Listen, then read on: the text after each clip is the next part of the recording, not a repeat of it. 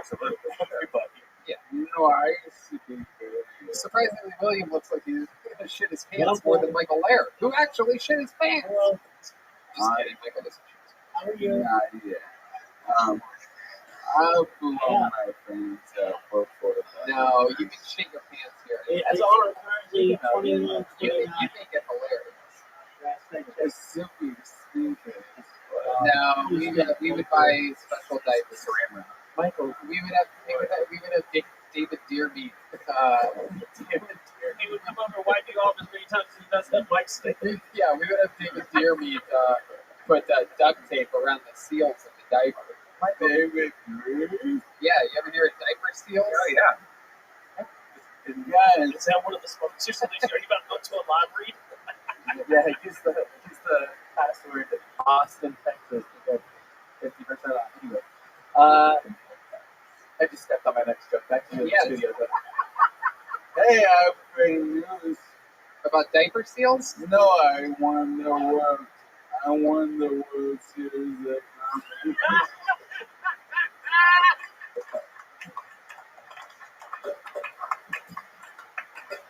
Good for you. Oh my God, you're the best. It's a great organization. Wow. You probably looked at your Vegas hotel room and saw some loser arguing with some ex-girl on the phone. Exactly. I don't follow that at all. Oh, you're Sam. Okay. Brian Joseph.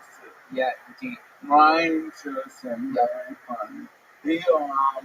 I had a potential home invasion this week. Whoa. Yeah. Tell us about that. So I hear a bunch of keys at the door, like right on a big key, like someone climbing through my door, key after key after key, and then they're paying like crazy.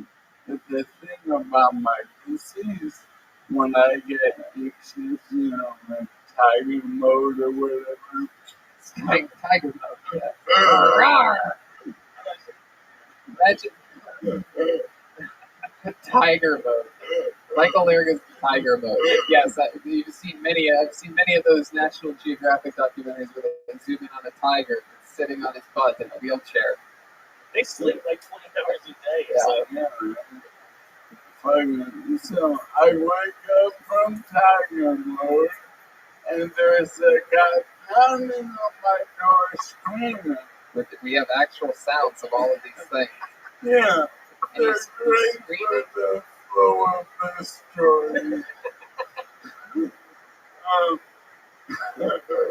So he's screaming, and I'm like, I get what's going on. If these filming people get off on the wrong floor. Right. That's what happened with that cop in Dallas. She shot him. Exactly. Yeah, we've all been there. So I'm about to go, excuse me, you're on the phone. And then Claire comes in. This is like my own girlfriend. She's like, what's going on? And I'm like, and she's like, I'm like,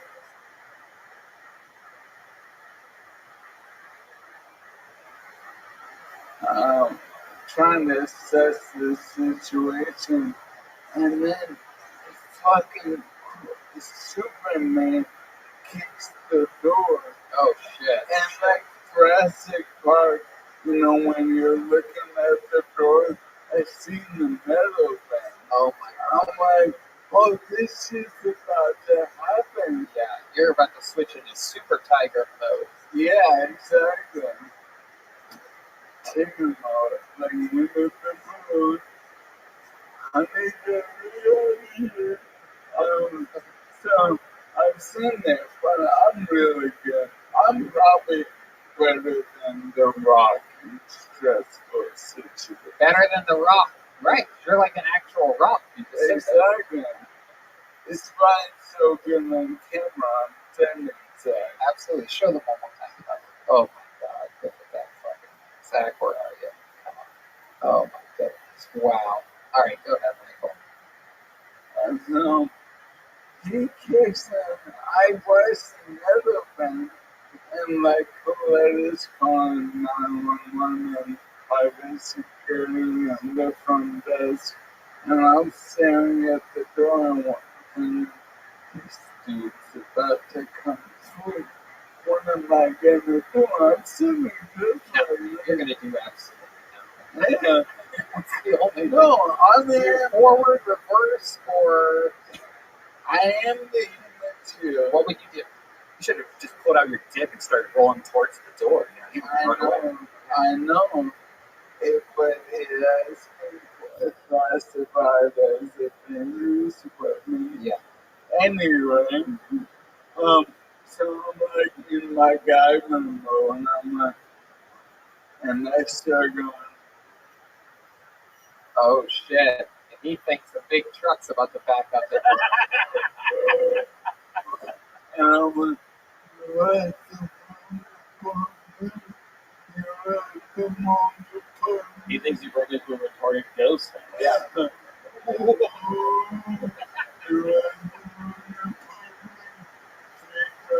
What was the ethnicity of the guy? That's not important. Yeah, it's, He was 4 foot tall Chinese. he was a Chinese guy. That's why I was able to kick the door down. It's Yeah. easy. I have Superman key. It's funny you ask, because it was my neighbor who lives upstairs, and I'm convinced they have a trip rap recording studio in the bathroom. A rap recording studio. Oh, yeah. Oh my god. And it might just be video games, but they are. Yeah. And it turns out the guy upstairs thought his cousin was fucking with him, but he still tried to kick in his own door. Seems reasonable. Wow, maybe it's something else. Like Yeah. a woman fucking. So it was your upstairs neighbor. Yeah. Thought he was at his apartment, and just a reasonable decision he made was to Oh, kick the door his down. keys weren't working. Yeah. His keys didn't work. He thought the locks would change. And he thought cousin side was playing. Oh. He felt Did the police come? Yeah. My And that's the best part. The last, like, we're pressing charging, or she has surgery. And I'm like, we ain't pressing no charging. In fact, I'm going upstairs right now, Right. and I'm going to talk to her. You have an elevator at your place, or is that extra hard? I told you, we seen this thing. Yeah. I'm like that in reverse. Wow. Fucking cheeky bitch. Wow. Bitch. I never been called a cheeky bitch before. Anyway, I go What's up. that to me? And I was having another stairs. See, until he called you cheeky, I thought he had a speech impediment. Turns out he's just British. Slinky, by the way, also the name of the guy that tried to kick in the door. Slinky. Not a lot of people know him. He lives on the 3rd floor. Go ahead. I go up there and What were you gonna say? He's like, "What? We're not pressing charges now. Carry me upstairs." oh, that's funny. You were talking about Bert's backroom bar or whatever. I hang out at these places once in a while, and I went to a similar place the other day. I don't want to call it out, man. Fourth wall.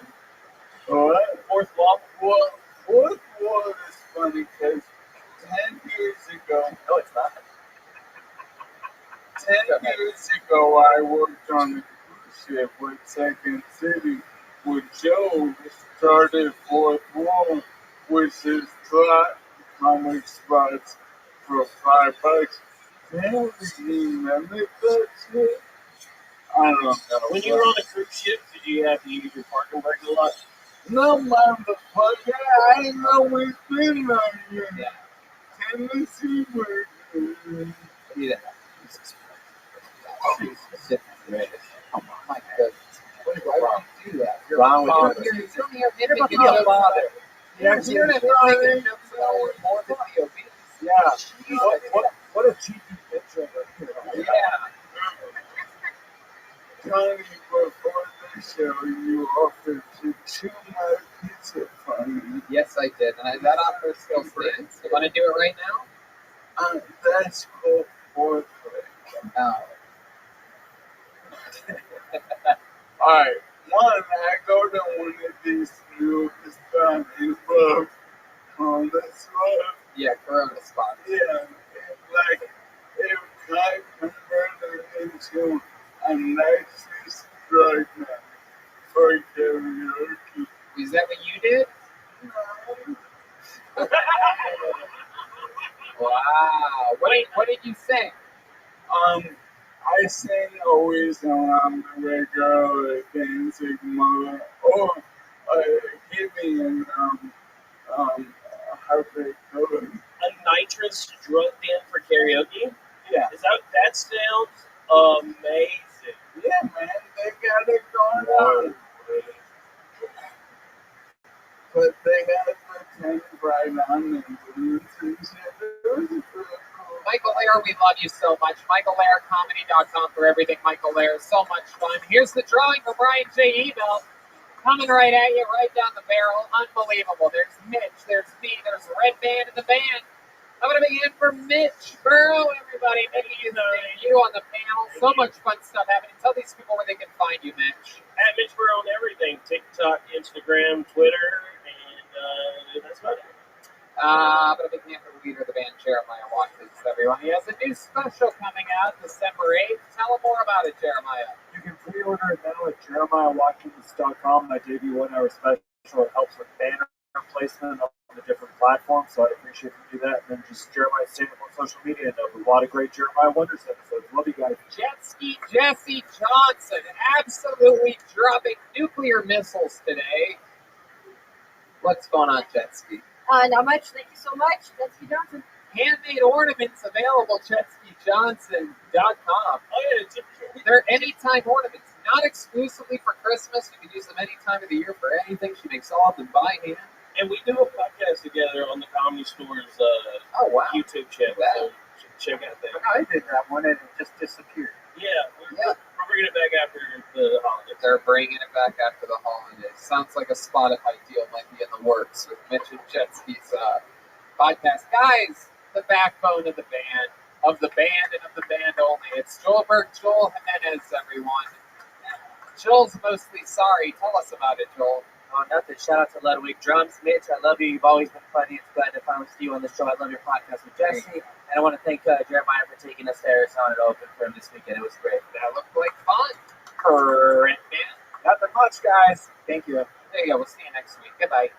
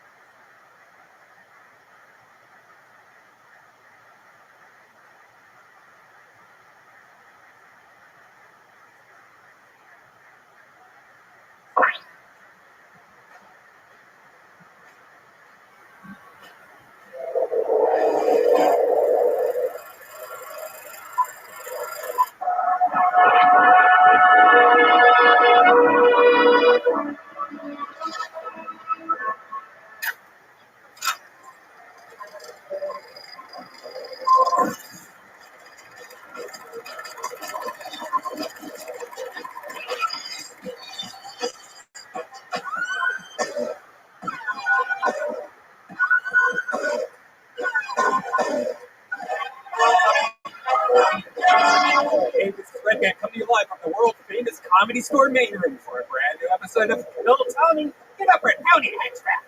Yippee-doo-dah-day! Yet again, good evening and welcome, everybody. What's going on, buddy? Brian Redband and I are here for another fun episode of Kill Tony. Feels just right in this room. Yeah, feels great. Here in beautiful West Hollywood, California, which is shut down. Yeah. Happened last week. About to be shut down. Right when it happened. Now it's shut down. Mhm. And now we're about to be shut down. Yeah. It's incredible. But we're going to have fun. It's been a good week since the last episode. Boy, it just feels like yesterday. Feels like the same exact day, but without a sweatshirt. I'm excited to be here. We're going to have a lot of fun. The great Ryan J. Ebelt is here. Look at him, everybody. Ryan, give these people a wave. Every single episode is drawn out by Ryan J. Ebelt. Those prints are all for sale at RyanJEbelt.com. Some limited edition Kill Tony stuff, some drawings, all the tour posters, and a bunch of other cool stuff. RyanJEbelt.com for all of his amazing artwork. He has already started drawing tonight's episode. How about a big hand for Vito's Pizza? Delicious. Delicious. Foods and Pizza. La Cienega Boulevard between Santa Monica and Melrose. I love it. I go there once, twice, 3 times a week. A lot of fun, a lot of good times. Shout out to Charlie, our guy, keeping us all thick and happy. And a big hand for the great Gino, everyone. He's here every single week since the inception of this show, right up there with Lainey and Jerry. If we had a Hall of Fame for people that are diehard fans of the show, they would be right there, right at the tippy top. Hundreds and hundreds and hundreds and hundreds of episodes. So let's get into tonight. It's going to be a lot of fun. I'm excited about it. But before we do, here's a little bit more from the incredible sponsors that made this all possible for you. Hey, y'all.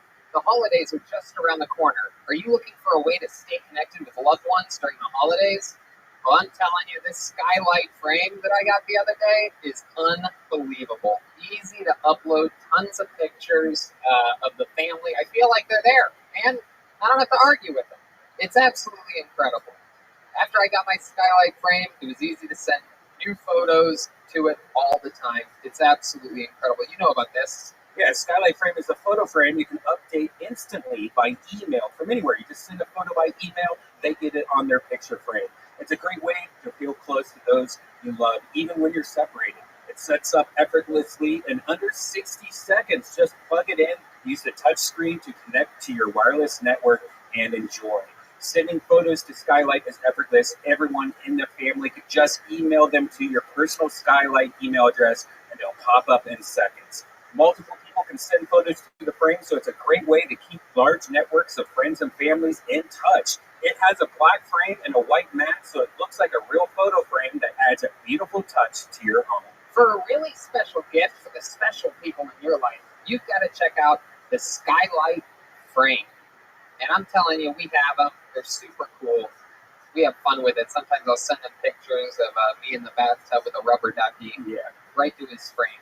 Now, as a special offer, you can get $10 off your purchase of a Skylight frame when you go to skylightframe.com, enter the code TONY.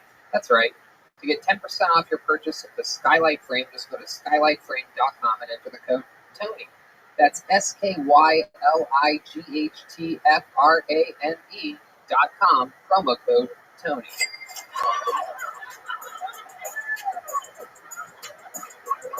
What? Oh, baby. It is the best in the world. Oh, no.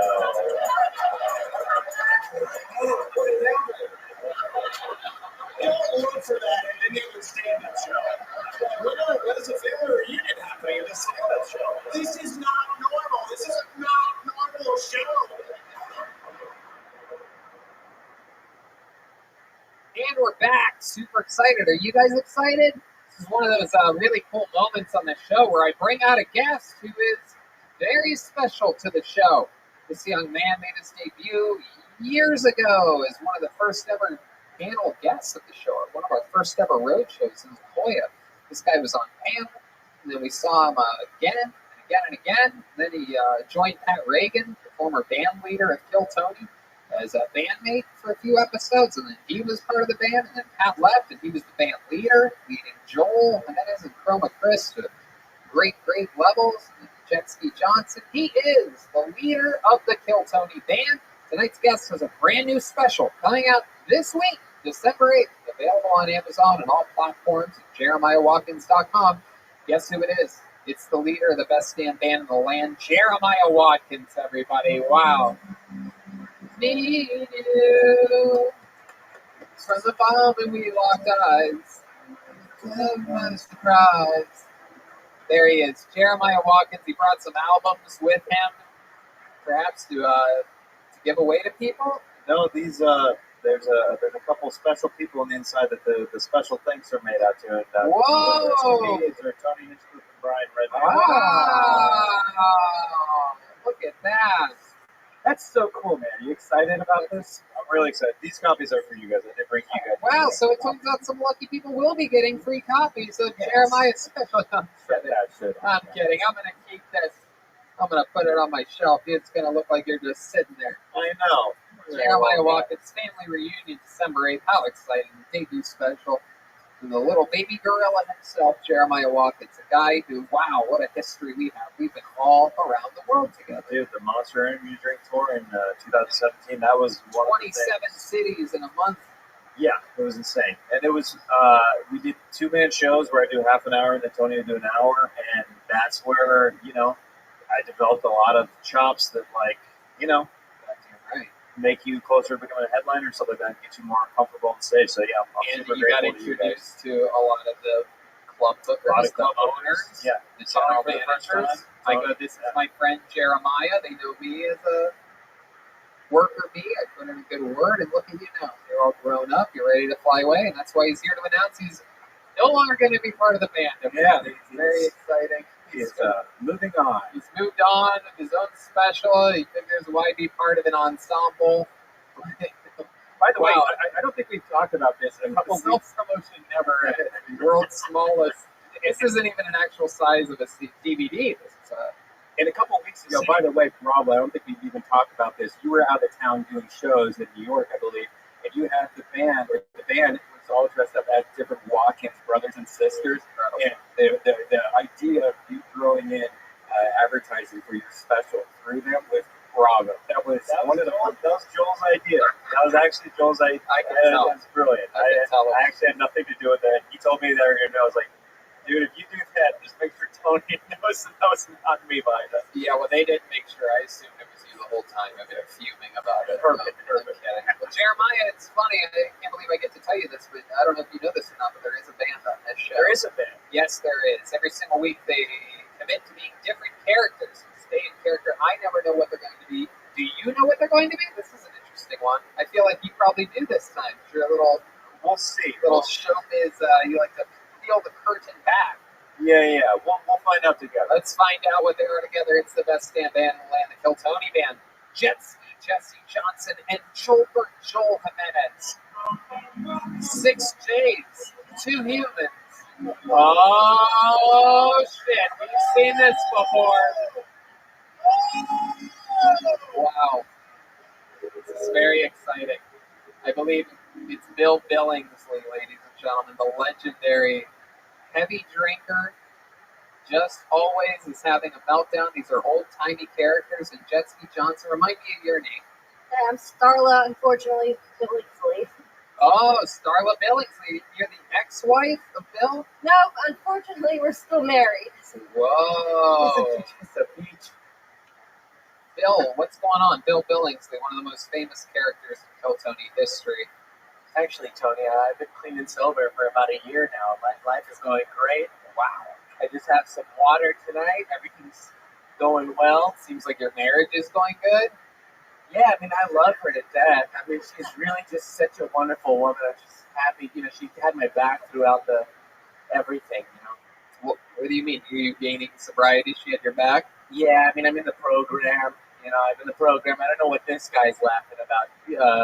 Redman instantly is commenting on Starla's boobs. Oh, Redman. So pointy. Thank God. Redman. Is that what 50s boobs look like right there? I was like, I never saw that before. 50s boobs. I've never seen a set of boobs that didn't look like that. I don't know what you're laughing at. Redman's never wished that he lived in the 50s more than right now. It's like, I want to go back to the time machine. That's what I can take point of boobs. I've never seen boob character work before. It's kind of awesome. It's like 8-bit. Starla, time machine. Starla, if you're not happy with Bill, why do you stay with him? Because it's the 50s. Well, honestly, Tony, I'm not drinking, but I am still beating this shit out of my wife. It takes the edge off. Wow, this is a couple from the 50s Starla Billingsley, Bill Billingsley, Jeremiah Watkins, the real man, Jeremiah, not in character, the real human being in the flesh. Jeremiah is going to be with us all night. Red Band and his soundboard. You guys ready to start the show? Should we do this, huh? I'm excited. It should be very, very much fun. There's only one way to get this party started. It's with a goddamn perfect little fucking man biscuit. This guy right here writes a brand new minute every single week. He was panicking earlier. He said he might not be ready for this one. So let's see what happens. He lowered the expectations. I'm excited to see what's going to happen. One of my favorite Top Young Rising comedians in the world. It's the one, the only, the big red machine, William Montgomery. Here he is. Happy Thanksgiving, Indiana! Anne Frank wrote in her diary that she and her best friend Marta would be best friends forever. I'll have to take her word for it. Anne Frank wrote some pretty funny jokes in her diary, mostly racist, but you know how the Jews are. Kamala Harris says her favorite word is progression, and her favorite sentence is life without parole for possession of marijuana. You know that stuff that they throw into the fire at the beginning of every episode of Are You Afraid of the Dark? Yeah, I can get you an ounce for $120.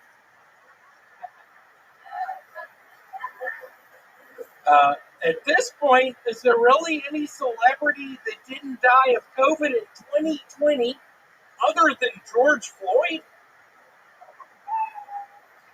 Wow. Real closer there, William Montgomery. Had nothing but fire missiles throughout that site. I have nothing but respect for George Floyd. Yeah. Is that the George Floyd hat you're wearing? Is that you could be speaking in Spanish right now? I don't understand you. It's got an F on it. Is that in honor of Floyd? George Floyd. That's what the F stands for? I love him. What do you love about him? That he didn't tap out when the cop's knee was on the back of his fucking neck. I respect that about him. I don't think tapping out was an option. He had his hands cuffed behind his back. Well, that's hearsay. Well, that's what happened. I don't know if that's what happened. It's like on Predator 1 when the guy was shaving in the jungle and accidentally broke his razor while shaving and blood came out. A lot of people compare the George Floyd murder to that. I've heard that. Yeah. Who are these people we're talking about? And what is Predator 1? It's a movie. Huh? What's a movie? Are you Hispanic? They had movies. No, I'm 100% white. They had movies in the 50s. What's a movie? Let's start. What's a movie? Get him out of here. Well, I've been drunk for the last 30 years. Yeah, I believe it. Aren't you in a 12-step club? I am now. That's why I'm asking. What are these things? What are these things? I'm in a 12-step program. I've noticed. I don't like you doing this for this show. I don't like you. Bill, relax. Bill, relax. Calling down Bill. I like it when William gets fired up. Bill, just take a breath. I'm fired up. Call me close, Bill. See. Will versus Bill. Predator 2. Hey, Did y'all see that movie? Your eyes are better now. Last week you had some problems with your eyes. What happened? Yeah, you look much better. It is something called, what are those things you put in your eyes that help you with red eyes? Eye drop. Yeah, I did eye drops. Oh, wow. Really helped. Also helped with my diet. Yeah, you drank some of them? No, I'm eating salads now. Wow, what kind of salads? Pesto salad. Pesto salad? Keep your mouth shut. That's not funny. What do you mean pesto? What do you mean pesto salad? Potato salad probably is what. Potato salad? I'm eating potato salad. William, I've never heard you use that voice before. I do a potato salad. Is that your potato salad? I eat potato salad. Is that your impression of potato salad? I eat the potato salad. What else does that guy eat? I eat corn. Corn and potato salad? What's your main dish? I eat tortillas. Just tortillas? What are you putting in? Just tortillas. What are you putting? With corn. And what? Potato salad. What else? Potato. What do you mean? What else? What are you drinking with it? Prune juice.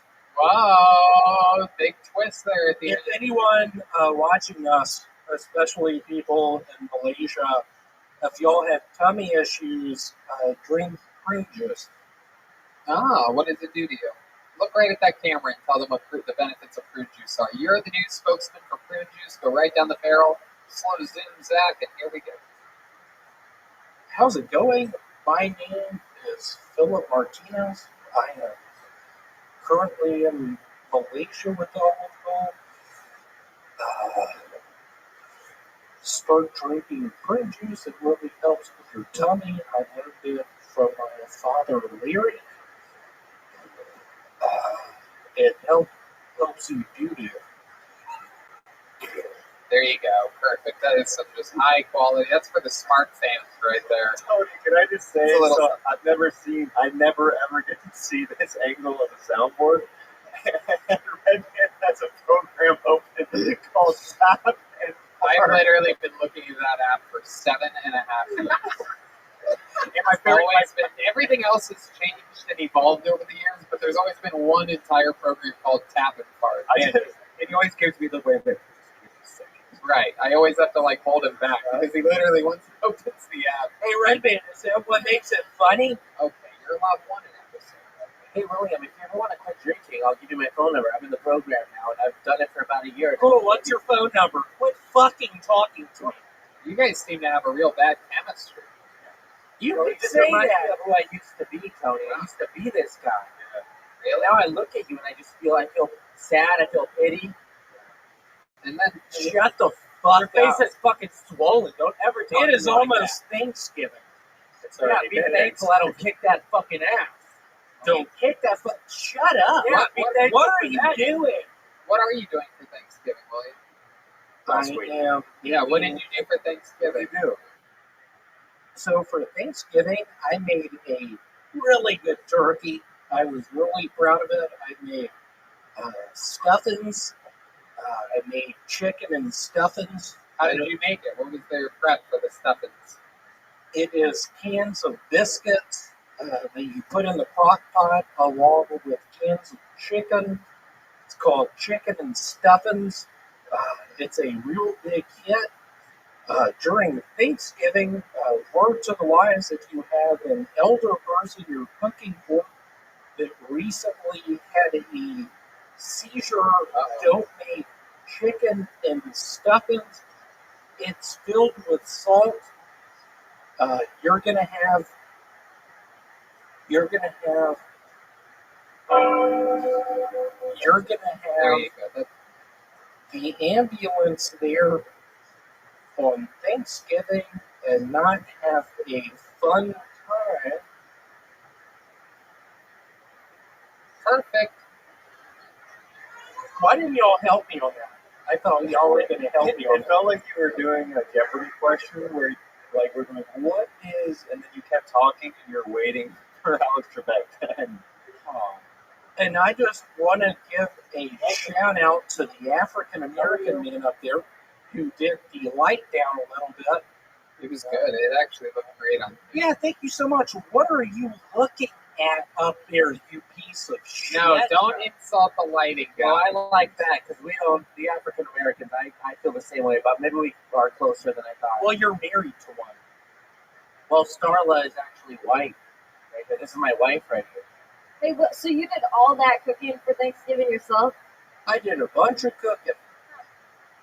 Whole bunch of cooking. How long did you cook the stuffing for? You did the cooking. Yeah, I did the cooking. Looks like you did most of the eating too. What does that mean? I've lost 30 pounds in the past two weeks. Really? How'd you do it? Fin. What's that? It is a now defunct diet pill, but I was able to find some. I Fen did that. Fen. Fin. That's my Asian friend's name. My dad and my mom, I guess in the 90s, tried to sell diet cookies, and they invested like a lot of money into it. And my grandma had to like bail them out because they had so many diet cookies that Oh they my had to sell. God. Do they still have some of those? Can I get some? No, they're gone now. Fun fact about Jeremiah's mother and father is they were both there during the taping of his special family reunion. Yeah. What did they think, Jeremiah? What did they think about your German jokes? My German joke? I didn't have any particular German jokes that night, but I had jokes about them, and they were on each side of the stage, which made it pretty awkward. Did you talk to your parents lately, William? I love their parents, by the way, Willie. My dad, I talked to Larry the other day. He said he texted you. You texted me? No, he texted Jeremiah. Yeah. We Instagram DM sometimes. Oh.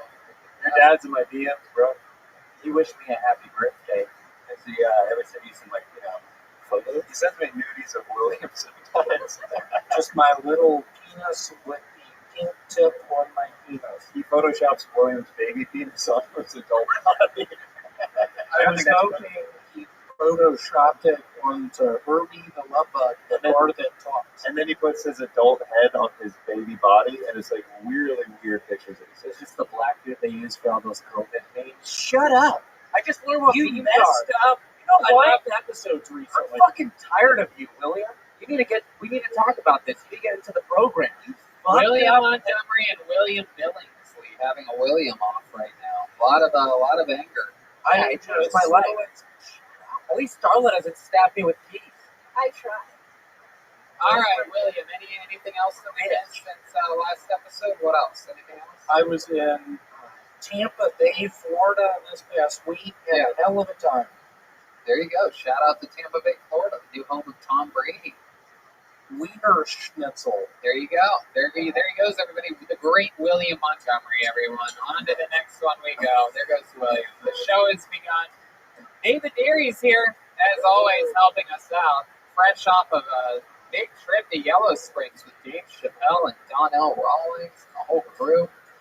David Deary out there in the big leagues, using his Kill Tony producer credit to bolster the entire other career. Absolutely incredible. I love it. All right, ladies and gentlemen, I pulled a name out of the bucket. Let's see what happens here. Your first comedian, we're about to meet right now together, goes by the name of Harry Garcia. Here we go. Or Henry Garcia. Henry. Trucking. Henry Garcia, everybody, here he is. That's right. Growing up in the hood was not easy. I would get punked every day on my way to school. And this is before I even left the house. Yeah. No, I even had the opportunity to join a team at the local park in the neighborhood. But I was too scared to become a gang member. So I didn't make the tryouts, guys. Okay? It's a little intimidating when the coach's name is Trigger. You know? Like, Trigger had a tattoo of a skull on his face. And the skull had a tattoo of a tear underneath its eye. The tattoo had a tattoo, okay? It's gentrification has really done some things to the city, though. Like, Trigger is now eating Beyond Meat tacos. You know what I mean? All right, guys, I'm Henry Garcia. Follow me at Henry Garcia Comedy. There you go. A little plug at the end of this set. Plug in it. Henry, welcome to the show. This is the first time you've been here, correct? Yes. I think I remember a Cholo Kermit the Frog. Yeah. I didn't recognize him without the cranberry juice. Hey, there he is. That's you, right? You're the guy on the skateboard? Dog face. that would be cool. Dude, I didn't know the seven dwarfs were banging now, dude. Where you from, homie? So wide, homie. Kind of looks like Chubby Joel when that's full. Yeah, he does. Looks like Joel, like undergoing chemo or something like that. You have a little bit of a... What part of Alhambra are you from? I'm from Echo Park. Echo Park. Before all you hipsters took over it. Dude, I can't even drive through there anymore. I get sad. Anyway, this was in the 1950s. What am I talking about? There was also cars in the 1950s, Joel. You could drive through. Yeah, but We still don't have one why is that? because you don't have a job anymore. I was in the fucking program. So, Henry, welcome to the show. How long have you been doing stand-up comedy? You are an adorable little fucking thing, aren't you? You get told that a lot? You get told you have a little fucking Benjamin Button. Ticklish. No. I have not been. Benjamin Button. Thank you. I ate my letters. I've been doing comedy since January January? of this year. How's that been going for you? It's been interesting. I've been doing comedy throughout the pandemic. It's funny, is your hat doesn't go over your ears, but you seem to have such a tiny head. How do you get a hat that small? It's one of the tiniest little hats I've ever seen. It's actually a baby thimble. I got it at Baby Gap. Did. Fuck yeah. Yeah. How old are you? I'm 36. What do you do for work? I'm an executive chef. Wow, an executive chef. Del Taco? Oh, right. I won't say it, but it's. Do you ever tell girls you're an executive? What's up? You just say like, yeah, I'm an executive, and you leave the rest off. Oh yeah, no, my wife loves it. So You have this a line. is a nice restaurant, or is this? It's not. I work for a hospital. I'm an executive chef at a Oh, hospital. you're the executive chef at a hospital. Yes. Oh my goodness. Have you ever gotten anybody sick off of your cooking? Was someone dying from something else? And No. No? No. What do you make? What do you specialize in? Well, I love fusing a lot of Spanish food with like California cuisine. Like I'm really into farm to table stuff like that. Thank you, Bill. Thank you so much for that. So, My wife and my daughter are vegetarians, so I do a lot of vegetarian cooking with how long have you been married for? 4 years now. How many kids do you have? Just one. Just one. What race is your wife? She's Argentine. Also white. Italian or German? Italian or German? Italian? No, German. There you go. Yeah. How do you only have just one kid? Because she immediately tied her tubes after pregnancy, and I had a vasectomy about a year and a half later. Wow. Wait, why do you need to do that? You just double down. So if we actually have a baby, it's like the rise of the Antichrist or something. Well, her having her tubes tied, you're not going to have a baby. You don't necessarily. No. You cheat a lot. No. You could still possibly have a baby. How long It's does it take to get a vasectomy? I was in and out of there like within 2 hours. Did it I didn't feel anything.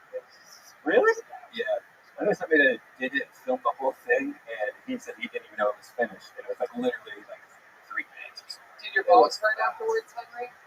No, it was. I mean, they felt a little kind of numb and heavy. Like I had like these big gorilla balls that felt really heavy. When you say gorilla balls, have you ever seen the balls of a gorilla? I would no, only in my imagination. They seem really big. You know? What else have you seen of the gorilla in your imagination? Have you ever seen a wiener? Yeah, and it's really hairy. Really? What did you do with it?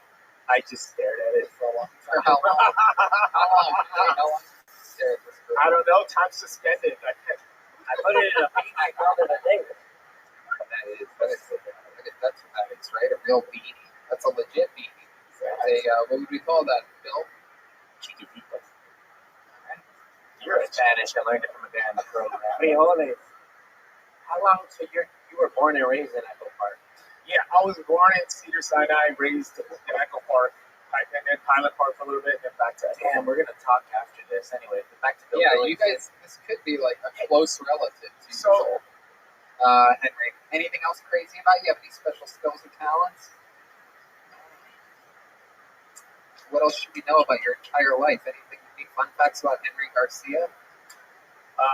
Your mom's a goat or something like that? No, I did. Speaking of goats and coyotes, one interesting thing is I did manage to be a coyote once, and I got brought someone in from. I met someone at the El Paso border. And Wow. drove them to there for money. Wow, look at you.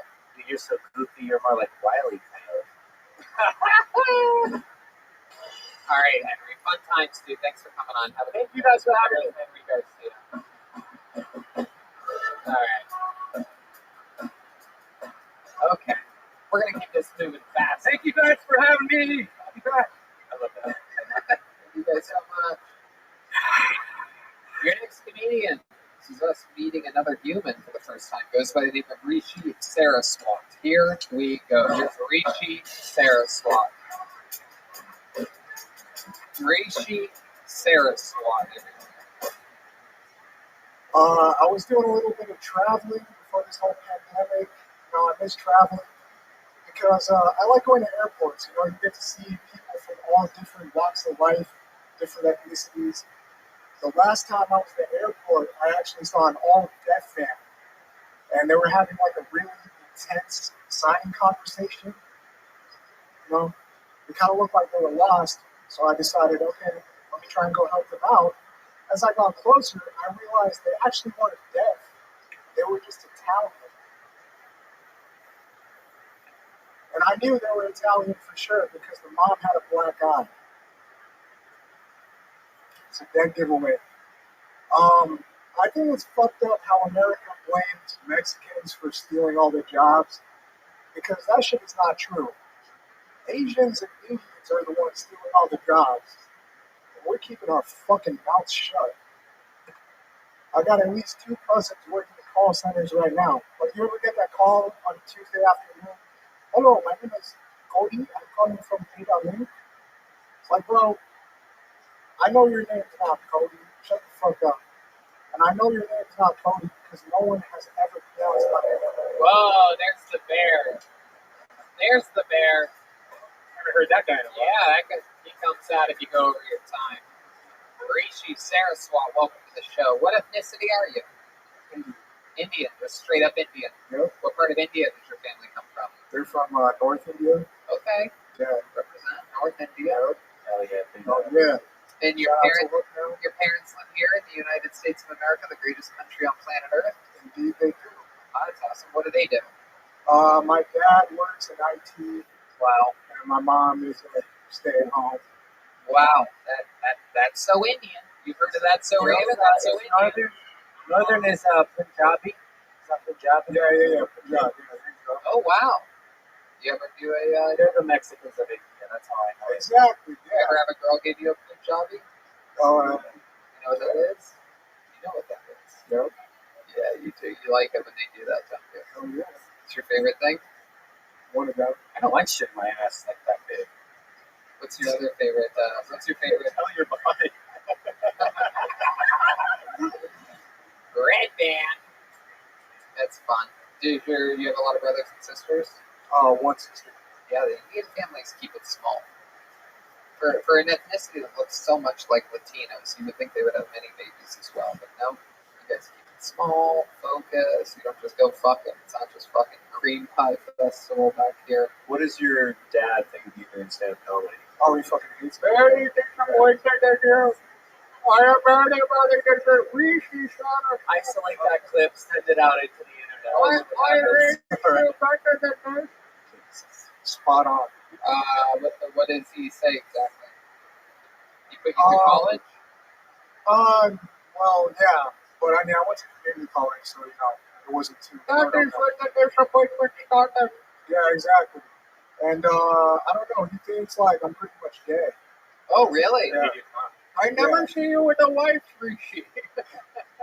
Why does he think you're gay? I don't know. I told him, like, I'm out here in Hollywood chasing my dreams, and he's just like, Seems more like you're chasing manas. yeah, What's gay about that? he just doesn't understand. Chasing your dream is for faggots, Rishi. Yeah. Straight mental Technically, that's an Asian accent. Like, you're out there in Hollywood, and I don't know what you're doing. We take you back to India, we wash you in your Ganga, wash your sins. Do you ever think about hiring an Indian prostitute just to take home and make them happy for like a day? You're like, I'm marrying this woman, father. I've actually never seen an Indian prostitute, so I don't know. You haven't? I don't know. Wow. I mean, I haven't been back to the motherland. They put the dot on their chest. Yeah, it's a target. Hiring a prostitute to make your dad happy is like the funnest thing. Did your parents like stand-up comedy at all? Like, are they into like Russell Peters or anything? Of course, huge Russell Peters fans. Wait, India doesn't have a red dot district? I mean, I feel like now they're kind of coming around to it. Like, I've shown my parents stand up and stuff, and like my mom is kind of on board with it. She likes Russell Peters. But my dad is still kind of just like, he doesn't understand it. He's like, get a real job. Do they like when they see like Aziz Ansari and like different people who are like in films and stuff? Like, Indian people get proud when they're in a hospital and they see Indian doctors. They were really stoked about Kamala Harris. Why? Isn't she? She's Indian. Is she? Yeah. She's that kind of Indian? She's not native. She's actually. No, I think she's just got some Indian in her. No, she's half Jamaican, half Indian. Is that what she? Is that what she? Oh, oh, oh, my God. Oh my God. I used to be in charge. Like, I worked at this company, and I was in charge of like 70 Indian guys, fresh off the boat. Wait, you were in charge of 70 Indian guys? That's a sitcom right there. No, they made a movie exactly about what I did. It's like they would come into the country, and my job was to Americanize. Like, no, this is how you do it. outsource. This is how you make a part of For that These movie are Japanese outsourced. tits. For that Okay? for that movie outsourced, 100% exactly the same Terrible thing. fucking movie. But it was weird because that's exactly what I did. I had to like help them with job interviews and shit like that. And a couple of them got mad. My sister also worked for me, and she had a cow print on her in her car, like a seat cover. And we had this whole meeting. So it really pissed off a lot of people. It's like, we got to let you know that cows are a little different here. You're going to have to let that go. You know, like, this is a good thing not to bring up at an interview and shit like that. Red Band's eating a hamburger. Yeah. No, Sir Adam calls us a meat.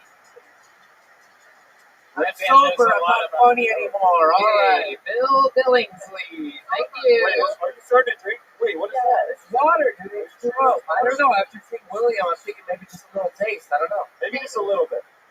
Let's just relax a little bit. How about that? Oh, he's got a blast. Just a little taste. I think he'll be all right.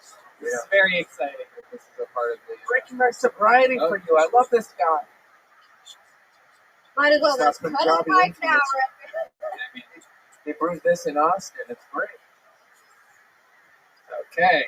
But yeah, I mean, they take the cow shit pretty seriously because there's like people that murder people in India for shit. It's kind of crazy. They murder people for I know cows are stakers. I didn't realize it was like murder. Yeah, I mean, it's like a small like sect of like people that do that shit. What do? They murder what? They murder people for eating beef. Wow. They got a beat. Jeez. Now, that's a diet I can get behind. Yeah. Red Band's always on an Indian diet because he goes to a New Delhi every week. Yeah. That's good. Thank you. Thank you very much. Thank you. That is a joke. That's a joke for everybody. So, Rishi, anything else crazy we need to know about you before we let you go? Crazy about your life? A fun fact about you? If Tony lived in India, he lived in Mumbai. Oh, He'd be too scared to live in India. He'd be red chicken. all right. I don't know. There's a lot of crazy shit. All Man. right. A lot of crazy shit. That's one of my favorite Tony things. All right. We're gonna keep it moving along. They asked Tony if he wanted to move to India, and he's like, nah. All right. I Crazy teach fun yoga. fact. You have 2 children. I teach yoga. You teach No, I'm yoga. just kidding. I'm kidding. I don't know. There's a lot of crazy shit, man. Like what? Name one thing. I used to sell drugs. What kind of drugs? Thank you so much. Started with weed, you know, Then and went to cocaine when I got out here. Wow. And now what? What are you up to now? I work, What are you selling now? still sell some things. Wow. Look at that. The market is hot, everybody. The block is hot. Everyone, grab your phonies What was and grab your shows. What was Yeah, you for sold? sure. I got you. Oh, yeah, okay. Real recent. Is India a democracy? I mean, they say they are, but hell, they're hella corrupt. It's kind of like, They're not the real democracy. Rishi, I had so much fun talking. If you come back, do it again soon, right? All right, cool. Rishi Sarah Thank Squad, you. everybody. Here we go. I'm gonna keep flying through this tonight. Flying Wait, can I through it, say one baby. thing real quick? Wait, what? Wait. What? Can I What say did you one- ask? Can I say one thing real quick? Are you gonna plug something? Can I do that? What? Yeah. Follow me on IG at Reach510 RWSH510. Christ, my God! Get the fuck out of here with that handle. Yeah. What was that? Yeah, I don't even need to like delete that or beat that out because no one's gonna be like, how do you spell that? Right. Well, I don't know. We used to read the handles when we read the names. Yeah, but I mean, like, I know, but it's better when I do it. But it's just a different time. It's a different time. It's not part of the thing now. Right. That's just how it goes. But yeah, follow him at Rishi567WG. WNB. All right, another new person. Here we go. We're flying through it tonight. Your next comedian goes by the name of Adam Mockett. Here we go. Adam Mockett.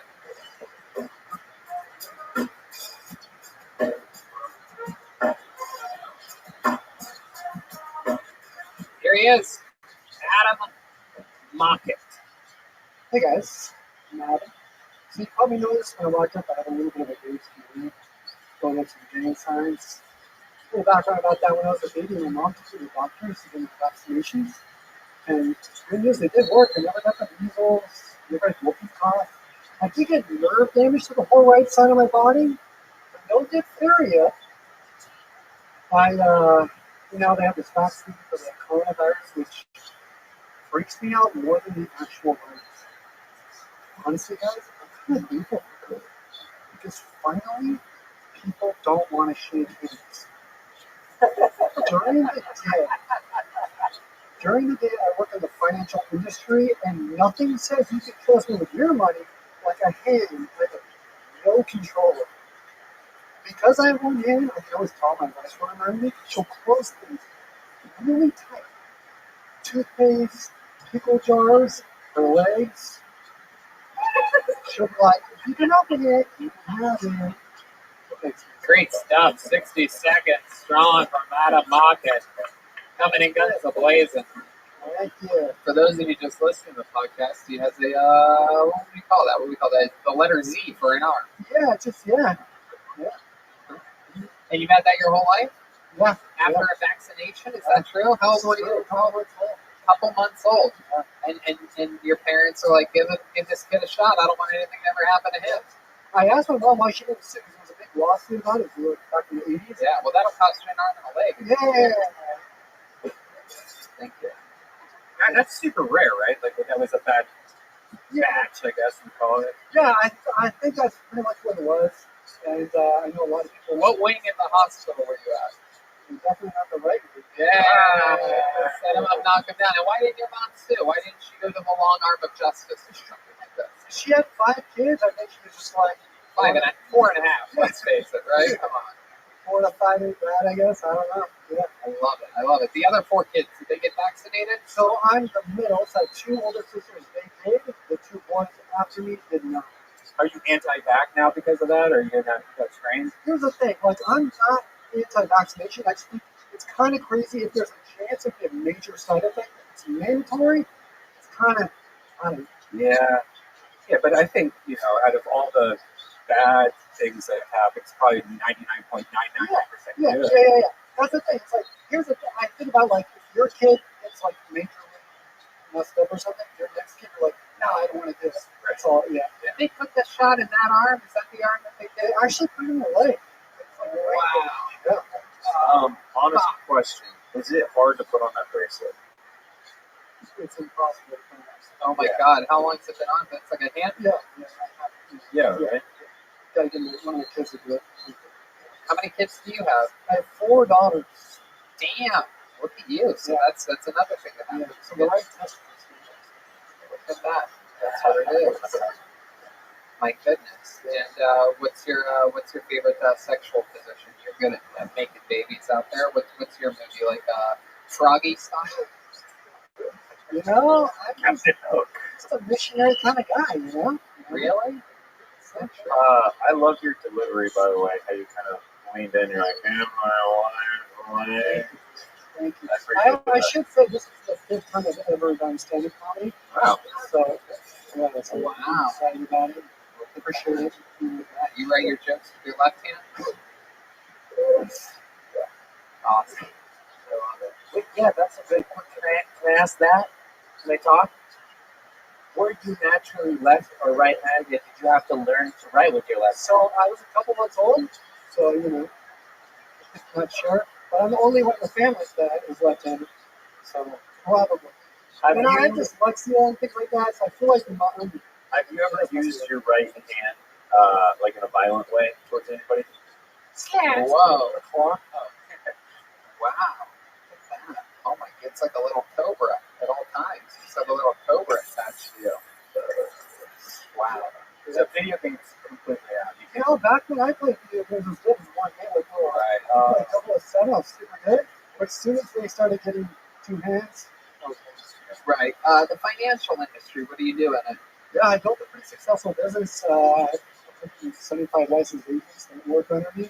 What was so crazy is, so I started doing finance, and then I don't know if you know what Craig Coding is, but I grew up with Ted. So he's one of my best friends, and we go to like comic class like the first day. He's like, let's go to the first guys I know. Let's go. All right, well, let's go.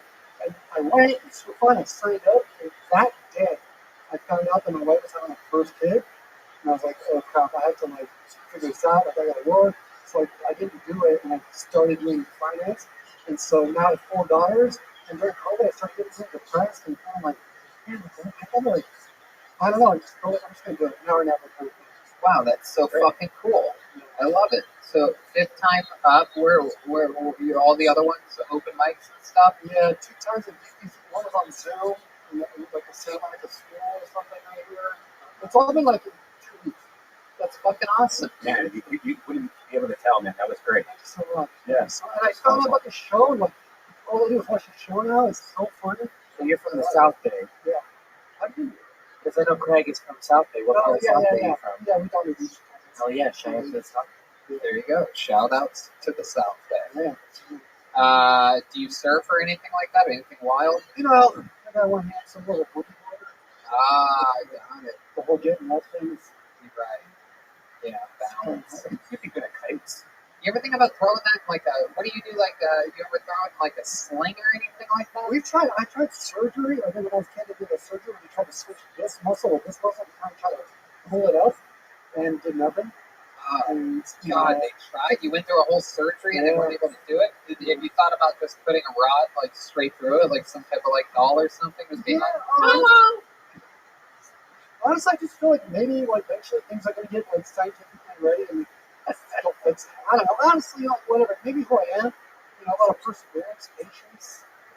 Have you ever thought of becoming a professional co-wreck? Hey, that's a great idea. That's a good hope. Ladies, yes, gold jackets, madame. Adam, thank you so much you for so coming on much. this show. Come back again soon. There goes Adam Market, everybody.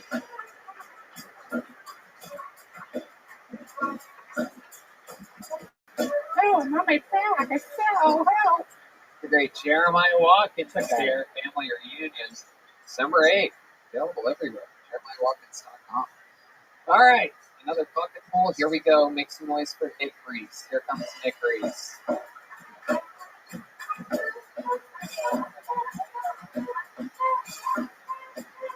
Here he is, Nick Reese.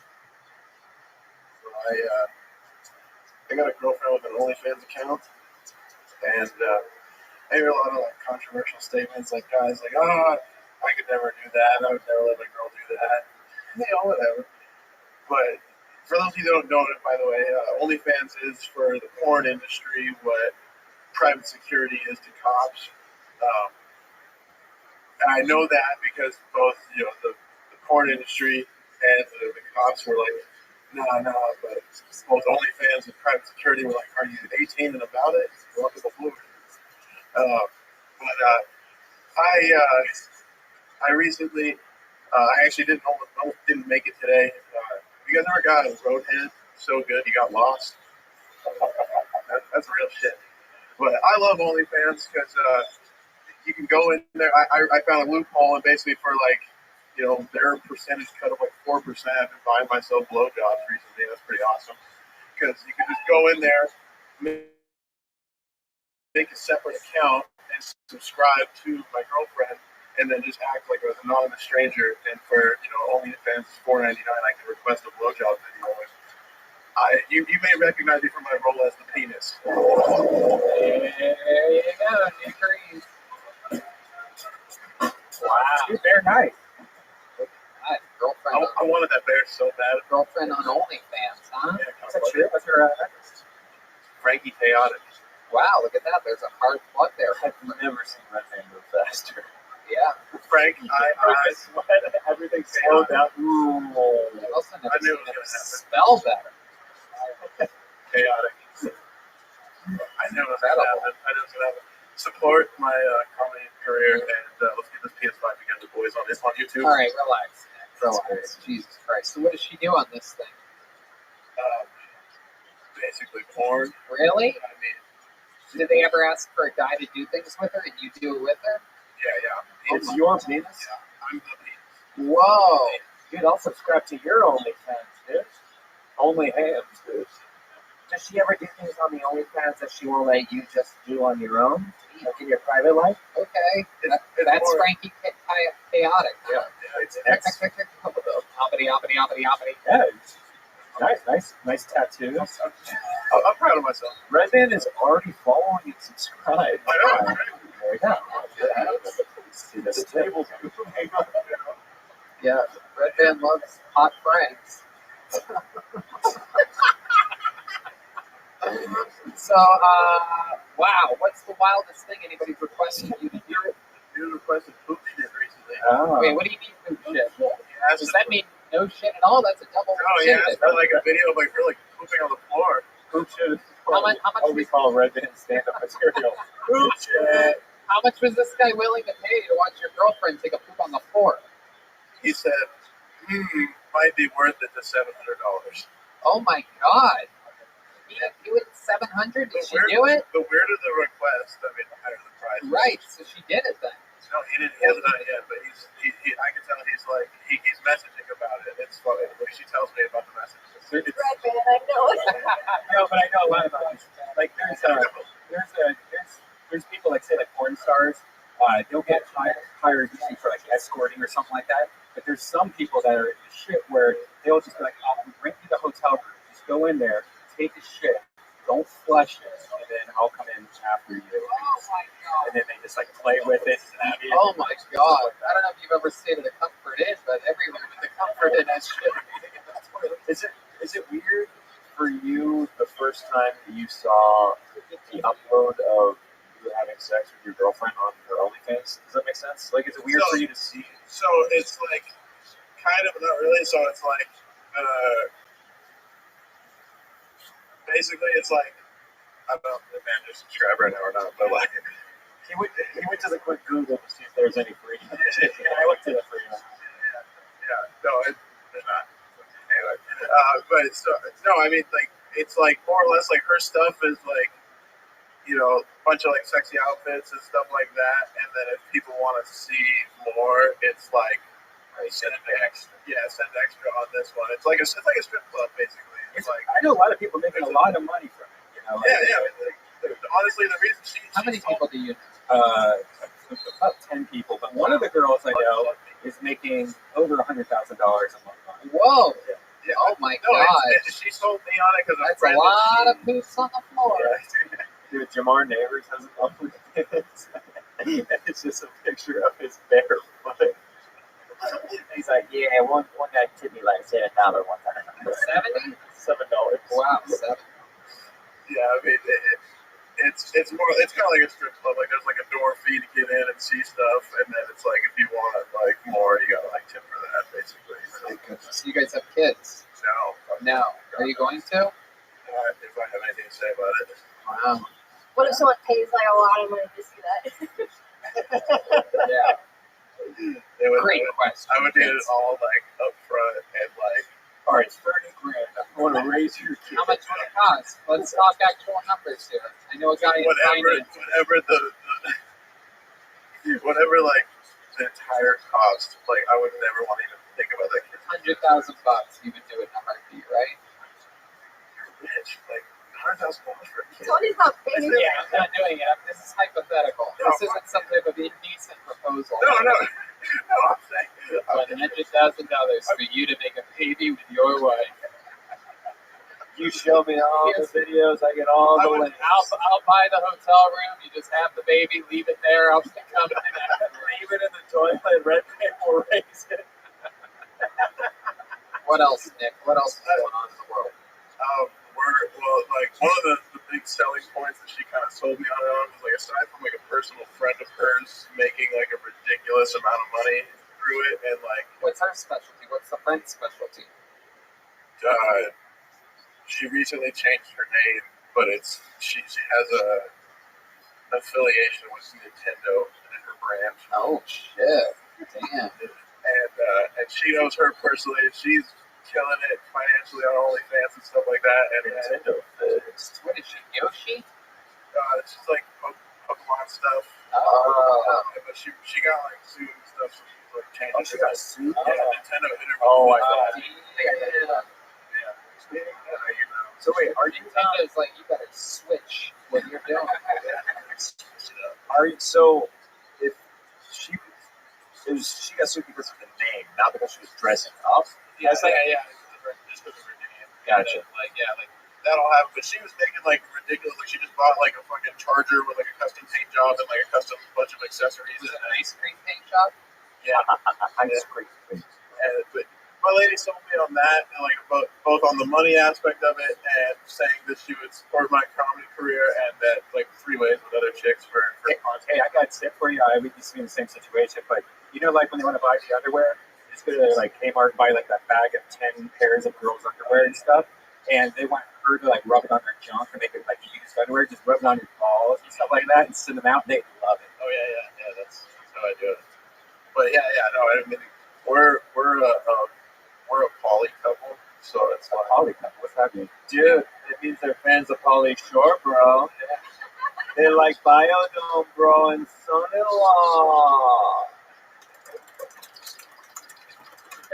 Yeah, what does What's that mean? up? What does the Pauly shit mean? So like in simple, we're always looking for like other females to like fuck around with. She's bi. Dude, and same here. that's all right. Vagina. Yes, bro. How's that working out for you guys? It's been pretty cool. You're able to get other females over there? Yeah. Are any of them hotter than your wife? Not really. No. Right. Like she's definitely like the attraction. I like tattoos and piercing. I just like all the extra. Why are you into that? Your mom was very Christian, very pure? Yeah. Right. But yeah, it's just That's the how it works. opposite. It's all psychology. Yeah. So now you want something different. You don't respect your mother. You don't respect your mother. Say it into the microphone. I do not respect my mother. Okay, we're gonna send her that for Mother's Day. We're gonna send her that gift. We got history. Yeah, we're gonna cut it in between some OnlyFans things. We're gonna start with that. It's gonna go. I actually recently told my mom that I did that. Oh, Yeah, way She is cooler. not. she scored it every day.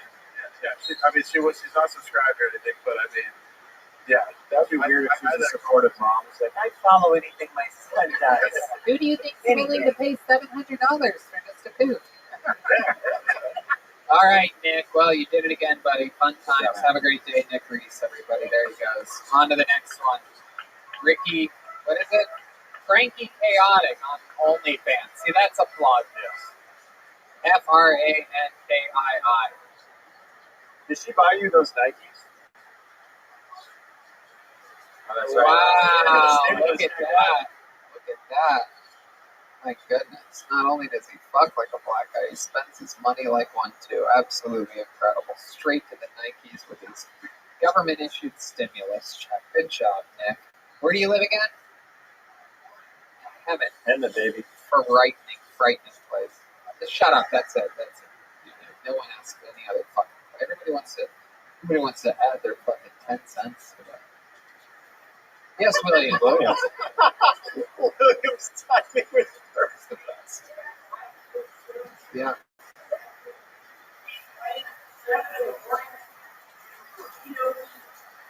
To Purdue Key?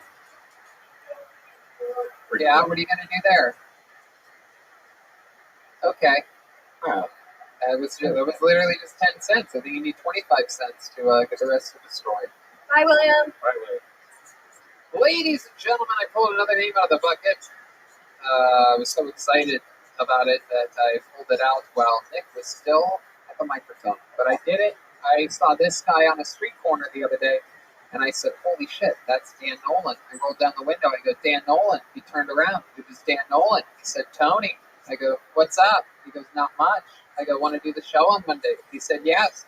Ladies and gentlemen, here he is, one of our favorite joke writers and comedians ever on this show, the great Dan Nolan. Here he is. Dan Nolan. Thank you. I used to be a professional studio audience member. That's like a real job that you can have in Los Angeles. Basically, all you do is you stand outside of CBS Studios for 4 hours, and then a guy with a ponytail pays you $60 to watch the Steve Harvey show, or just like Steve Harvey show. There's like 15 different Steve Harvey shows. Steve Harvey literally has so many TV shows they have to pay people to watch them. And it's not a bad job if you're just like a struggling actor, comedian, or a crazy homeless person. My favorite one to watch was Little Big Shots. If you've never seen the show before, basically the idea is they have these little kids that are as smart as little kids can be. And then there's Steve Harvey, who is as dumb as an adult can be. And the entire show is just about their struggle for dominance. He just bullies the kids the whole time. Like, he'll just ask them, like, hey, Little Big Shot, what's your talent? And the little kid will just be like, I know about computers. And he'll just be like, yeah, but you ain't never get no pussy. All right, thanks. Dan Nolan is back, everyone. Welcome, Dan. Hey, good to be here. That's so weird. I saw you on the fucking down by the Grove. I love it. Yeah. Yep, no doubt about it. Pulled up, rolled down my window, booked you. Yeah, I was meeting a Hinge date, so I was just walking. I was wandering back Really? and forth on that point. What's Yeah. Hinge? It's like it's Tinder, but they like ask you stupid little prompts and stuff. It's like a better version of Tinder. I thought it was like you have to be friends with somebody that's friends with that person. That's Ray. I actually just interviewed for a job there. Yeah, that's like it's like Tinder for like influencers. Yes, and, like semi-famous people. yeah, right. Yeah, Jamar just got an account. Oh, I bet he's stoked. There's a picture of his bush. Yeah. So what made you join Hinge? It's just less grimy than Tinder. Tinder is like retarded. It's just full of thoughts and like spam and shit. And Hinge, you have to like put work into a profile, and they just ask you stupid questions. How'd that date go for you that night? It was good. Yeah, that was like our second or third date. Wow. Yeah. All right. Have you heard about the ex-heroine dating him? Called Syringe. Syringe. I think he's great on it. Dan Nolan is a recovered heroin addict. Part of his incredible story. How's the pandemic been treating you? Good. I'm resetting the sobriety clock. I got addicted to kratom. Oh, wow. You can't get addicted to kratom. You can get really Not addicted. possible. That's one of the... Are they sponsored? Yeah, that's impossible. Yeah, no, Non-addictive. never mind. We'll cut that out. One of the studies said it's not addictive. What is that? Do you have some on you? My goodness. What did it make you do? Yeah, let's talk about it. What, kratom? I hired a personal trainer and he was beating the shit out of me, and then it's just a painkiller. It's just heroin, just gay heroin. Yeah, gay heroin. Yeah. I started listening to a lot of corn. I kind of know, bro. You're taking some weird like workout. Yeah, I'm doing like testosterone and some other shit. Yeah, some hormones. Wait, what? Why? What? I'm doing hormone replacement therapy. Why? Just to be more of a transitioning. Oh, you're transitioning to more of yeah, right. Who's advising you in this? I have a doctor. And he's said that he's doing this. Why? I need to be. I have low testosterone. What? I have low testosterone, so I started taking injections. I'm like 5 months into it now. You're a drug addict, Dan. You got 1 minute after the Can I say, like, that low testosterone thing, that's such a weird thing, because I've always thought I had very, very, very low. And when I got my numbers done, they're like, most people don't have low testosterone. They have slightly lower than normal, but you're fine. So did you have, like, slightly lower, or were you like, no, this is like I'm almost a woman? No, I was at 400, which is the bottom of like the average range. So Yeah, it goes so like 400, yeah. 1200. You were like, you're ovulating. I'm trying to tell you this, but you just started your period How long have you been taking testosterone for? like 5 months. 5 months. Affected your body? Sorry. Yeah, it started. Testicles are smaller, Yeah, my balls. Yeah, I'm infertile. and sometimes you get very angry. No, that's more like a roid rage thing. No, I just have a lot more Which is energy. testosterone. That's what steroids are. Right? Yeah. Is it HGH that you're on? No, I'm on Samoralin, which is human growth hormone releasing hormone, HGRH. Okay. Yeah. So it just makes my brain. It's dangerous to take. I think you need to take take what? HGH because then your body, if you take it like from an outside source, your body eventually stops producing. I think you need to talk to HGH, RHHR. Really get it's really difficult. So how much longer do you have to take these treatments? The rest of my life. The rest of your life. It's expensive. Yeah. No, it's Another- not. Another place that's cheaper now. So we're spending a lot of money. If you stop taking it, what did they say will happen to you? I'll I can't know it again. Have you been lifting weights? Yeah. Hello, everybody. Flex for us. Let's see these muscles. What happened to You do look way bigger, dude. Like way bigger. Yeah, I'm like bulkier. I have to cut down. It's gonna be like that. You can't do it all at the same time. You have to bulk and then cut. Yeah. Since you've been taking this, have your porn searches changed at all? Good question. Good question. Are you into butchier women now? No. I mean, I always wanted to fuck like a fitness model, like a chest chick. I don't know. They don't have any of those on Hinge. I'm into beef jerky porn now. Seesaw porn, like a hard. I like seeing girls squirting a sawmill. What else, Dan, other than testosterone treatments? What else have you been doing last week? Bought a Mustang. Wow. That's your first car, right? I never did. They bought a Mustang. I bought mustache replacement therapy. I'll do anything to be a man. So you never had a car your whole entire life? No, I had a car like years and years ago. Yeah, you got a Mustang. All this treatment to become a man, you get such a bitch car. That's terrible. I watch a lot of Tim Allen on repeat now at my house. What kind of Mustang did you get? It's 2007. I was gonna buy like an old one and like finance it and shit, but then I was like, there's no power steering, so I just bought a used one cash. Yeah, I'm a testosterone. I get power steering. Well, if it doesn't have power steering, that makes you more of a man. Right. You have to grow every single. Maybe in a couple of years, dear. Well, Dan. So you sticking with the girl from Hinge? Is that your move? We're hanging out. It's been fun. It's been like a week or whatever. What do you like about her? I don't know. She's cute. She's got a nice little body and stuff. I got a note on my door today for fucking too loud. No way. Yeah. What did the note say? They phrased it very politely. They didn't say you're fucking too loud. See, I got a note on my front door. You know what I keep? I keep it on the front door. I let everybody see it. Yeah, No, I just kind of know once, and I said like, oh, we have kids. Yeah. They just kind of like graze over it. Yeah, I and got a it's note just on like, Sir, we heard you going to the bathroom last night. I got a note on my back. So. All right, Dan. Wow. The note is just addressed, Dear Mr. Hulk Hogan. We heard a lot of brothers last night. Yeah, brother. That's just incredible. How has sex changed since the testosterone treatment? It's good. That's why I started taking it, because I was never horny anymore. I could get like boners all the time, but I didn't care. Wow. Weird. Yeah. Wait, you would get boners all the time? Yeah, I had no problem getting boners. I feel you just quoted a Radiohead there. It blew my mind. I got boners all the time, but didn't care. Wow. My God. So what would you do with the boner? What do you mean you wouldn't care? I just wouldn't care. Like, I don't know. I was in a relationship with my girlfriend for like 2 years, and I just stopped caring about sex. And Yeah, about 2 years. Yeah. That's pretty boring. yeah, I don't know if it was. I don't know. I don't know if it was that. I really think it was just like low testosterone. And plus, I was taking the Kratom, which fucks your pickup and stuff. It does? Wait, it makes you. Oh, no, it doesn't. Yeah, no, it's Oh, actually it does not great. create that now.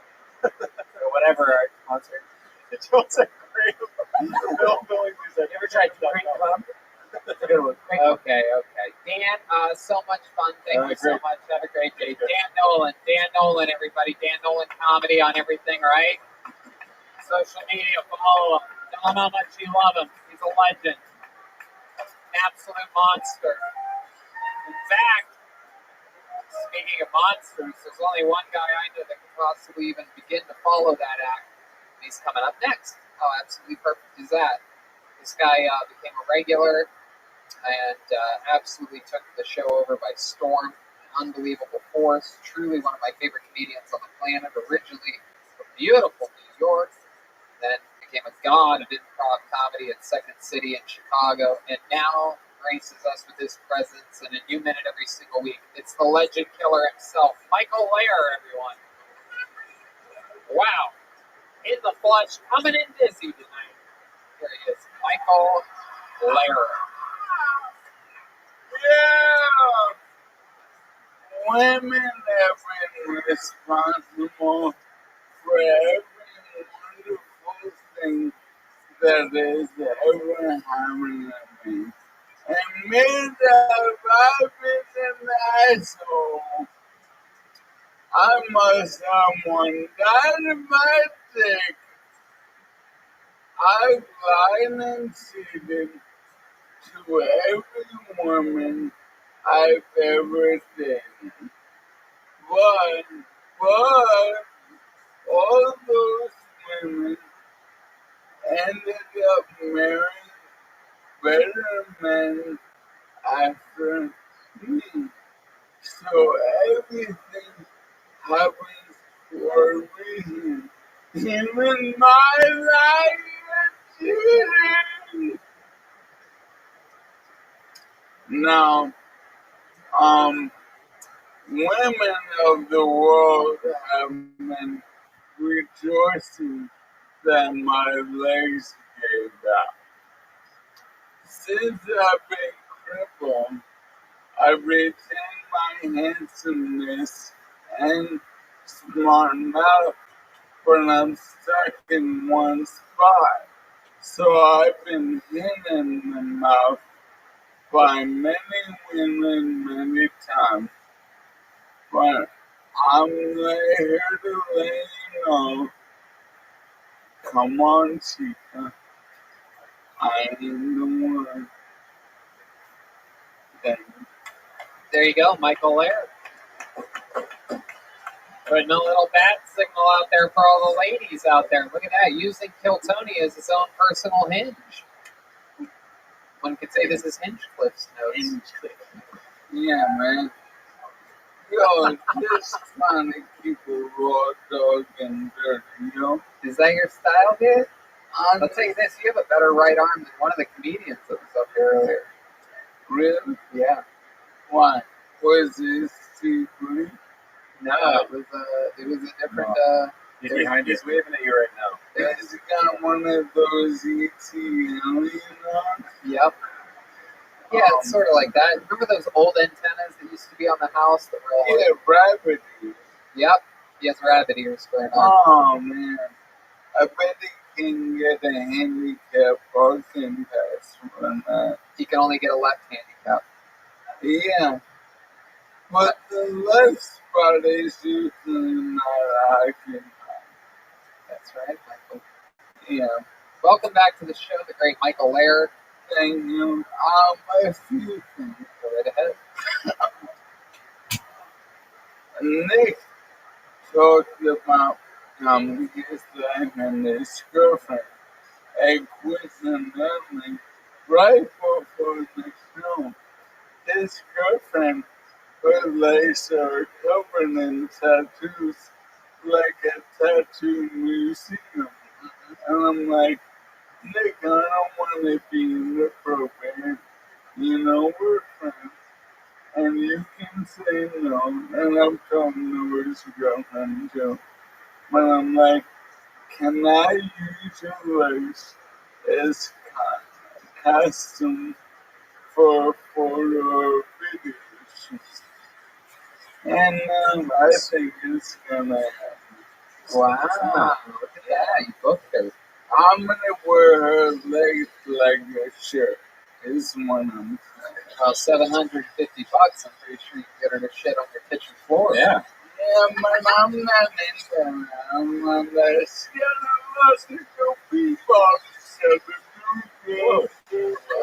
Uh-oh. It's overheating. The system's overheating. Do a different kind of scat. Yeah, Johnny number 5. Whoa. Yeah. Come on, man. Let's be fun. What else was going on? Oh, the last guy, him calling Kratom gay heroin is maybe one of the best jokes of the year.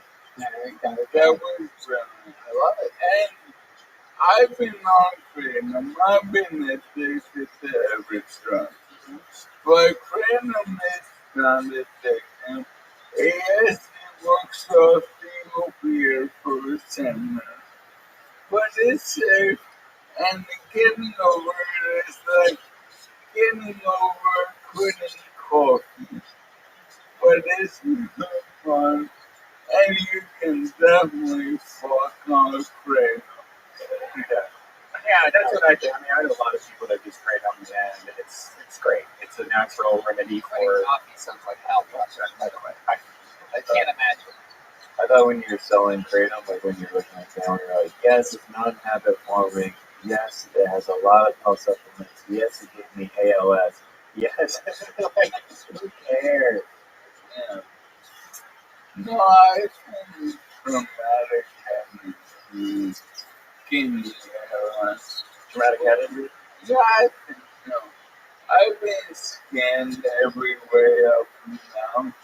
But after that, I wanted them to cut open my brain. And I bet I have NFL disease. What do you think happened? How did you get these brain injuries? I've been banging my head around real hard since I was like 4 years old. And I'm an extremist. Right. Adrenaline, honey, a stimulant, mania. Right. You feel me? Yeah. So when I go for it, I go hard. Even when I was a toddler, there was no half stepping. And that means you bang your head into the drywall real hard a lot. Yeah. But also, I've been beaten several times. You've been beaten up. You've been beaten unconscious. Several times. 2 concussions or just being up blackout. So, there are things with the brain that are missing. Like my disease is 150 years old, and the only medicine they have is sitting. And I'm fine with that.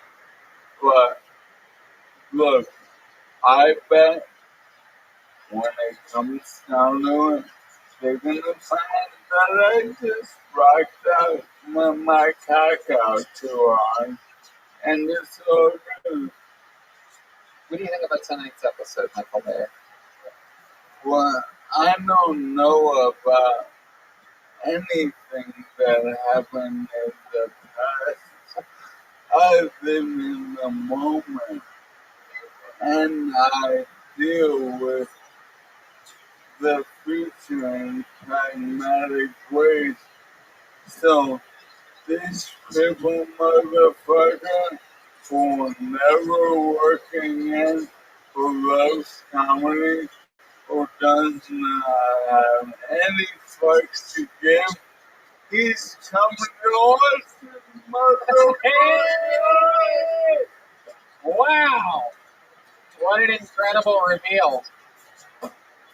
Michael Lair announcing his move to Austin.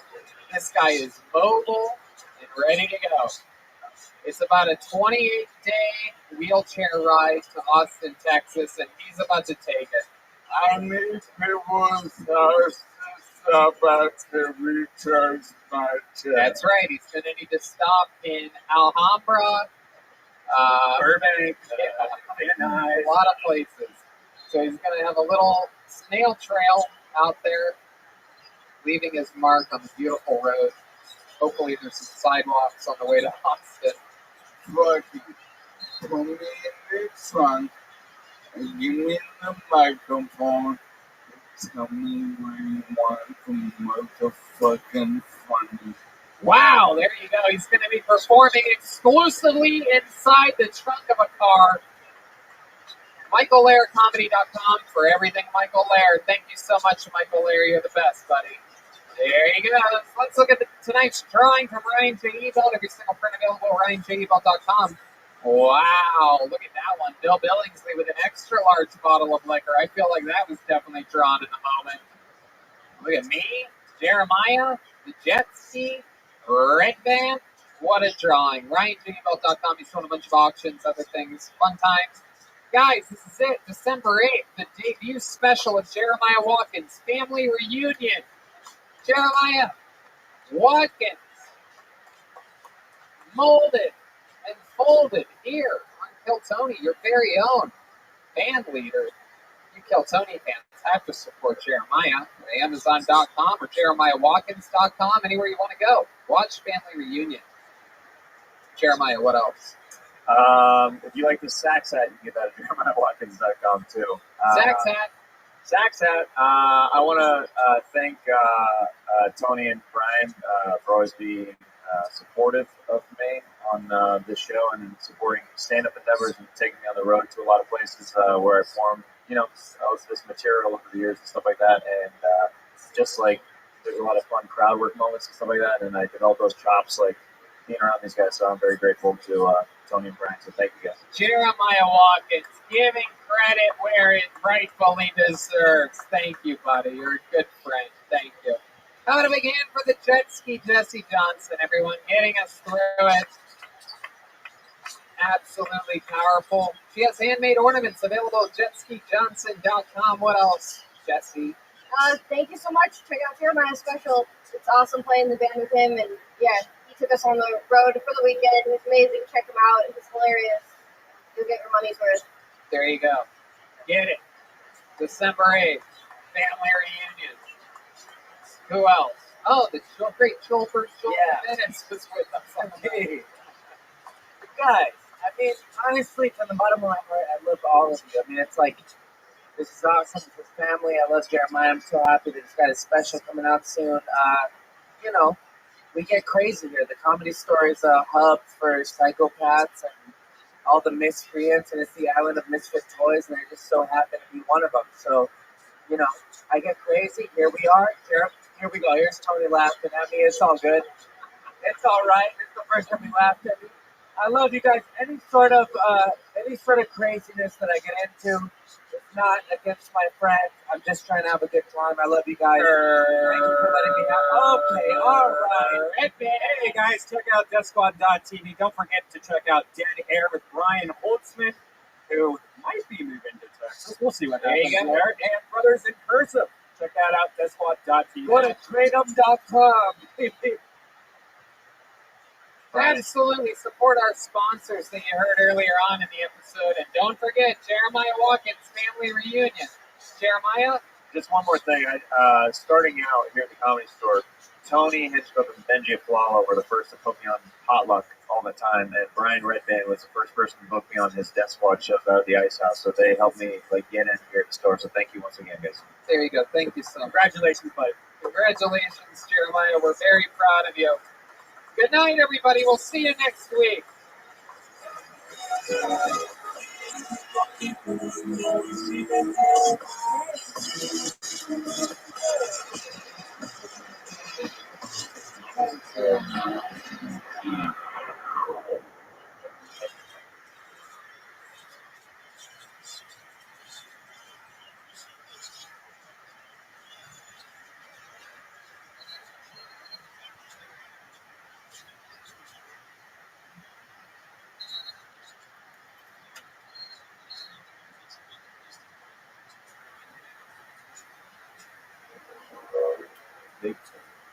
Future Truth.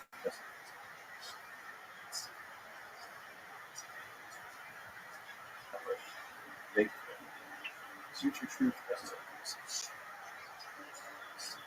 Jesus Christ, our Lord and Savior returns.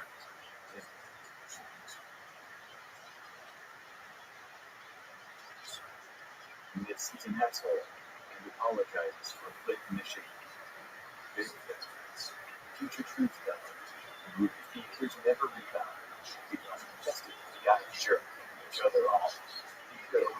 Rejoice as as they now have a new audience. Self-taught questions. Future truth level. After spending several years in prison, former President Donald Trump sees how profitable they are and opens his own chain of Trump prisons across the Bible Belt. Faithful. Future truth level. Alexandria Ocasio-Cortez becomes first bartender to meet with leaders of Palestine. Faithful. Future truth level. The most damaging side effect of the COVID-19 vaccine proves to be 14 fetal CVS registered cases. Faithful. Future truth level.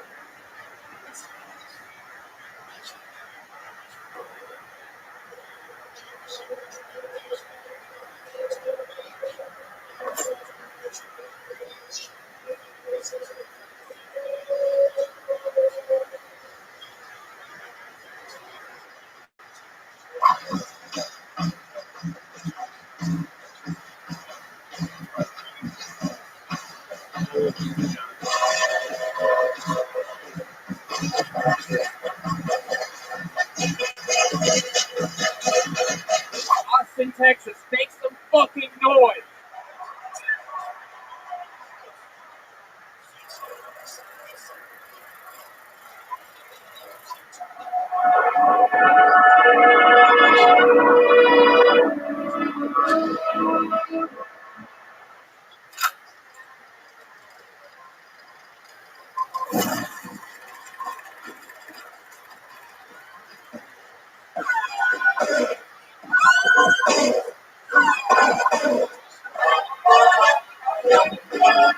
Hey, this is Redman coming to you live from the world famous Comedy Store main room for a brand new episode of Kill Tony. Give it up for Tony. It's clear. Yay! I'm so happy to be here. How about you, Redman? I can't believe it. I am too. My goodness, Christmas is right around the corner, and I couldn't be more excited. I've been a nice boy this year. I'm off the naughty list. I got enough coal from all the previous years to build a coal castle. Green energy, man. That's it. Now that we live here in beautiful Texas, no, I'm kidding. We're at the Comedy Store in West Hollywood, California. And look who's here, everybody. A former Texan himself, now a resident of the great state of California. It's Ryan J. Ebel. Wow, he draws every episode. He's drawing tonight's episode. It's going to be a big one tonight. You know, I was thinking in the future we might have to just have a zoom in for Ryan just to watch the episode. Something. Yeah. We got to figure out something with Ryan, that's for sure. Yeah, we don't want to lose that sweet angel. No, look at that little fucking puppy head, that fucking French bulldog, fucking machismo. Goddamn suave king, the Nordic seas. All of the prints are available at RyanJebel.com. He draws every episode, including the tour posters. How about a big hand for Charlie from Vito's Pizza, everybody, keeping us well fed. Vito's is amazing. It's on La Cienega between Santa Monica and Melrose. Why not grab a slice? They're open during all these crazy times. Get a takeout or delivery or get it on Postmates. We're going to have Vito's phone in. Yep. Or maybe they'll build a location in Texas. And the great Kino is here. Yeah. Speed Week Kino. Also the CEO over at BetterBox Studios, which let us camp out there during a lot of this pandemic. Here we go. We're ready for another incredible episode of Kill Tony, but before we start, here's a little bit more about the amazing sponsors that made this episode possible for you here today. Hey y'all, the holidays are just around the corner. Are you looking for a way to stay connected with loved ones during the holidays? Well, I'm telling you, this skylight frame that I got the other day is unbelievable. Easy to upload, tons of pictures of the family. I feel like they're there, and I don't have to argue with them. It's absolutely incredible. After I got my skylight frame, it was easy to send new photos to it all the time. It's absolutely incredible. You know about this. Yeah, Skylight Frame is a photo frame you can update instantly by email from anywhere. You just send a photo by email, they get it on their picture frame.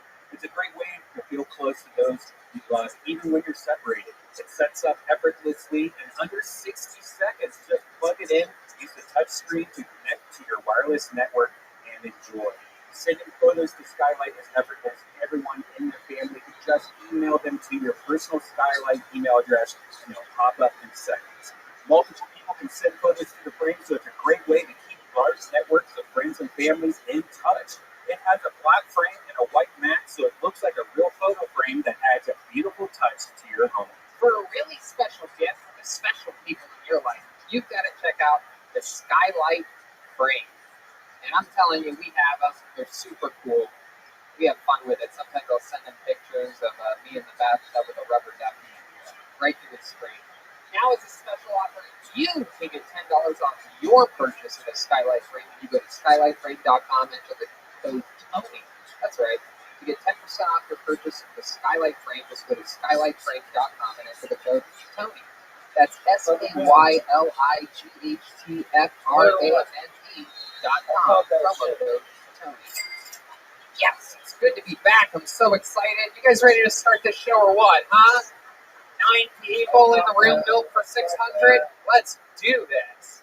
Tonight's guest, one of my favorite human beings on the planet, famously the host of the Tinfoil podcast and a bunch of other incredible shows. Punch Drunk Sports, Sam Tripoli this, Sam Tripoli that. He's the first guy to ever take me out on the road, sparking the ignition to one of the most incredible youthful comedy careers ever, the career of Tony Hinchcliffe. A lot of people say this man is responsible. Ladies and gentlemen, it's the great Sam Tripoli. Here he is, everybody. Wow. What an honor. One of the funniest human beings on the planet. This is a true Comedy Store killer right here. Thank you. It's an honor to be here. The Comedy Store documentary. I'm so happy to see you referenced so many times tonight because you're such a powerful force. You are what I consider a true Comedy Store comic. No fear, spitting fire, changing paces faster, slower, working the fucking crowd, killing in your time slot, no matter when it may be, no matter what they saw earlier, a relentless fucking murder. Keep going. I often say you're the Dexter of the Comedy Store. I've been known as saying you are the Genghis Khan of late night comedians. Perfect. I think that's good, right? And all the comedy careers that you've sparked, including mine. I didn't know how to go on the road until you took me there. That was for, I believe, a 5-minute spot. Cold opening air shows. Me, Sarah Tiana, Steve Simone, and you. Thank you, dude. And Sam brought me on the first date ever to Santa Barbara at the Red Velvet. Yeah, dude, that was a fun gig too, dude. Also famously took me to open up for him at a corporate gig of 7-Eleven owners in a dining hall at round tables on a microphone connected to a podium. And when I did that show, there was only one person laughing in the back of the room filming it, and it was Sam Tripoli. What a different time, huh? Halfway up to Modesto for that 7-Eleven owners convention. Christmas party for Indians. Yeah, exactly. I asked him what the gig we were doing was. Is this like anything in particular? And he goes, "It's a convention of 7-Eleven owners, bro."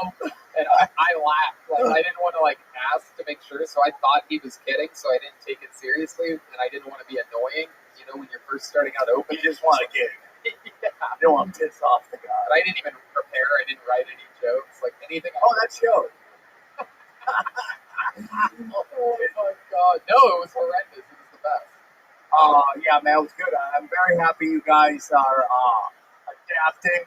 It's weird to be in here. I feel like Will.i.am and I Am Legend doing comedy right now. You're like, it's like a zombie apocalypse. There's like 5 of us in here. There's people getting eaten outside. So it's a pleasure to be inside. There's a German Shepherd walking around for some reason.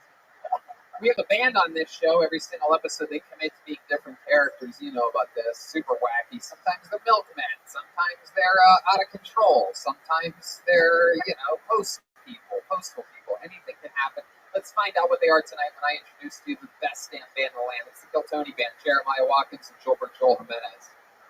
Here we go. Uh-oh. That's music I haven't heard before, I don't think. Whoa! Oh my goodness. Wow, I do believe we have bird watchers for the first time ever. A lot of people have been asking, when will the band be bird watchers? The answer has happened. I believe, my guess is that this idea for being a character started after Jeremiah found that hat. And then I guess the rest just wrote itself after that. Hello, bird watcher. What's your name? Nathaniel Thornberry has arrived. Welcome to the history books of Kill Tony, my friend. He watches the birds. I breathe Nathaniel Thornberry. And who's this little whippersnapper behind me on the drums? Hi, Tony. The name is Bob Henry. Bob Henry. What's your deal, Bob? I'm just a bird watching. I'm president of the Aviary Society of Men. Wow, what do you guys do at that society? We watch this guy try to breed with birds.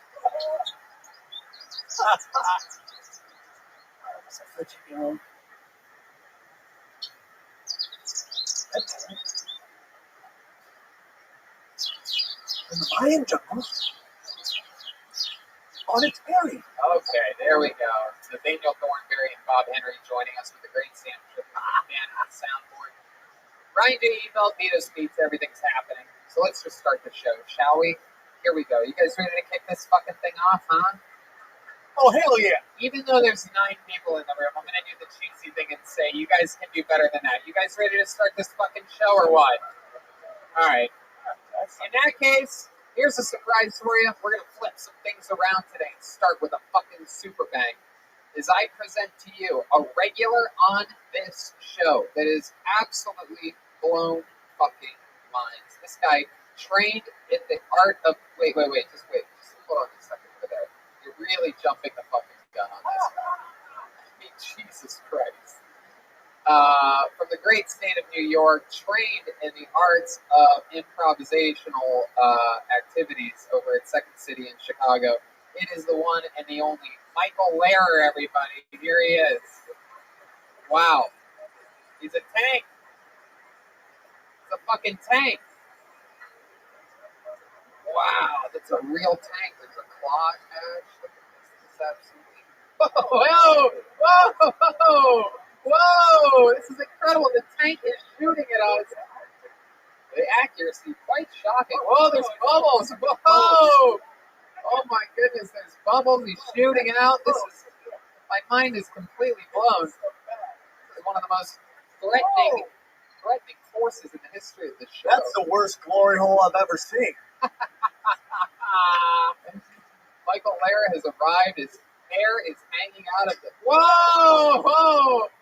Oh my goodness. Wow. I do believe we're going to watch him catch on fire here today. This is very exciting. I don't think they ran a test on these devices. Until the clock starts flying up. This is absolutely incredible. This kid. Here's as though there are... there's a hand sticking out. Here he is, Michael Lehrer, everybody. No, Michael. Michael couldn't be here. I'm Oscar winner, Tom Hanks. I won multiple Oscars, and every movie and more. So, give me a suggestion of a movie, and I'll take it and show you my Oscar winning movie. Okay, how about Forrest Gump? Oh, life is like a fleet of tanks. You never know what Eastern European country is going to sell it for $500. Wow. There you go. Wow, I love the noise that happens after you make a joke. Hey, give me another one. Okay, oh, you're blowing bubbles. He's excited over there. How about the hit movie, 1994 classic Goodfellas?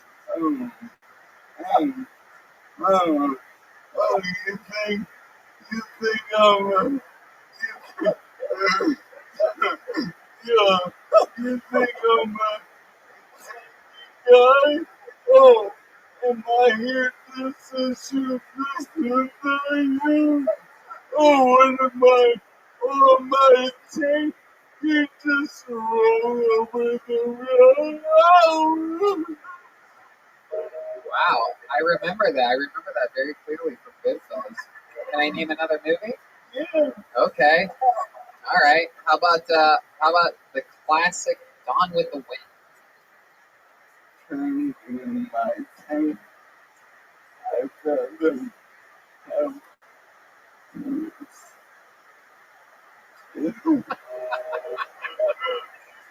It actually worked, dude. I like that. I thought you were going to say, potentially, my dear, I don't give a damn. Oh my God, that would have been so much better. Give me a rattle off. Let's see if I quick fire. More movies? Yeah. Okay, let's do. Sam, you got a movie you want to do? The famous movie by Belladonna, My Butthole's Haunted. Man, I feel like I got fucked by a Russian tank. How about Schindler's List? Hey, every tank on this list will not be turned into scrap metal. How about The Color Purple? Open to secrets, forever. Let me free my tank. Ghostbuster. What? Ghostbuster. It's like trying but run over by a tank. Oh, wow, absolutely incredible. How about Roots? Roots. My name is Tinker. Tinker.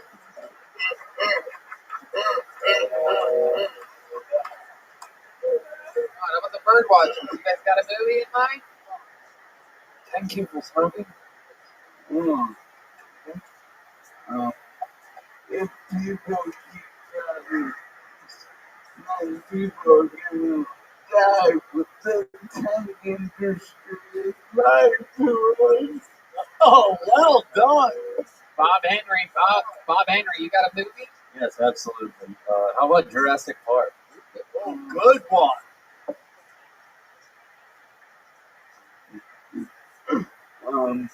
The claw is moving, but not much. No, I hear.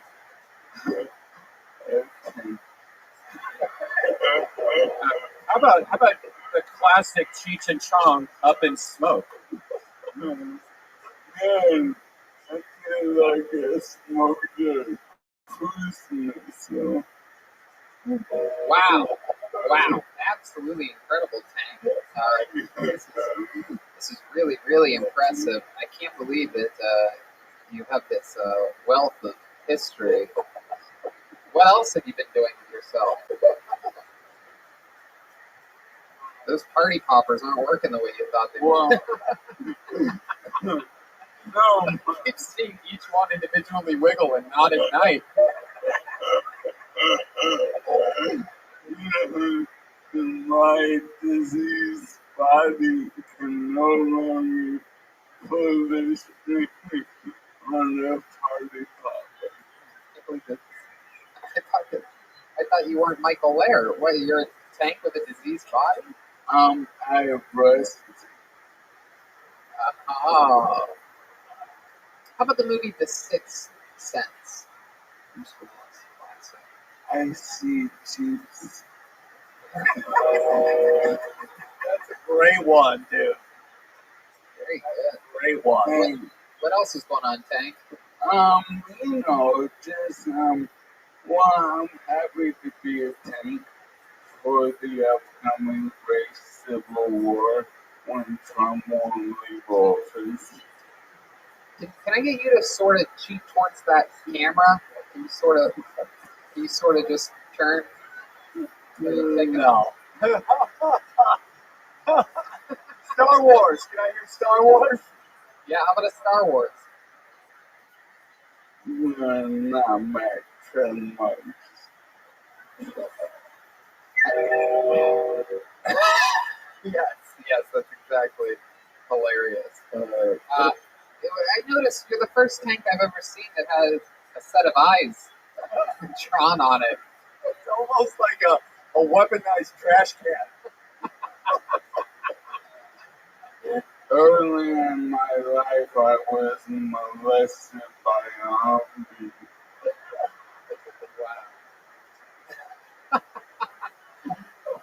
my goodness, the famous look at that camera in the tank is really priceless. I don't know if you could picture it, but there is, look at you. All right, let me think of another movie here. I feel like there's more that I'm missing. That's what he does. Kill Bill. Kill Bill, one of my favorites. Tank is laughing at this. I'm trying to pop it. Kill Bill. I will get revenge. I would accept that my name is Buck and I like that. Name is Frank and I like the tank. Ah! There you go. All right, well, what else, Tank? Well, I'm just waiting for a pilot season. Yeah. I want the interview to go long because I want you to get your money's worth out of all the work that you put into this project. Oh man, I'm disabled. I am no job. This is like Netflix for me. I love it. Can you dance for us? Can you do a little jig? Yeah, that's a great idea, Brian. I've never seen a tank dance before, and we're about to do Take history. the microphone from me. There you go. Here comes the great David Deary. David Deary taking the microphone. Here comes some music. Oh, wow. Okay. Let's see what happens here. Whoa! It's doing the robot.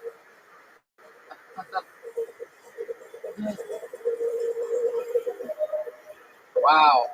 Oh, wow. It's sponsored by the Home Depot. It's like a NASCAR, this thing. Uh-oh. Oh, he's backing that ass up. Look out.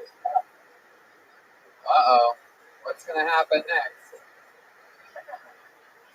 Oh, my goodness. This is incredible. He's stuck. Yeah. Seems to be some technical difficulties going on over there. Home Depot. There's a flaw in the design of this tank. Oh, it's bubbles. Bubbles. Bubbles going into the darkness. The opposite side of camera. Wait, what just happened? Something opened up down there. There's a flaw. There's a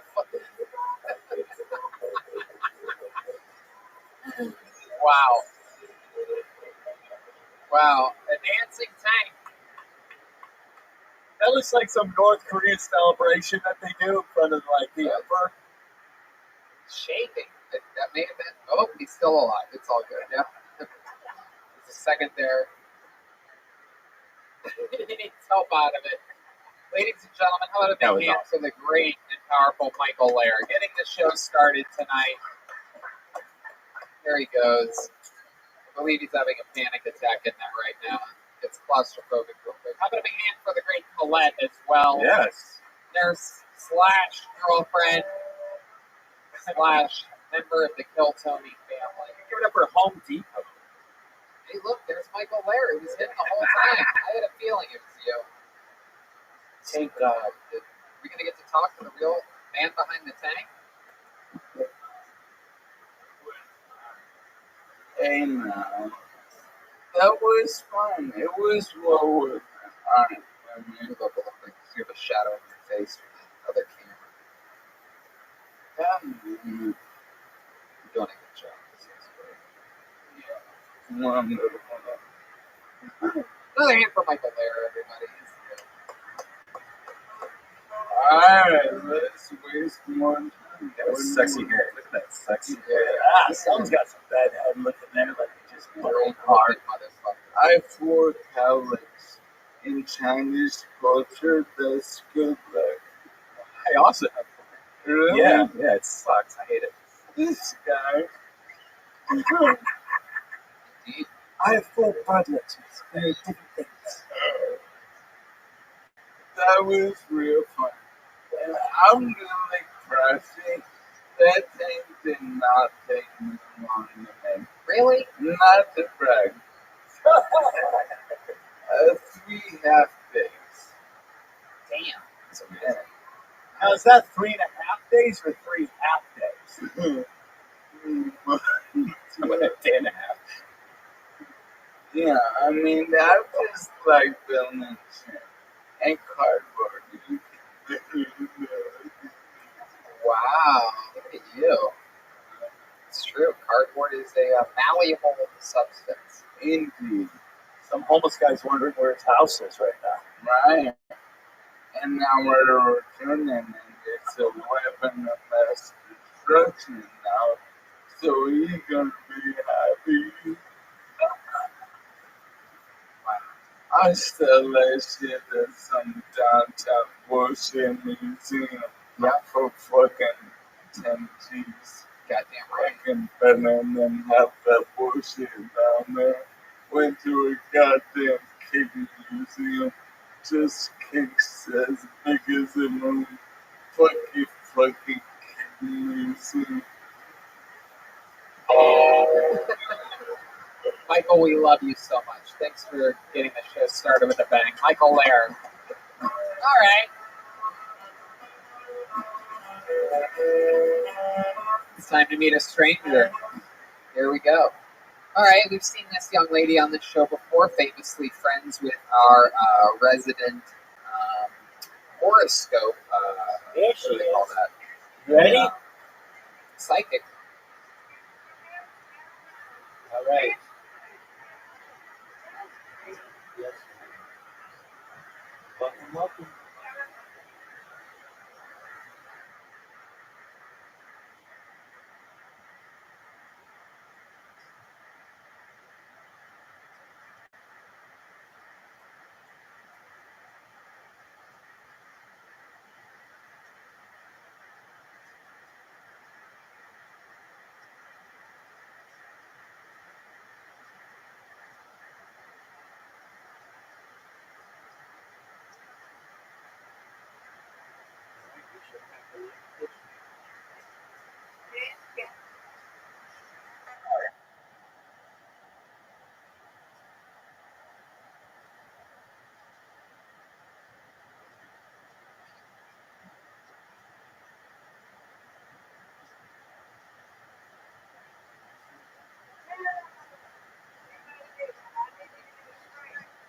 Yes, ma'am.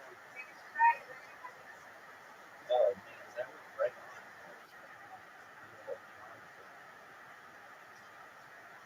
Yes. We both started on that.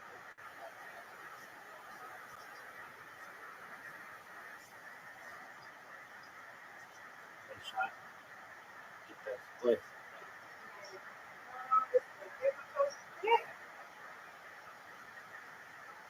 Yes, it is.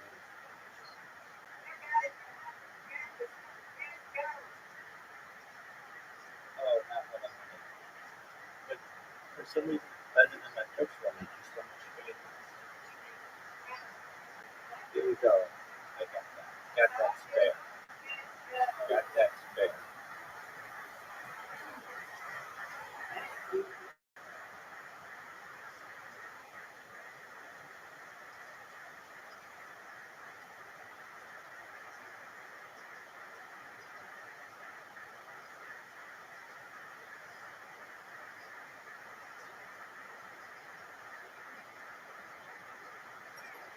Nice spare. Very nice spare. It is. I've got these two. Get one of them.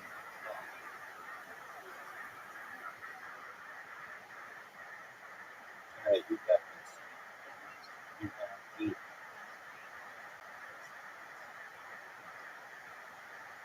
All right. Got a split. Yes.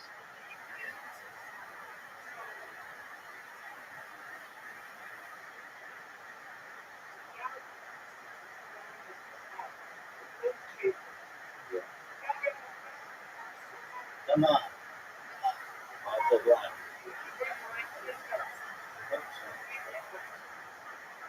Oh, really bad. Really bad. Really bad. All comes down to this. That's good. That's good. You can get this. I think you can give it a punch.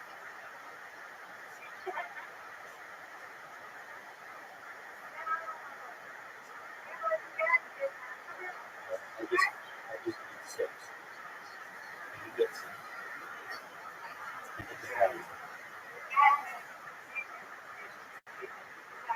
It's something very good.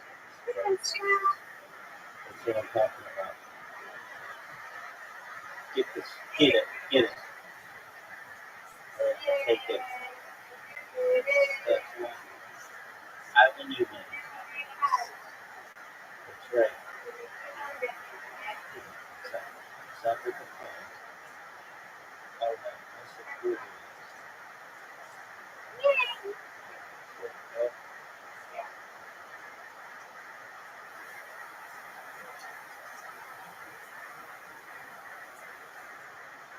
Get it. Perfect strike. You have a perfect game plan, Mr. Aquarius. Good on you. Do what Miss Aquarius did. There you go. And match it. You put it.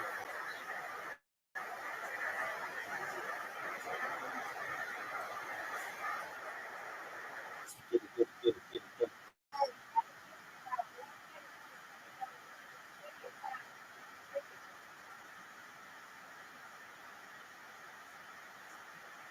Get it. Well, you should have gotten more than that. That's okay. You got two.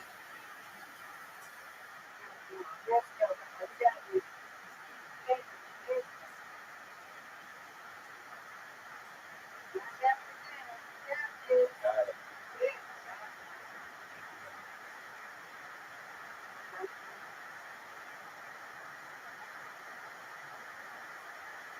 So that's a good one.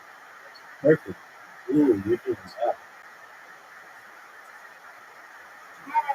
Get it. That's what I'm talking about.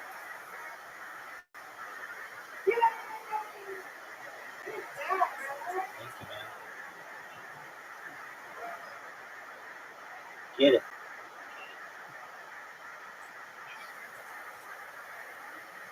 That's right. Get these. Actually, you get these. Yeah, right.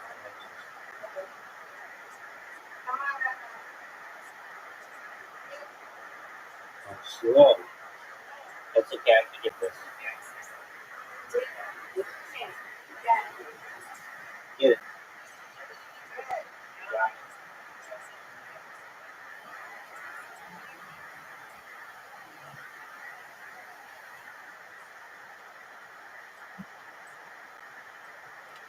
Ooh, this is a tough split.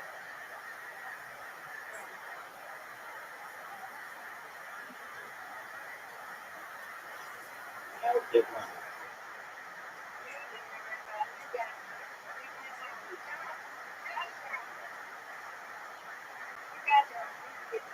This one. Got it. Thank you for that, Greta. Get it. 95, that's a good round. 95 is a good round. It's a high. Third highest. All right, last game. Show me what you got, Mr. Aquarius.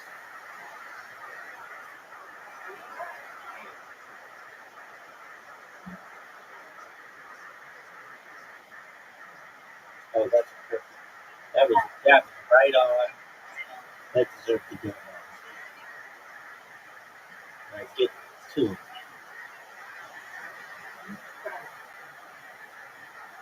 Oh, I got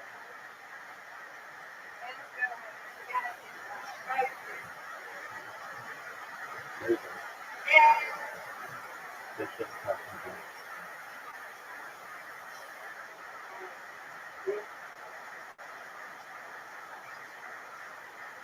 Good. Good strike.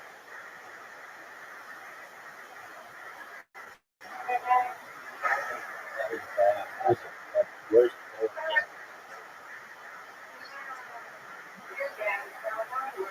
Get it. Got it. Yep, that's fair. That's what I'm talking about.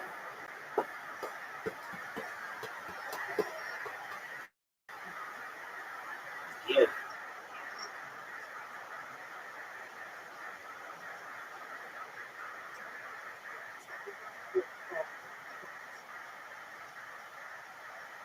Get it.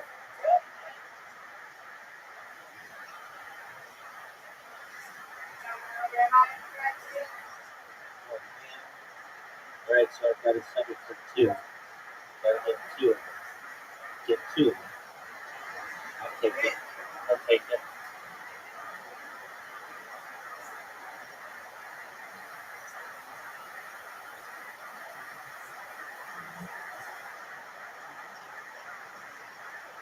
There you go. Nice strike. Take the lead. Match her. Nope. Did you still leave it?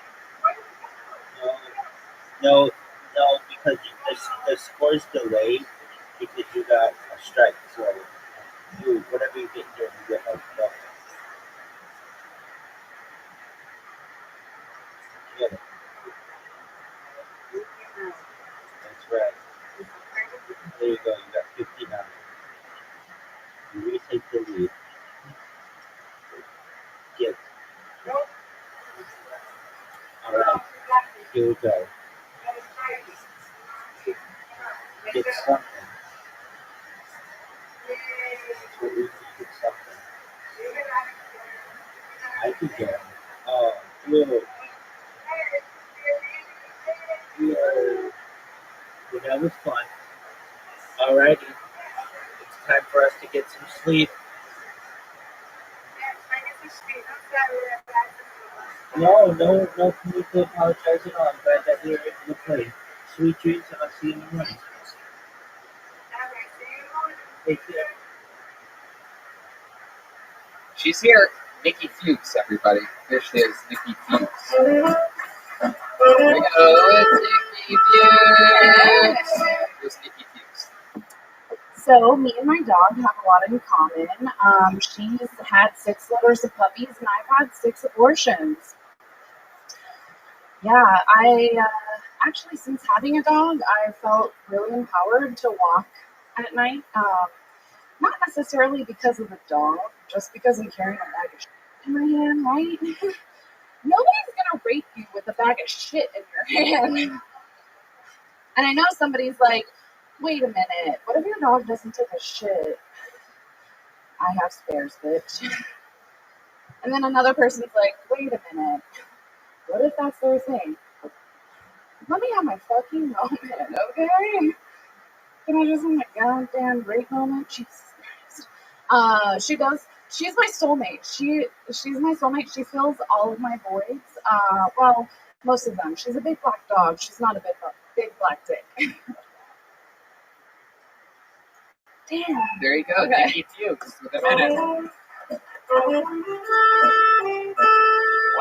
Very interesting set. I gotta ask, 6 abortions. Is that true? That is a fucking joke. Oh, it's a joke. That's a super joke. It's actually 12. Yeah.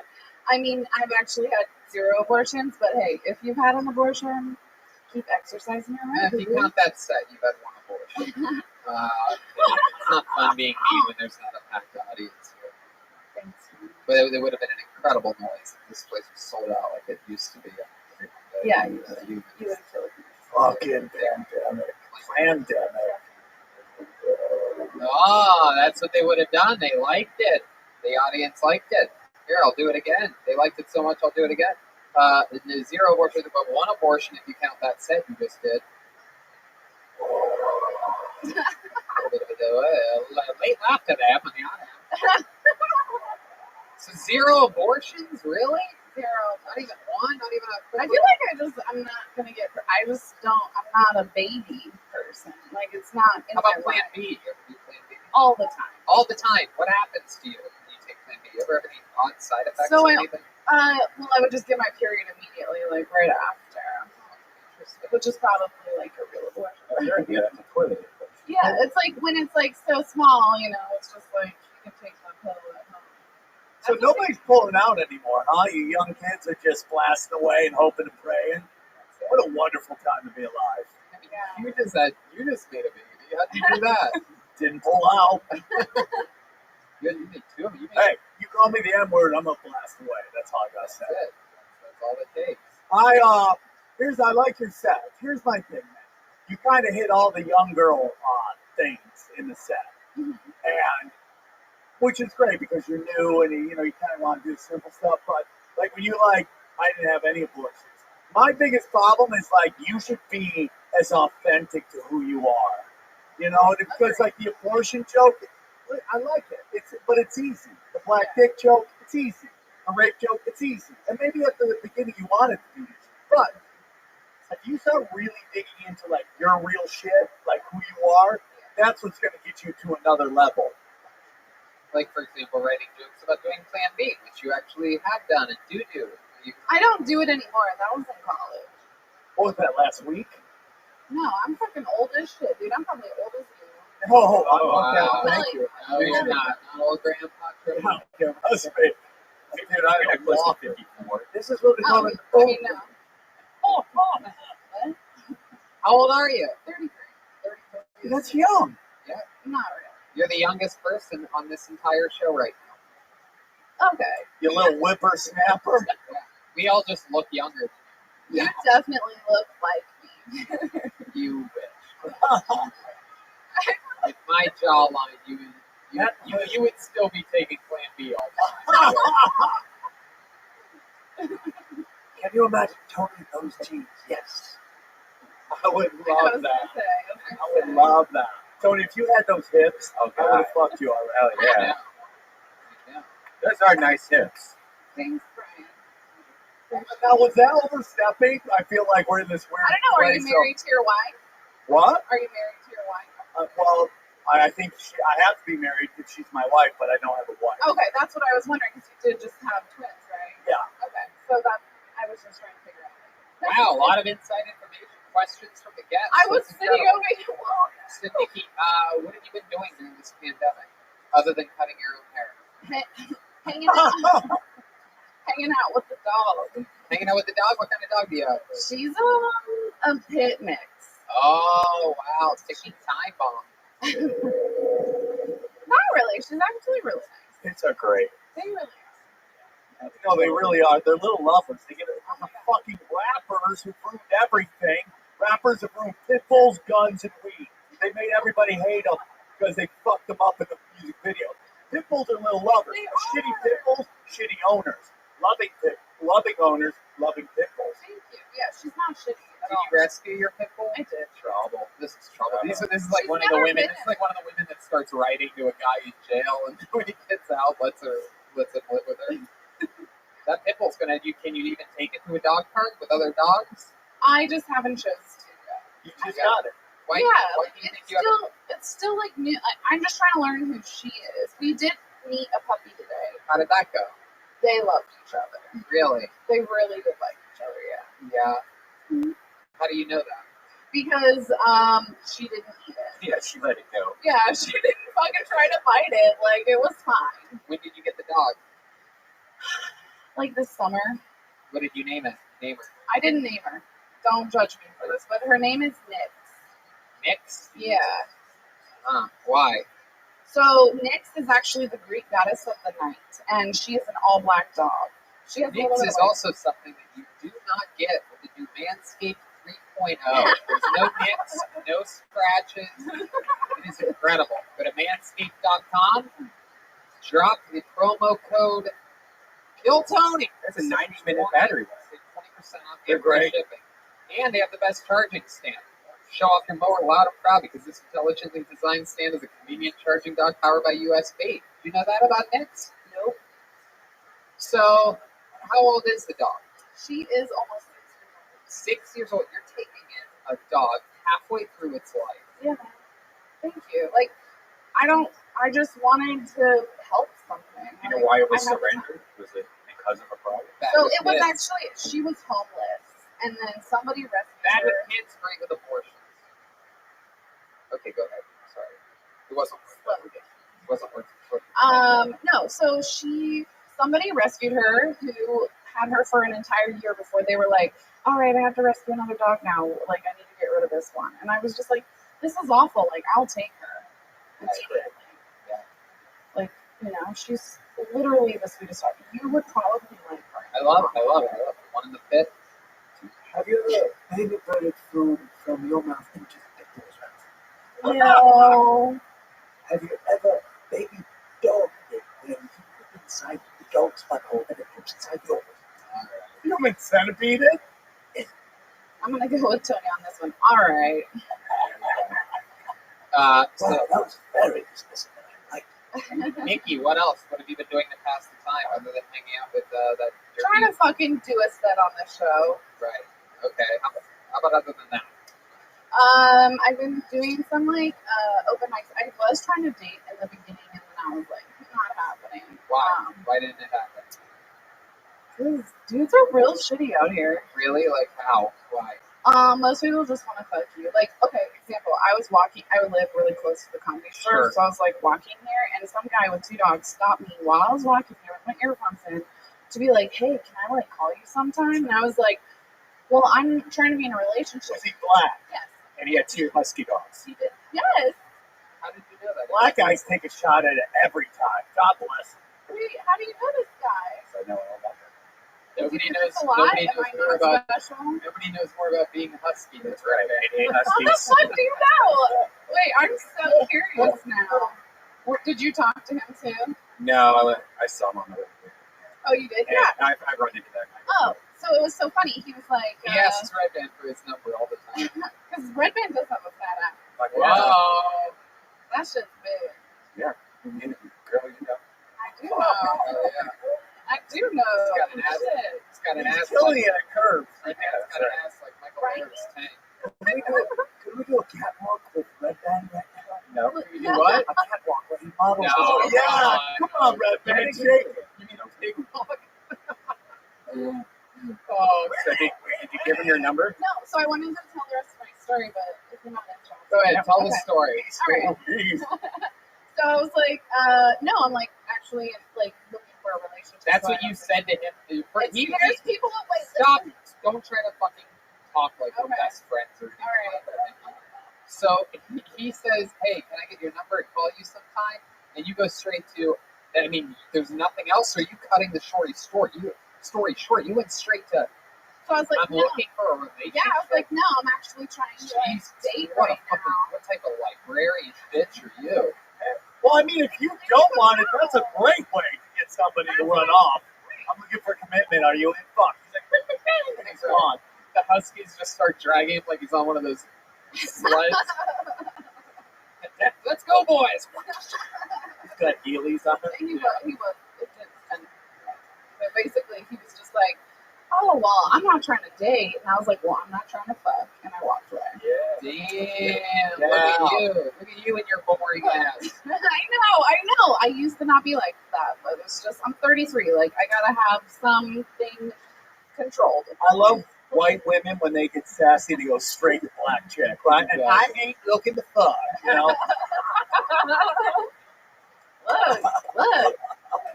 It worked. The haircut says you bang black guys. That's what that haircut says. Well, that's what he started with. Right. He was like, I fucking love your hair. And Yeah. I was like, okay. Yeah. Might be going for like kind of fucking like punk rocker, but that says I love black dick. That's I what mean, that says. I do. Like, what do you want me to Like a 90s say? R&B haircut too. She's into black notes, yes. Have you ever been with a black man? She's a white chick. They have to. Yeah. Is it part of? Is that your main type? No. I'm an equal opportunity. That means you date lots of black guys. I have had sex with a lot of different kinds of guys. She takes a lot of time. What? When you say all different types of guys, you ever have sex with a midget? No. You ever have sex with a I've been different colors. amputee? I mean, do you count like finger or toe? Yeah, have you hooked up with a guy that lost a finger? Yeah. Did he lose it petting your rescue pit bull? No, I don't have teeth in my vagina. I like that. What do you think about this, Sam? Before we let it go, I think she's doing great. I think you got a great style. I think you just got to be more original with your shit. And, you know, it's like, here's my whole thing. It's like, it's easy being cookie cutter, but authentic resonates with, especially in this day and age where, like, the industry's dying. You're not going to worry about them. People want some real shit.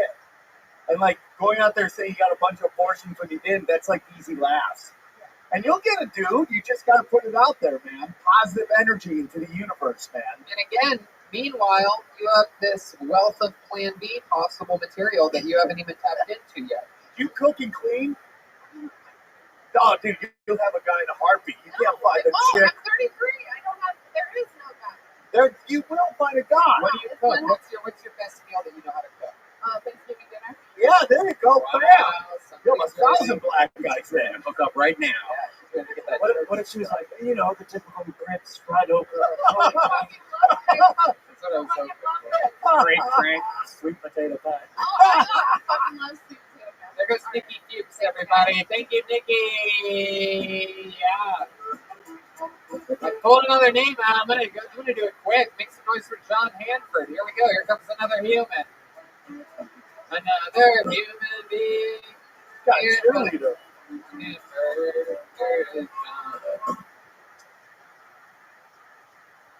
I saw a man die of natural causes in a Walmart scooter. I was grocery shopping beginning of the year. I thought this was going to be the biggest thing to happen.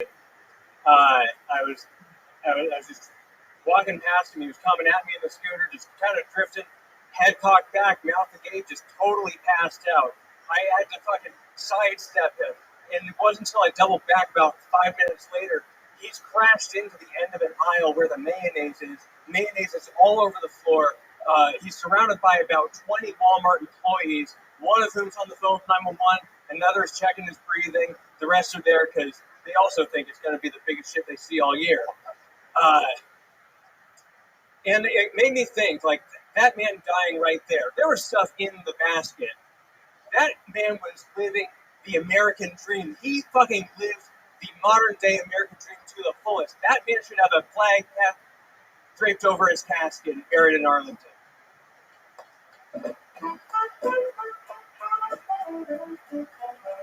John Hanford, how's it going? How do you feel about that? Best set of your life? Not the best, but I enjoyed it. It's better than your last one, I thought. Thank you. I thought so too. You look better since the last time you were here. What changed about you? I took mushrooms a couple weeks ago. That's what did it.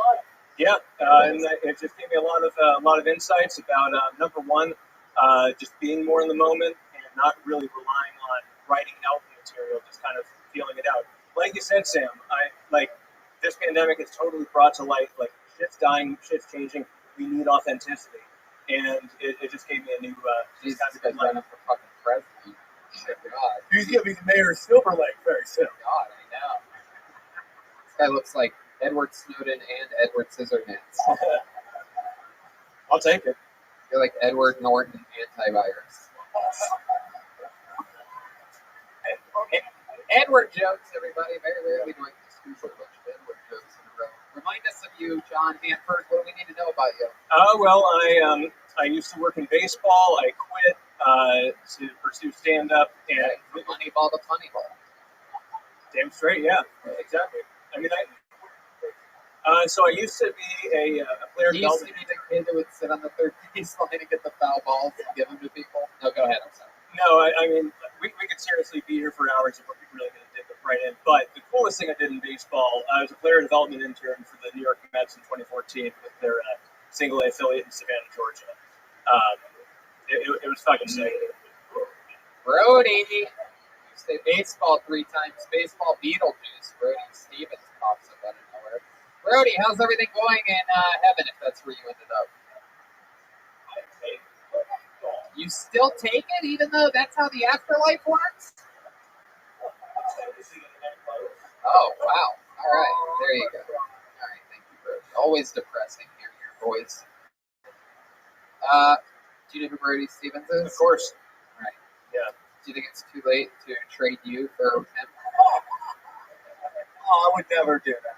You wouldn't I would actually do that, but I don't want you to go and pull Brody, so that's why I said that. If we do some type of seance where we could hang you and Brody comes back, we would do it. Just so That's there, but I think we should. Has that ever happened before in scientific history? Birdman, do you know about this? Scary conversation. Look, I think we're in the darkest timeline where I'm here at Brody isn't, so I've just accepted. Love yourself, brother. So is that a real story? Yeah, it's all true. Yeah, it happened like mid-January in Yucca Valley, California, and that Walmart is just fucking magical. You always see some kind of shit going on. But I feel like Yucca isn't always the thing you go down on a girl. It's usually what she says back to me. She's like, yeah, it's like it happened. Why would she say that to you? Well, like if because I'm a 50-50.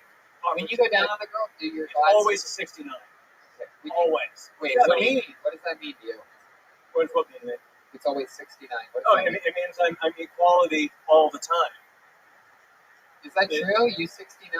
What happens to your glasses when you're doing that? I don't need these. They're Whoa! They're not real. No, they're real. Like you guys are blurry. Yeah, I do that. Yeah, I can still drive. So when did you decide you wanted to look like Howard Stern? When was that? After I got banned from the show, I interned for him 10 years ago. Wow, for you really 4 did? hours. Yeah. He did not know, but because like I had a couple interviews with SiriusXM and like they both went really well, and then they had me back for a third. And that went well. They said we'll be in touch, and then it was Christmas and they're on vacation, but they told me like the start date and time. They're just like, look, if you do get this internship, you got to be at the McGraw-Hill building, January 3rd, 2010 at 4 a.m. So I fucking got there, and with no confirmation, I just heard Robin one time. She was like, I like persistent interns. So I figured, all right, okay, I was off the right foot. And I get there, I talk with the door guy, and he's just like, look, dude, you're not on the list. What do you want me to do? And I was like, can you just call them? So they set me up, and I was just fucking answering phones. And the production staff really liked me. Will was cool. Gary was fucking sick. Gary Delabate. How big are his teeth? Oh, they're. I mean, you know how big they are. They're not sure. Hard mic drop. People listening while in bed on you. Yeah, that was not joking. They've stopped 69.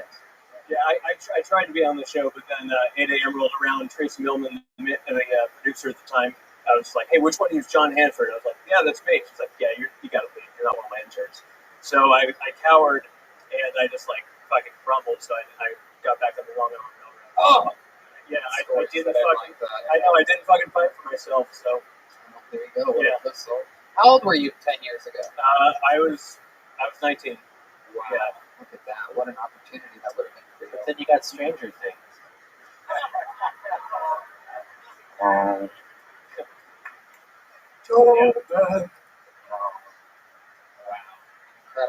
You got a lot of looks going on here. You're doing a lot of colors. You're trying to very much Silver Lake this shit. What part of town do you live in? So I live in Joshua Tree. Oh, that's right. Out in the desert. I used to live like Rachel Maddow when I lived in New York, and then once I shed the corporate life, I figured we'll go full hippie Jew and Young Bernie Sanders. Yeah, I mean, might as well be. I can't fucking dance either. So, so pretty much I decided to move to the desert. Just I could play music there and shit. I play guitar. Have you tried to use the handshakes with any of the fellow Jews here to get some shit going? Yeah. No, I haven't been in LA enough. Gotta put some change in your hand and shake them.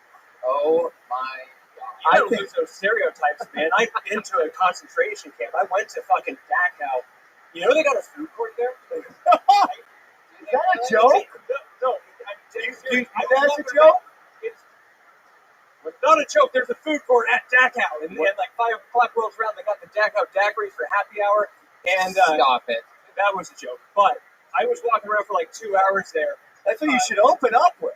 I was thinking about it, and I was like, Dachau Walmart. But dude, should I open up with a funny thing? No, I'm going to go unfunny and try to get it going. I love the Fringe, man. But no, but what did they sell at the food court? What did they have? Well, they got fish and chips, and I never thought I'd be able to say this, but overcooked. No, the food at the concentration camp was not bad. No, it was good. Wow. Yeah, it was You really ate fish and chips at a concentration camp? I grew up in Seattle. Yeah, I missed Ivers. Can we look up those Yelp reviews, please? That's so funny too. They got merch there too, but that would have been cool. I would totally get a fucking concentration camp fucking t-shirt. Yeah, absolutely. I survived the summer. At that concentration camp. I'm gilding. My whole thing with your jokes is that you got to trim a lot of fat. You kept saying you was living the American dream. I didn't know you had time, but you never said what it was. Why? Why do you lift the American dream? Yeah, it was getting at the consumerism of it. There's more to that bit that I'm like, trying to work out and feel out. There you go. Fresh off a mushroom. So you're being creative. Ladies and gentlemen, thank you for your time. John Manford, everybody. There he goes. Last time I did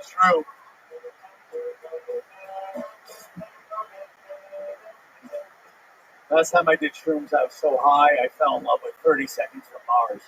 Really? Yeah, I was at the K Rock almost acoustic Christmas, and I was so high, and they came out, and that band shredded, and I was like, now I get why everybody loves Gay Jesus. You look like Gay Jesus. Isn't that Jared Leto? Yeah, dude, crush.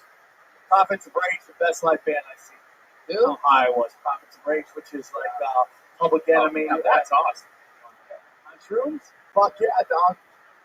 Well, ladies and gentlemen, your next comedian, a guy who works at the Hollywood Improv. He's been coming here, signing up for years. Ladies and gentlemen, here he is, Brandon Bricks. Here he comes. Here comes Brandon Bricks. Brandon Bricks. Before I begin, can you guys follow me on Instagram at Diabetes the Second? You gotta watch what you post on Instagram. You gotta watch it, man.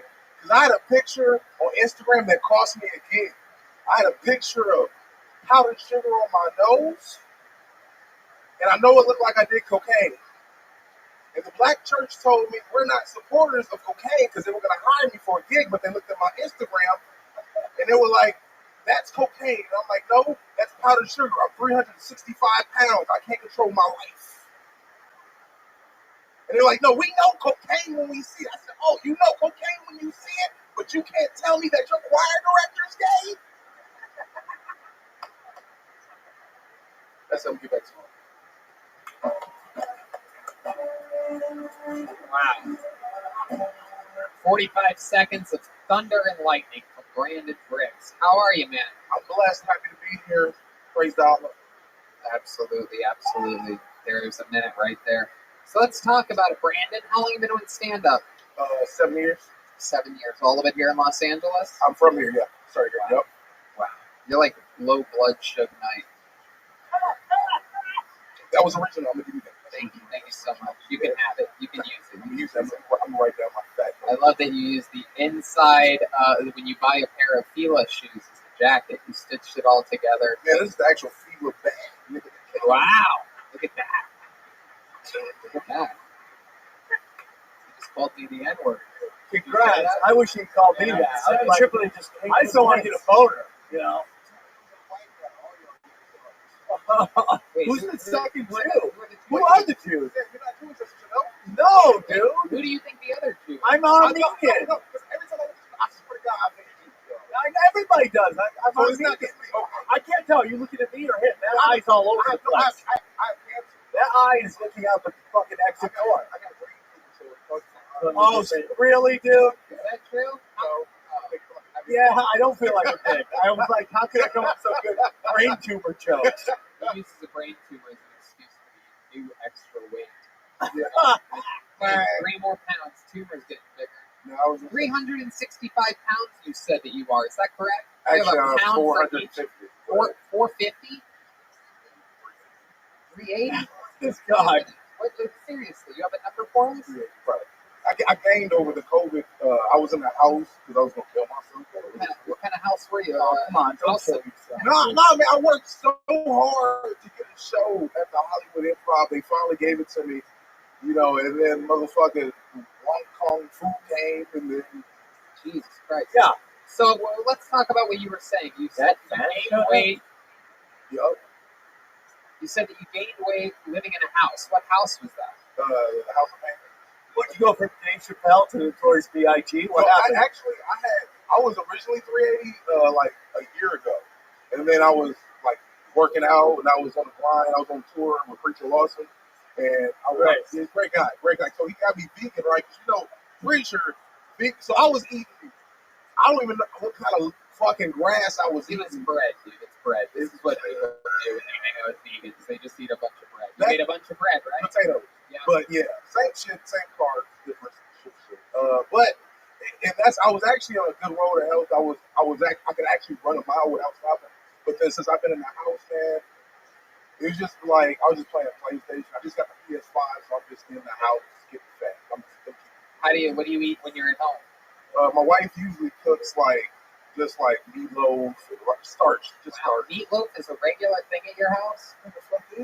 Wow, regular meatloaf. What do you eat? Meatloaf's on the table. You can have meatloaf anytime. They spit that shit, nigga. Absolutely. You have meatloaf with ketchup on it? No, barbecue. I'm allergic to ketchup. You're allergic to ketchup? What else are you allergic to? Just ketchup. Isn't there ketchup in barbecue? No, you know, actually, I'm really allergic to alcohol. I can't drink like vodka. So they put vodka in ketchup. A lot of people don't know they put vodka in ketchup. What the fuck are you talking about? Okay, because I can eat pizza with tomato paste, but I can't eat ketchup because it has alcohol. I've never heard that. Yeah, it does. Come on. Why? Because you're an alcoholic or you're allergic to alcohol? I don't know. I just every time I eat it, I break out. What? Drunkenness? Fat white chicks? Funny. What do you mean? I've never fucked a white chick. What do you mean you break out? Like I break out in the hives on my face.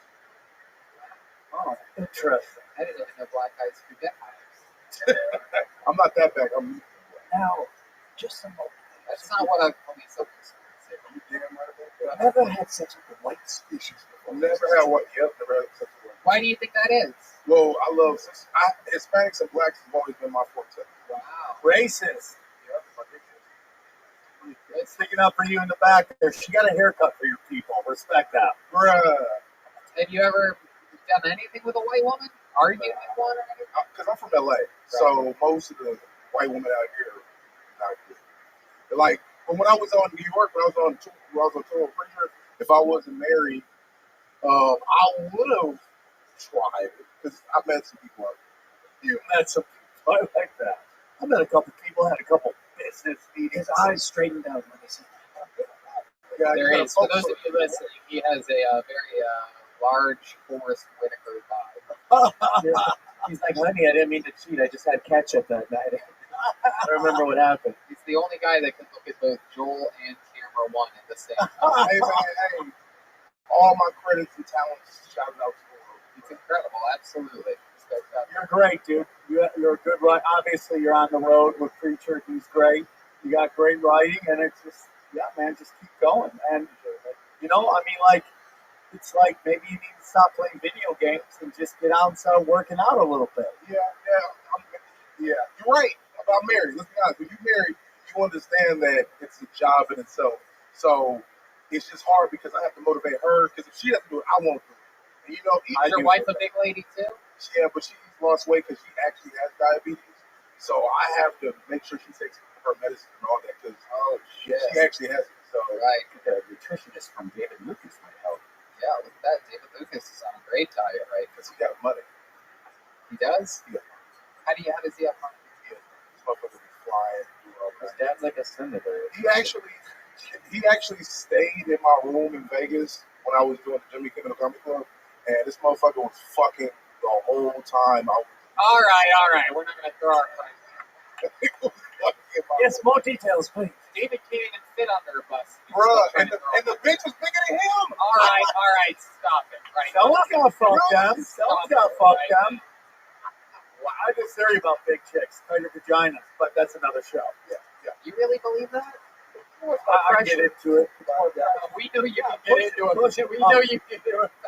Yeah, I do. I mean, dude, I'm from the 607. That's what we're all about, dude. Big bitches, keeping it real. I call them first-round draft pick moms. Right? I mean, dude, the skinny bitches don't put out pro athletes, dude. They work for the big two. You gotta go to fucking the county fair, fucking county jail, get yourself a big bitch. And that's how you're gonna have a D1 athlete, dog. Back to back, we fight crime together. Yeah.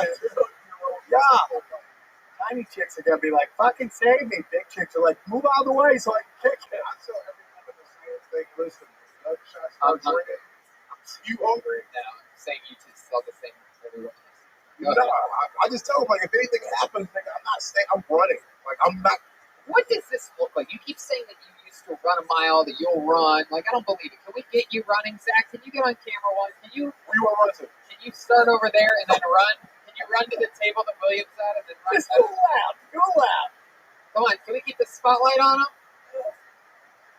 All right, here we go. And go. Whoa. Whoa. Damn, those knees are sore. I'm more impressed with the stop than anything. Really? I'm telling you, when I'm from the hood, so you already know. Stopping on the dime can save your life. Yes, that's what we call a 5-second float. Or it's a cousin. Tree sap over here. That's a phone. First. Oh my goodness, absolutely incredible. What part of LA do you live in now? I live in Boyle Heights, Boyle Heights. Wow. Mexico. So, Yeah, for sure. Like, smoke bricks, branded bricks. It's a fun time. hey man, have fun. Yeah, thank you. There you go. Dude, you know what's nice? Yeah. Compton, Inglewood. You been out there? Inglewood, yeah. Dude, because they're building all those stadiums. Dude, It's nice. It's all nice out here. I'm telling you, when I moved here from fucking Youngstown, Ohio, I'm like, hey, let's drive through Compton and Inglewood, all these songs that I listened to on the Tupac albums that I had back in the day. And I went there and I was shocked at how nice it was. It's completely everybody's grass is cut. There's houses everywhere. In my shitty neighborhood, it's a regular thing for houses to just get arsoned down. That's when you know you're in a dangerous neighborhood, is when there's less and less houses all the time. But everything was there. Real estate for sale. Gates on the windows, but we always used to that too. Anyway, who gives a fuck? Your next comedian goes by the name. We know this guy. He's a wild one. Look out. Trey Peacock, everybody. Here he comes. Here we go. Uh-oh. Trey Peacock. Come on, one more time for Trey, everybody. If you ever meet a guy with one hand, probably don't shake it. You know, because that dude uses that hand for everything. Jacking off, wiping his ass, sneezing, all of it. You meet a guy with two hands, you shake his hand, because then it's only a 50% chance that all that shit's happening. But you meet a one with one hand, and you get down on your knee and kiss that shit like she's a princess. Because let's be honest, she's doing all the same shit. That's the flavor you want on your lips. While you're down there kissing it, might as well throw a ring on that bitch, because that's the one lady you can be pretty sure that she won't run away with all your shit, you know? She can't carry it. I'll share the road with bikers, but they better be able to pedal the fucking speed limit. Wow, Trey Peacock. Look at that. I mean, this is the guy that we watched start. Didn't we watch your beginning here on Kill Tony? Yes, sir. A few months ago in this very room, and on that very spot. Am I correct? Yep. And then he came on again, and then again, and now this time? This is your fourth time. Yes, sir. Clearly your best time, correct? I believe so, yeah. Yeah, it was, by a long. Thank you. You're welcome. I mean, we've seen this before. You've come to term in a few months. You were a premature baby, right? Yep. I can tell. When were you born? 7 months? September 11th. Wow, look at that. That's the saddest thing to ever happen on September 11th in the history of civilization. Was your birth. Yeah. That's a tough one. I don't know. Okay. Thank you. Yeah, it wasn't even a question, Trey. Okay. So give us a day in the life of Trey Peacock. Where'd you drive from today? Modesto? Well, I've been out here this weekend, but yeah, I've been. What have you been doing here this weekend? Trying to do comedy, hanging out with friends, you know. Yeah, what have you and your friends been doing? Hanging around a little barrel fire? Partying, yeah. What kind of partying? Barrel fire, barbecues. Oh, barbecues, look out. No, just going crazy. Yeah, like what? Tell us about it. Give us a little glimpse into the fucking white. Drinking beer, smoking blunts in the car, running from the cops, you know, same old shit. You love that shit. You love tempting police officers. Yeah, I actually just passed, like, I got away from court right before I came out this week. Like, I thought they were going to book me for real, like, I was actually scared. But then they're like, nah, $500 and you're cool. I was like, sweet. But my license is still suspended. How come? I don't know, I can't figure it out. So you drove here though on a suspended license? No. Jesus. The cops aren't listening to this show right now. It's not. hope. But that drive, everyone knows that's a dangerous drive because you get pulled over for everything on that drive. They're so bored. Yeah, it's Fresno. Yeah. Mm-hmm. How's your family doing? Any big happenings in the famously white trash family of Trey Peacock? Still just building conveyors, you know. Yep. Also, what is your heritage? Because Peacock is a big family. My mom's that is. It's on to Peacock here. Isn't that exciting? Yeah. What are the odds, bird watcher? Very test drive. Wow. Goodness. I like the way he's looking at me. It's okay. What? Trey's a very paranoid guy. You do a lot of illicit drugs, am I correct, Trey? Sure. What's the most recent drug that you did? We do guess. We all guess. No, you go ahead. You're based on the. I'm going to say there's been a little crystal meth in that party.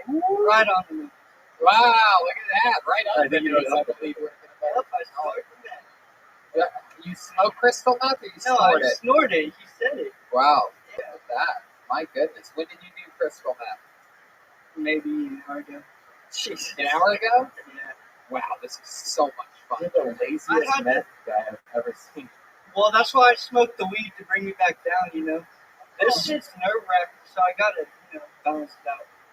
Jesus Christ. You're doing speed and stand-up is fucking insane, dude. Yeah, right? Yeah, because I can kill it. See? Does crystal meth make your head shrink? Yeah. It does.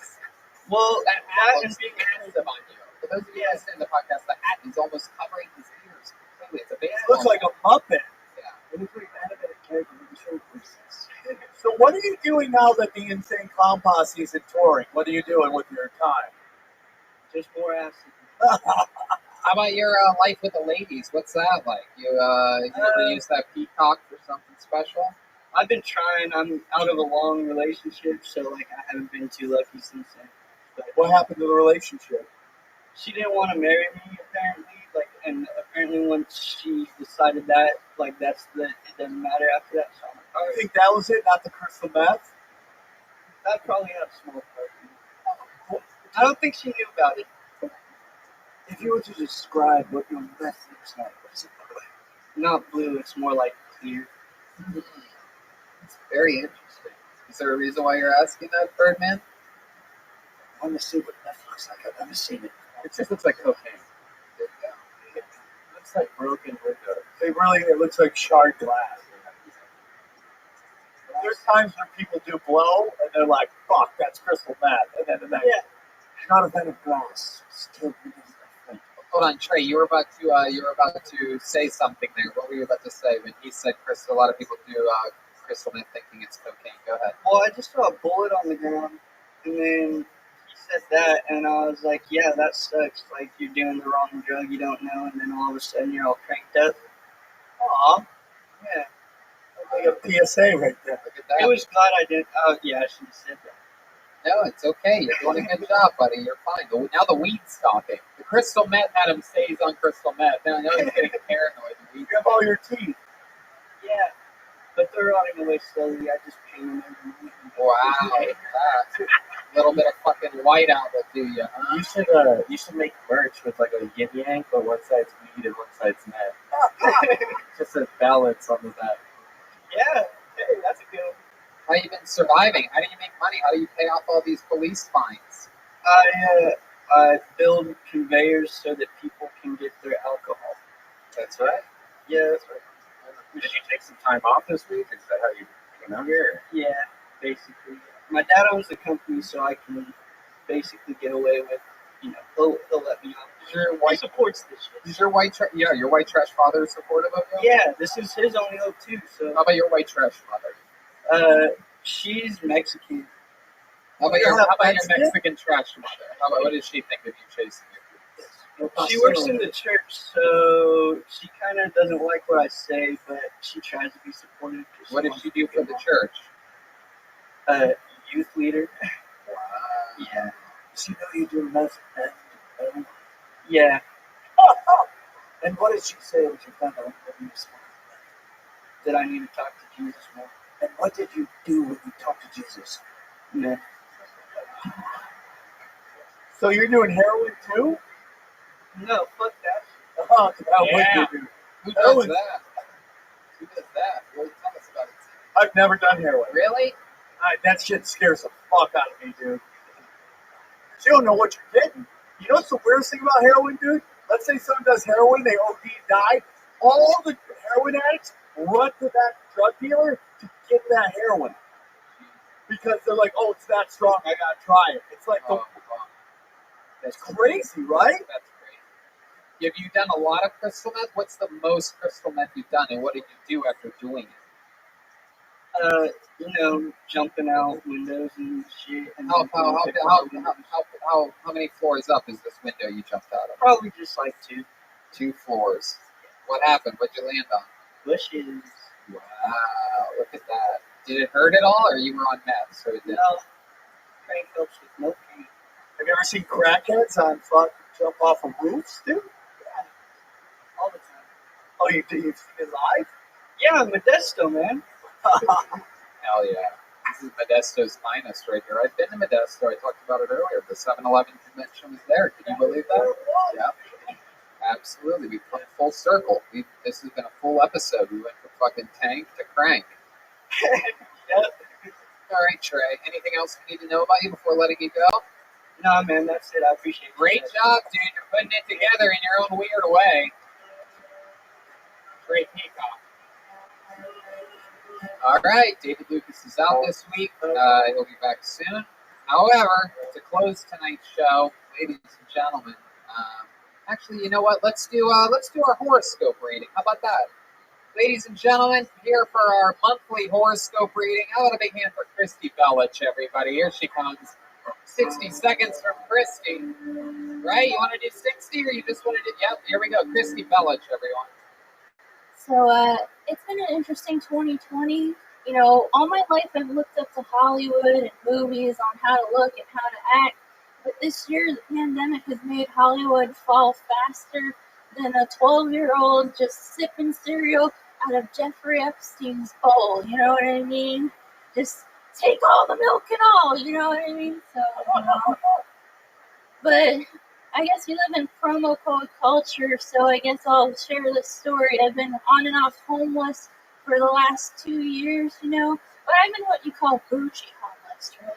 Because bougie homeless is when you find yourself ordering Grubhub to an ExxonMobil at 2 o'clock in the morning on promo code. So you're just eating your organic orange chicken at the same place you're washing your motherfucking asshole, 2020, y'all. 2020. Boom. 59 seconds of heat. Christy Bellich also getting stronger every time we see her. That was wonderful. Basic, delivery, projection. You had it all there. I love Jeremiah fan up there. This is Daniel Thornberry and the great Bob Henry. That's Bob Henry back there. Thank you guys for what you do. Oh, really good. Great stuff. Sam, got any notes for him?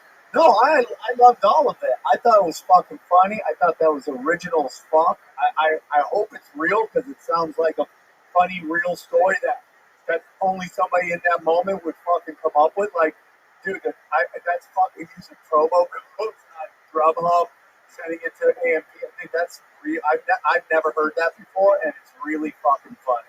So let's do it. It's the second week of December. Right now, right here. Let's talk about it. Let's get our horoscopes and your predictions for our futures. Christy Bellich, the resident psychic here on Kill Tony, the first ever gypsy queen, soothsayer, witch, the Kill Tony official witch. I guess so.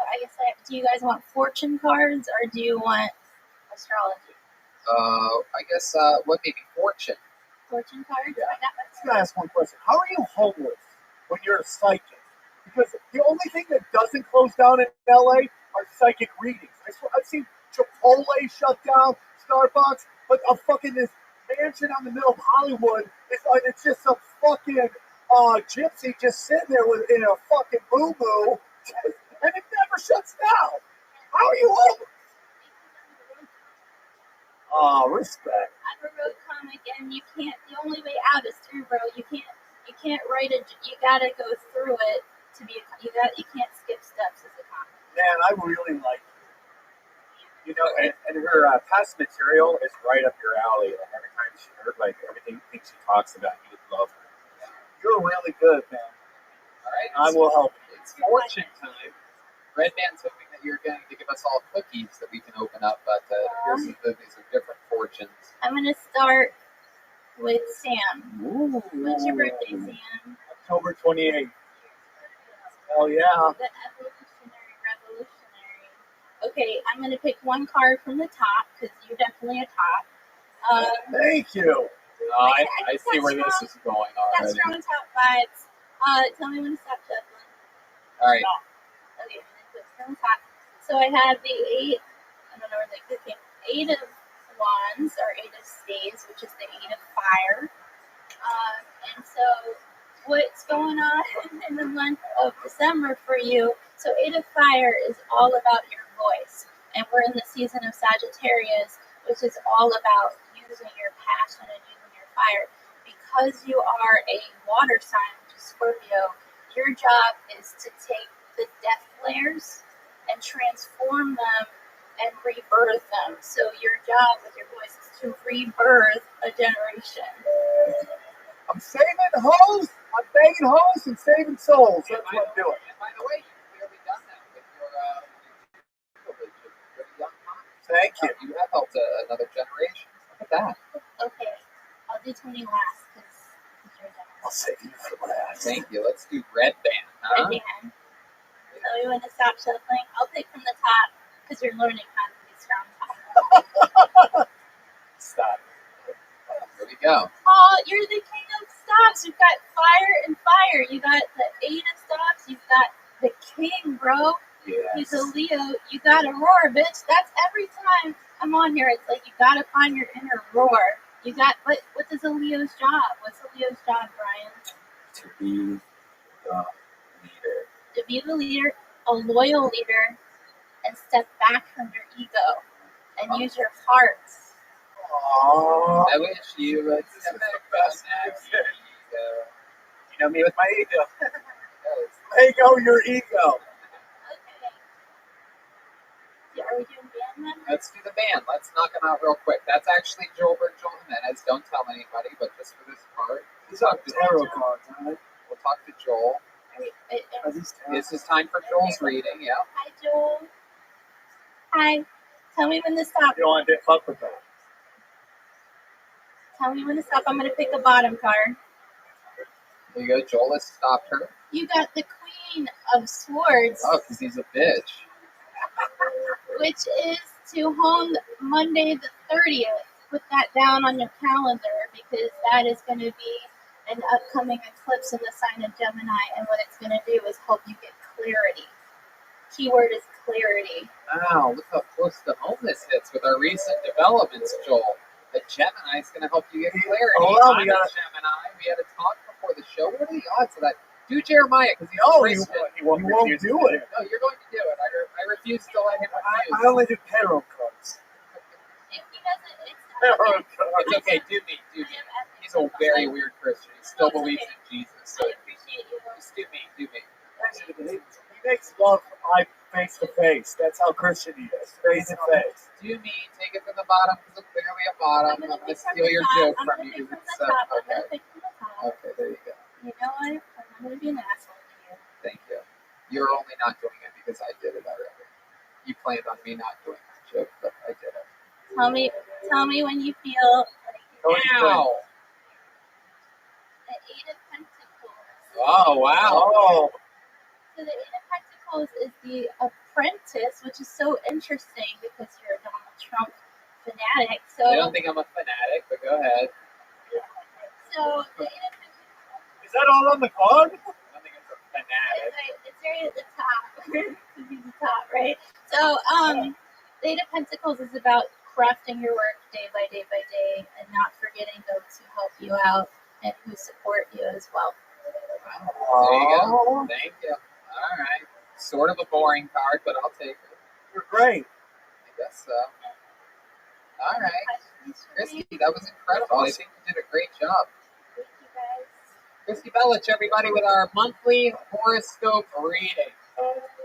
There's only one thing left to do, and David Memphis South and Michael Laird kicked off the show, so I guess we have to just go to the big closer, our own John Rocker, if you will, a guy that throws nothing but fucking fastballs. Let's see what happens this week as I bring up the one, the only big red machine himself, the great William Montgomery.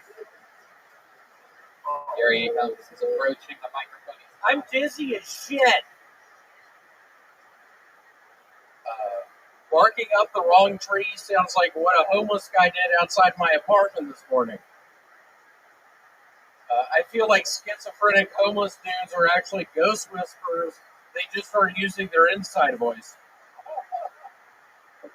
Imagine you're in this fantasy world where you're the king pimp and all the hoes bow down and are bringing you vanilla wafers and preparing a bath made of wine, and then a homeless shelter volunteer interrupts to say, Melvin, this is your bun.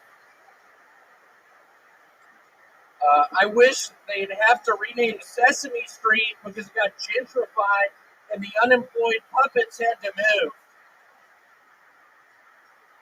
Shout out to Sesame Street for being both educational and also apparently an ice skating trip coming to a city near you. Why did Hunter Biden knock up a stripper? He ran out of dead brothers' widows to bang. Very good. Look at that. I love it. Great job. Couple jokes in there where you made a face afterwards. Yeah, I'm dizzy as shit. Oh, look at that turn. Very interesting. I am really dizzy. I don't know. I was taking pills earlier. Mitch Burrow gave me some pills. What kind of pills did he give you? I don't know. He said they were Tylenol. I told him I had a really bad headache, and I don't know. I met his wife. Oh, the great Lee. Lee's here. Mitch is here, everybody. Mitch just Yeah, walked in. Mitch, What are the odds of this? Mitch is having a baby. Hey, Mitch, I just got to tell you, it's not your kid. Whoa. If that thing comes out with a red beard, you should be scared. Or if it comes out with a tail. I actually have a tail. You do? Yeah, it's right above my butthole. Oh, my God. That's like in your butt crack? Yeah, it's like a brown tail. Why is it brown? It's like a foot long. What? I have to tuck it in my underpants. Can you wiggle it? Yeah, I can fucking wiggle it. It's my tail. Were you born with it? Can I wiggle it? Yeah, I can wiggle it. It's my fucking tail, Tony. Your parents have tails? Yeah, my parents know about it. Your parents have tails? Yeah, my parents know about it. Let's call them right now and ask them if they know about it. Can we call them? Should we? Yeah, we should. How do you think we should call William's parents? Of course. Put them on speakerphone. Put the butt end of the. I gotta get my phone. Oh, you don't get that. Oh. Yeah, it's on the bridge. Oh, look at that. Oh, look, it's Mitch Burrow, everybody. Famously, the last guest from the last episode. Let me look up Papa's cell. Uh-oh. Papa Cell. It's a tale of two parents. Tale of two tails. Uh-oh. Put it on speakerphone and put it up to the butt end of that phone. Let's wake up your parents out. Memphis, Tennessee. Here we go. We're about to talk to the Montgomerys. This is very exciting. Here we go. Zach zooming in on William here on YouTube. Don't zoom in. No, it's. Hey, Papa, I was telling him about my tail. What the hell are you talking about? The tail right above my butthole. Oh, yeah, that tail. Hello, Mr. Montgomery. It's Tony Hinchcliffe here with Bill Tony. Hey, Tony, how are you? I'm great. It's another beautiful day. William's telling us that he has a tail on his backside, an actual tail that he believes that he can wiggle and shake. He says he's had it his whole life. Have you ever seen this tail before? I have not, but I'd like to, because it would finally be a talent that we can find.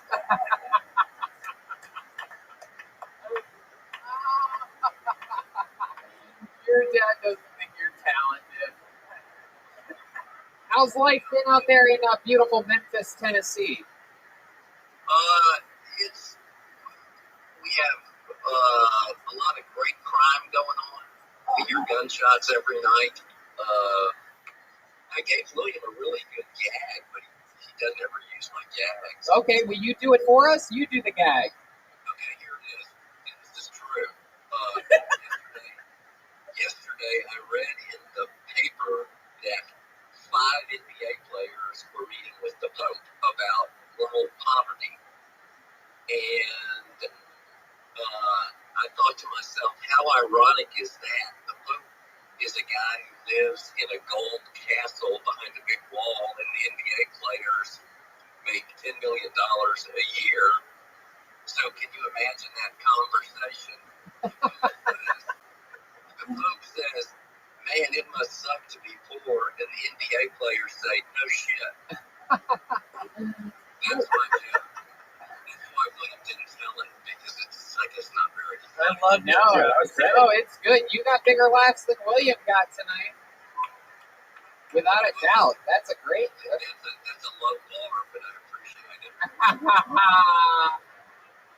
Mr. Montgomery, it's always a pleasure talking to you. Next time you see William, ask him to show his tail. Yeah, I will. Great talking to y'all. Y'all all take care of yourselves. And I saw Jeremiah's going to have a boy. That is so wonderful. Congrats. Dude. Yes, he is. You know, sir, your son is one of the top gay comedians in Los Angeles. That's what he tells me. I remember coming home one night, sort of drunk at 3 a.m, and I am fixing a cup of water, and you and Mama come down, and out of nowhere, you're like, William, are you gay? Do you remember that? Yeah, and it didn't surprise me a bit when you said you were. Tell Mrs. Montgomery we all said hello, Mr. Montgomery. It was so great to talk to you. Have a great night. She's right here. You want to say hi to her? She ran off. Okay. Y'all take care. There you go. That's the Montgomerys, everybody. How cool is that? Always the hit on this show, the Montgomerys. You have such cool parents, William. What the fuck happened to you? I started losing a battleship to my cousin Taylor, and I couldn't deal with it. And then I found out I couldn't read, and then I couldn't go to the beach, and then I forgot to bring towels at the beach, and I was having to surf. What are you looking at, Red Man? I just was with that fucking face. I'm telling a funny story, and you're blankly looking at me. What the fuck is going on? You said you lied to us.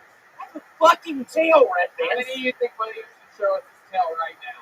To close tonight's episode, this is it. Here it is. He's reaching for the belt. This is the moment we've all been waiting for. I'm going to be to you. A lot of people said this would never happen. It's a brown tail. Oh, he's doing the shoulder shake. We've seen this before. Uh-oh. Here we go. Here it comes. Uh-oh. The shorts are coming down. Here we go. Okay, here it is. He's pulling it down. No, he's not going to do it. I can't. Wow. Tony, I actually don't have a tail. Oh, wow. You lied to us about that. I knew it was great. I have to be truthful with y'all. I actually don't have a tail. We believe you. I got a black eye the other day. Yeah, how'd you get a black eye? Somebody punched me. Yeah, for what? Got in a big fight. About what? Groceries. What about the groceries? Just buying produce, and I'm at the grocery store, and this guy named Frank comes up, and he's like, hey, those are my groceries. And I look at him like, Frank, this is a grocery store. All right. There goes William Montgomery, everybody. The great William Montgomery. We love him. Follow him on social media. Same with Michael Lair, michaellaircomedy.com. Here comes the drawing for Brian J. Ebelt. Ooh, look at this one. Ooh. It's a special bird one. The big bird there, the entire cast, the crew, and Sam Tripoli. Am I? Absolutely. You're right in the mix. Right there. Oh, look at that. You look like a badass in this one, too. I do. I look samurai-ish. Every single print is available at RyanJabelt.com. Go check out all the tour posters. It's incredible. He's an incredible artist. RyanJUbalt.com. I want a big hand for tonight's guest, the great Sam Tripoli, everybody. Come on. Even while crowd, this show is great. We love you so much, Great Sam. show. Plug your stuff. Tell everybody where they can find you. You are dialed in. This guy's absolutely killing it. We were talking about it before the show. Thriving through this pandemic. I'm going to be in St. Louis the first weekend. I'll be at Helium's with a couple buddies. That's going pretty well. The road's doing well. Check out my podcast, Tinfoil Hat, if you like conspiracies and what I call truth, the real shit. And then I have a sports podcast called Punch on Sports, and I have a whole bunch of other podcasts. Sam Tripoli. Guys, the leader of the band tonight was not actually Nathaniel Thornberry. Spoiler alert, it was Jeremiah Watkins. Wow. Fresh off the release of his brand new special. Of course, I'm talking about Family Reunion, available everywhere, including JeremiahWatkins.com. What else, Jeremiah? Yes, Amazon Prime, VOD, many places. At Jeremiah stand up on social media, and we've got a great podcast with Jeremiah Wonders, different characters, different great interviews. You check it out at youtube.com/Jeremiah Watkins. Great show. Boom, Jeremiah Watkins. And Bob Henry on the drums, I do believe, and my eyes don't deceive me, that's actually Joel Jimenez, everyone. Big Dick Joel. Joel, tell us about it. Nothing. Shout out to Ludwig and Mostly Sorry podcast. That's it. Guys, thanks a lot for watching Kill Tony here at the Comedy Store. Thank you very much. Indeed. Thank you to the Comedy Store and to the great Shore family and everybody who takes part in it. Richie, the manager, Curtis, Jen, all the incredible people here that help it all happen. Guys, we'll see you next week for another episode of Kill Tony.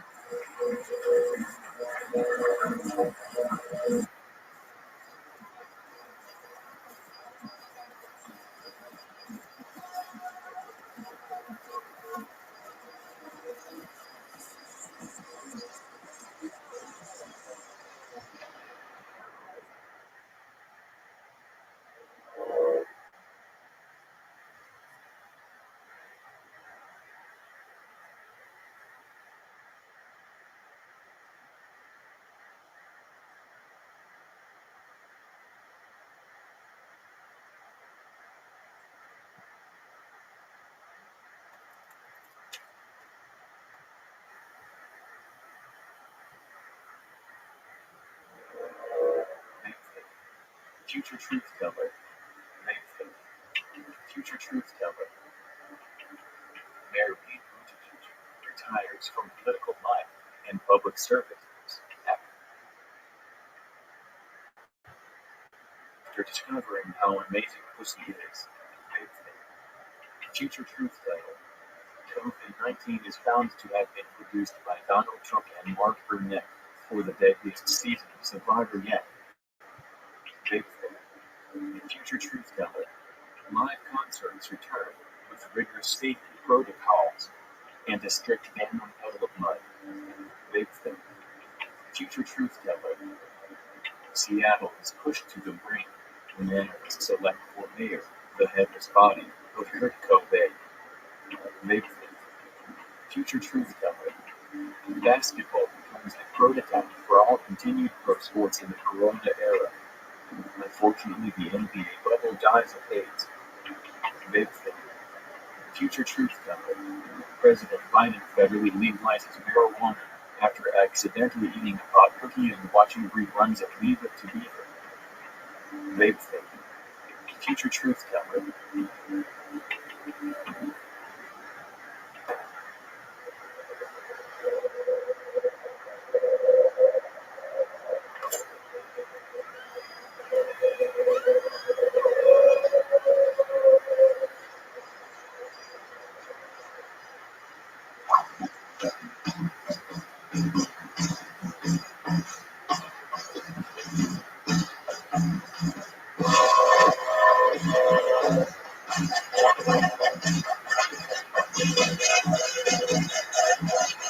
Austin, Texas, make some fucking noise.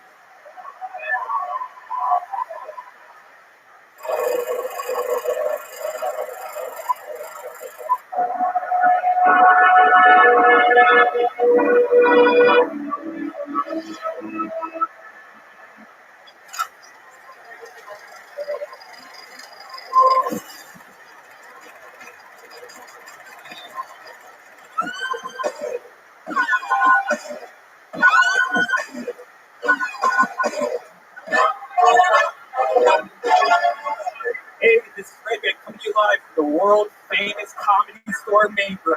One more time. Here's Tony Hinchcliffe. Yo! Here we are again, back home at the world famous comedy store. So excited! Christmas coming up, Red Band. What's Yes, happening? Happy Christmas. Happy Christmas. That's what they say. Yep. Happy Christmas Happy to you. Christmas. Happy Christmas to you. Yep.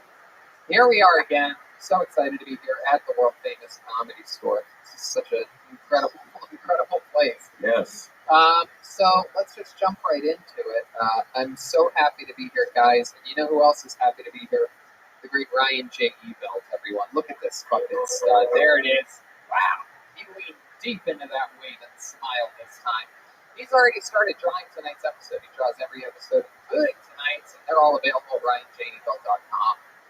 Big, famous, cool tour posters from the past, and any one of your favorite episodes featuring all of your favorite comedians. RyanJebelt.com to get those prints. You know who else is here, Red Band? You know who else? Oh, Charlie from Vito's Pizza is here, keeping us fed, having fun, kicking butt. Gino from Speedweed, Betterbox Studios is here. It's a star-studded fucking, just like the old days. The old days when we used to have fucking Nate Diaz and Gary Clark Jr. and fucking Obama's daughter and all these people are here to see Kill Tony. Anyway, we're having fun though. We're plowing through it. Nothing depressing about having 9 people in a room built for 603. It's perfect. The acoustics, you know? It's about the acoustics. That's what they say. The fucking acoustics. But I'm excited to be here, and we're going to have a lot of fun. But before tonight's episode gets fully fucking going, here's a little word from our amazing sponsors that made this episode available for you. Hiring can be challenging. With ZipRecruiter, it makes it fast and easy. One CEO, Ali, needed to hire for a multifaceted role at his wallpaper company, Walls Meblog. He was looking for someone who was the right fit for his team and culture, but his search was slow going. So he turned to ZipRecruiter. ZipRecruiter's powerful matching technology identifies the right people for your job and actively invites them to apply, which is why you should try ZipRecruiter for free at ZipRecruiter.com/KillTony. That's how Ali found Savannah Ray. Ali said Savannah's skills and experience were a great match for the role. Plus, she applied within a few days after he posted the job. Through ZipRecruiter, Ali has hired everyone from head of marketing to his sales director to lead graphic designer. But Ali's not the only employer who knows ZipRecruiter. That's right. A lot of them do. 4 out of 5 employers who post on ZipRecruiter get a quality candidate within the first day. See for yourself how ZipRecruiter makes hiring faster and easier. Try it for free. That's right, free at ZipRecruiter.com/KillTony. That's ZipRecruiter.com/KILLTONY. ZipRecruiter.com/KillTony. We have a guest this week. Very, very exciting stuff. This guy, comedy store employee when I got here, when I started. Next thing you know, he's Shrek on Broadway. He has his own show on Nickelodeon, Big Time Rush, one of the stars of it. And he's just an overall great comedian, great guy, one of our good friends, ladies and gentlemen. It's the great Stephen Glickman.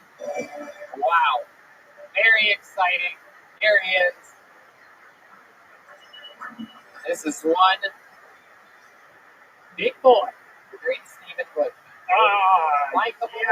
Likeable, lovable, the host of the Nighttime Show podcast, one of the incredible voices of one of my favorite animated movies I've ever watched, The Monster Hunter.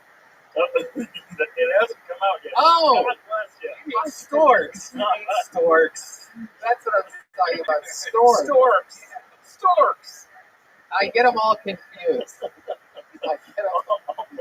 All the children movies. Get you confused. How's it going, Stephen? Oh, I'm fine. I'm happy to be here. This is nice. You've been a guest on the show numerous times, so I won't bore you with any of the particulars. But you do remember there's a band here, right? I do, and I love a band. Every single week they commit to being different characters. Sometimes it's a return to some of their famous characters. I don't know what they're going to be. We're all going to find out what they are together right now. Let's I present to you the best damn band in the land. It's the Kill Tony Band. Jeremiah Watkins, Joelberg Joel Jimenez, Jet Ski Jesse Johnson. Chroma Chris? No Chroma. Uh-oh. Jeremiah, Joel, and Jet Ski, the big 3 J's. A lot of J's.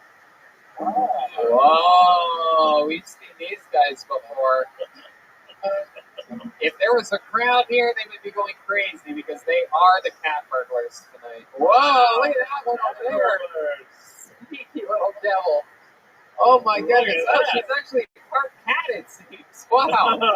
She's more cat than burglar. That's an interesting twist. My goodness gracious. Jeremiah really banking on you using that camera one angle. It's too dark to even see. Oh, he's going everywhere. Look at this. Uh-oh, what does that look like? Whoa, that's a good one. Wow, you nailed it on that one. It's very good. Jeremiah Watkins, cat burglar. They have arrived. The most famous Kiltony characters in the history. I believe they were even in the famous band calendar. Right? What month were you? December. I'm sorry. It's my memory.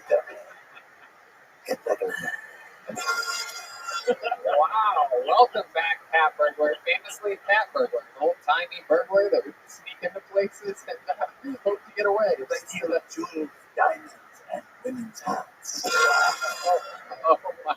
Oh, I've been taking the underwear, dude. It's supposed to be the heart. And then, is your name Cat Burglar too back there? I always forget. You guys are just Cat Burglars? This is one of those. All right. And I know for a fact, it's the first time we've seen this young lady be a cat burglar, I do believe. It seems like she is more cat than actual burglar. You have actual qualities of a cat. Yeah, that's something in my throat. It's great to be here. It's another, and your name's just Cat Burglar as well? Well, Tony, we keep getting caught because of her. That is one, that is two, and I am the cat. I swear to God, I just wrote down Cat Burglar 3 times. It's part of my system. Yeah, that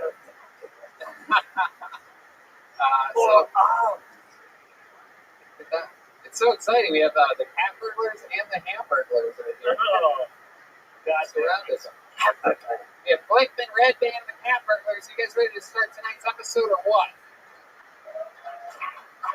All right. That sounds good enough. Ladies and gentlemen, we're going to start tonight's episode with a goddamn legend. One of my favorite human beings in the world. One of my favorite comedians. New York, Chicago, LA zone. The great Michael Lehrer, everybody.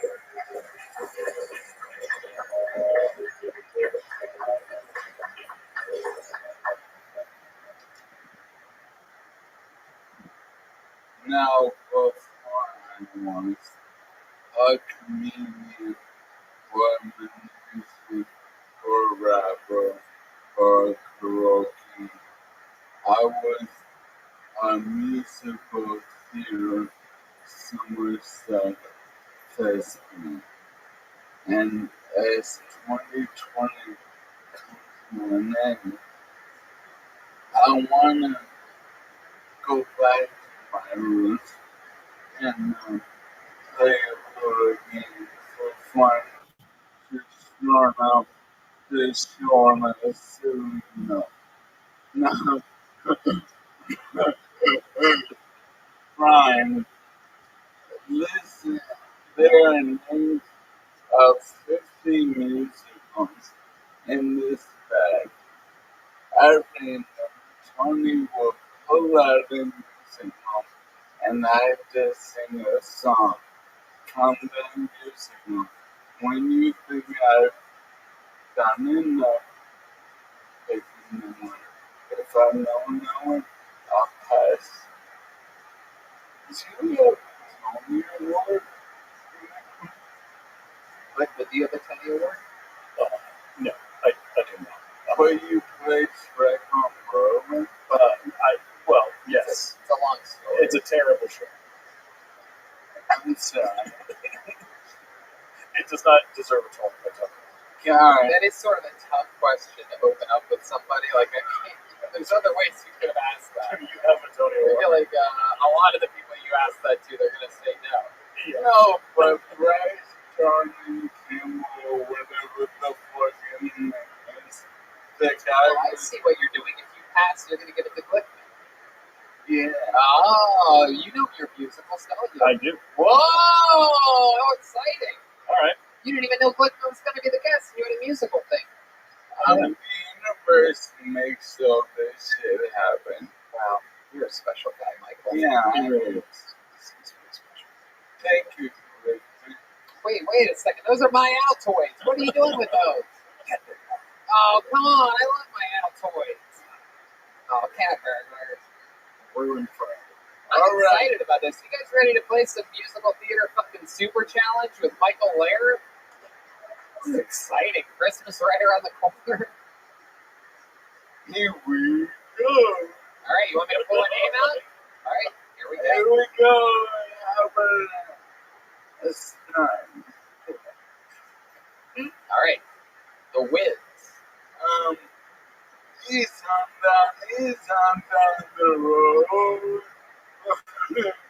He's on down the road. Now the rainy time when you renew. Right there. Let the sunshine in. Let the sunshine in. The sunshine in. The saddest version of such a happy song. How about Company? The lady is too much. The lady is too much. Oh, wow. That was great. Yeah, that's impressive. He's passing it off. Do you know the words? I don't know the words to that song, but Company. I mean, I know the music. I bet he knows something about this. Oh, Jersey Boys. You know Jersey Boys. I know you know Jersey Mike's. hey, right. Come on. Jersey Boys. Oh, pass to you. Uh-oh. Somebody.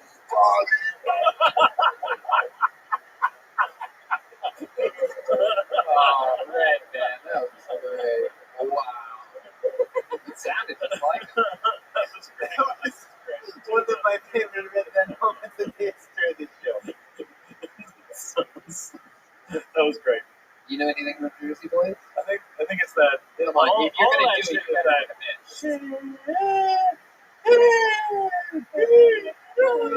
right? Won't you come out tonight? Come out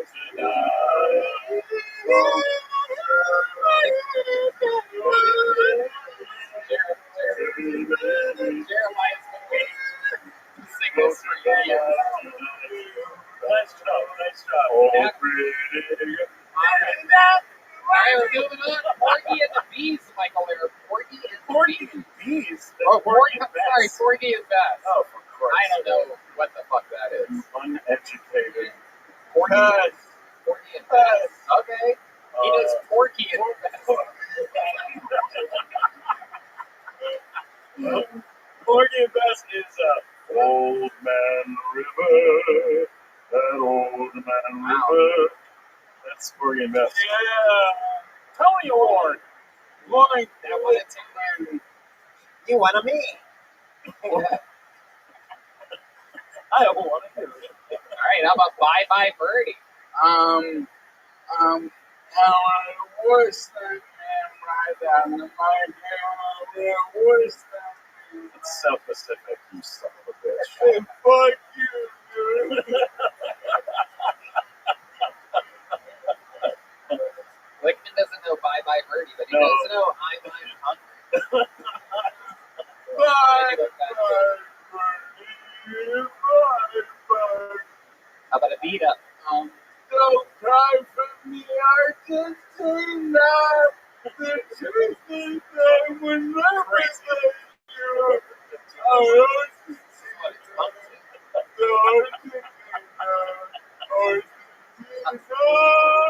How about My Fair Lady? If one should be easy with the dashing positivity.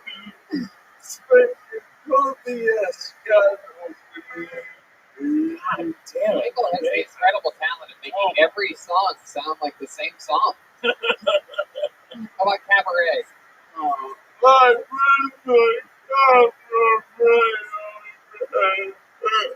about Tommy?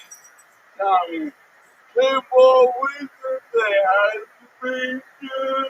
Phantom of the Opera. Night jumping.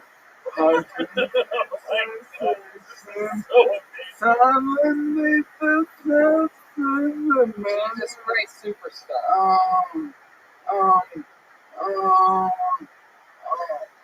What was this during the crucifixion? You took your picture of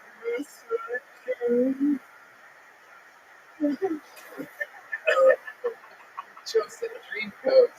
I hear the still drums in the song. Listen, you know you got it on.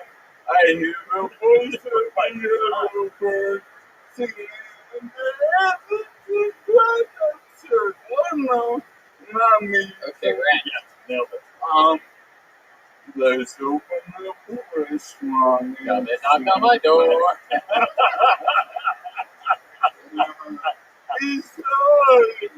Oh my God, spell. We're just gonna go through all of these. How many do you think we should go through all of these? Okay, nobody wants. You're right. What's that easy song from God's Plan? Crazy, crazy,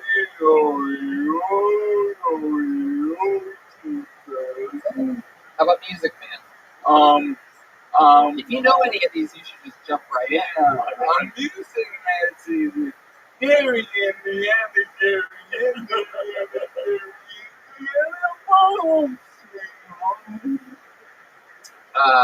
Wizard of Oz. If only I brain, I would always be hours running with Cats. Les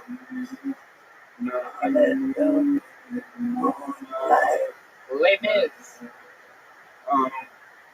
Master of the house, keep rolling. He's got him, man. He's got him. And over on the South Pacific. I was that man right out of my head. There you go. Company. Where did they come to me lately so much? Smoky Joe's Cafe. I Grease. Yeah. Every song starts with that one note.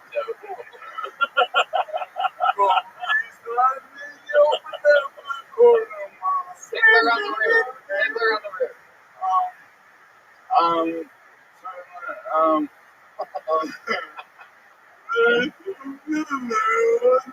Wait, that's not a song. That's not a song for me.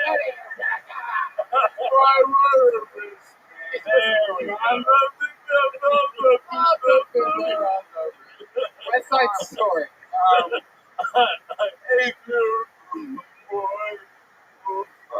Chorus line. I agree. Guys and Dolls. I got a horse right here, sing this for me. And Yankees.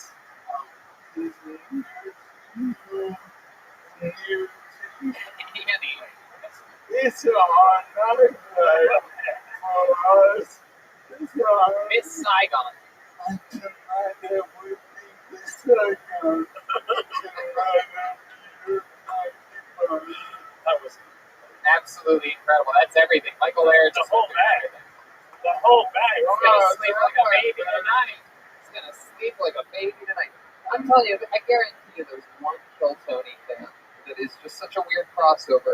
He's a Kill Tony fan and a musical theater fan, and he has been waiting for a segment like this. He figured his ass the whole time. And check out my Patreon for the prostate level. that was the thing. Is that true? How do you know so much about musical theater? I did before I did any of this shit, I did all that shit. Wow. Yeah, more of this, but I mean, I do remember the time that you beat Jeremiah in an acting competition. That was incredible. I remember that very clearly. but that was so fun. What a beautiful coincidence. And that really went better than the marathon. And what a fun way to win. You're goddamn right. You're the best. Medicine one thing. Of course. I'm wearing my own merch. Oh, guess where I bought the Hollywood Goodwill. No way. I swear to God. You were at a Goodwill and you found your merch? Another comic did, and I rushed through there and I bought it. And whoever bought this and whatever I did to you, I'm not sorry. But I was sales record for every fucking thing I saw. So I will find you. And thank you for buying a $40 shirt. Yeah, Michael, I'm sorry to interrupt you. When did those go on sale? When did you start selling those? Oh, I thought you meant discounts. Yeah, that's the point. Less than a year. What size is that one? It's like a small, medium. Yeah. But someone was a fan of me, and then I alienated them in the last 9 months, and they threw me in the trash. I like how he just slowly turned into John Malkovich right there. I mean, it's just so wild. I don't understand how that happens. I guess they could have gotten the wrong size, maybe, but it almost seems like someone got it as a gift for someone and misheard what the person said. Tony, you know, I'm a big Michael Bearer fan or something like that. Is there a Michael Bearer? No, after George Floyd was murdered, I spoke him and I pissed off a lot of people, and a lot of people brought my merch up. Somebody just it was a big No Doubt fan, and they thought it was from the band No Doubt. They're like, what the fuck? That's not good. Yeah. Also, just a girl. The comic found it at Goodwill, and maybe you go over there to buy it. They could have just buy it from the Goodwill and give it to you. This is an idiot. Well, that's your first time. Wait a minute, it's your first time seeing the great Michael Bearer experience. Yeah, it's pretty amazing.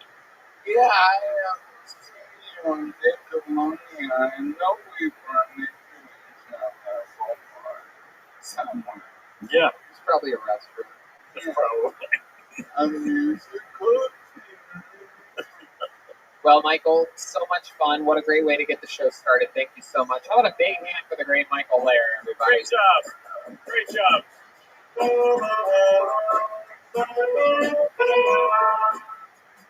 All right. Your first comedian performing tonight goes by the name of Kylie Vincent. Here we go.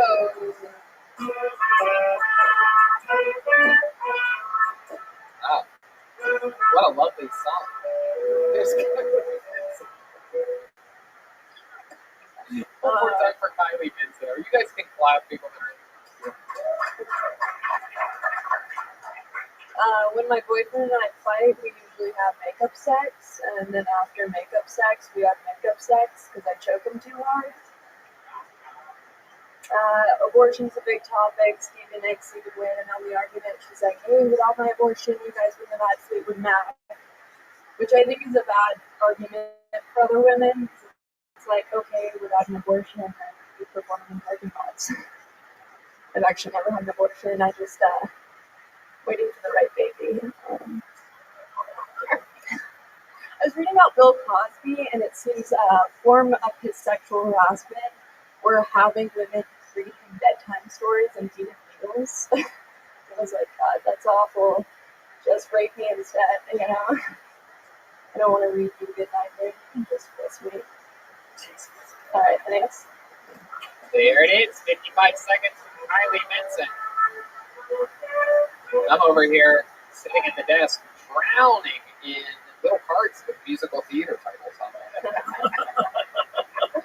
Just covered over here. Kylie Vincent, you've been on the show before, correct? I was kicked out last time. Oh, you were under 21. Yeah, I was. Thank you, 21. Wow. That's right. Now I'm back, baby. That's right. Now you're 21. When was your birthday? I got my birthday. Congratulations. And remind us what we found out about you last time you were on the show. I have an autoimmune disease. What's the autoimmune disease? It's called sacred ileitis. And what does that mean again? It's just in my back. It's a rodent.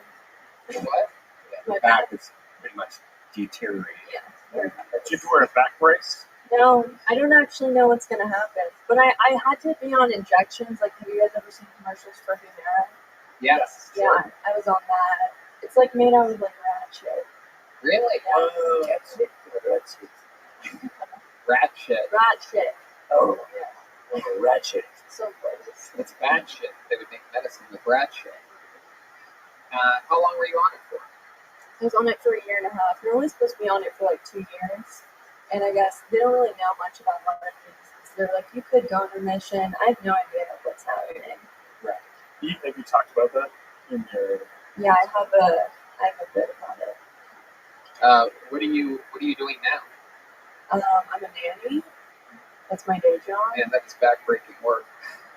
Yeah. Is the kid? How old's the kid that you're nannying She's for? 6. 6. Just one kid? Just one. One 6-year-old? Yeah, she's perfect. Really? Yeah, it's a good day. They just took me to Hawaii. Wow. Yeah. That's awesome. I know.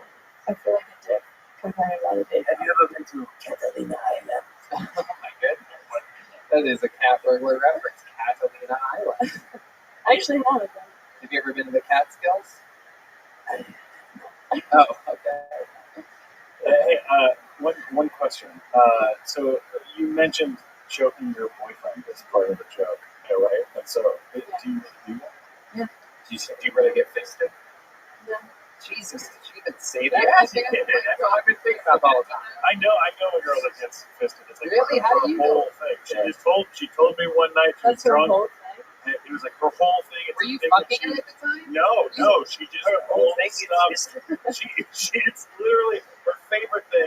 Hold on a And second. she pulls it out with different guys. She Hold pulled on out a one of second. the- Stop. So where were you when she told you about We were sitting at my kitchen table drinking. Just the two of you? Just the two of us. And The two of you, you're two big fists. With my two big fists. hold on a second. So you're at nighttime, you're table, you're not hooking up with this chick. No. And you're drinking with her. She was my dog sitter. Oh, I bet she was. Yeah. She sat on your dog. Went up her ass. And then she just starts. But she said it very nonchalantly, similar to the choking thing, where they just because I've been in a relationship for 9 years. I'm single now. Right, and then you're talking about and then I hear someone go, "Oh yeah, no big deal. I get fisted sometimes." And then I heard someone else go, "Oh yeah, I love getting choked when I'm getting fucked." I was like, "No, those are both things I never heard about 10 years ago." Boykman looks But like they're very normal now. I said the same thing. Girl loved to be fisted. I dated, and she had to teach me how to do this spiral hand thing. Like you can't just put your fist in. You have to go like this, and then get it in. What is that? Oh my God! It's a cone shape.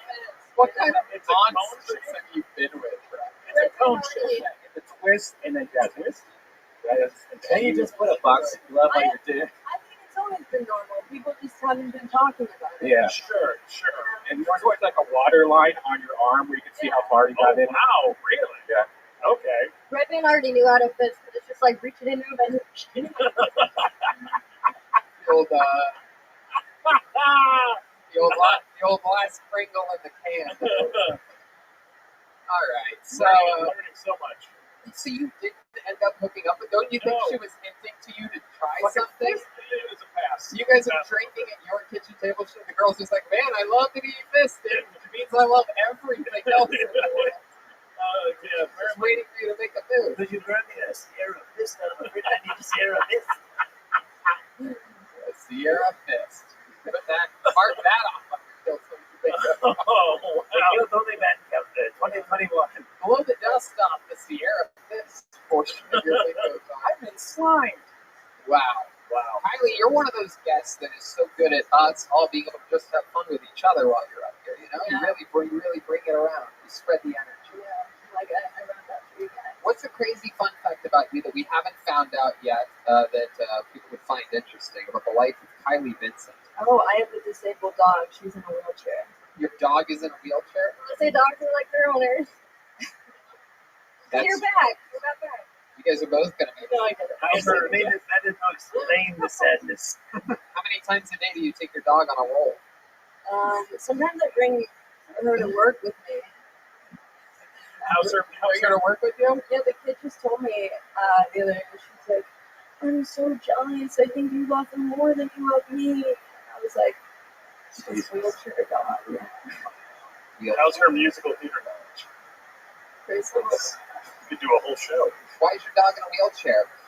She's a rescue from Mexico. She was hit by a car when she was a puppy. Wow, what was she trying to do? Illegally cross the border? Yeah, I think so. But actually, the second day I had her, she got hit by another car. What? Dog's stupid. Yeah.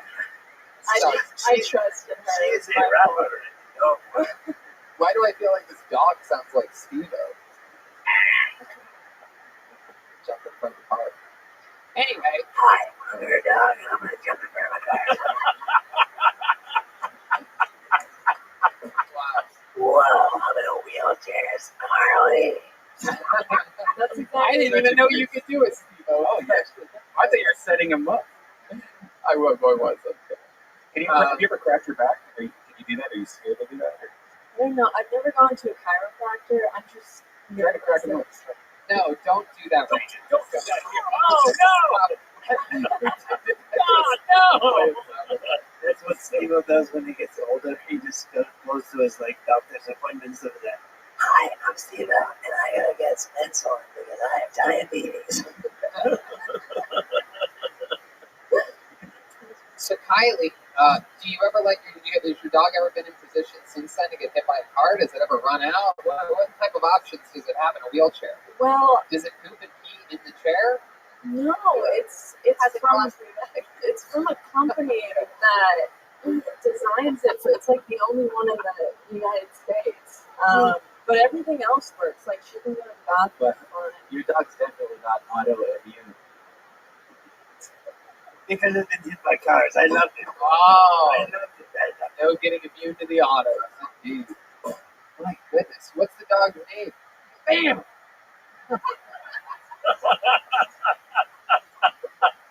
Her name's Bonnie. Frogger. What kind of dog is? Frogger. What kind of So good. What kind of dog is Bonnie? Dogger. Oh my God, there's so many noises right now. She's a Jack Russell Terrier mix. They don't know. So that was an episode of Jack Mixed Russell. with asphalt. Yeah. Oh my God, she's 80% front end. This is so great. This is the first time in over 7 years that we've had a person talk about their dog in a wheelchair. These are fresh jokes.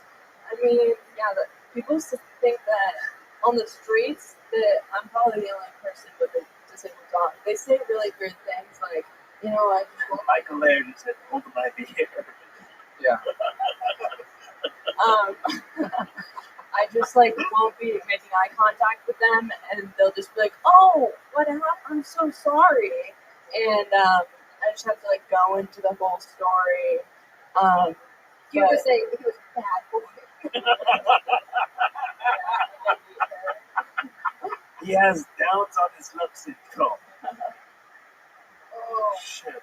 Oh, she's part gray now. I mean, she was hit by a gray now. Oh, it was incredible. Wow. So, how does it go to the bathroom? It's everything's normal. Was it sitting in the chair, or is it like?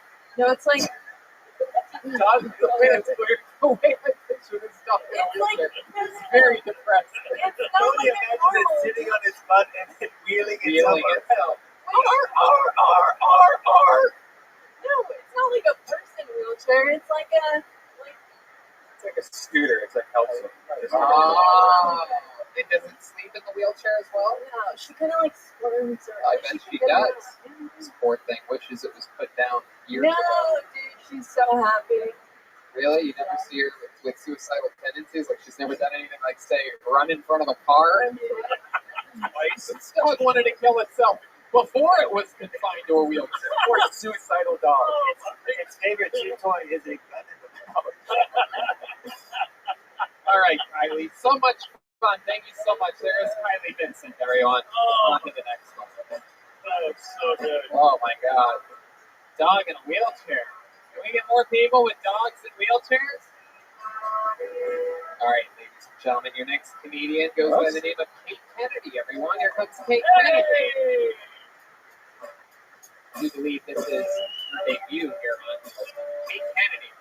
Oh, this is embarrassing. My dog also is disabled and is too stupid to learn how to use the wheelchair.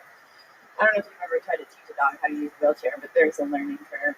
I used to do hardcore pornography. It wasn't degrading enough for me, so I got into stand-up instead.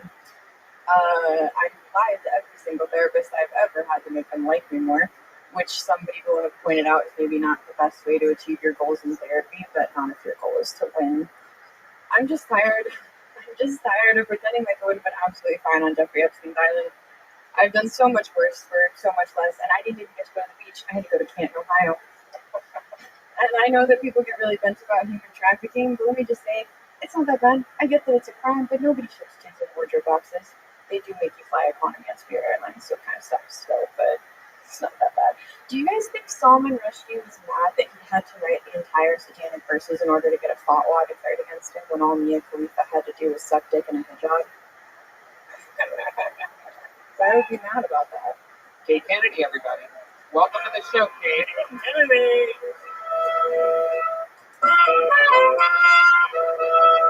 There you go. Kate, how long have you been on stand-up comedy? This is your first time on the show, right? This is my first time on the show. It'll be 2 years in April, I think. Yeah, 2 years. All of it here in LA. All of it here in LA. This is the first place I ever did stand-up right here. And a former hardcore porn star. Former, I know. I just got nominated for my last award for the year. What was it? Best gangbang. Wow. This is absolutely incredible. How many people were in the gangbang? Only 3, which I didn't think qualifies as people. I'd always been told there were 3 guys and you. Yeah. That's like a Wednesday. They weren't cholos, though. They were Catholic priests. Did you say Catholic priests? Catholic priests. Yes. I said the Our Father and Latin while they came on my face. Really? Dude, who else could do that? I deserve the award. Wow. It sounds like you're about to get a Tony Award. Hey. Wow. Is that true or are you just being funny? No, that's absolutely true. They were priests and you were a Catholic schoolgirl and that got nominated for an award? Yeah. That's actually the plot of this. Wow, what's happening? What was that looking for? Oh, I'm just looking at Jeremiah get hard. Okay, Jeremiah disgusting. Jeremiah loves Catholicism. Wow. So what are some? Catholicism. Yes. I mean, if that's the scene that you're getting nominated for an award for, what I have to ask, what is like your most like silly or embarrassing or weird or fun thing that you parodied? Did you parody? I do. I got nominated for Best Parody last year. What was that one? It was at Archie Comics. It was Betty and Brown. Or no, it was now you're about to earn a Red Band Award. Okay. Also, what does your acceptance speech sound like? Oh. I don't have to go this year because It's the only award ceremony where they don't thank their mom and their dad. I want to thank my mom. And God is not mentioned anywhere. What are those award ceremonies? It's literally the world's biggest circle jerk. Like, quite literally. I don't know. Have you ever watched a girl cry in the hallway because she didn't win Best Anal Scene? Like, it's a trophy for getting fucked in the ass. And she's outside crying. I just always stand outside in the hallway during the awards because I don't like to sit. And so I just stand there and wait for them to come out and cry. When the porn stars cry, do they like rub their eyes really hard and it just squirts out everywhere? Or what? It's Pedialyte. It's mostly strawberries. That is true. This is what I heard. Is that porn stars drink Pedialyte for squirting. Have you ever done that? I have, yeah. Oh my goodness. What haven't you done? It's a really good question. I got waterboarded. Wow. Yeah. It's incredible. It's great. You got waterboarded and definitely got Whataburger. On the way here. What? I'm so sorry. I apologize to everyone in the stand-up community. What did you just say? What? Good. What did you say? Go ahead. On the way here. Right.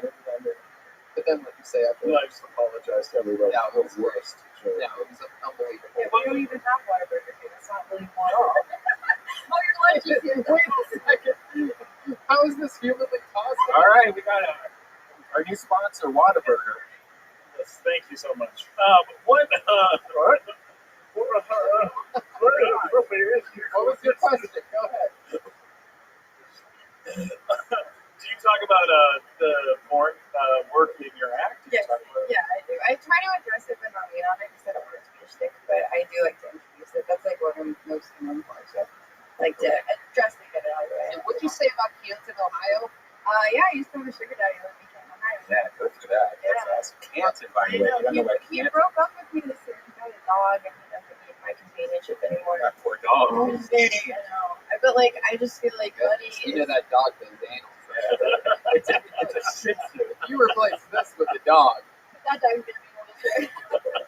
I just feel like he's way less fun to do cocaine with. Like, that's my opinion. But What did you have to do as part of being having a sugar daddy? literally nothing. It was the best job ever. Other than what? Like, you must have had to do something. Did you No. talk with him?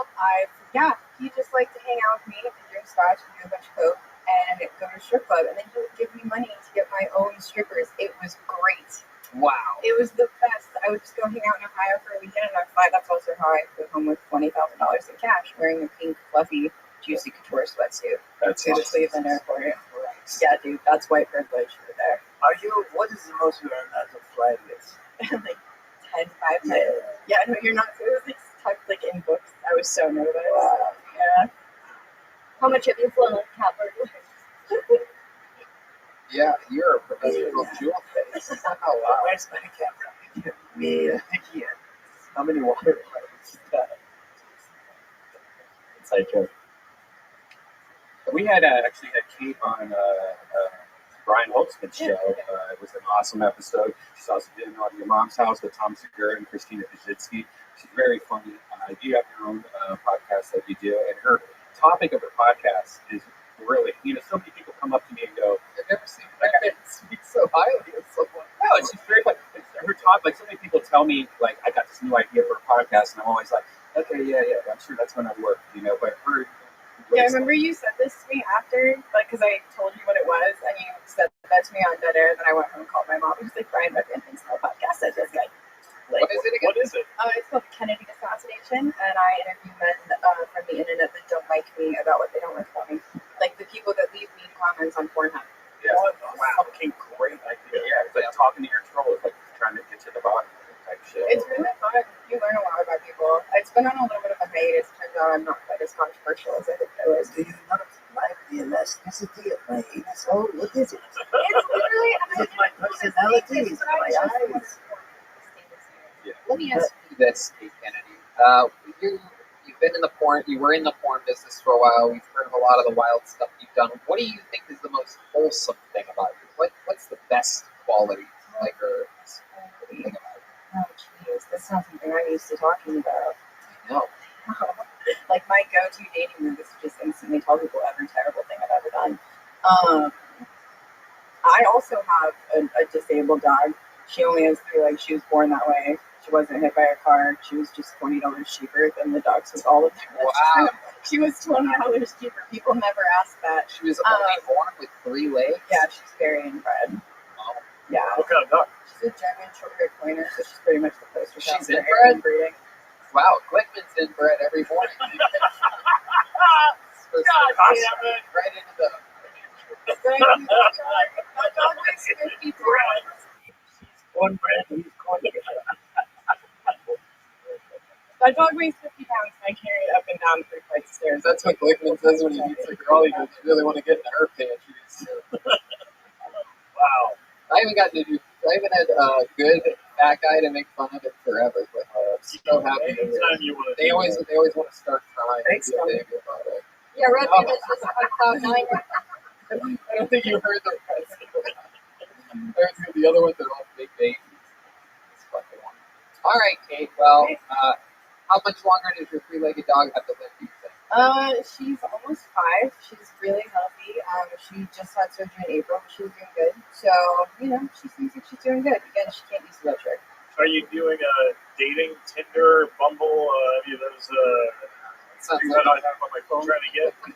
NTSMS.com. I got kicked off Tinder a couple years ago, and they block your IP when you get kicked off really? Tinder. Yeah, you can't rejoin. They just send you a room. That's why you need a good VPN, like Express VPN. That's right. And you can get it right now by going to expressvpn.com and using the promo code KILLTONY. Yeah.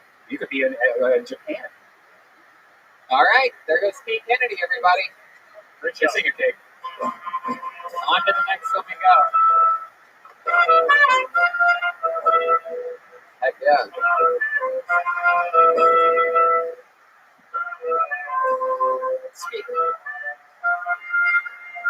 Speaking of wrecking balls, how about one more time for Kate Kennedy, everybody? All right. Your next comedian goes by the name. I know this guy. Ladies and gentlemen, it's Andy Lowe. Here we go. Andy Lowe. There he is. There he is, Andy Lowe. Right off the bat, let me just get this out of the way because I know it's the first thing we got here. So I know I look like Weird Al, but sort of like Weird Al was campaigning to be like the mayor of a tent city, So I know, don't bring it up. I was thinking of vision board recently. I heard one of the things that you do in quarantine to boost your spirits to make vision boards like. So I went online and I looked up, my wildest dreams, the craziest things I could think of, and I saved all the images and I hung a bulletin board on the wall. And then I went to print out the pictures, and my printer was out of ink. And so I just have a blank bulletin board on the wall. And I'm just going to die lonely and unsuccessful now, obviously. My name's Andy Lowe. We mentioned this. I really don't like my last name, Lowe. I think it's kind of weird. I miss the times when our last name was like we did for a living. It means something. Baker, Carpenter, Dickinson. It was a better time. Andy Lowe, everybody. Put your hands together for Andy. I know Andy. I like your comedy, Andy, because very rarely do I get a chance to hear myself breathing. And when you're performing, I always notice, I can literally hear myself. So what's it like being an older woman starting stand-up comedy? It's different. I've been back to that. I don't see a lot of chances. All right, Andy. So let's talk about it. Is this your first time on the show? Yeah. There you are. Charismatic guy, super likable. How old are you? 28 years old. Where are you from? Okay.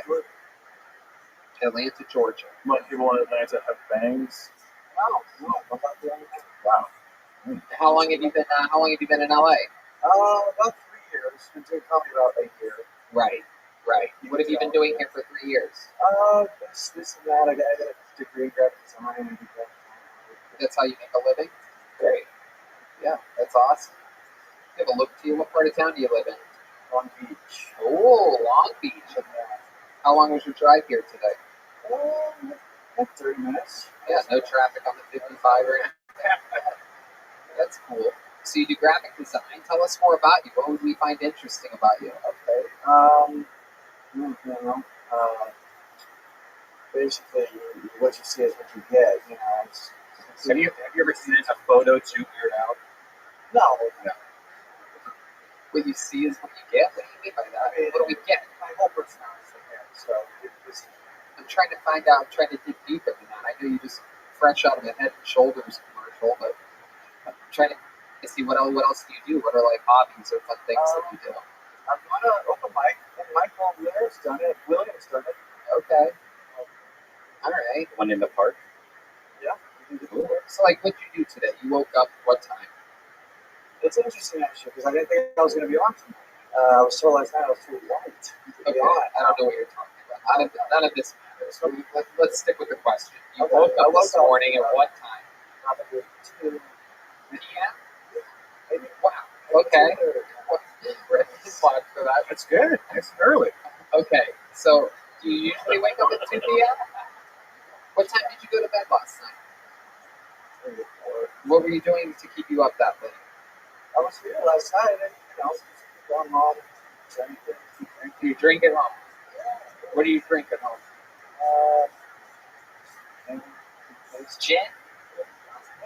No, whatever you guys. You're my What the fuck are you talking about? What are you think? I'm buying you a drink right now? Jesus. Okay, so.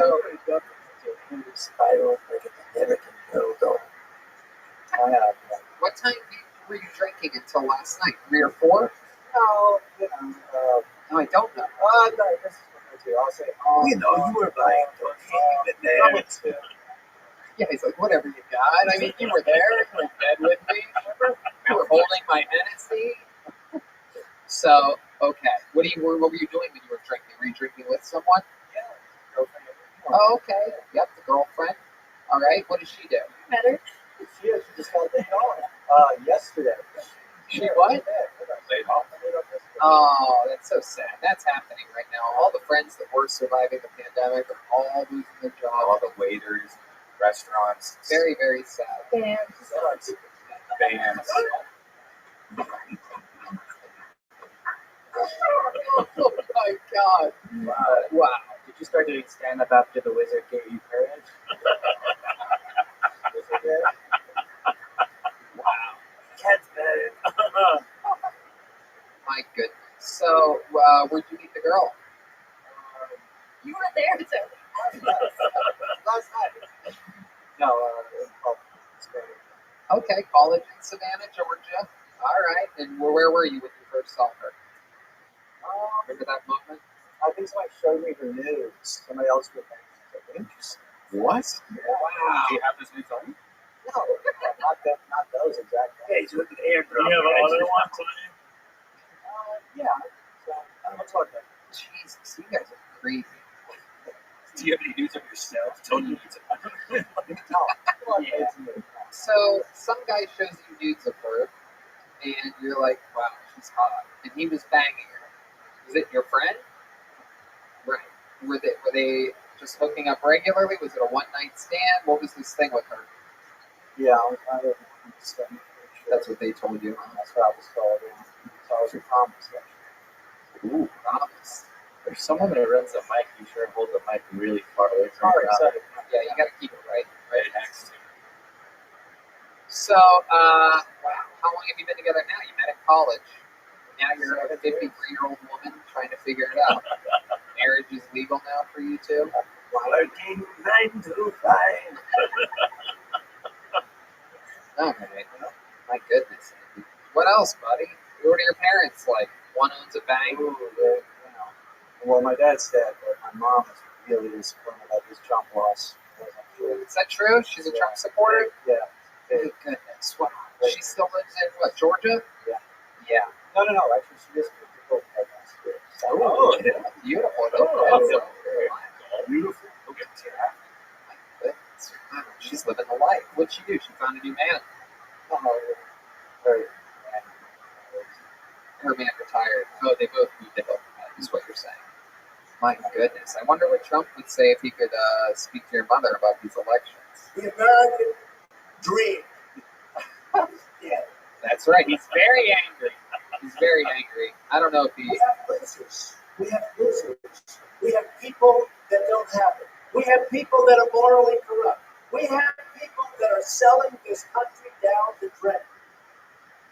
Nobody can do that like me. That's very good.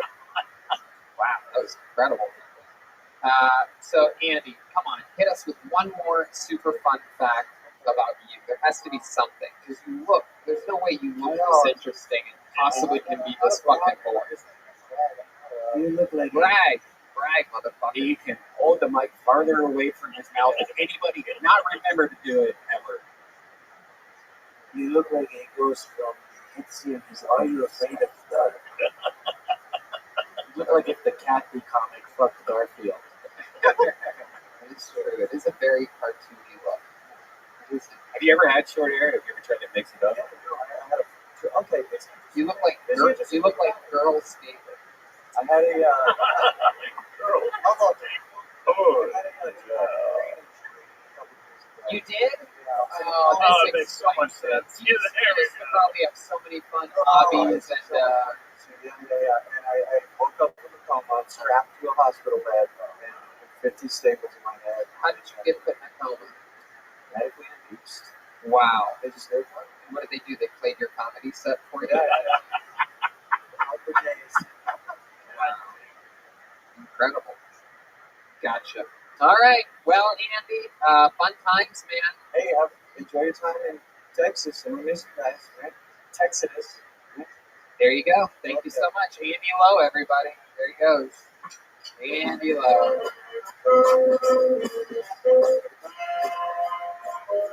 All right. We're just going to squeeze in someone very special to us right now. He is a regular on the show, ladies and gentlemen, with David Lucas out of commission here on this lovely day. Probably back next week or something like that. I present to you the big red machine, William Montgomery. Here we go. Shut the fuck off. I'm dizzy as a motherfucker. I'm on Xanax. You told me to say that, you piece of shit. I'm kidding. It's a joke. Why'd you tell me to say that? It's not working. If I had my own touchdown dance, I'd act like I heard a ticking noise inside of the ball and then start freaking out and telling everyone there's a bomb inside of the ball and then run up into the stands and into the press box and say over the PA that there's a bomb inside of the football and the referees refuse to stop the game, and then I tell my family I love them, and then I died playing the game that I love. Wow. No, I have Red Band. This is the final Kill Tony. What are you talking about? Let me do the rest of my fucking jokes. Okay. I don't know what you mean it's the last Kill Tony. I'm not here to talk about the military, but when is the last time a sniper saved my life? If I could bring one of the Beastie Boys back from the dead, I wouldn't. Sorry, Mel Gibson is an action hero, not an Oscar nominee, fat boy. I loved him in Braveheart. Y'all, this is probably the best part of my set coming up. As y'all know, Dolly Parton cured COVID. Now, if only she could. Let me do it. I paused way too much. Let me do it. Ready? And action. Jeremiah used to say that. And Jeremiah, for the record, that's not your kid. Oh, I'm kidding. I thought that was going to get a bunch of laughter. Here, let me tell my last joke. Just farted in the middle. Wow. Seems like all the characters are doing this. As y'all know, Dolly Parton cured COVID. Now, if only she could come up with a vaccine for my achy, breaky heart. Wow. Here's the best one. Imagine Dolly Parton in a lab coat. I haven't seen cotton stretch that thin since the South had to start paying for labor. Jesus. Wow. William Montgomery. 3-minute set. A special treat. 3 minutes? People throw around. Do you hear me, Jeremiah? Stop. He did. This is a serious deal. People throw around numbers in my world all the time. I don't understand that. Like what? 5150. 5150. What are you talking about? I'm talking about playing the game Jaws with my cousin Taylor, and he's like, William, you rolled a 5. And I just look at Taylor saying, what do you mean? How many spaces do I move my fish? Is this still happening? Tony, I talked to William before the show, and he is just really choked up about you going to Austin. He's like, I'm going to have to put that. Is that true? Tony, what makes me so sad, and I wish to the God that I praise, Jesus, that your fucking ass wasn't on that stage. This is maybe the last time I will be on Kill Tony. And I swear to God, this has been the best thing that's ever happened to me. And now I'm out here talking about numbers and all this shit. It's not working. What do you think? Moving to Austin is not an option for you? I'm thinking about it. Tony, can I move in with you? I can stay in your bathroom. I TT a bunch. I can just stay in your feet. What's TT? It's when stuff comes out of my penis. Sounds like a great offer, Tony.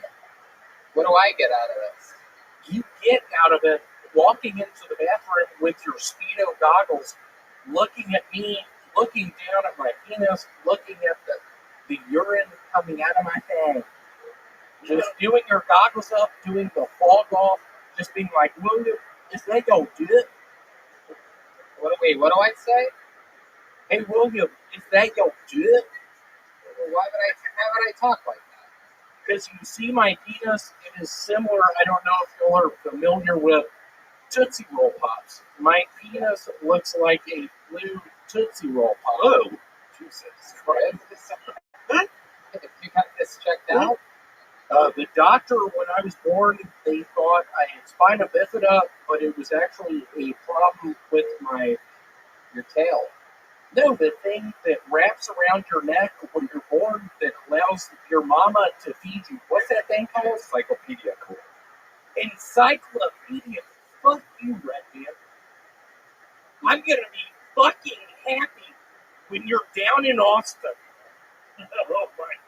Scuba diving in the underwater springs, just looking at me saying, William, my oxygen is running out.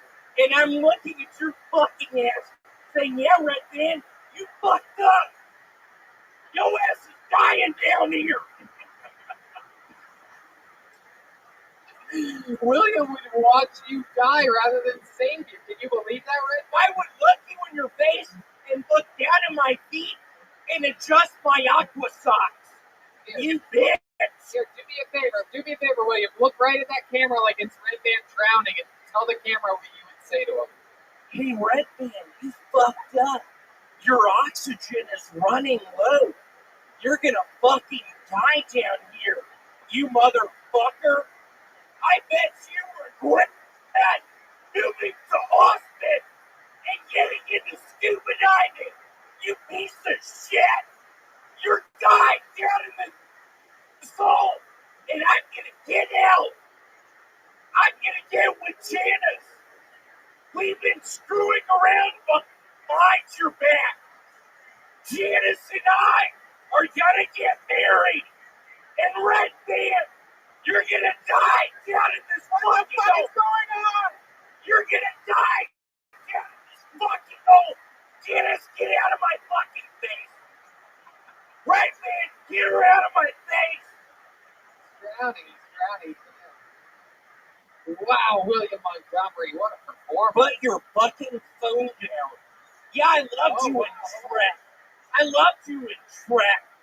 I loved when you played the Herbie the Love Bug character.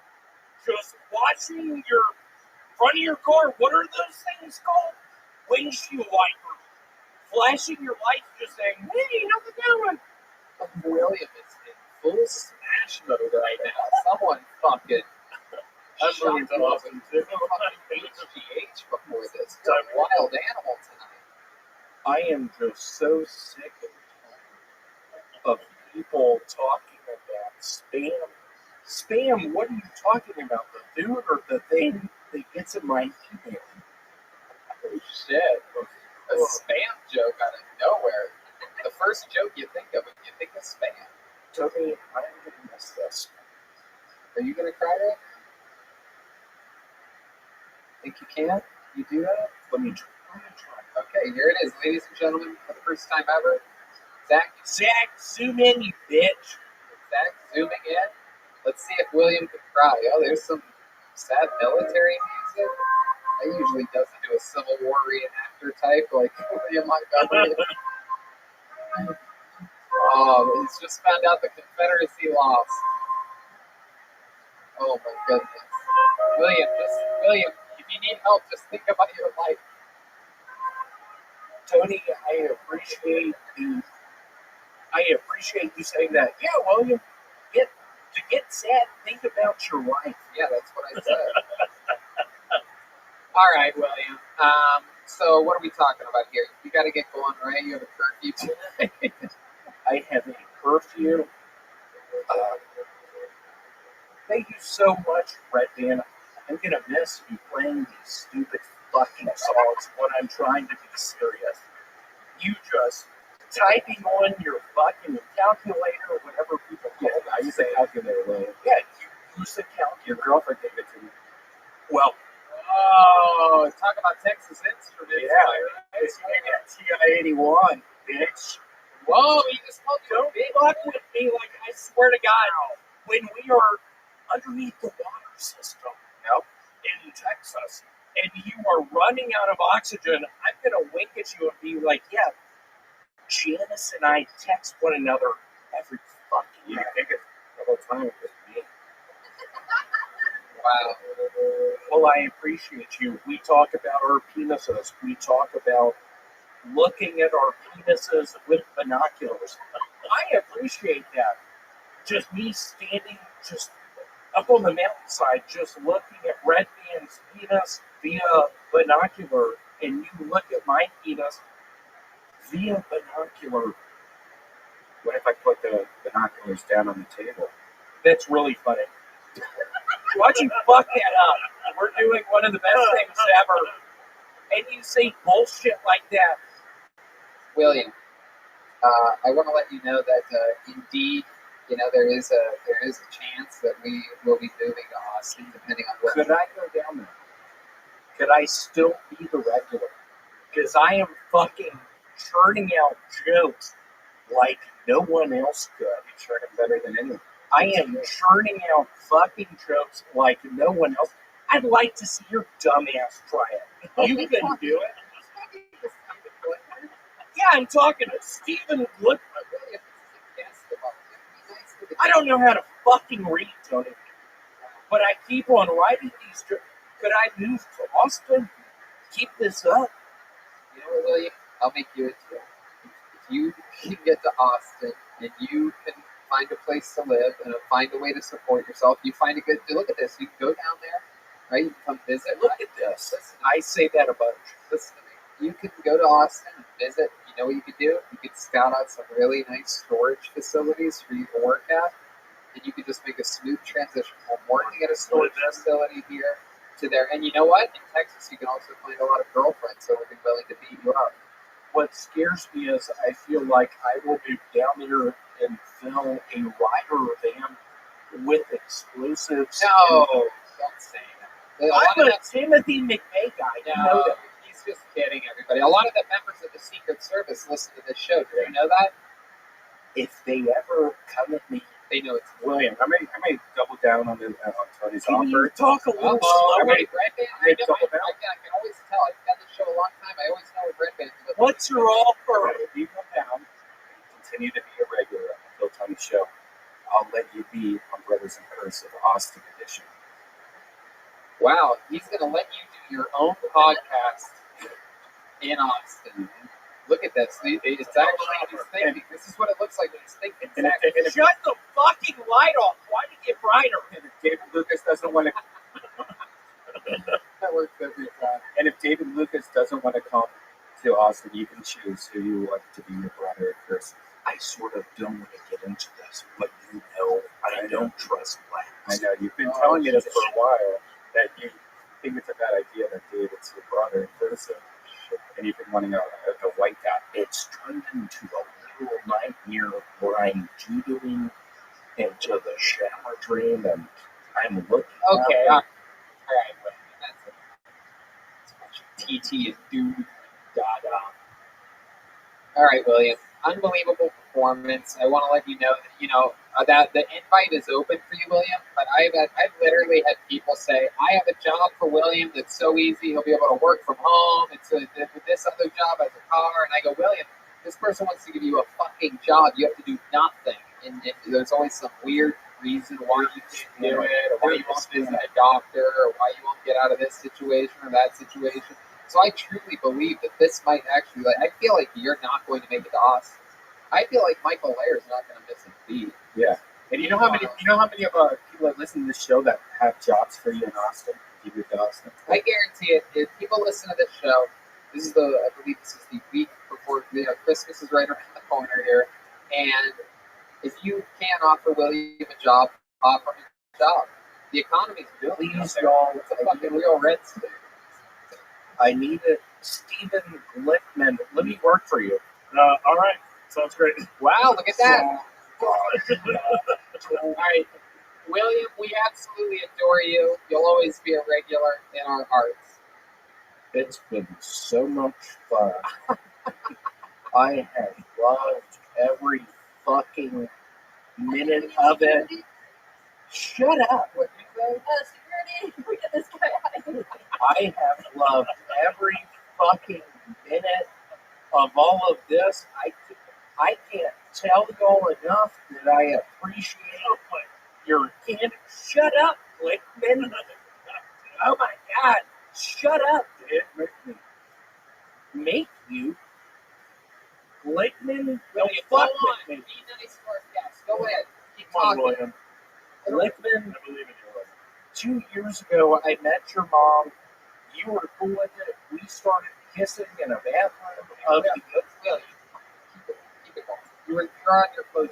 Glickman and his mom looks a lot like just a bald-headed lady from Memphis.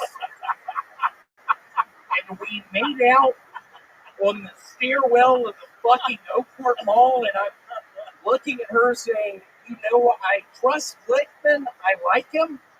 And she looks at me and she's like, "William, shut your mouth. I love you so much." Oh my God. William, you are such a fucking incredible talent. You absolutely destroyed me tonight for 16 minutes, nonetheless. Absolutely, shockingly incredible performance. 3 minutes of stand-up comedy. I'm fucking around. And probably my favorite interview of all time. Closing strong here at the Comedy Store here on this beautiful, beautiful Monday night. Ladies and gentlemen, one more time for William Montgomery. See you on the flip side, buddy.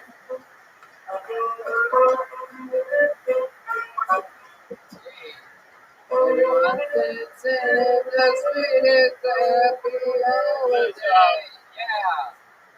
Your next comedian goes by the name of Mike Silver. Here we go. There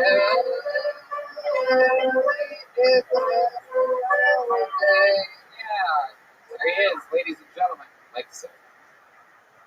What's up? I bet racists hate coloring books. Think about it. Well, you know, it's their baby boy, so maybe for their birthday one year, they get him a brand new coloring book. He's so excited about it. He's so excited about it, but the kid, you know, right away he gets into it. He starts coloring. He's finished in like 10 seconds. The dad comes back in the room. He's like, "What have you done? It was perfect. It was white." Something like that. I like to get really high and go to Whole Foods, give out samples of products they don't sell there. Recently I was doing this. This lady comes up to me. She's like, "Oh my God, I can't believe it's organic." I was like, "It's not. It's from Walmart." It's a fantastic moment for me. I've been to the suicide ward 3 times. First time I wanted to die. Other 2 times I could not decide if I liked the place or not. Want to have an accurate opinion. I don't know. How many seconds are on that? Go. Mike Silver. There it is. Mike Silver. Mike, I remember you. You've been on the show a couple times. You throw fish for a living or something like that, right? Yeah, I actually got fired like twice from them. Wow. Weird. It's a family company too, so it's very awkward. Very fishy situation. Yeah, that's what's happening. Hell yeah. So what are you doing now? Basically, have an employment life. Yeah, what's that look like for you? I bought a dog with my stimulus check and a little bit of the first check from employment. So That's great. Is that what you named him? Did you name the dog Stimulus? no, I named him Happy. You know, it's pretty awesome. Oh, that's cool. You smoke a lot of pot. I smoke quite a bit, yeah. Fuck yeah. Yeah. You have a bomb water bomb. Yeah, in my car. In your car. Oh, Okay. of course. Come on, you like I know the type of person that's got a bomb on. Basically, yeah, it's just like when you leave, or when I leave anywhere, it's just like smoke a bowl. Right before I came in here, smoke a bowl. You know, Of course. Yeah. constantly. I get it. What are some things that you like to do? Hobbies and stuff. Yeah, I was just talking to Andy about that. Really? I You mean, ever golf? golf. Strangely enough. I was actually in varsity golf in Westchester High. It's interesting. It's another weird thing where I can guess people that know how to golf that look like they would never golf. No, but that's And I get that vibe from it. no. They solely put me on that team like because I was white. It's kind of unreasonable. Wait, why? They needed a token white guy for their golf team? Yep. Where the hell did you go to school? Westchester High. Hell? No, Westchester High was a predominantly black school, so like they had a golf team, and I was like, "Hey, I play golf." They're like, "Where'd you play golf at?" And I was like, "Wilshire Country Club." They're like, "All right, for sure, varsity golf." They made me captain. Never went to a golf course. Amazing. Did you have fun? I mean, like I got a free 60, so worked out. 3-6 period. Okay. What were you into when you were growing up? You had a free 6 period, looking at 2 lunches. Yeah, no, I tried. I was actually I tried to join a gang when I was younger. Wasn't a good idea. You tried to join a gang? Yeah, like it just wasn't good. What gang? It's should I say it? Wow. I'm from LA. It's in LA. You know, it's unreasonable. Man, fuck it, so go. It's like shit. How are you? Yeah, it's like how are you? Actually, that's the best game. Yeah, just leave it, please. But no, it's funny because like how do you? It's crazy going to like bang on someone with like a ridiculous name. Look at you like that's really your name. You'd be like, yeah, say anything about it. You know, it just doesn't really work. So I should really bleep that one out. Yeah. Okay. Yeah. For sure. Yeah. I don't think. Yeah, it's just a little bleep. Because they probably just don't want anybody talking about the gang, right? I don't know. Like it's a weird society. What the fuck do you think you could get into with them? They must have just laughed at you. They're all standing on the front stoop laughing at you. Yeah, like I used to sell meth on a scooter. Like it just didn't work. Westchester Park. Okay. Because everything has come naturally and easy for me. Exactly. Like everybody's like, hey, can I be in your Mexican gang? You need another white guy. Yeah. I once. Yeah. So where do you live now? I just moved to Koreatown.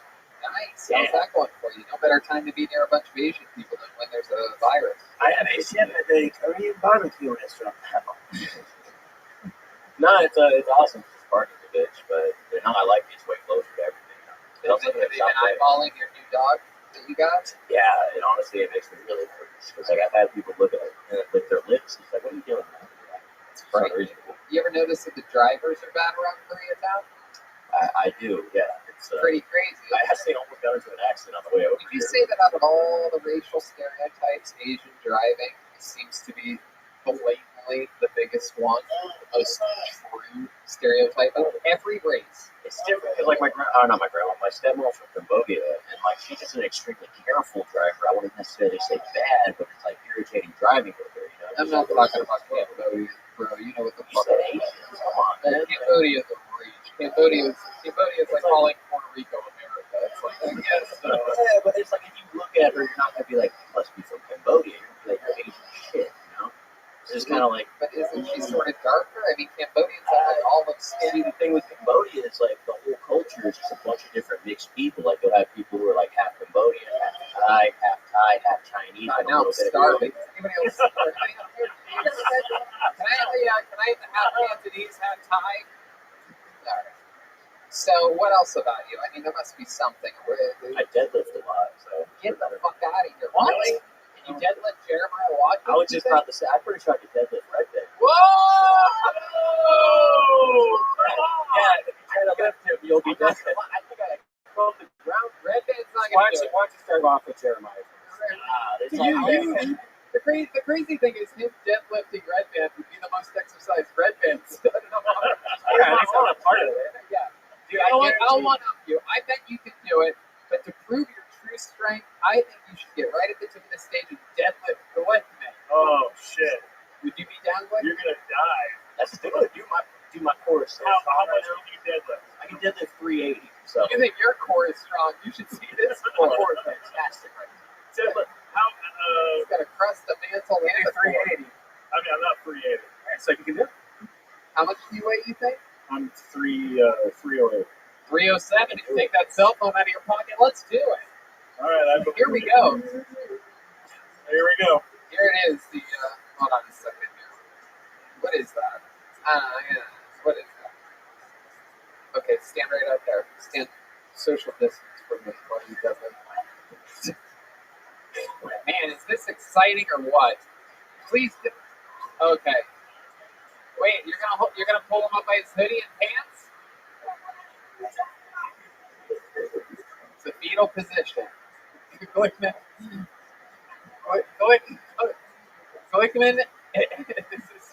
This is exactly how his Shrek audition. Steven's fly is already down. All right, Glickman's bailing out. Jeremiah, what do you think? I mean, if this guy thinks he can lift Glickman, will you let him squat you? I don't know. Who else? Are there any fat people out there that would like to get squatted? All right, everybody's afraid of you, Mike. I'm sorry. Anybody can squat me. I'm not very heavy. Really? But you're like 6'7", according to you on an airplane.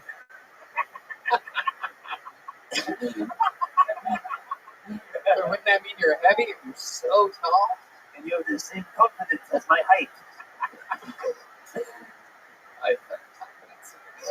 How about you? How many people see him deadlift Michael Larry in his wheelchair? There you go. Here's a guy that doesn't have a choice. You lift this wheelchair over your head. I'll soon be deadlift. Just make sure, whatever you do, Mike, just please, for the love of fucking God, don't drop him. This is probably a horrible idea. This is a very. Colette is dying. Why is he so strong? Oh no! Hey! Wow! Oh my God! Oh my Wow! God! Michael Lair. Shit. Wow!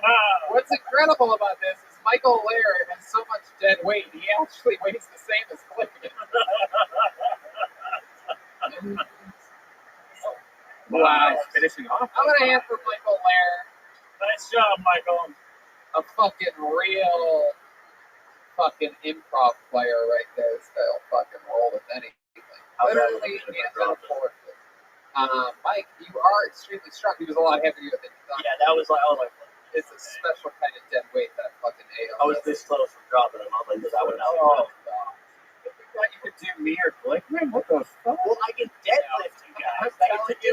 I'm telling you, I saw something. I saw what happened there. And it's what I'm saying is true. Michael Lair has a special kind of dead weight. Like, I'm looking, I'm like, oh, this is going to be. I was expecting him to fly right up once he got his arms underneath him and shirt everything. Get him out of the rafters. Yeah, that's incredible. Michael Lair, real man. That's what a body feels like. It's all that fucking Michael Lair cock in those pants. Yeah, you got a 10-foot cock. That's just gonna weigh a lot. All right, Mike. Well, so much fun, man. Impressive strength, fun times, fun interview. Thanks for coming, Mike Silver. Appreciate it. Thank you. Thanks, buddy. We're having fun. We're having fun. This is it. This is the final comedian of the night right here. We're going to do this and get the fuck out of here. Ladies and gentlemen, make some noise for Gino Riccardi. Here we go. Good brisk jog. Me and my girlfriend are in an open relationship. That means two things. She's allowed to date other dudes, and I'm allowed to fuck hookers. Nobody's fucking me for free. I'm 5'7". I look like an extra from the Fast and Furious franchise. I'm broke. No, it's just not happening for free. She always asks me, like, she'll go out on a date. She'll come back. She's like, what did you do while I was gone? I'm like, I fucking got high and watched a movie at peace without having to narrate it to the person next to me. Whenever I get laid, she always has to ask me, all right, how much of our money did you just spend? That's what I got for you. You got 21 seconds. I got 21 seconds? Yeah. It's funny, people always, yeah, it's just different than it used to be. Having tattoos on your face used to mean you were a dangerous person. Now it just means you drink White Claw. There you go, Gino party, beautiful. Gino, fun set. You've been doing this a little while, huh? Yeah, a little bit.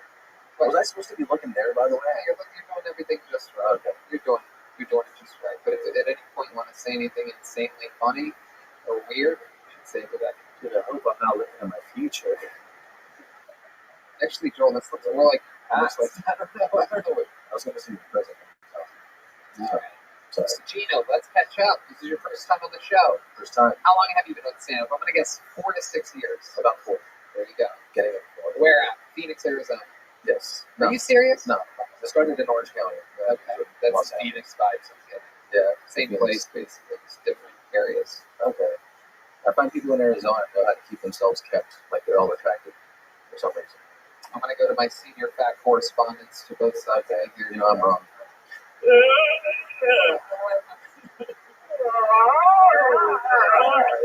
All right, Gino. So you live in Orange County still?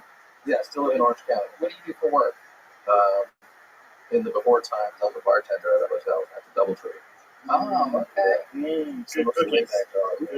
Cookies at the DoubleTree. Oh, they're amazing. They're warm. They let you sometimes have to use sweet coffee. Wow. You don't just steal them, cat burglar? Sometimes you have to be polite.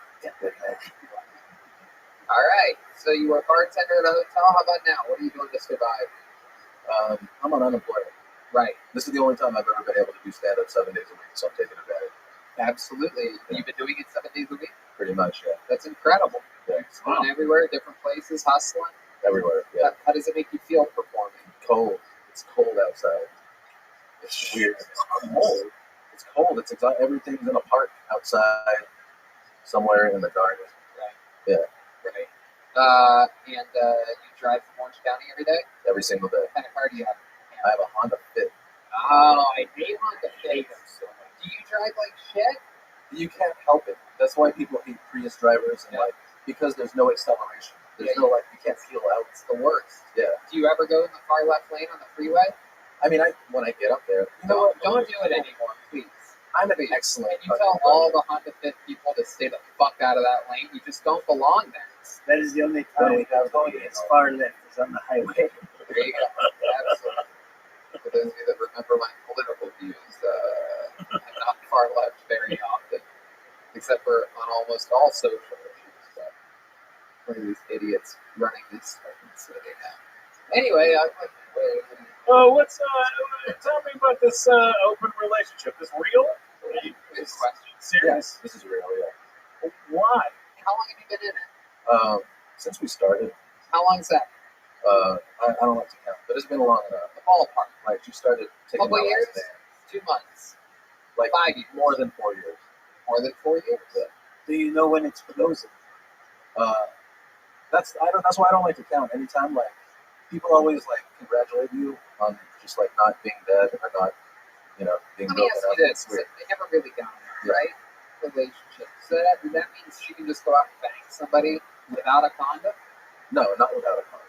But I mean, There's still, if she's if she's sexually adventurous enough to go have sex with other people, what makes you think she's sexually adventurous enough to not make someone wear a condom? Because she didn't want to die, I assume. What do you mean die? What are you going to still have AIDS in Orange County? No. I assume it's everywhere. He's going to murder. It's the same reason I would wear a condom. Same reason I wear condoms. You wear condoms with her? No. You wear a condom right now? I'm wearing one right now. I share like a long drive from Orange County with a flappy.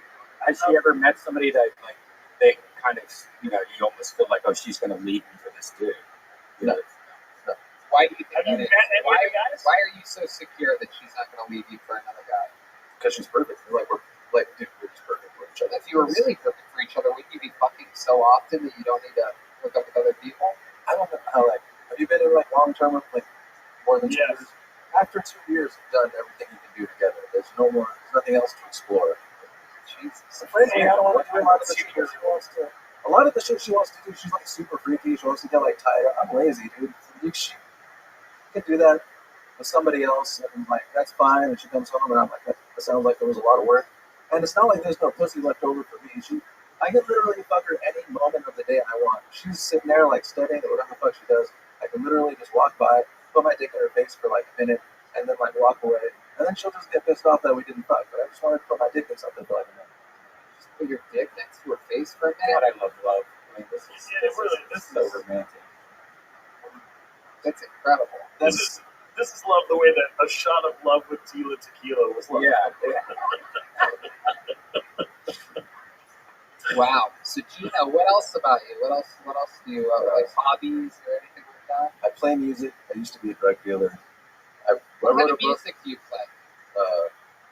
I play like I just play for fun. So I play like musicals, like stuff like that on the piano or whatever, or jazz on the guitar. Wow.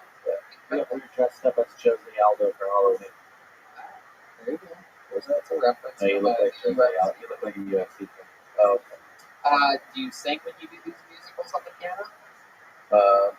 Sometimes just to keep pitch. It helps you learn pitch better. Can you give us a little? Can we just hear one little sound of you just doing anything at all? No, because I haven't trained. Come on.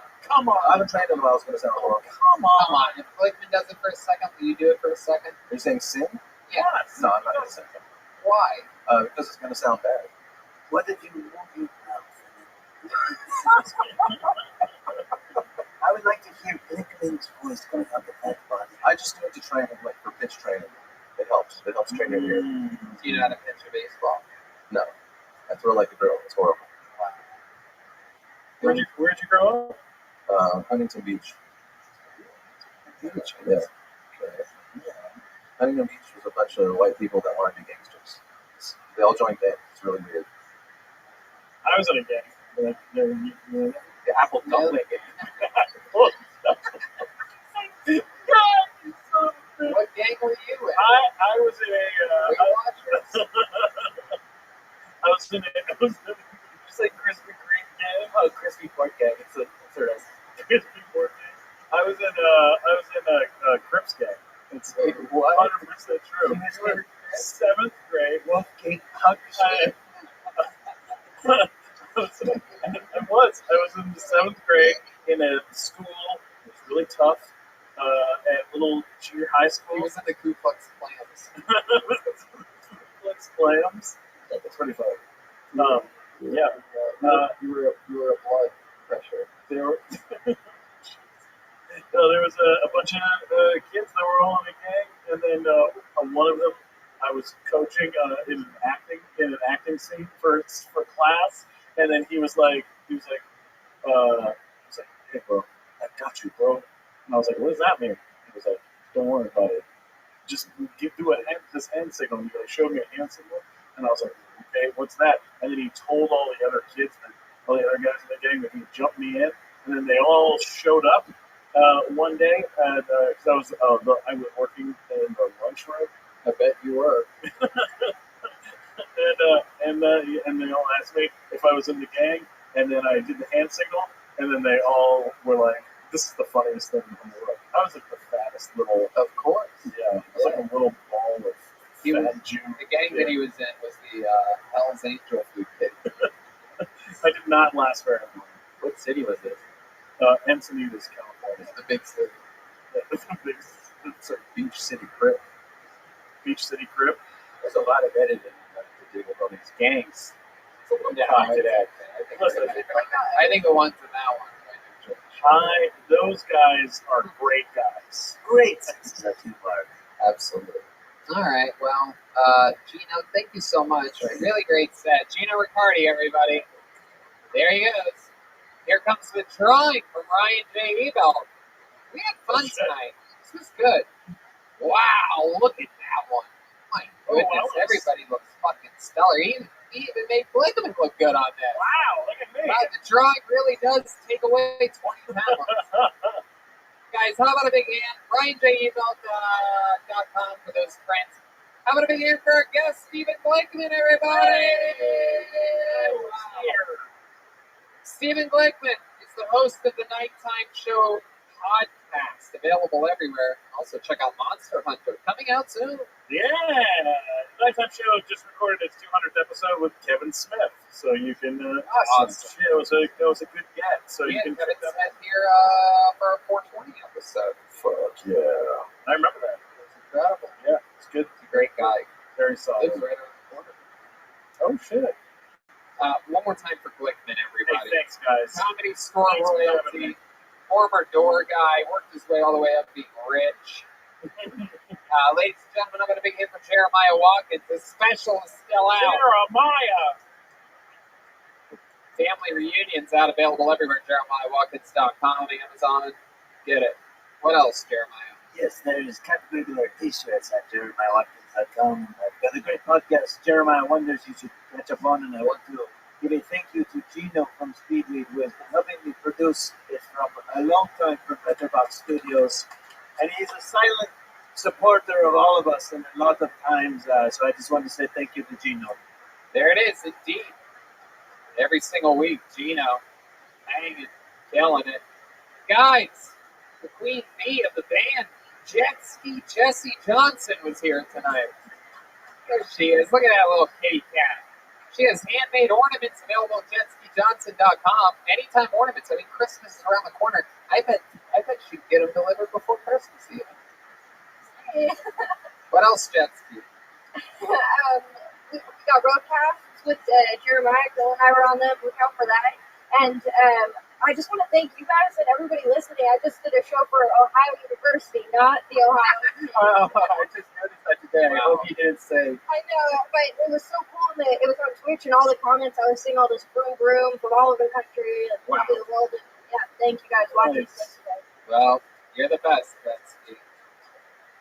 You know what I just realized? That cat burglar behind me was Joel Jimenez the whole goddamn time. Absolutely incredible. Joel, tell us something. Shit. Thank you to Ludwig. Thank you to you guys. Thanks to everybody here at the Comedy Store. I love it. Love you guys. And have a great rest of your year. Yeah, thanks, Comedy Store, so much, guys. I love you guys. I'm going to miss you guys. Comedy Store, Peter Shore, Holly, Richie, Curtis, Jen, everybody that has anything to do with this place. Guys, how about a big hand for Damon Easterwood coming in, unlocking the power of the room for us. Thanks to everybody, everything. Who knows what the future holds, but we will indeed, most likely. See you guys next week.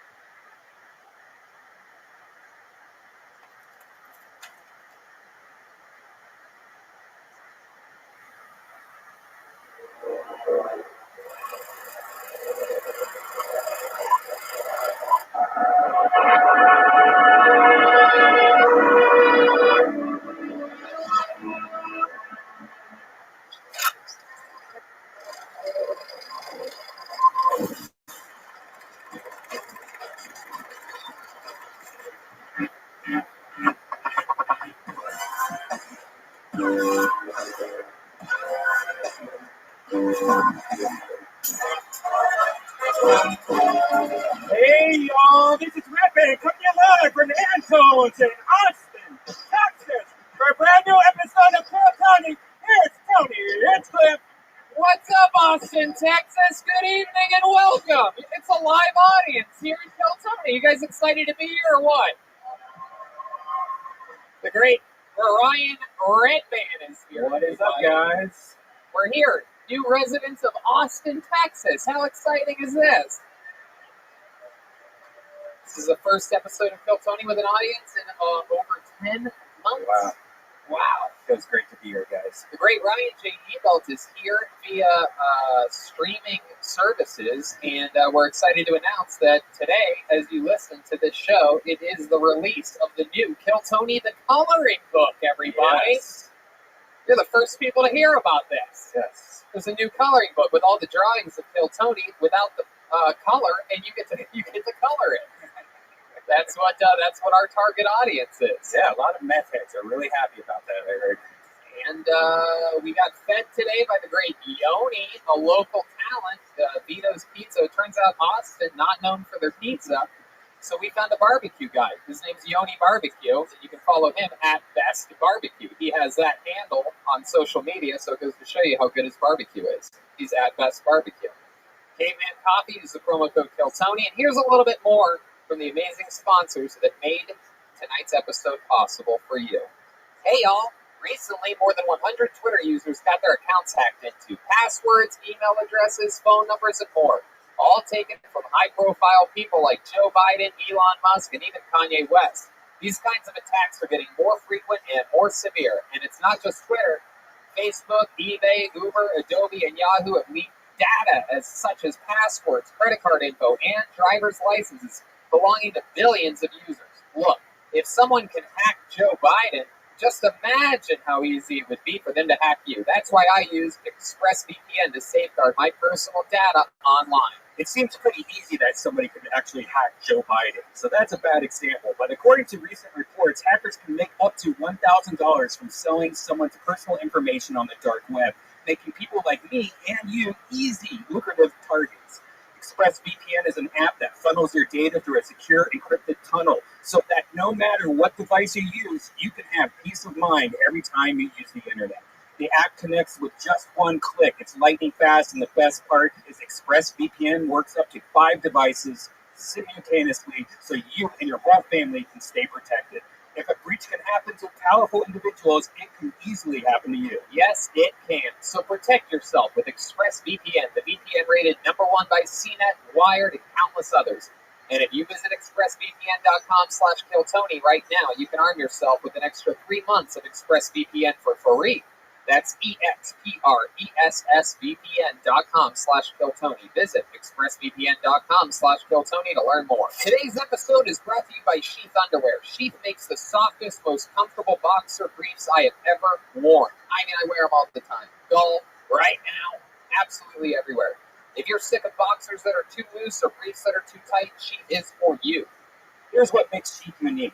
The stretchy fabric is made out of moisture-wicking technology. It feels silky. It keeps everything cool, comfortable, and in place. It's the perfect underwear for working out. Plus, the most unique thing about Sheath underwear is that they have dual pouches that keep your man parts separated, which prevents them from sticking together. This is huge for working out and being in hot environments, or if you just want to make winter activities more enjoyable. Yeah! You know what will make pumpkin picking more fun? Making sure your balls aren't stuck to your thighs. Sheath underwear will make that happen. No more chafing, no more gross ball sweat, just comfort and support. Now, for some of you that might not be interested in separating your man parts, I still recommend Sheath.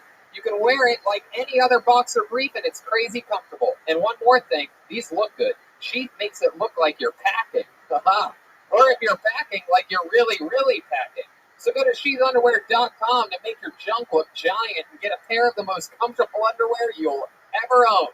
And if you use code TONY, you'll get 20% off your order. That's sheathunderwear.com. Use the code TONY for 20% off. And we're back. Austin, Texas. Are you guys excited to be here or what?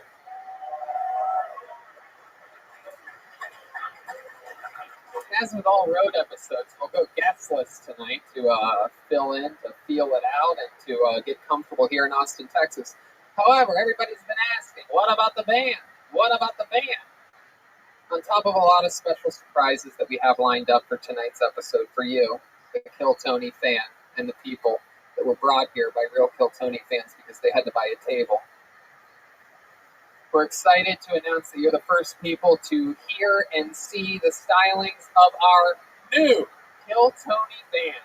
Ladies and gentlemen, I present to you the best damn band in the land. John Dees, Michael Gonzalez, Michael Hale, and Jimmy Blazer.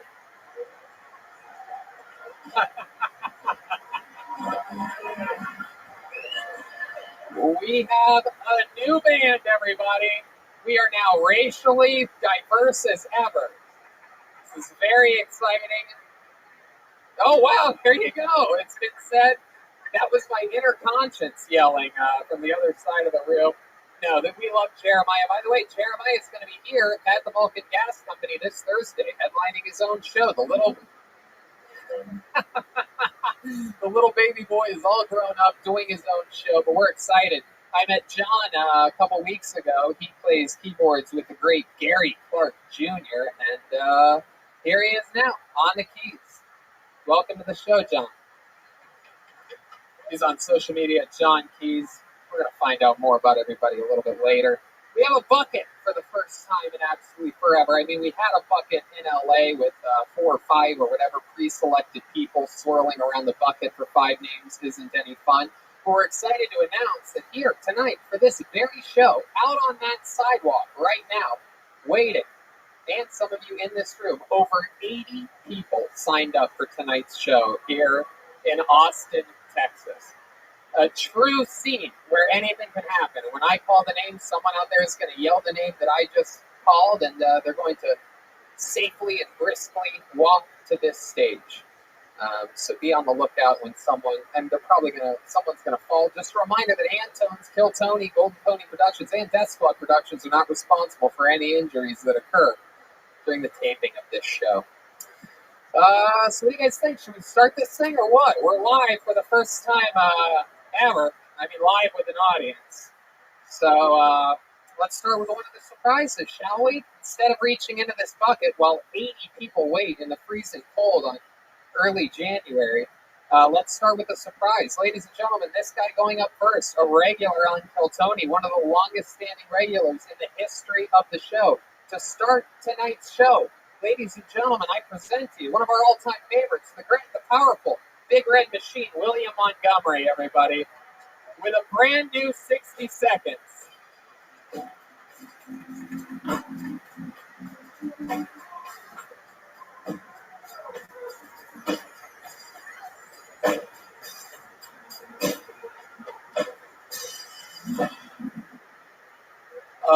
Vanderbilt had a female kicker in football this year. Texas A&M responded by saying, female kickers, what's next? Female cheerleaders? The Texas fans in here, I guess. I wish the opioid crisis would end so my girlfriend and I could start doing them again. You want big dick energy? Re-elect Nixon. Richard Nixon is so sexy, Frost couldn't cool him off. No history, people, that's a hell of a joke for people that know history. G. Gordon Liddy broke into the Watergate Hotel, but he couldn't break into show business, so you tell me how life isn't fair. For Christmas this year, I'm going as Santa Claus. Man, these jokes aren't working. Can I do my 2 last Santa jokes? Yeah, absolutely. Go right ahead. If I was a millionaire and I could live wherever I wanted, I'd probably live at the North Pole with Santa Claus. Say what you will about Santa Claus, but he's not Muslim. Okay, that's it. There you go, William Montgomery, starting tonight's show. So nice to be here. You're in front of a live audience, William. How does that make you feel? It has been a coon's age. Wait, what exactly? What length of It's time a is figure of that? speech. It's like 3 weeks. Who says 3 weeks? Who I says think that? Coon's age is 3 weeks. Who told you that? Where'd you learn that from? He's from the South. It's 3 weeks, I think. All But it's right. been way longer than 3 weeks. I haven't seen this many people on the ground. It's been a Coon's age. Okay, I would stop saying that if I was you. William, so it's been a while since we've seen you. Welcome to It Austin. has. How was your trip to Austin? Man, I thought I was having a heart attack in the airplane. Why? I got really sweaty and dizzy. You did? Yep. What did you do before getting on the airplane? I don't know. I had to take my sweatshirt off. Oh, that was it. You just were over. And I got a little better. Yeah. I thought there was going to be a big twist to the story. It turns out you were just like a big baby. You I just just got real hot. too many clothes on, huh? Yep. Too many sweatshirts. So how did you spend your holiday, William? We haven't really gotten a chance to catch up. It was so nice. I'm always a big celebrator of our Lord Jesus Christ's birthday. Yeah, it was just a really nice one. Yeah, what'd you do? Opened up presents. Who got you presents? My brother danced back in Memphis. How many presents did he send you? He sent me 2. He sent me a Masters koozie and a T-shirt. Wow, this is the saddest Christmas I've ever heard of in my life. Your mom actually sent about 40 pounds, she said, of cookies to give away to all of us. And I noticed that I never got any cookies. David didn't get any cookies. Did you eat 40 pounds of cookies? I did. That's why my tummy looks this way. It is true. For those of you just listening to the podcast, William has returned to the show looking like someone electrocuted a pile of mashed potatoes.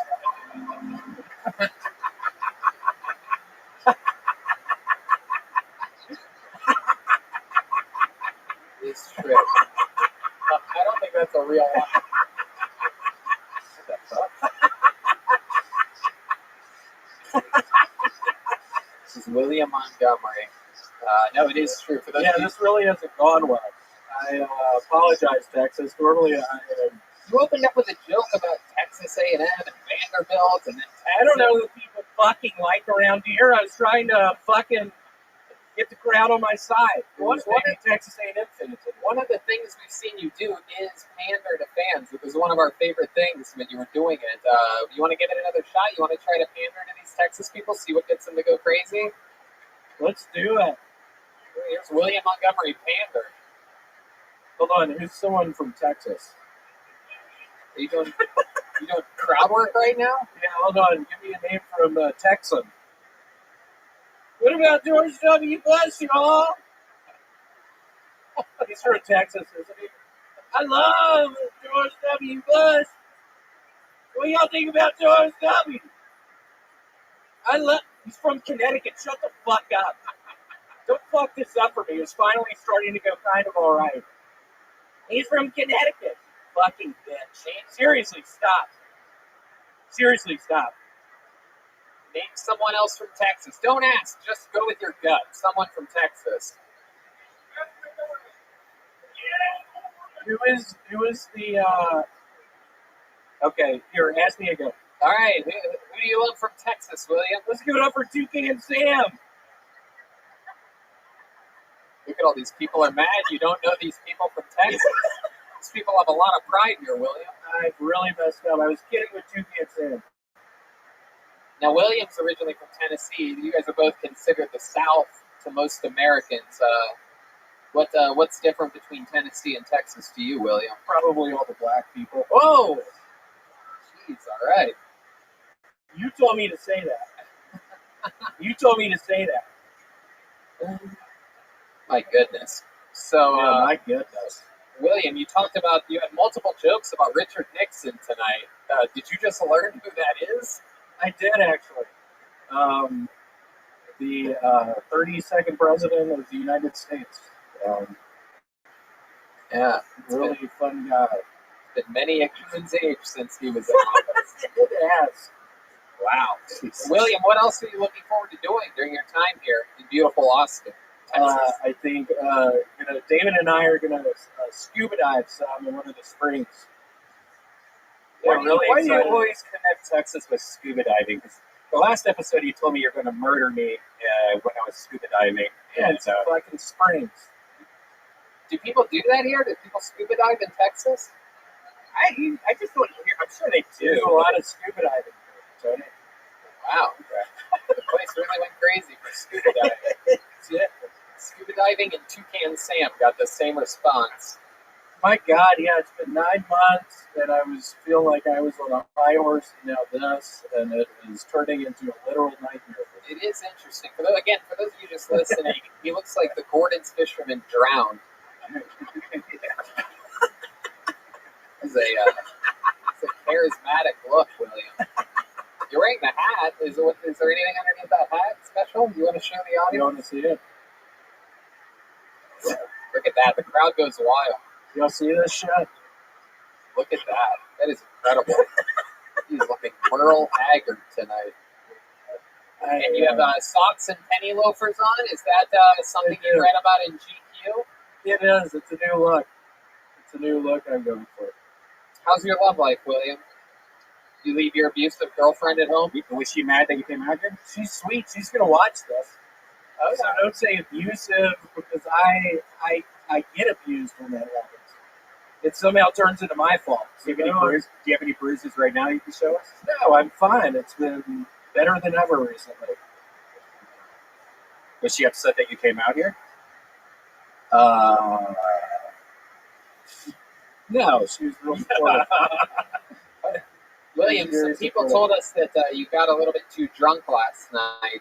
You want to tell us something that maybe happened last night when you got too drunk?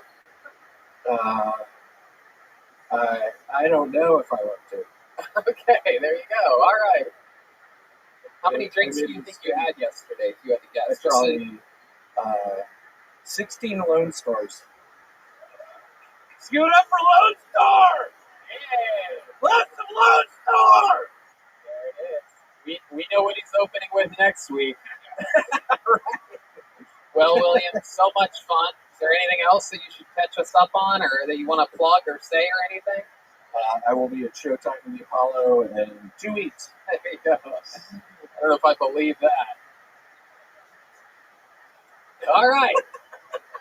William Montgomery. This is great. I know. Thank you so much. William Montgomery, everybody. There we go. It has begun. Yeah. Yeah.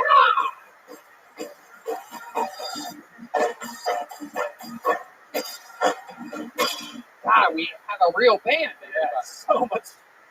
That's so nice. Incredible. Go hear a saxophone in her ear screaming away. You know, I think William was really hungover from yesterday. He seemed he seems a little out of it. I think so too. William's a little bit, I don't know, he may have caught the Rona while here. All right. You guys having fun? You get it yet? See, to me, this is always the fun part. A real stranger right off the fucking street. Completely anything can happen. And we haven't done this in 10 months. So you guys ready to get to this bucket or what? It's been a long time, so maybe you don't know. I pull their name out. Once they start talking into the microphone, they get 60 seconds. At the end of that 60 seconds, you hear the sound of a kitten. And then if they run the light, they bring out the angry 6th Street Bear. And your first person of Austin, Texas. Wow, this is crazy. This young lady actually came here all the way from Los Angeles. She's been made famous in the last few months on this show by being the psychic of the show. Ladies and gentlemen, it's Christy Bellich. That's incredible.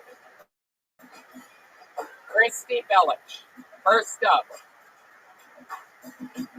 Yeah, the stairway's that way. All right. There she goes. There we go. Here when she comes.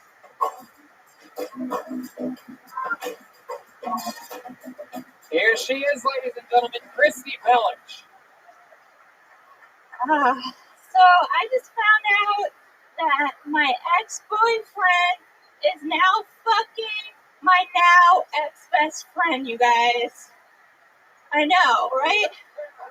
The thing is, as long as I knew my ex-best friend, that motherfucker was always a lesbian. And this dick was not the dick to change her over. You know? Like, it was like caught to the side. You had to Crisco that shit. Gonna go to Home Depot. Gonna get that all shit right up. Anyway, I lost breath. But the thing is, before I moved to LA, I donated my bed to a family, which means they're fucking on my old bed that has my period stain on it. And it's not even like the nice, straight out the art store, goddess, pomegranate, red flowing blood. It's like the chunky brown, like Jackson Pollock, straight up on that posturpedic. Christy Bellich. This is what I think. Wow. I feel like if Redman was a woman, he would have written a set like that. Oh, no. My period blade chunky. No, that shit was very graphic. That reminds I used to do that kind of graphic. It is. He's hard as a rock. I am hard. Yeah, that's disturbing. Is this true that your ex is fucking, what was it, your former best friend? Yeah, this is a true story. I moved to Los Angeles with my ex, and then I kicked him out, kicked him straight to the curb. Why'd you kick him out? Because there's a lot of men out there, probably not my lovely musicians on stage, but there's a lot of men out there who ain't motherfucking shits. Wow. And Why was this guy not shit? that's me before I got on stage. What are you now? What's up? What's up? What you make now? Wow. Tiger and a goose. What if they So what happened? You kicked him out. Why exactly? Because, I was the breadwinner. I was the one paying the bills. I was working at a yoga studio in Santa Monica at the time. I was cleaning. I was cleaning yoga. Wait, you want a bunch of bread? Red Band's even harder than it was before. Breadwinner. Okay. Yeah. So how was he contributing? Was he fun in bed at least? I was thinking about his dick earlier today. Yeah. Have you ever they're missing a front tooth, but their dick is really good. So it was cocked to the side, but it was long. So it could get around and could do the job. Wow, I'm about to vomit. Whatever. He's hard right now. Yeah, once you said man with missing a tooth, I mean, hard as a rock. I'm into that wacky shit. That's why I moved to Texas. Did you drive here or did you fly out? I drove here. Wow. What a superhero. Yeah. What kind of car do you have? I have a 2013 Hyundai Elantra, and it died in El Paso. Oh, no, that's the worst. Anywhere but El Paso. I stopped off at a Red Lobster on my way here. Yeah, in El Paso. It hurts me to say this. Worst Red Lobster experience in my life. Who would have guessed that a Red Lobster in El Paso wouldn't be They don't have that fresh seafood at the El Paso? No, we ended up filling up on the cheddar biscuits. Oh, that's cool. It was the only thing that came out. Yeah, I stopped at El Paso also. It was if you go back in time 40 years, all the signs, the Arby's sign, had the big cowboy hat still and shit like that. It was like a saloon. It's like a saloon Red Lobster. How'd you fix your car? Did you get it fixed there? Or? Because of Jesus. Everywhere. Jesus. There were these 24-hour tow guys that just happened to be at the pilot that we were stuck at. And they were able to get, it was the starter. So they taped, this was as ghetto as it gets, but they taped the starter together. And then we had to keep it running. We even had to fuel it up running the whole way here. Yeah. Wow, my goodness. So you're stuck here now. You're not going back, though. I'm between here and Oklahoma. So I'm doing the road between Texas and Oklahoma for as long as I need to. Between Texas and Oklahoma, you're bound to find another guy missing teeth. Incredible stuff. So I find it amazing, that we've always talked about the incredible bucket and how it writes its own storylines. But out of all the people that signed up, you got pulled first tonight, and we've known you on this show. You've become literally a once-a-month regular. For those of you that haven't been keeping up to the non-live audience episodes, which I completely don't blame you for. But you've been doing psychic readings famously on the show. Do you have anything prepared for tonight that you might be able to do? Well, I brought cards just in case, but I was going to do spirit totem power animals for 2021 today. I don't know what that means, but go right ahead. Do whatever you want. Okay. Hi, everybody on here. So I was gonna say, everybody out there has like a spirit totem animal, and I was actually at like a yoga center this weekend, and I was like meditating about tonight, and they said I was gonna come up and talk to you about how you're the golden pony. Okay. But really, just to tell you, you're a very bad pony. This is getting weirder and weirder. Why am I a bad pony? This is disturbing. This is your lifelong task, is to figure out how to be a better pony.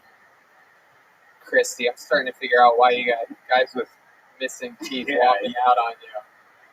Everybody has a totem that they use to help them get through some shit, So my question for you guys is, what is your animal spirit totem to you? And I'll tell you what your animal spirit totem is. I don't really get it. You go ahead, Red Band. Okay. I have no idea what she's talking about. Yeah, we're confused, Chrissy. We're not that smart. Yeah. We just made friends with Joe Rogan, and the rest took off. Right. All right. Okay. Well, what animal represents your spirit? What represents your heart? Why did you call yourself the golden pony? Is my question. I didn't call myself. My friends gave me that nickname, and unfortunately, it stuck. I didn't really like it when it started, but you kept it because you didn't like it. Wasn't. The nicknames aren't really anybody's choice. You know what I mean? Like, I don't really like the golden pony. Red Band doesn't like it when I call him the human breadstick. You know what I mean? Like, you don't have to choose these things. You know what I mean? Do you have a nickname? Did anyone ever give you a nickname? The Firewolf. The Firewolf? Yeah. Damn. That's a lot better than Icy Pig, I'll tell you that. But, okay. Not really okay. Everyone's got to... Just kidding, Chris. Is it because of my tummy? No, not at all, Christy. No, I was talking about, just a little bit nasally. I like ice cream. Okay, all right. You and William can go hang out and, all right. I mean, if you told me I was coming on stage, I would have brought my cards. I would have been ready, This is the actual show, though. You became popular on this show during a downtime in which you were pre-selected, but this is it. Now people don't know. But I'll tell you this: you've been on so many episodes lately. We're just going to keep speeding through it. This was great. I think you were fun. Thank you. In fact, that's one of the best performances by a female comedian I've ever seen in my life. Christy Bellich, everybody. There she goes. Let's get back to this bucket.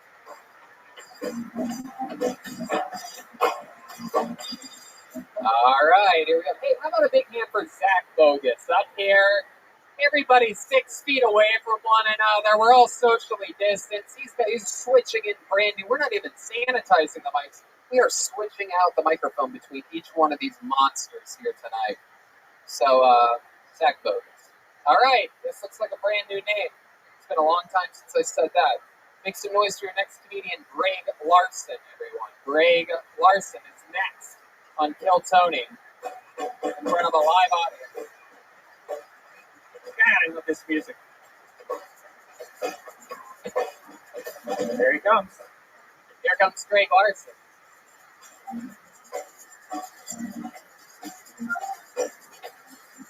Come on, one more time for Greg Larson, everybody. There's a new COVID vaccine for puppies. The main side effect is autism.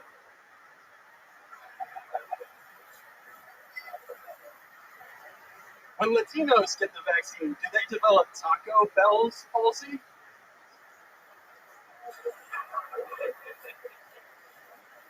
The virus mutated right when we got a vaccine. That's messed up. That's like finally getting the balls to break up with your abusive girlfriend. And she says, "You can't leave me. I'm pregnant." I'm like, screw a vaccine. Get me to the closest staircase. This is Moderna. You know why they call those assault rifles AR-15s? Because that's how old you have to be to kill your math teacher with one of them. I'm Greg Larson. Thank you very much. Wow, look at that. Signing out at 58 seconds. Greg Larson. Welcome to the show. This is exciting. It's like William Montgomery if he took vitamins. Yeah. Welcome to the show, Greg. How long have you been doing stand-up? Just over a year. Just over a year. All of it here in Austin, Texas? Almost all of it here, yes, sir. You born and raised here? No, grew up in Elk River, Minnesota. Elk River, Minnesota. Elk River? Elk River. Oh, that's a lot tougher. Elk River. You like jalapenos with your elk? Have you ever tried holding the microphone with one hand? No. I can't. If I hold it with one hand, I shake like crazy. Wow. All right. Greg, what do you do for work? I'm an author. Really? What have you written? My last book was a memoir about college. My forthcoming book in April is a memoir about 2 years I spent as a clubhouse attendant for a minor league baseball team. Wow. Look at that. From Moneyball to Funnyball. Look at you. Very interesting. You like that, don't you? I love it. I'm in the Writers Guild. Are you? No, sir. You're goddamn motherfucking right you are. Nice. So, wow, that's cool. That you make money writing books? Yes, I'm right now living off of money I used to make as a ghostwriter. Right. Saved up there, and now I'm trying to make it until my book comes out in April. Wow, what kind of ghosts were you writing for? A lot of like CEO types. So stupid. Wow. All right. So you haven't been on the show before, have you? Yeah, I got pulled in San Antonio last January. The reason why I asked is because I remember this. Ghostwriting for CEOs. I remember it very clearly. How did tonight's set go better? I think tonight's set was better. Yes. I think it did too. I think the autism joke, the little kitty joke was adorable at the beginning. I think a lot of people had a problem with your Mexicans eat at Taco Bell joke. I don't know if you've ever been out of your house, but they don't really do that so much. Have you ever seen a Mexican at a Taco Bell? Never. They don't even work at Taco Bell. That's like a disgrace to the family name. And you know, they'll do any fucking job. So, I mean, it's really crazy that... So, how long have you lived here in Austin? About 3 years. And you moved straight from Minnesota?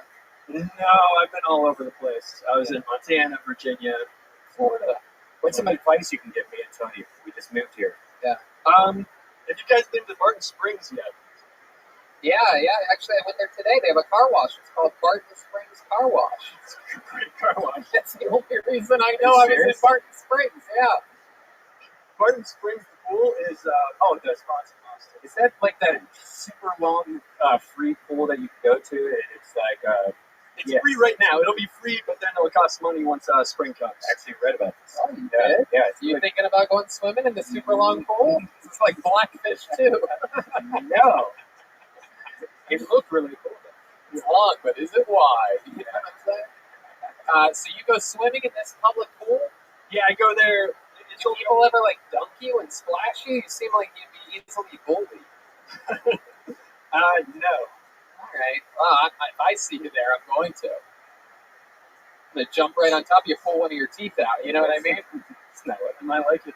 Whoa, Jesus. All right. What, you have a girlfriend? Are you into guys? Is that what we're finding out right now? Oh my God, I could be, but no. I'm. I guess technically I'm like an incel right now. Oh wow. Wow. Greg doesn't even know he's gay. Everybody, this is exciting. We're the first people to tell someone live on the show that you're gay. Cool. Have you ever messed around with a guy like when you're a kid? Did you kiss your friend's penis or anything like that? I think thinking about it. Probably the gayest thing I've ever done is I was watching a movie with my friends in the basement, and neither of us, we didn't want to change out the movie. So we're like, okay, whoever can jack off and come first has to change the movie. Oh my God. That's not real. It's real, dude. Are you serious? Yeah, that's my buddy Wade and Danny. The gayest part was you catching the cum in your mouth as it was coming out of them. Who won the competition? Do you remember? Nobody won the competition. You probably 20 seconds later, he's like, oh, a bunch of dudes are jerking off. Yeah. Oh God. How old were you? 16, 17. Jesus. Wow. That is gay, dude. You are 100% gay. That's 4 years away from 22. Wow. Do you and your friends talk about this now? Like, do you hell no, they don't talk about it. Yeah, I just always, when the VHS is over, I just go right up and put in a new one. Never hesitate to watch it my life. Why would that even come up? So wait, let me ask you this, because you said nobody won, like nobody finished. Right. But so how long until you guys 4 hours. It's getting hot in there. To take off our clothes. Jesus, we could have watched Kill Bill twice and my arm is throbbing. Hey, I'll do you if you do me. Totally not gay. My goodness, Greg. All right, what's the second gayest thing you've done? Well, I once ate a dude's ass out. But it was only because the DVD was over. So it's not gay at all. The second gayest is probably hitting on you just now. Wow. What's the biggest accomplishment you've ever had with the ladies? I once proposed to a girlfriend of 3.5 years, and she said no. Wow. Was it a special proposal? Like, were you at a restaurant or a Thanksgiving or something big? I made Wait, let me guess. The VHS was over, and okay, go ahead. I made a scavenger hunt that brought her around town, and I wrote like rhyming clues. And the final clue brought her into my parlor at my house, and there was a video. You got told no at the end of a fucking scavenger hunt? Yes. The worst part is, I thought I was safe to take a sip of water right then for sure. You almost got me, dude. How long did the scavenger hunt? What if it was like 2 weeks? No. What lasted longer, the scavenger hunt or the jerk-off session before? About the same amount of time. Wow. It got to, the worst part is I videotaped it because I thought she might say yes. So I still have the video. I have the video of her saying, will you send me a copy of that? I'll send it to you. We got to put that right out here. We're gonna post it on the we'll post it on the Keltoni Instagram. Dude, it's sad. Oh, it sounds awesome. How many of you would love to watch the sad video? Okay, Nicole just texted me. It's 4 o'clock Tuesday, April 29th. And she said that she's on her way from school, and I'm doing it. I'm going to ask her to propose to me. And I got to say, I'm glad that this is something which I could prepare beforehand, because I would be too nervous to do something spontaneous.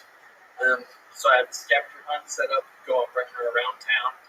Not just up to the park and in my car, but so she's going to go on the scavenger hunt. I'm going to follow with and try and act calm, cool, and collected. And she's going to come in here. And the last clue is going to have her turn on the lights. And there's a, Lily's her favorite rose. It says, "Marry me." It smells pretty good in here.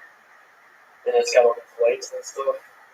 And it looks like it hasn't looked great, but it's really pretty good, all things considered.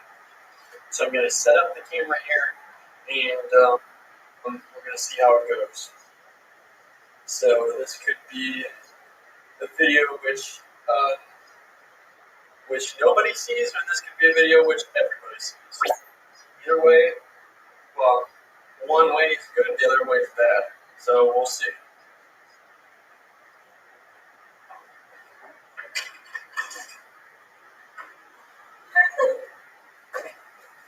Nicole, can you go on an impression with me? Can you spell the rest of your letter with me, Nicole?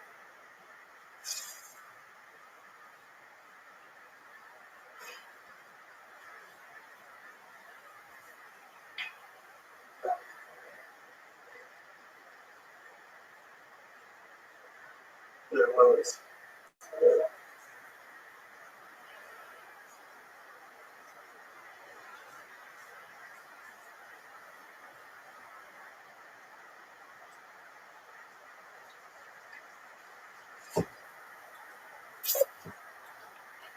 So it's now Wednesday, April 30th, I think.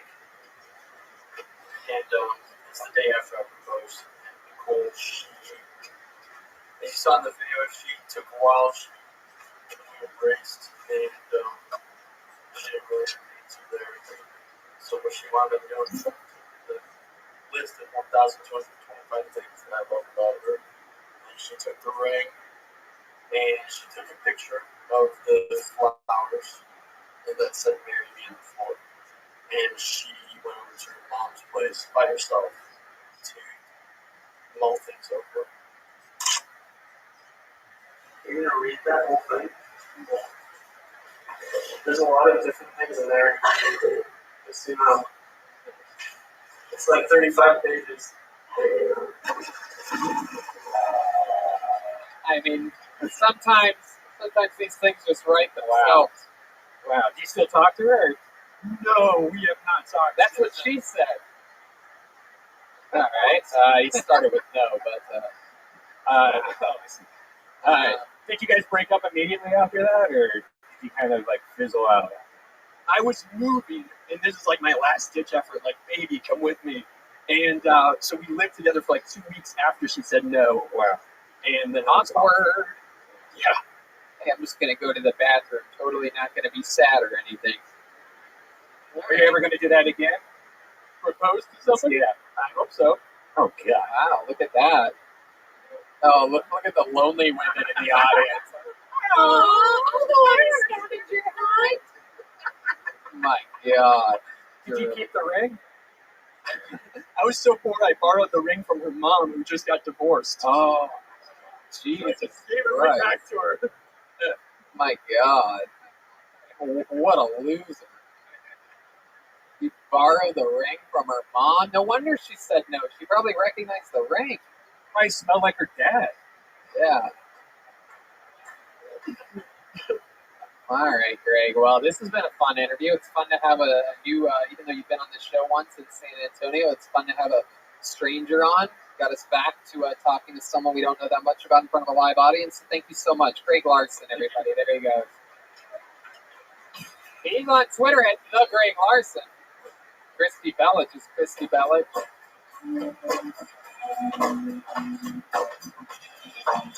Yeah. There's Zach Bogus. Zach, if you want to move that stool back a few feet, maybe towards the keyboard. Hey, Toe, can you give him my email address? Look at Zach Bogus up here. He sent that video in. All right, ladies and gentlemen, it says it here, all the way from Sunbury, Ohio. Your next comedian goes by the name of Trevor Williams. Trevor Williams. Sunbury. I know Sunbury. Yeah, I know Sunbury too. My aunt and uncle live there. Oh, wow. Here he comes. You can almost hear his heart beating from here. The anticipation of knowing your name has been called. Here he is, Trevor Williams, everybody. Hello. A little bit about me. When I was 6 years old, I walked in on my parents having sex for the first time. My first time catching them. And I walk in and my dad just is on top of my mom and he looks over and he's like, "Can't you knock?" And from that point on, I learned, no, knock before you walk. It's by far the most memorable Easter of my life. And years later, my dad walked in on me masturbating as a teen. And he was like, "What the fuck, dude? I knocked." I was like, "I know, I heard you. I was close." Here's this how. I came on my dad, I did the towels for the cum. I don't have distance like that, I'm joking. A little bit extra about me. Arnold Schwarzenegger is like one of my favorite actors ever. I think Total Recall is criminally underrated. My only gripe with the guy is that in all of his movies, no one ever brings up the goddamn accent. Not once, like in any of his films. I'm not saying it has to be like central to the plot line, but can't someone at some point be like, "Hey man, where are you from?" I could just use one scene in The Terminator where they're like building the robot and then... Whoa, Jesus, there it is. I almost forgot the bear was there. All the way from 6th Street. They love you, Trevor. Look at that. Either that or they're clapping for the bear. I don't know. Welcome to the show. Look at you. Yes. Talk about magician energies. You're the guy. Sunbury, Ohio, huh? Yes. You drive here? I did not live here now. Oh, you moved here. I drove here originally though, like 20 hours straight. Okay. Shot. Hell yeah. Yeah. square up to the audience a little bit so they can see you there. It's good. It's good. Trevor, you have a good look to you. You're Han Solo's son, right? I am Kylo Ren. Yes. There you go. You get that all. Keanu vibe as well. Yes. Like what ethnicity are you? That was my next. I was gonna say I usually get Asian if someone's African American or Hispanic. It's white. You look like an Asian woman with a mustache, which is very rare. I grow the mustache for less womanly vibes, but I guess it kind of. I know what that's like. Trust me, I know what that's like. So, how long have you lived in Austin? Everybody's lived here for 3 years. It appears as though there was another bum rush of people before. Perhaps another big podcaster moved here 3 years ago. So, Trevor, what have you been doing? What do you do for a living? I just got a job with the state at the start of last year. Great benefits. It's incredible. The state of what? Depression? It's sending me there. No, the great state of Texas. What do you do for the state of Texas? I've helped put together courses for attorneys. Oh, wow. You're that guy? Yeah, I'm that guy. That they put in charge of that? The books and stuff. I do an okay job. Okay. Hell yeah. Why Austin? What made you come out here? Because I know Sunbury pretty well. My aunt, my uncle lived there, grew up there a lot. Nothing out there. There's an outlet mall now. So there's an outlet mall. Slanderous. A lot of cows, a lot of farms. Yes, a lot of cows and farms. But I moved here to do comedy actually before it was like cool too. So you've been doing that for a few years now? Yeah. I actually was at the Dallas show last year. You were on the show? Yes. Wow, so still nobody that hasn't been on the show before this episode. That's incredible. Let me ask you this, because you have a real look to you. You know this. Do you have any special skills or talents that we would find interesting? I don't play instruments. Last time we asked that, yeah. I brought up that I could dunk. Uh-huh. And you had me do a jumping contest. Really? Yes. I got beat, but I didn't get a rebuttal, so that wasn't fair. Who out-jumped you? Jeremiah? No. Joel? The guy at the end of the show. Oh, just a human being. Yeah. Yeah. This is good. Wow. Other adjectives. You were really scarred from this experience. You Yeah. didn't even remember it. Yeah. You want to try jumping again? Have you improved your? I don't have any other fucking talents. I can do the worm. I don't want to do the worm either. Why do I? This is just embarrassing. I don't know. How many of you want to see this guy do the worm? Huh? No better time than during a global pandemic than to have a guy roll around on the floor. Fair enough. I'll give the people what they want. Here he is. Can we get a little worm music for my friend here? Here he is doing the saddest worm you've ever seen.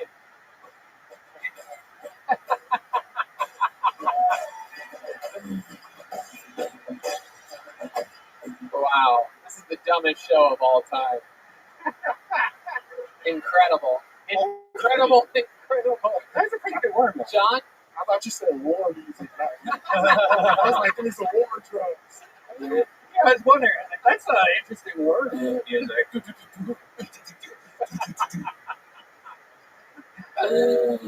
Oh my God! By the way, your Arnold Schwarzenegger joke, I love that. That's a good. That's a great point. That's why I'm trying to get. Okay, what's the ending to the Arnold joke? So the guy in charge of communications is putting Arnold together, and he's like, "Hey guys, you know what would be awesome if we gave this guy a Nazi accent? Ha ha ha ha ha ha ha ha. How about some big sexy muscles too? What? I don't know." So, whoa, an audible move for the first time. That's incredible. You really built up the excitement of that punchline, and then it appears as though you never finished writing the joke. Rookie mistake. I love it. What would we be surprised to find out about you? Something we haven't covered on your other appearance here. How are you with the ladies? You seem like a ladies. I always assume people that look like the top half of a centaur do good with. It works. Do good with the ladies. Adam Driver's super in right now. You're what? Adam Driver is super in right now. Right. Looking like people like that. You're like Adam Driver, except you're more like Uber driver. I was. Last time we did this, actually, that was my profession. Oh, wow. So, full circle. Indeed. But how about now? So people are into Adam Driver, so what's happening with you? I've actually been in a relationship for like most of the time I've been here. But what does she do? She works a favor. What's that? It's like Uber Eats, but Austin, Texas specifically. Wow. You can get more Red Band. It's hard again. Red Band's hard as a rock. Wow. Incredible. Well, Trevor, This has been a fun interview. I guess I'm trying to figure out if there's anything that I'm missing here. I just don't know. Do you have any special sexual moves in the bedroom on your girlfriend? I pride myself on like not using my fingers when I go down. I think that's kind of like that. When you go down on your girlfriend? Yeah. What do you mean not use your fingers? Like, what do you do with your hands? Just keep them at the side, like you're crucified or something like that? How do you get in there? Do you just blow real hard, real Depends fast? what my position is, but I mean, You know what I mean? Like, hands can do other stuff. I think that's how it I works. mean, if you guys spread it apart, like, what do you do? Just blow real hard into it until it opens up, and then Is she ever impressed? Is she ever like, I can't believe you can do that with no hands like that? I guess I should be more specific, like feet, like, oh, you don't do the finger, like fingering. Yeah. That's not that crazy. It's not that crazy. You just asked me for a unique skill. The first thing that came to Is mind. there anything else? I mean, is there anything else that comes to your mind? Is there anything that Are you interested? What's the noise that you make when you have an orgasm? Okay, I'm done, Tony. What? Okay, I'm done, Tony. Oh, you son of a bitch. You son of a bitch. Who says that? All right. Well, Trevor, fun to have you on. Congratulations. Trevor Williams, everybody. There you go. All right. My work is done here. Here we go. It's that part of the show where, if one's available, I'm going to bring up another regular. How about that, huh, guys? All right. Ladies and gentlemen, this guy, famously, a great roaster, unbelievable comedian. Here he is. Ladies and gentlemen, David Lucas, everybody. Here he is.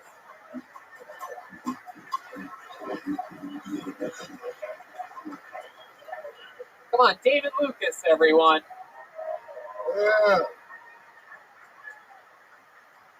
Hey, what's up, y'all?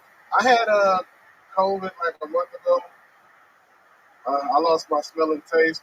I actually got my taste back eating pussy. I knew I got my taste back when I started tasting pennies. That's how you know you eat pussy, when it tastes like spare change. But I actually lost my smell and taste during the worst week possible. I lost that shit during Thanksgiving. As a fat guy, I damn near had a heart attack. You know, I was like, nigga, give me the pneumonia. Like, I lost my smell and taste for Thanksgiving. I finally got to experience my first white Thanksgiving. I couldn't taste a fucking thing. I was like, oh, okay. This is what it tastes like in the suburbs on Turkey Day. All right. Thank y'all. There he is, David Lucas. Welcome back. Yeah, Lost man. his smell and his taste and gained 80 pounds. Spent his lockdown locked in the refrigerator. Hey, Tony, I actually heard you was laying naked at the bottom of a chimney waiting for Santa to come down. Okay, why would I do that? You know why you were doing it. Why would I lay naked waiting for Santa Claus? You was trying to give him a candy cane. My God. Jesus. David Lucas, everyone. Everything really is bigger in Texas. Look at that. It's incredible.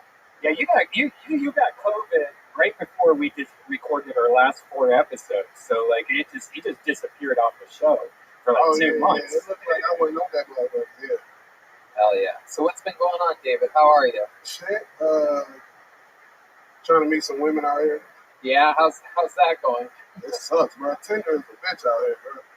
Is it? Why? I paid $30 for the extra swipes and everything. You did? You pay extra money? Hell yeah. Unlimited swipes to tell you when a bitch like you. Like, cause like I don't know how to beat white women in Austin. Like they kind of liberal, but they also like voted for Trump and shit. You know what I'm saying? Yeah. So it's like I don't like you know LA. You know how to approach a white girl. Like, hey, you want to go to Whole Foods and get a smoothie? But so you're here at Antone's. This is the home of the blues. Hell yeah, our buddy owns this, right? Yep. Yeah, damn right. My boy Keys on the keys. Yeah. This band is fire, dog. Yeah. David got excited when he found out it was the home of the blues until he found out it wasn't the cheese. Hey, look at that. Ebony and Ivory. Tony just wants to be the first gay mayor of Austin. Oh, come on. I'm pretty sure the mayor of Austin that they have right now is gay. Yeah, you see that? I keep up on my local politics. Tony fly back to LA every Thursday to get his ass bleached. Why would I do that? Why would I do that when I can easily get my ass bleached here? You look like Hootie ate a blowfish. Oh shit, we back on this. We got a live audience, goddamn. I ain't did this shit in like 9 months, bro. Goddamn, I miss roasting this cuckold. Yeah. Well, it's good to have you back since you've been letting cats poop on your head.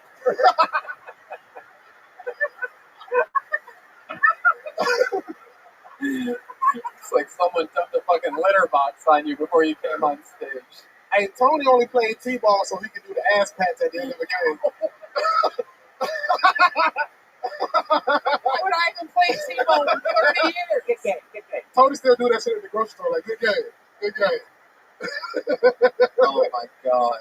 So you actually made changes to your diet recently, Yeah, my right? trainer's here with me. Yeah, my boy Kane over here. My trainer's here, dog. You know what I'm saying? He gonna get me in the shape so Tony can't say no more fat jokes. That's right. Looks like your trainer has a lot of work to do. He's not going to put you on his resume for a while. We go, Rabbi, are you serious? This motherfucker used brisket oil as cologne. That's right. Tony, you gonna need a hypnotherapist to get you out of being gay. Why would I need a hypnotherapist? He gonna wave a rubber vagina in your face and tell you to fall asleep. Oh my god. You're gonna need a broken hypnotherapist. Carrying around all that weight. I love you tried to wear a black shirt to blend in with the background and everything. Oh no, I'm not that big, it's just the curtain, everybody.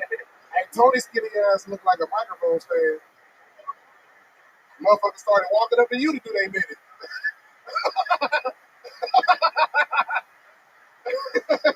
Son of a bitch. Tell these people about the dietary changes that you made. Shit, I need to cut out carbs. I'm sad as a motherfucker. All my favorite shit got carbs with it. Yes, it does. But now you're like eating chicken, right? Like you used to I eat meat now. Yeah, I eat meat now. How can I be in Texas and not eat meat? You know what I'm saying? Yeah. I ate beef for the first time the other day in 4 years. Yeah, when they told David that Kenny Rogers has performed here, he started sweating. His stomach started growling. They called Tony at a barbecue restaurant smuggling sausages in his ass. The jalapeno kind. Why the fuck would you say that about me? They were like, sir, you don't need a to-go box? He's like, no, I got it. You're saying what? I put it in my butt? Yeah, you just sat on it. God damn it. How'd you know that I did that? It's fun, David. So what else? What else in Texas? What else excites you about being here? Shit, I'm about to try to wrestle the Longhorn. Yeah? I want to wrestle the Longhorn, dog. Y'all Wow. got like wrestling. Has anyone walked up to you and tried to tip you when you're standing outside? Why? Because you look like a cow. Has anyone tried to milk you? I beat somebody's ass, bro. Fuck that. I do jokes, but I can fight. Nah, I'm gonna go fishing this week. So if anybody got an extra pole, I'm trying to do some bass fishing or whatever biting right now. Wow. Yeah, and if anyone has an extra pole, I want to shove it in my booty hole. Right, well, to catch what you want, we need a different kind of bait. Tony got a shit sitting air freshener in his car. What the fuck? To remind you in your bedroom. What? Why would he say these things about me? I give you an opportunity to be a star. All I do is lift you up, and that's not easy to do. This motherfucker. What else, David? What have you eaten today? Let's go through a day in the life of. Shit, earlier I had a bone-in beef rib. Me and William shared that motherfucker. Wow, bone in. Yeah. My goodness, sounds amazing. I almost put that bitch back when I saw the price. I was like, yeah. How much was it? $30 for a piece of meat. Wow, look at that. That's how much you spend on extra swipes. Wow. That's a swipe's worth of beef.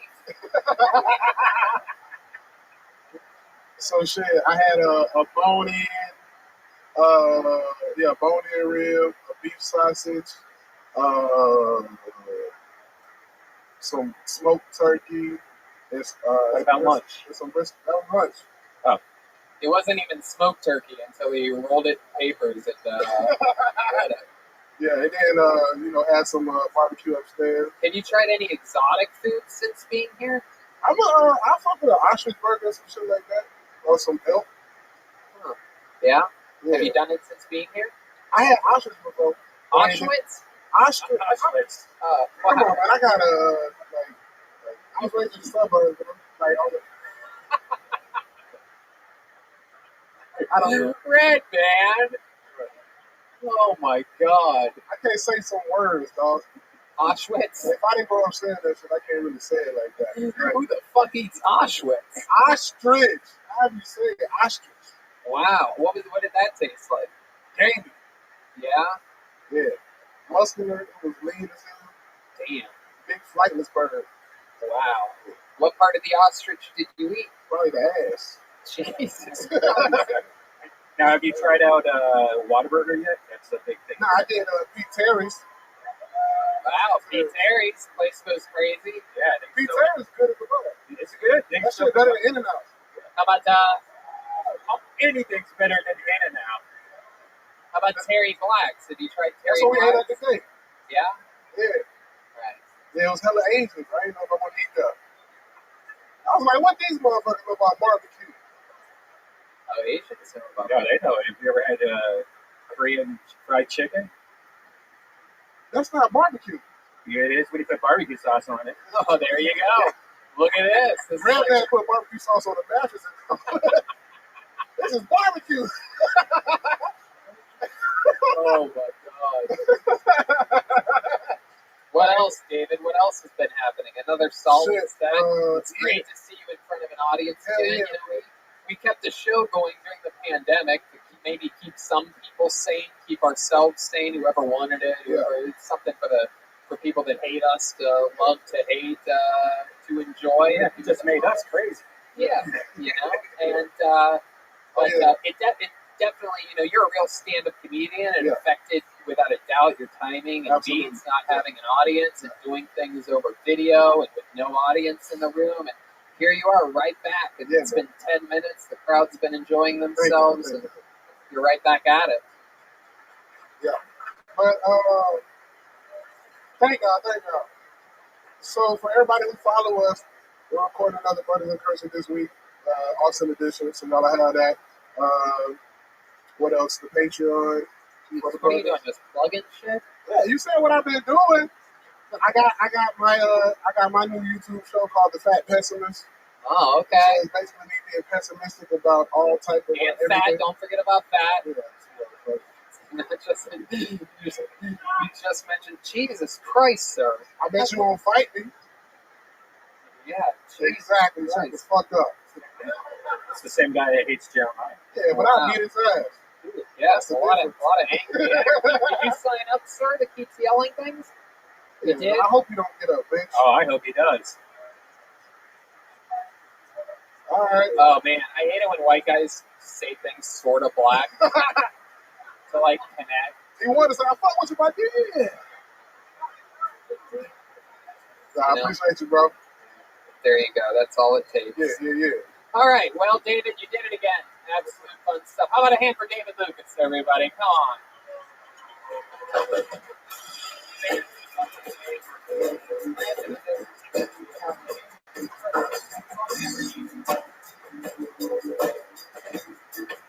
Here's Zach Bogus. Let's get back to this bucket, shall we?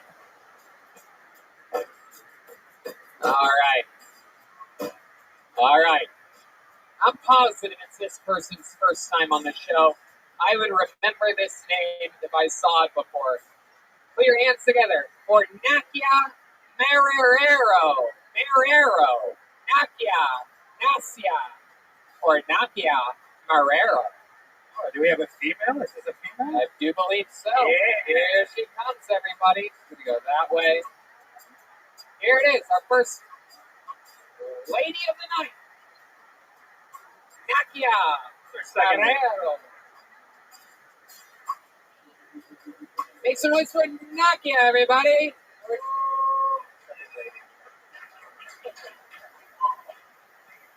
All right. Well, my name is Nastia, but that was a good start. The first white guy saying my name right. Usually they just call me Gold Digger, so that was pretty good. At least as my time already started. But all right, so I was actually raised in a very strict household. All right, back in Portugal, my dad used to beat my ass up. Imagine Mike Tyson fighting Superior Vergara. Okay, that's how it was. Yeah, my mom was just in the back like a coach stands outside a boxing ring. She would just go like this. Don't get her face. Do my body work. Don't get her face. I see some of you guys look concerned. Guys, it's alright. I'm not very smart, but I can take a punch, alright? My mom used to call me shitty little pig. Literally translated from Portuguese. Porquinha merda. Yeah.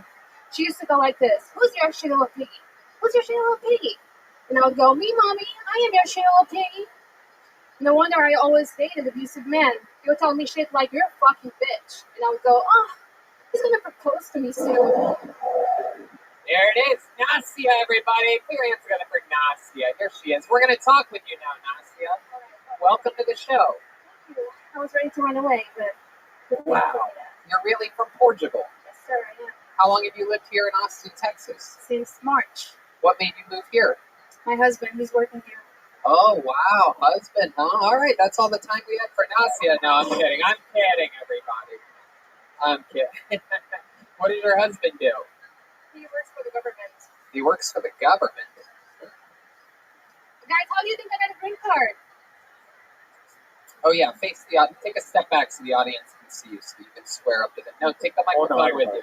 Take the microphone with you. I know you're used to just using your looks for everything, but you're going to have to communicate. That's what's up. You're going to have to communicate. How long have you been married for? I've been married since I'm 21. Since you're 21. Yeah. Are you 21 now? 27. Wow. So 6 years was the answer to the Working hard question. for that green card. That's incredible. You know. And you've only lived, where was your husband at? Portugal with you? No, we met in Norway, actually. Wow. Look at that. You found out he lives in America and you fell in love. I was like, fuck, I gotta work on that. Oh, He was yeah. the only American in Norway, you know? And he's from Arkansas, so look at my luck. Wow. Look at that. Incredible. What does he do for the government? I cannot tell. Wow. Sorry. My goodness. Very cool.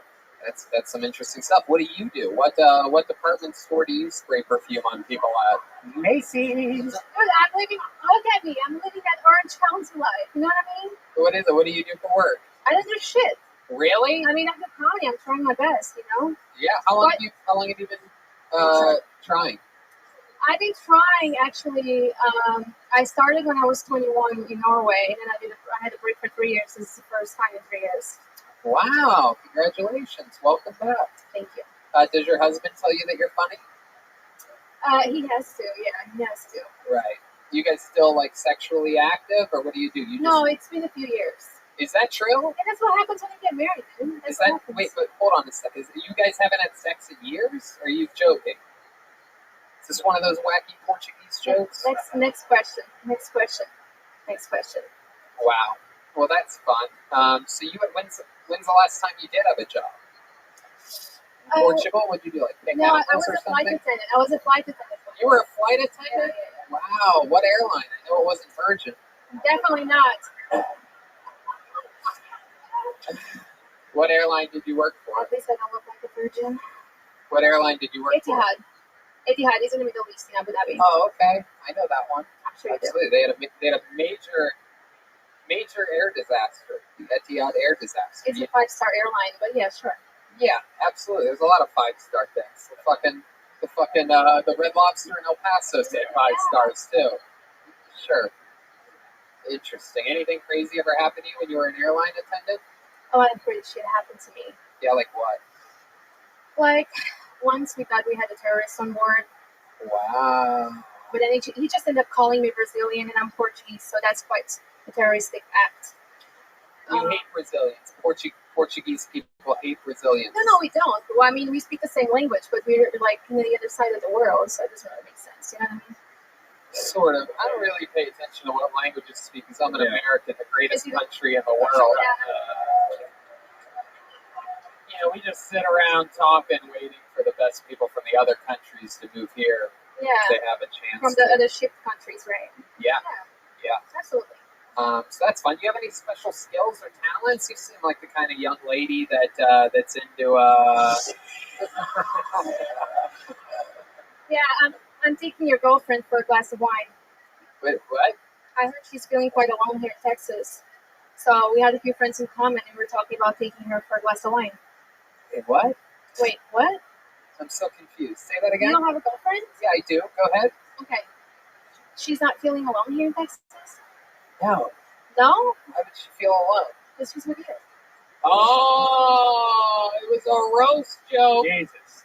Sorry, this Woo! The setup was longer than a flight from Portugal. My God. Jesus, Nasia. Have you ever thought about working with puppets, perhaps? Or, Jesus fucking Christ. Oh, my God. All right. I was like, what do I have to edit here? I'm going to take your girl for a glass of wine because she's alone. She's been. What? That is a racist accent. We have mutual friends. Yeah, that's a racist accent, dude. That sounds like a Mexican guy. That's not a racist accent. What's your least favorite race? I don't have one. You don't have one? Be careful because there's some blacks around you. I don't have one. Okay. What's your favorite race? White people.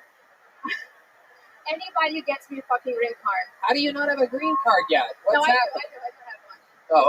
Oh, okay. I mean, it's been 10 years, dude. If I didn't have a green card in 10 years, I'd be very sad. There you How long do you have to wait until you can divorce the guy and keep your green card? It's a good question. That's a good question that I would like to know. Anybody? Interesting. How about special skills or talents? Anything you like? You have you're like a champion of something. You trained at something when you were younger. You have a trophy for anything. You ever win anything? A competition? Yeah, I'm very good at tricking white guys into marrying my ass. Okay, well then let's skip one of these. Let's just tell the truth here. Do you have any special skills or talents? Can you perhaps do the worm or something like that? Well, no, I don't have anything. I mean, I can cook. I'll make you a meal. Really? What can you cook? Anything. I used to be a chef. How are you at cleaning? Well, I'm Latina, so I guess good. Red band? I guess She's great at cleaning. Are you kidding me? She's a Portuguese housewife. I see you clearly need some help. I see that. Yeah, Maybe take a shower first. Oh, she talked to some mutual friend. Ah. I love it. Well, Nasia, so this is your return to doing stand-up in 3 years, right? Yeah. Yes. You took 3 years off. You did it for what? 3 years before that? Yes, sir. Yeah. Awesome. You think you're going to do it again? Yeah, of course. Oh, perfect. Well, I'll tell you this. This is one of the funniest performances by a female comedian I've ever seen in my life. Yeah. What's your OnlyFans? Oh, come on. Red Man. Red Man. You guys want to all do it together? 1, 2, 3. Red Man. All right, Nasia Marrero, everybody. There she goes. Nasia. She's at Nasia_Marrero. Wow. I hear your girlfriend very alone. Yeah, that kind of freaked me out for a second. Yeah, I did too. I was like, oh. Like, what is that? Maybe she knows something I don't. I hate Brazilian women. They have the best butts. All right. You guys having fun out there? Anything can happen. These people, they try, they come from all around. Who knows? Make some noise for Chris Buchanan, everybody. Your next comedian here, live from Antone's nightclub. Almost said comedy club. There you go. Here comes Chris Buchanan. Nice long strides, working his way to the stage. Here he is, Chris Buchanan, everybody. Come on, make some noise for Chris. Everybody, what's up? I'm 21 years old, was homeschooled, and I'm a single dad. Like probably, I don't know, maybe. Yeah. Not that I am single though. My ex-girlfriend posted on her story about 9 months ago after the breakup a picture of a trash can, and she titled it #MyEx. Hurtful, you know. But the problem is, then she kept on sleeping with me after the breakup, and I feel like at that point I'm no longer trash. You know, I'm compost. That's one step up. Yeah, she threw me in the yard, the back pit. Also, opening up the hole once every 2 or 3 weeks to stir shit up again. You know? Yeah. You know, my favorite part about that is that by her calling me trash and sleeping with me, quasi calling herself a cum dumpster. Yeah. And I like that word because it still feels like I'm sinning when I say it. You know? Yeah. Thank you. Oh, yeah. There he is, Chris Buchanan.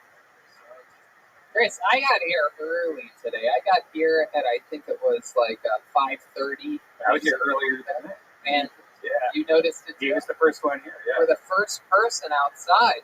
That's incredible. Holy shit, you're missing a tooth. Wow, this is the guy. You found the guy. I like your fucking style, Chris. 21, huh? Is that one of your baby teeth? Tie it to a balloon? I love it. You know what the best part of that is? That the whole time he's probably like, man, I hope they don't notice my tooth's missing. I'm just like, oh my god! I love it. No, is that a style thing? Is that in right now? Like the best season to go toothless ever. Yeah, what happened there? Well, pulled it out 6 months ago, and why'd you pull? You pulled it out yourself? You're not supposed to do that with adult teeth. Yeah. Well, you know, Tony, I put some floss around the doorknob, and you know what I mean. I was bored one day. Oh shit! Yeah. Wow. Yeah, the gold one just hasn't grown back in yet, so I don't know what's incredible. happening. 21 years old, missing a tooth. Wait, why did you pull it out? You know, that's not style. a thing. Yeah, homeschooled. Oh, okay. You're a funny guy. I knocked over Ryan J. out there. Wow, incredible. So you're not really going to tell us what happened to the tooth, huh? No, it's just like never. We have a better chance of finding out one of Nasia's special skills or talents. I'll just tell you, I'll never go down on a woman who only does Kegel at the gym. Wow, look at that. Well, my goodness. Let me ask you this. When you go down on girls, do you ever use your hands? I just right through the tooth with them. Wow. That might actually work. I can see how that might actually work. So you're 21 years old. Yes, sir. From Texas? I lived all over. How? How did you live all over? Well, my dad's a pilot, and that's why I was always like going around getting fired and getting new jobs and shit. Look at that. Yeah. How long have you been here? About 5 years. Oh, okay. Yeah. My goodness. So you moved a lot when you were a kid. 5 years all here in Austin, Texas? Yeah, Lago Vista, and now I live like 10 minutes north of here. Oh, Pflugerville? No, it's called Jollyville. Oh, I thought Pflugerville because of the old. Yeah. What? That's Georgetown. Yeah. Better not be talking shit about Pflugerville. Uh-oh, someone's representing his new hood over here. Every time I've gone to the Pflugerville skate park, somebody has offered me hard drugs. Really? Every time. Yeah. You go to skate parks a lot? Yeah. Oh my goodness. What do you have, rollerblades? Yeah. That's my brother. So you're 21 years old. What are you into? You like twitching or anything like that? Yeah.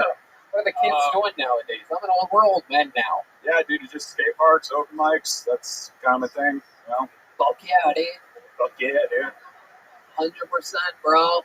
Just like my fucking lifestyle, dude. So are you going to get your tooth fixed? Or? Eventually, yeah. Oh, eventually. I mean, that's something. You have to realize how compelling this is to us. We're from Los Angeles, where not having a tooth is like having sexual allegations against you. Like you don't go out, your career stops. You know, but not you. You're just like the first guy to show up, just first in line. What's up? Let's do this shit.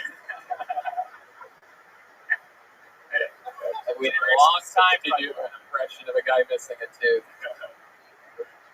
So what do you think? What's the move here? Do you know? Do you have a dentist? Yeah.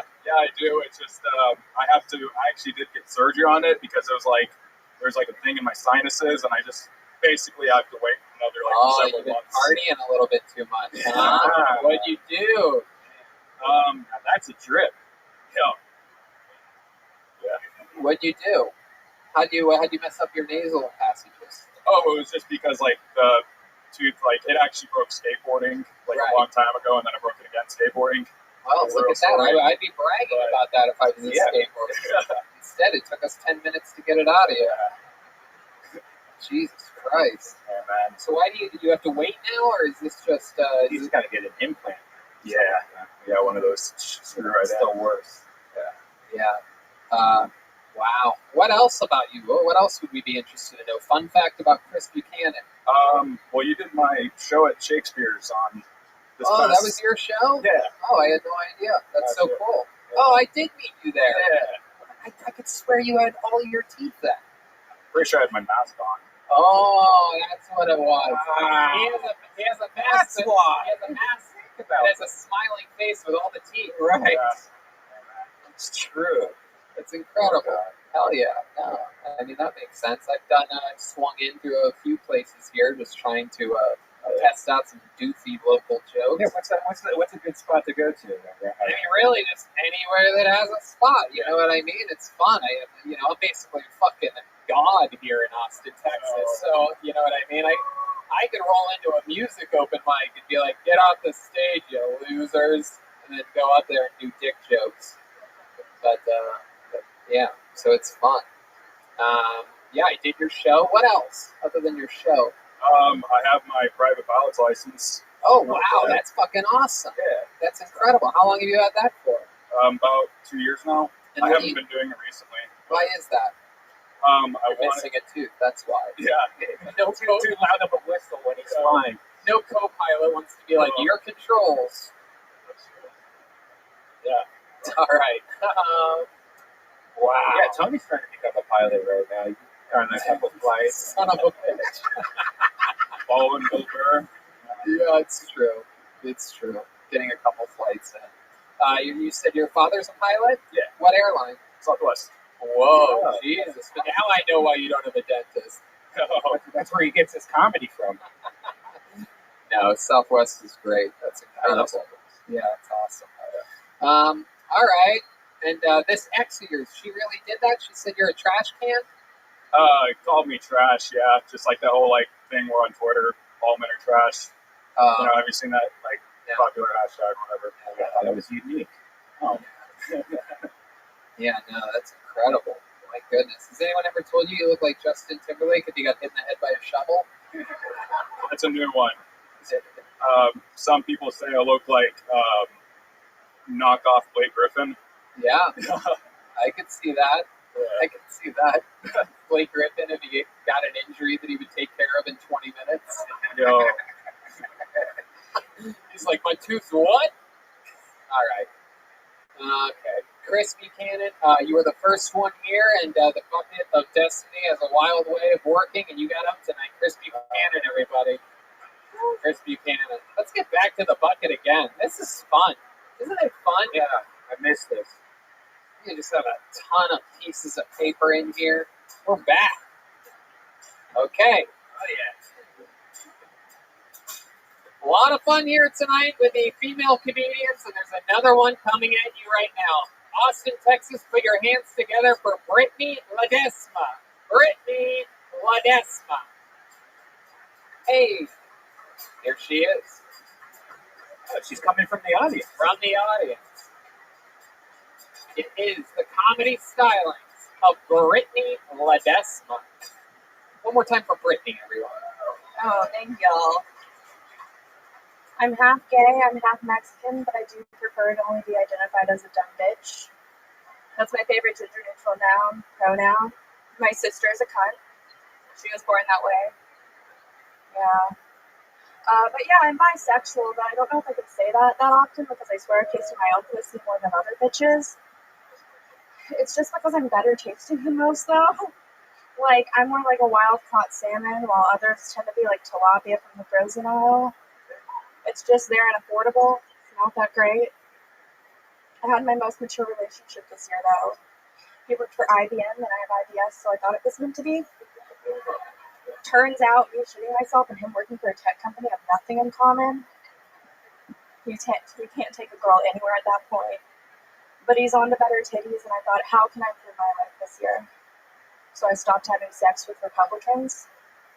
It's nothing against them. It's just for people who don't believe in global warming or climate change, they sure turn my walk into a dumb. Thank you. Brittany Ledesma. Welcome to the show, Brittany. Thank you. How long have you been doing stand-up comedy? Almost 2 years. Almost 2 years. All of it here in Austin, Texas? Yep. This is where you're from? Yeah, I'm from Austin. Born and raised? Born and raised, buddy. Wow. Look at that.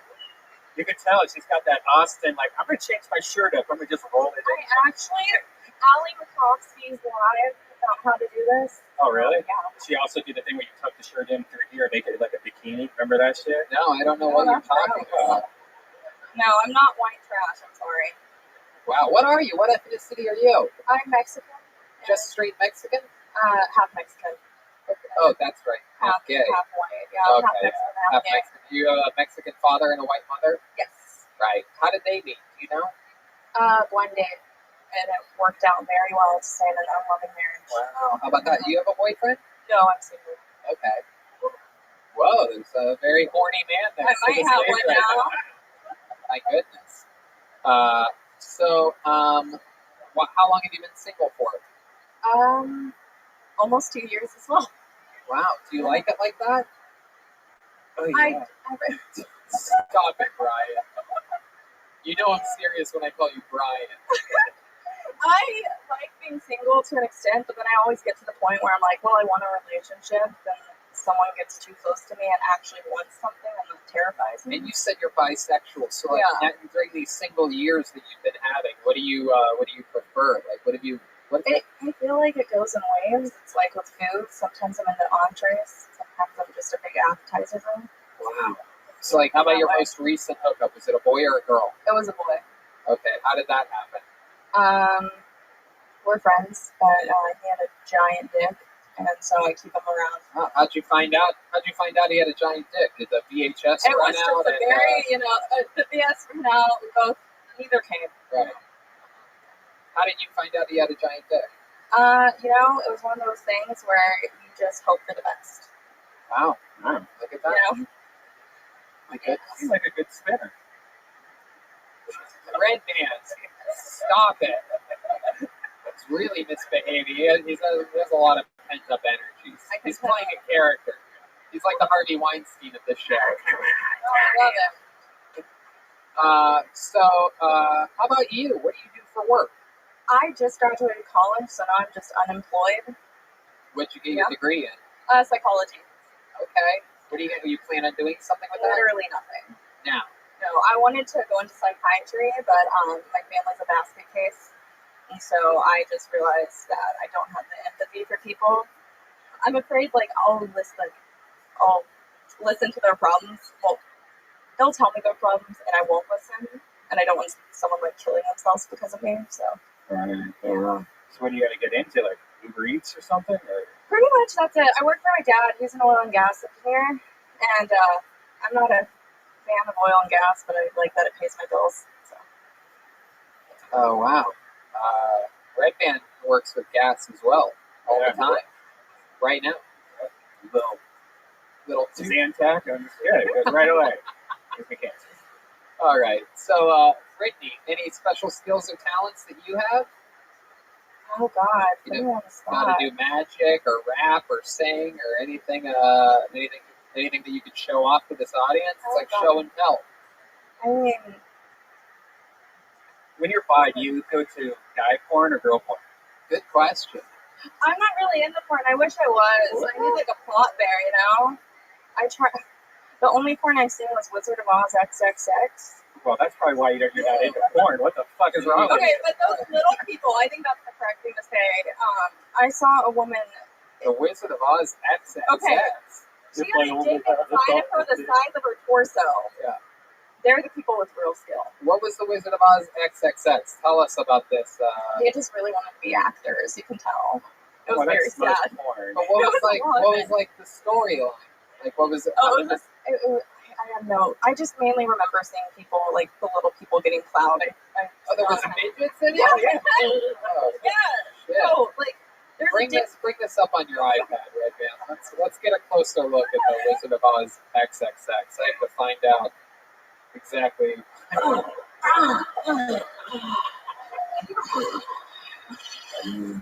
That's actually, fun fact, that's actually Tom Segura after he broke his knee and arm.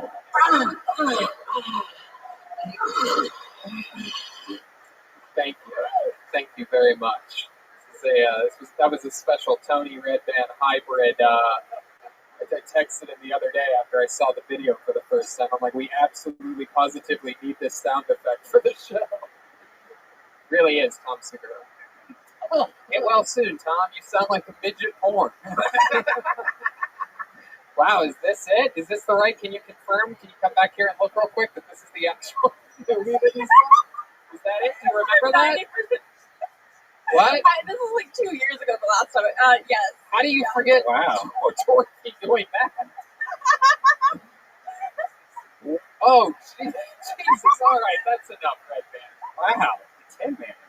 Oh my God, Toto's squirting. Okay. All right, that's not Toto. Toto's a dog. All right. So, Brittany, wow. I'm really at a loss of words here after watching Dorothy just get a house dropped on her.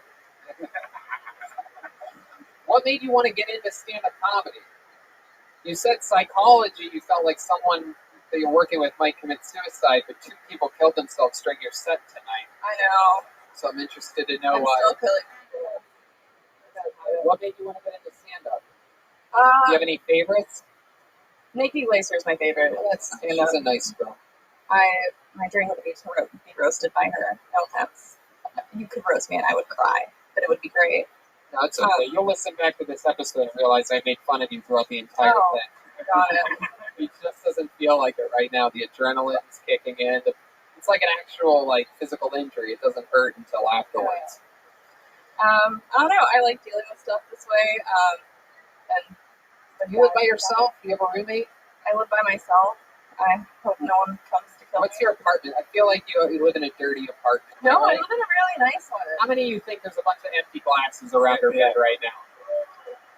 I get that vibe.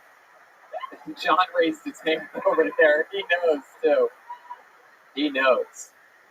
I'm surprisingly clean, but my bed is now in my living room, which is not ideal. Oh, that's great. That's how I like that. I mean, like if you eat in bed and you get messy, just clean the sheets. Red Band actually recently moved his bed into his kitchen. Yeah. Shorter walk to the fridge. Yeah. All right.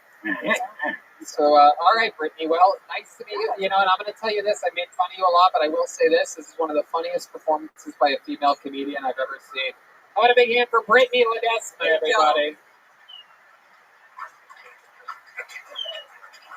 How you guys doing back here, huh? Look at this table.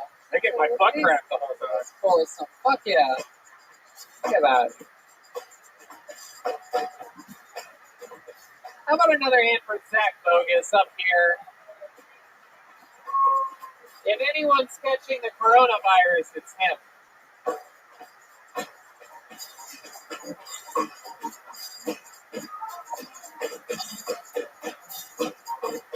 All right, your next comedian on this stage goes by the name of Brian McDuffie.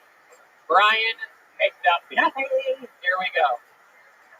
Eventually, here comes Brian McDuffie. That sounds like a family. How many of you make some noise if you've already had the coronavirus? Very good. Those of you that don't will be able to make some noise in just 2 or 3 weeks, so it's very exciting.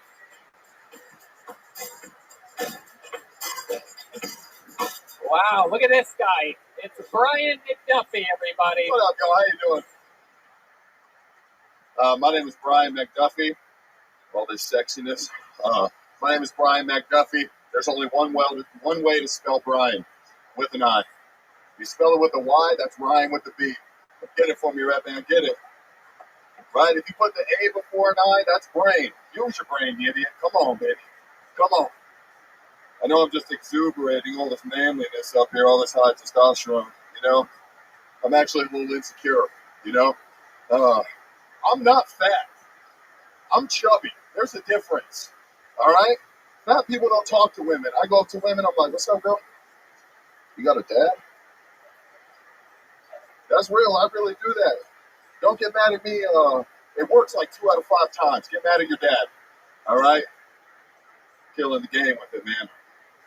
I'm just going to let you admire the bod for a minute. Looking sexy. How much time I got? No, I'm just playing. All right, we're just going to call it at that. I couldn't remember the rest of my jokes anyway. You people intimidate me, all right? We all know. We know, Brian. We know. Brian McDuffie, everybody. Thank you, thank you, thank you. Brian, are you okay? No, I'm terrified right now. Why? What's wrong? Because you got this killer look in your eye, and I'm scared. You're small, but I know you're scary. Jesus Christ. What the hell? What the fuck? What do you judge everybody by their size? Yeah. What kind of person Like was that? 300 years ago, I'd be running a little Viking village, you know? For what? Their food? Well, raping and pillaging, you know? You have a good Seth Rogen laugh. Hopefully it makes me famous. Thank you, Brian. Thank you, thank you. One of Red Band's 7 impressions. Seth Rogen laugh. Yeah, you're something else. Thanks, man. You look like, I don't know, someone that got locked in an Italian restaurant their whole life. And there's something very like the chin gigante, like, you Italian? No, man, I'm Irish. No, man, I'm Irish. Black Irish. I gotta get the props, you know? Yeah, baby. What does Thank that you, mean? thank you. What's Black Irish? I have no idea. It's just what my family told me, so I've been running with it. Right? Thank you. Thank you. Jeez, what the fuck We is raped that the lady Indians. saying? Thanks, okay. Now I'm just white. I'm done. I'm just white Is that from now lady on. saying? All right? Brian, shut the fuck That's up. it. What did you say, lady?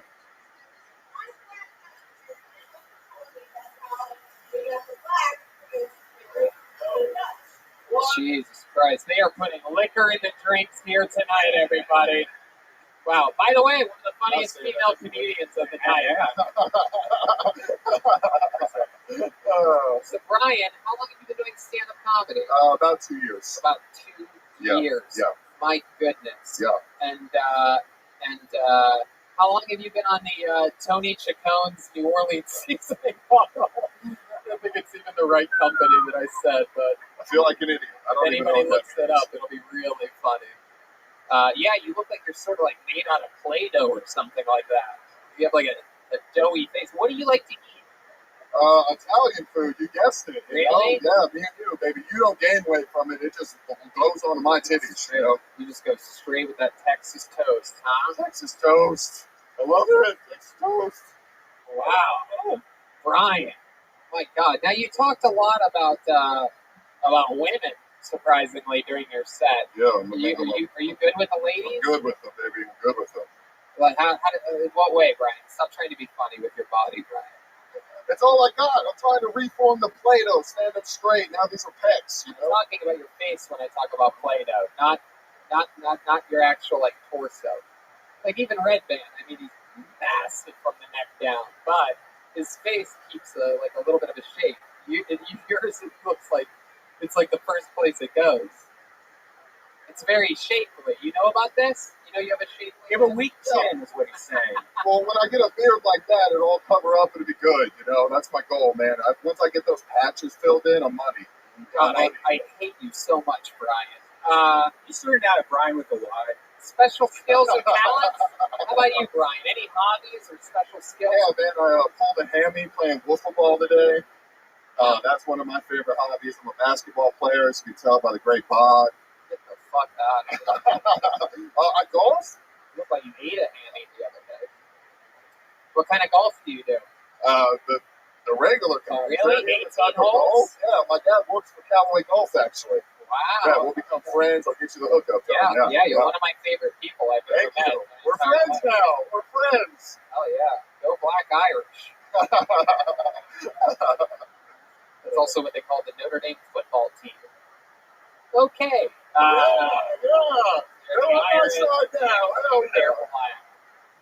You never asked your mom what she meant when she said you're Black Irish? No, my mom just tells me we're white. Be happy about it. My dad's the one that's like, you're black Irish, be proud. What does your dad do for work? He doesn't listen to me. Yeah, he works Oh, at that's LA right. Golf. What do you do I'm for trying work? to help you out, What do Tom. you- I'm trying to help you out. Brian, shut the fuck up. What do you do for work, Brian? Nothing right now. I'm running that unemployment What train. did you do before? A bartender. Really? Yeah. Wow. Hey, I need money, dude. I'll suck your dick $100 right now. I swear to you. Okay? Look at that. It's not a joke. Look at that. He's willing to By suck the sound of your voice, it sounds like you need it, buddy. I'm all right. All right. All right. All right. Well, Brian, I'm going to cut this one short just because every time I ask you a question, you talk for a long period of time. You figured out the secret to being dismissed with Nervous. Nervous. What's wrong, Tony? It's all right. How long you been doing stand-up? About 2 years. 2 years. Well, when you're on in another 2 years, I'm sure it'll go better. Yeah. I don't know. Ladies and gentlemen, Brian McDuffie, everybody.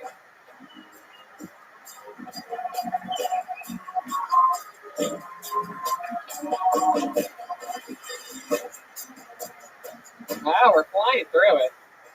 We already had 8 people up tonight. We're getting through it. Wow. I am excited for this one. Oh, wow. Look at that. Ladies and gentlemen, your next comedian goes by the name of Octavius Thunder. This sounds promising. Let's get Octavius Thunder up here.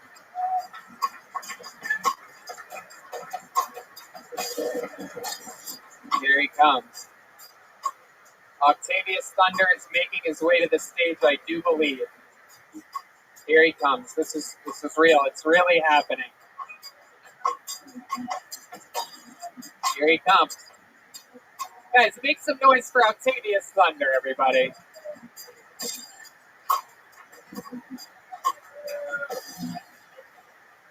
Hello, that's not my real name. I'm so Jewish that I grew a mullet so I don't have to pay for haircuts every couple of weeks. I'm so Jewish I became a Christian because the Bible's free. I got a dog. His name's Pablo Escobar. He's a service animal. His service is finding loopholes in federal regulations and exploiting them. And he's really fucking good at it. I don't want to impress people. I want to impress girls by telling him he's a rescue, so I beat the shit out of him every night. I'm just kidding. I used to live in Los Angeles, and I used to, when I'd go and watch them, people would try to start a conversation with me, which I hated, so I try to freak them out. They'd be like, oh, is that a boy or girl? I'd be like, oh, he's transgender. And since I lived in LA, they'd be like, oh, no way, my cousin's cat is transgender. They're like, God damn it, I need to get the fuck out of this city. And I did, and I'm here, and it's great. I met a girl on an online dating app for abusive relationships. It's called eHeartMe. And she's Christian and into bondage, so when we have sex, she likes to nail me to a cross and fuck me. There you go. That's the end of his set. Octavius Thunder, it went good. You want to give us your real name, or are you going to stick with Octavius? Eli Halpern. Eli Halpern. Octavius Thunder was cool. Eli, I know you, right? Yeah, I used to see you in LA all the time at the Comedy Store. Well, welcome, welcome. You look different. Yeah, I try to change up my look all the time because, you know, people are like, how do you look at yourself in the mirror after you do terrible things? I just shave and I'm like, oh, that wasn't me. That was some other guy. I like your style. Are you on a drug tonight? You have so much energy. I'm always on something. Adderall? I just have an energy drink, though. Oh, okay. You have a bang? One of those. Okay. I don't remember. It's not worth knowing. All right, guess not. Jesus, all right. My God. Have you ever been on? When I was going to get to bed today, I just saw an energy drink at the store, and I was like, I'm tired. Wow. From all the drugs I did last night. Okay, all right. Have you been on Kill Tony before? Yeah. I don't remember. What's happened? What's been some highlights of your previous appearances? I did great last time. I told you that you looked like a pedophile who was also the victim of pedophilia. Yeah? This time I would like to tell you that you look like a bobblehead doll of yourself. These are all some of my favorite things that I've heard over my entire life, Eli. But you did it, absolutely. You look like something that Theo Vaughn would shit out of his butthole. There you go. I wasn't even going to make fun of you, but... I'd rather go in there. In where? In Theo Vaughn's butthole. Oh, are you gay? No, just a big fan. Oh, okay. There you go. It's incredible. Comedy fans nowadays, they'll do anything. Are you really so Jewish? You are Eli. Eli's a Jewish name. Hey, Jewish enough. Jewish. That's like my victim card, you know? Because like I'm like a tall, in-shape white guy. Everyone's like, "Fuck you, douchebag." I'm like, "No, I'm a Jew. Yeah. They killed my ancestors." Oh, we feel bad for you. 21. Fucking time flies. This is one energetic Jewish guy, huh? I'd say ancient. Okay. What do you do for work, Eli? How do you survive? You live here in Austin now? Yeah. I was doing Amazon, selling stuff on Amazon, like kitchenware and stuff. And right now I'm working on building a cricket protein bar company. A protein bar made out of actual crickets. Crickets? Yeah. Oh, wow. Well, I heard a lot of them during your set. So,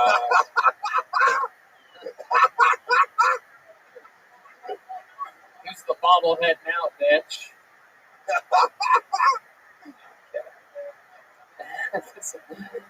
Unbelievable. Wait, how are you selling shit on Amazon? Like, that must be hard to do since it's just a website that people go to and buy things. You know, like, how are you selling? You buy stuff and then you resell it? Yeah, I buy stuff from China and I ship it into the Amazon warehouse. And they redistribute it. Wow, you really are so Jewish. Well, I was in college and I just would zone out in class and be like, how do I make money without doing work? So I just got into e-commerce. Right. I've always been a fan of computers. Yeah. VR porn. Yeah. You ever see Wizard of Oz XXX?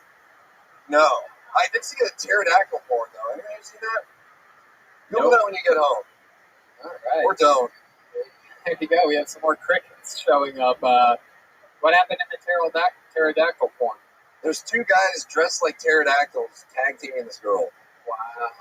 Jeez, all that excitement. Who even needs the girl? Am I right? All right. Eli, do you have a girlfriend? No. Jesus. My goodness. I have a lot of girls that hate me, though. Why? I'm still trying to figure that out. Come on. You must have some hint of a reason, right? I'm such a narcissist. I'm just convinced that I'm just so amazing. Everyone just falls in love with me. Really? But in reality, it's probably just because I'm a selfish piece of shit. Wow. Either you're getting booed or there's a cow in the back of the venue right now. I've never heard a boo sound more like a moo in my entire life, but we have arrived in Texas. I don't have fuck buddies. I have fuck enemies. Really? But they still like to fuck you even though you have a Jewish penis. Yeah. My dick's so small it's considered microdosing. Wow. Look at that. This one. Just. So how rough crowd. How are you going to make these cricket protein bars? I'm going to take cricket flour, which is just ground up crickets. And everyone's like, ew, gross, bugs. But like, you're not going to take a bite out of a cow. You're going to prepare it right. It's environmentally friendly. I've had it before, but you know, a kind bar tastes good. Awesome. You know, like I could just buy that instead of having a cricket bar. Yeah, but you should be eating bugs because you're going to kill them anyways with agriculture. Why not fucking use them for something? Yeah. Wow. How many of you want to light Eli on fire right now? Seems like there's a lot. I hate myself more than any of you ever could. Prove it to us. Tell us how much you hate yourself, Eli. Well, I also hate the world. I would kill myself, but I don't want to make the world a better place. No. My goodness. Have you gotten the coronavirus yet? I don't get tested. Have you gotten ridiculously sick for 5 to 8 days? No. I have a great immune system. Yeah. Fueled by rage, I think. Really? The Jewish guy with a great immune system? Are we sure about this? I take a lot of supplements. Yeah, like what? What type of supplements do you take? I heard cocaine. That's one of them. Zyrtec. A lot of Zyrtec. I'm allergic to my own dog. Is that true? Yeah. What's your dog's name? Pablo Escobar. Oh, that's right. You said that. I fell asleep for 60 seconds. All right, Eli. Well, we learned a lot about you. Welcome back to the show. You were in LA for a long time, right? Yeah, about 4 or 5 years. And how long have you lived here now? 3 months. 3 months. There it is. What made you want to move here 3 months ago? I like having a life. Yeah. I like doing stuff. What do you like to do in Texas? Going to bars, exercising, going to parks. Listen, buddy, it's not even cocaine anymore, by the way. By the way, shut down the borders. He's been heckling all night, but it took him heckling you for him to get his first laugh Well, of he the just night. said the same. He just said the same thing twice. Come up with a new heckle. Eli, fun times. There he goes. Eli Halpern, everybody.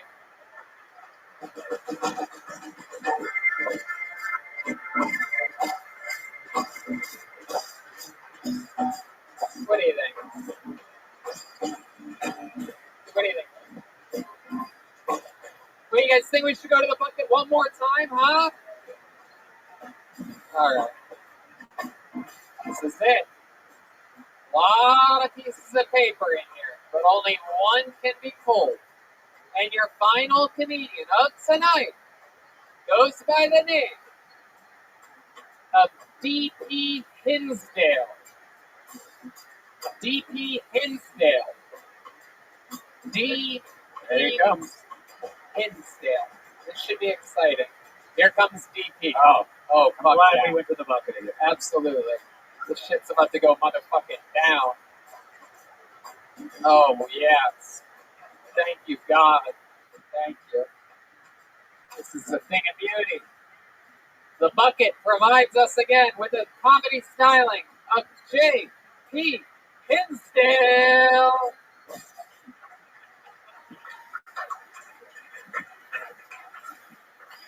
So I've been reading the Bible a lot because a friend died, and is it just me or is the Immaculate Conception like the biggest fucking bluff in history? Seriously, I mean, were people just gullible back then? And even if it is true, I mean, does that make Joseph like the first cuck in history? I mean, seriously, it's awful. I mean, nobody wants to be the first. And then, yeah, I mean, eventually Mary and Joseph laid together and they had children, right? So they had sex. And even if Joseph is doing the best he can and Mary's really getting into it, all of a sudden she starts screaming, "Oh God, oh God, oh God! One fucking night you can't bring him up! Jesus Christ! Why is everybody screaming? Go to bed! Nobody's talking to you! You're not my real father!" And does that make God like a deadbeat dad since he didn't show up until the end? I mean, do I have to feel better about my father as he was a deadbeat dad? I mean, he faked his own death, so he raised it to a new level, but still. Yeah, it's just, I just have so many problems. There you go. J.P. Hinsdale getting all of his time in. Come on up there, J.P.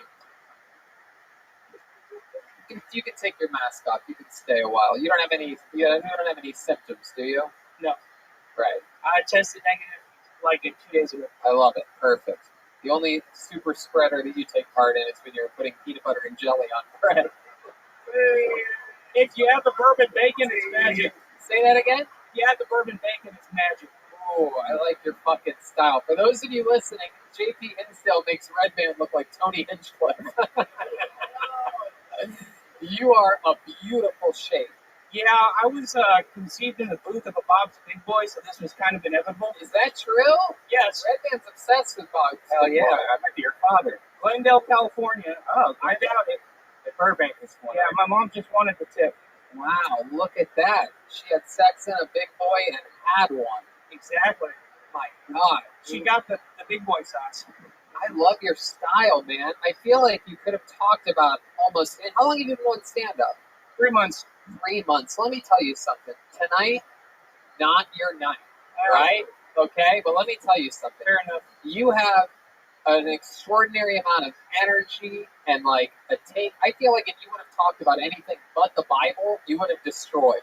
Well, ask me anything. All right, let's fucking get into it. So JP, this is it. This is another episode of Who Are You with JP Hinsdale.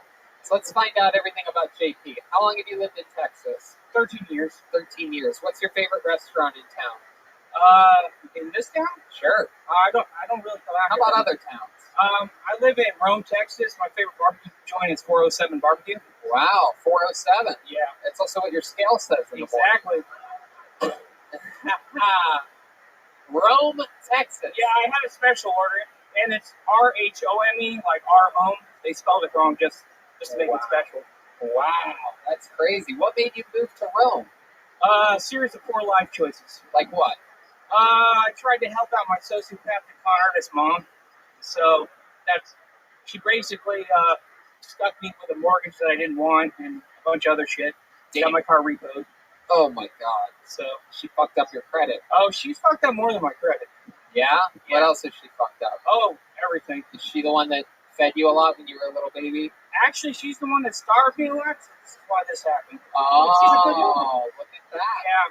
I mean, look at that. You were a little boy, and now look at you. Now I'm a big boy now. That's it. You really are. You're one of the. I mean, you're right up there with some of the greats. I mean, you could be Amy Schumer's stunt woman at any given moment. I think I have better tits. It's probably true. Definitely. It's probably true. And your pussy smells better. Yeah. Oh, absolutely. I clean thoroughly. I love it. So JP, how do you make money?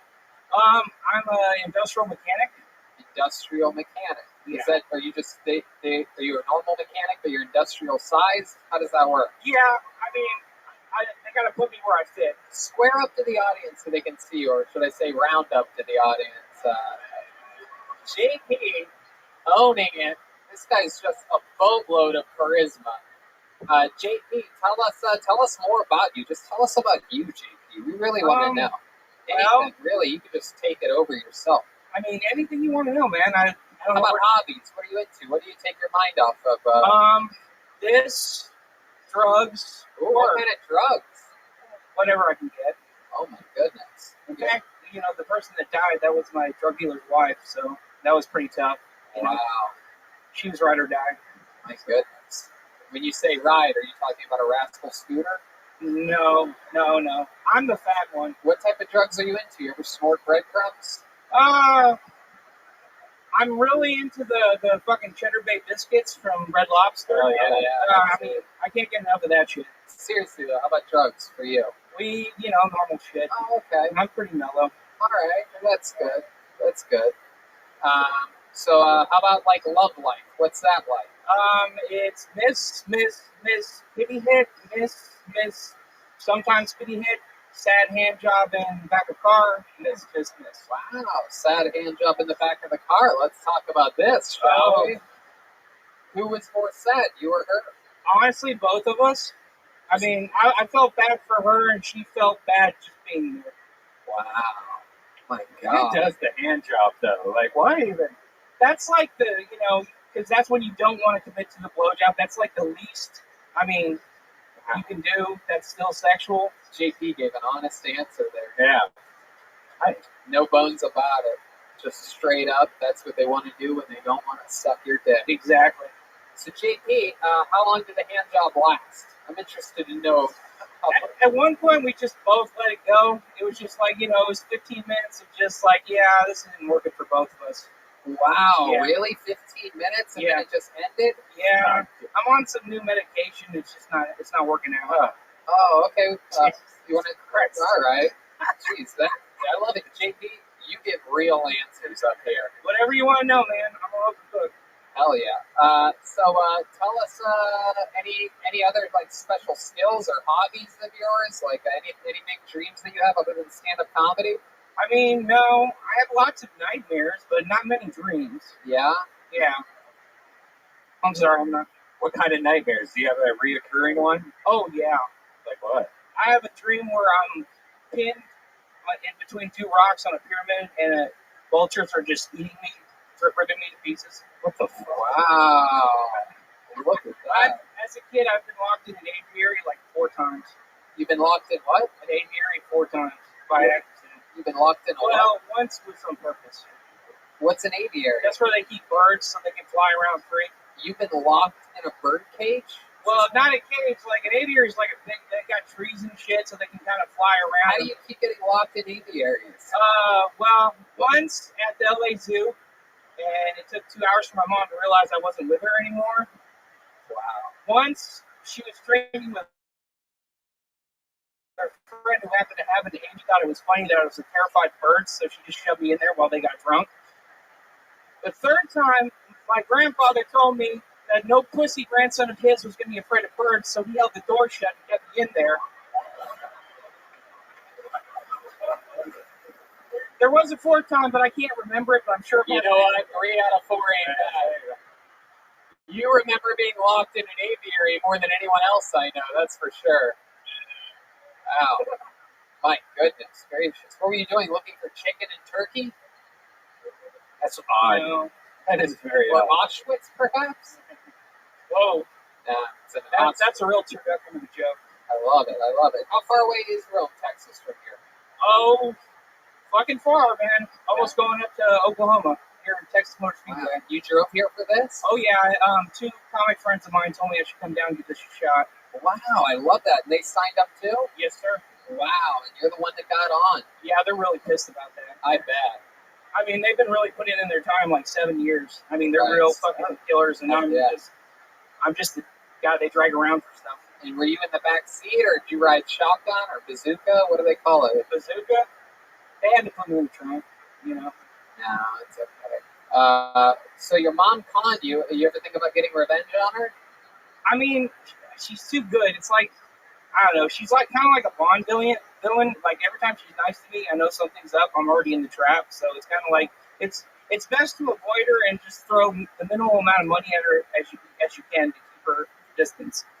Wow. JP, I'm going to tell you what. Like I said, I think you have so much charisma, and I think you have great timing. Again, like when you were talking about being locked in aviaries. I didn't even know what an aviary was 10 minutes ago.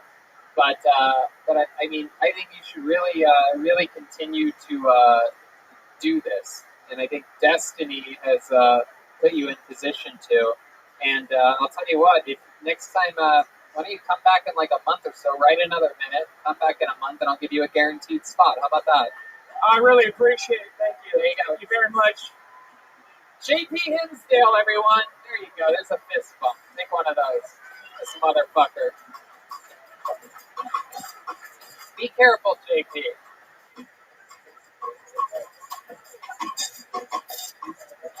All right.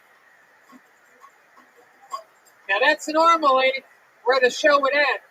But you guys want one more special treat, huh? I don't know. I don't think they really want it. That wasn't really very loud. Ladies and gentlemen, I present to you all the way from Los Angeles, California with a brand new minute. One of the most powerful figures in the history of Kiltony. Legend, originally from Brooklyn, became a comedy god of improv in Chicago, Illinois. Ladies and gentlemen, it's the one and only Michael Lehrer! In the flesh. Absolutely incredible. Your final comedian of the night, one of the most powerful regulars in the show's history. This is unbelievable, ladies and gentlemen. The crowd is going wild. Michael Lehrer rolling out. It's about to go down right here. Ladies and gentlemen, come on, guys, keep making noise for Michael Lehrer. This guy's a fucking star, people.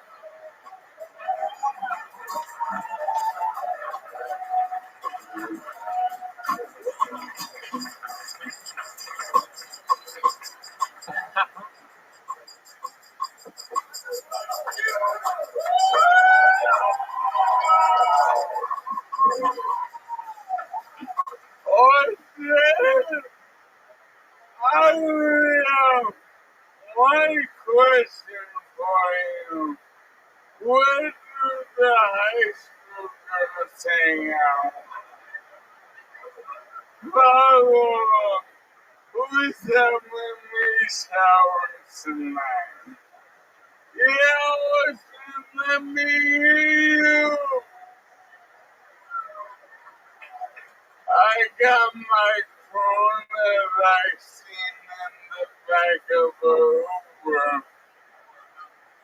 Yeah, those little vaccine bottles mixed up with the British gases and peppermints. I'm like, what is 5 stars? And it was a doctor in Mexico. But why isn't he like free straw?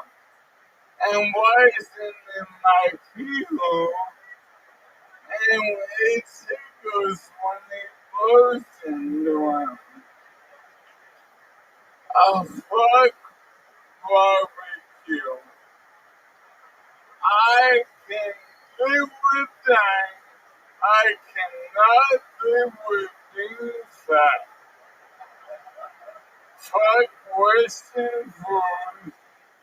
I live my whole life only consuming herbs and spices prepared for me by China. Michael Lair, ladies and gentlemen. Yeah! Joke. Yeah! Cowboy up! Cowboy up! When me, it's more like cowboy down! Cowboy down! Someone call 911! Cowboy down! It's true. He came up with a look. You had the hat, the sunglasses. You look like a Brokeback Mountain actually had a broken back. Yeah! More like Redneck man. And then someday, a lot of you bitches are getting pregnant tonight. Absolutely. Whoever gives you that shower is getting pregnant, that's for sure. No. Michael Lair is here, everybody. So,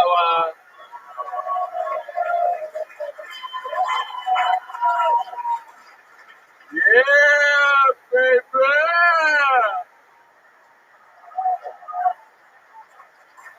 Tell us what we've been missing from you, Michael. We haven't seen you in a little bit, so. Well, I've been enjoying Austin. I had today an Auschwitz burger. It's the final solution to my appetite. And my asshole is not being tried for war crimes. Little fun fact: Michael's one of the only comedians in the history of the show that always uses to his advantage the possibility of the jokes that happened earlier in the show. Yeah, I'm training improvisation. Now, all you know me as the motherfucker, and I know a lot of the motherfucking improvising, but most of them are like, I want to do stand-up, but I have nothing interesting to say, so I'll pretend I'm a comedian and make shit up for 20 years. Did you have a good holidays? Yeah, every day is a holiday for me. Literally, because it took me 2 lawyers and 4 years, but I'm rightfully so on disability. So, every day, like, 1, I don't know what day of the week it is. 2, I'm drunk and high. And 3, I'm on the pussy patrol.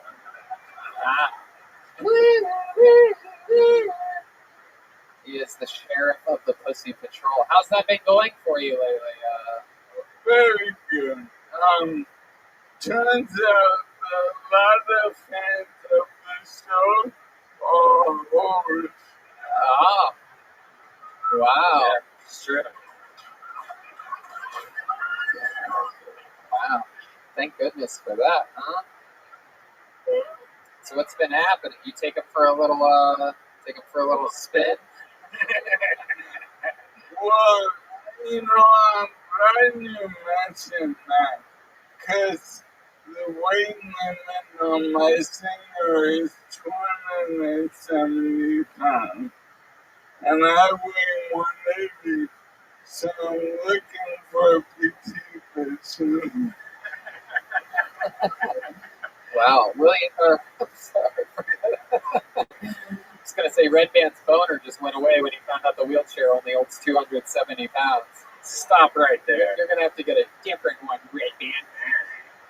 Michael, what else? You had a good Christmas? Did you get anything cool for Christmas, like new brakes or something? Yeah,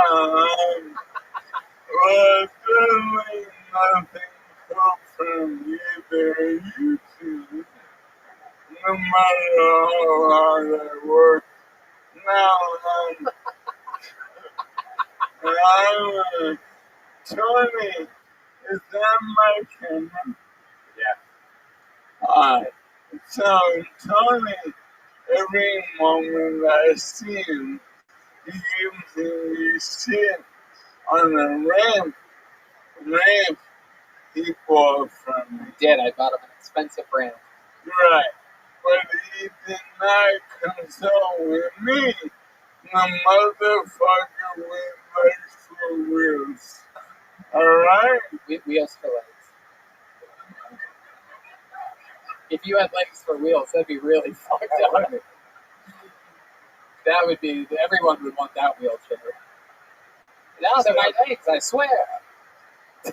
So not only does Tony give me a good trip about this ramp he bought from me, when he told me, he goes, Michael, I have this surprise for you. And I go, I bet it's a Honda weed. And it was a fucking ramp. It is true. I got him a very, very fancy ramp, and then 2 weeks later, the lockdown started. Yeah. And by the way, they do not have a return policy on ramps. For anyone looking to buy a friend a ramp, don't do it. Give them a pound of weed. You can't smoke a ramp. You know what? Here's the thing. I know a lot of musicians play, but Tony was generous with the ramp, but not generous with reading the instructions for the ramp or taking his time to set it up. So imagine Christmas morning, you wake up and your parent is like, hey, vulnerable person, drive into this Fraser Sub Zipper. I feel like a complete asshole right now. I think the mission is accomplished. It's very expensive to ship a ramp from Los Angeles to Austin as well. It's very heavy. Well, I mean, I've been in Texas for about 22 hours, and it's still been fun. Yeah! And I'll be here soon. But y'all don't give a fuck about people in witness. It is true. And what I'm about to tell you is true. It is not a joke. At one point, I literally said to some of the producers and staff here at Antone's before the show, I go, any chance we have a ramp for my friend that's in a wheelchair? And the guy goes, normally we just chuck people up there. Chuck was the word, not even toss. The word was chuck. Another man's name was the word. I'm like, you could do Peter up there. All right. Is there any woman in the audience that wants to make Michael Lehr? It sounds like there already is. Okay, I was gonna say eat Michael Lehr's ass and make him come, but sounds like we have a winner already. Guys, how loud can this place get for Michael Lehr, everyone? That's it! We did it! It took over 10 months, but you'll always be able to say that you were at the return episode, the first episode with a live audience. This show, here tonight. You know, truly, we were perhaps one of the only podcasts deeply affected by the coronavirus. We've always had a live audience, so I'll tell you, we were all very, very excited about this, and we're very happy that you guys were a lively bunch, so thank you so much for coming out. risking it all. We're looking at the drawing for Brian J. Ebelt right now. It is a very Texas edition of a Kill Tony drawing. Cowboyed up, almost gunslinger style. Everyone with hats and cool jackets on. Every print is available at RyanJEbelt.com, including a couple limited edition shirts and the brand new Kill Tony coloring book, which I'm sure is going to be an absolute sensation. Wait till you guys see the pictures of this thing. So yeah, we did it. MichaelLairComedy.com for everything Michael Lair. William Montgomery is William Montgomery. David Lucas, funny, everything David Lucas. Guys, how about a big hand for the brand new band, huh? John Dees was on the keys, and he is John Keys on everything social media. That's JONKEYZ. Michael Hale on the drums, everybody. Come on. Michael Hale is Michael Hale drums, all one word. Michael Gonzalez on the electric drums. He is Mike AGONZ13. The guy has a password for an Instagram handle. And guys, on the bass, the great Jimmy Glazer, huh? All right. Red Band, am I missing anything? Nope, guys, thanks so much for coming out, and we'll be doing this every week with a lot of new surprises. Yeah, it starts right now. You guys are also the first people to find out that we're going to be doing this every single Monday from now on, right here at Antone's. Until the governor says we can't anymore. Or the mayor. Not the gay mayor. One more time, thank you guys so much for coming out, and we'll see you soon. Have a good night, everybody.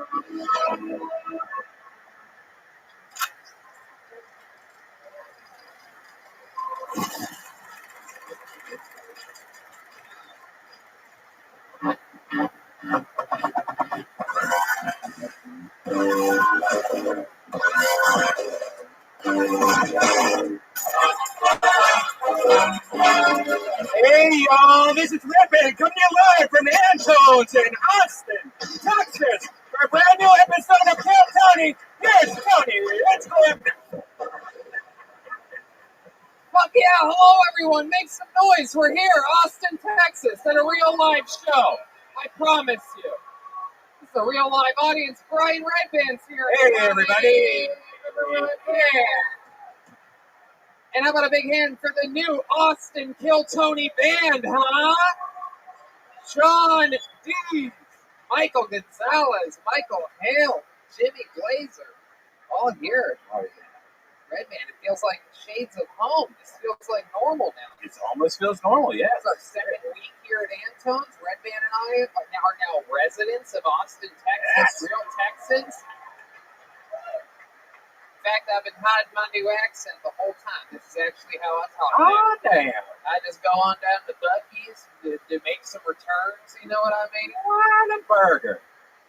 It's a lot of fun to be here. We've been having fun eating indoors. I just did stand-up all weekend in San Antonio, Texas. 5 fucking super spreader sellout events. And, I already had the Rona. I was able to avoid it for 8 months in Los Angeles, 8 or 9 months. After 1 week in Texas, I just fucking absorbed that shit. You know what I mean? Started testing positive. God damn it. 3 days later, clean as a whistle. Yeah. You gotta be careful though, people. These temperature checks are bullshit. I never had a fever the whole time. Really? It's so bad. Yeah. Did you lose your taste or any of that? I lost smell for like a day. Really? Yeah, it was weird. It was like day 3 or 4, too. Right before I got better. Lost the sense of smell. Started eating everybody's ass. That's great. Started going for it. How many people in the audience have had Corona already? See, that's a lot of people. They don't have a lot of energy. They have a lot of symptoms still.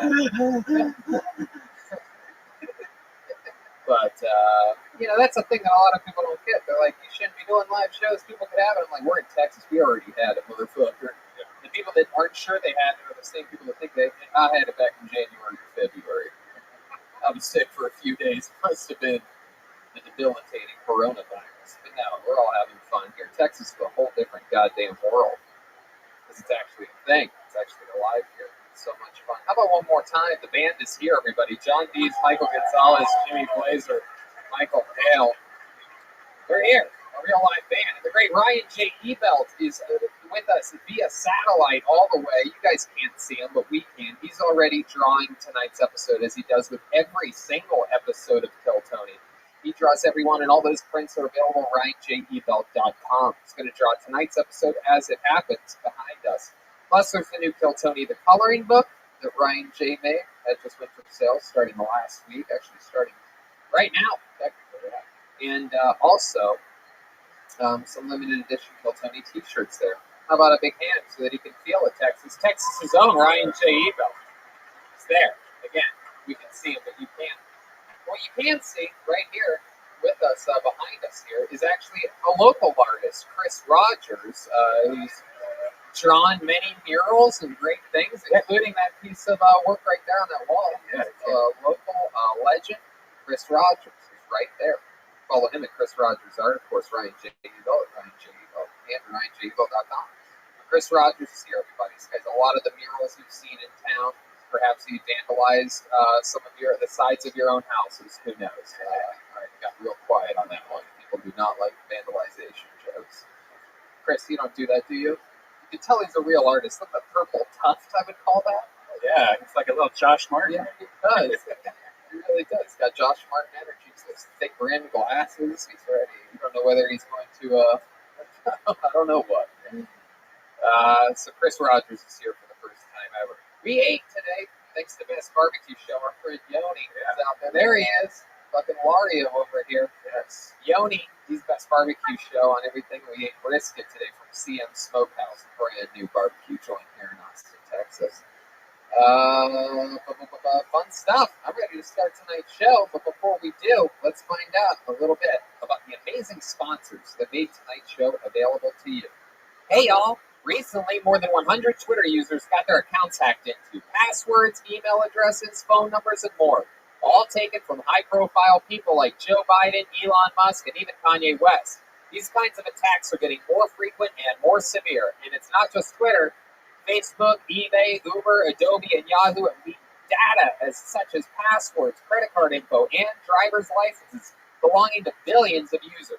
Look, if someone can hack Joe Biden, just imagine how easy it would be for them to hack you. That's why I use ExpressVPN to safeguard my personal data online. It seems pretty easy that somebody can actually hack Joe Biden, so that's a bad example. But according to recent reports, hackers can make up to $1,000 from selling someone's personal information on the dark web, making people like me and you easy, lucrative targets.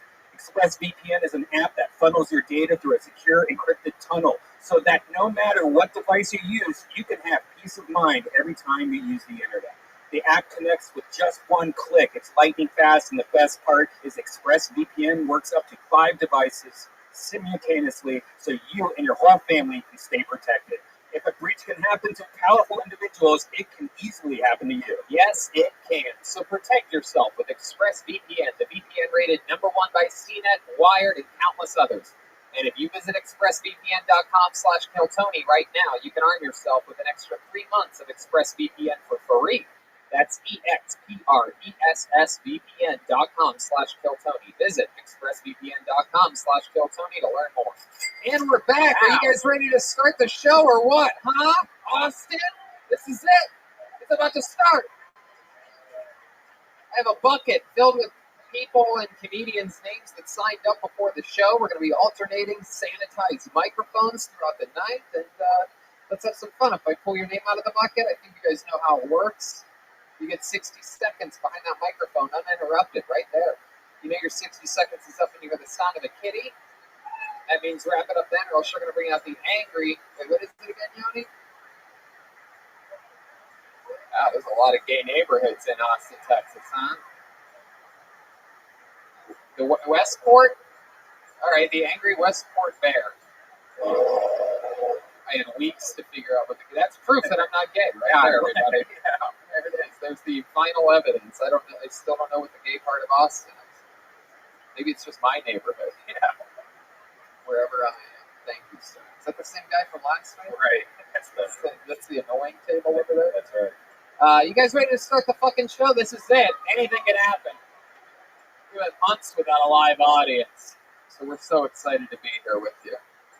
We have a table of Hasidic Jewish men here in the front. That's rare in Austin, Texas. It's interesting. All right. Your first person pulled out of the bucket goes by the name of Edward Jones. Let's see what happens here. Edward Jones. Here comes Edward. Edward, the stairs are over there.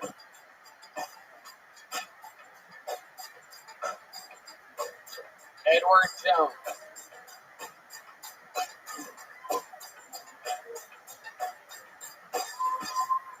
Here he is, one more time, 60 seconds, uninterrupted for Edward Jones. Hallelujah, I'm Edward Jones, the guy who's trying to be jack of all trades.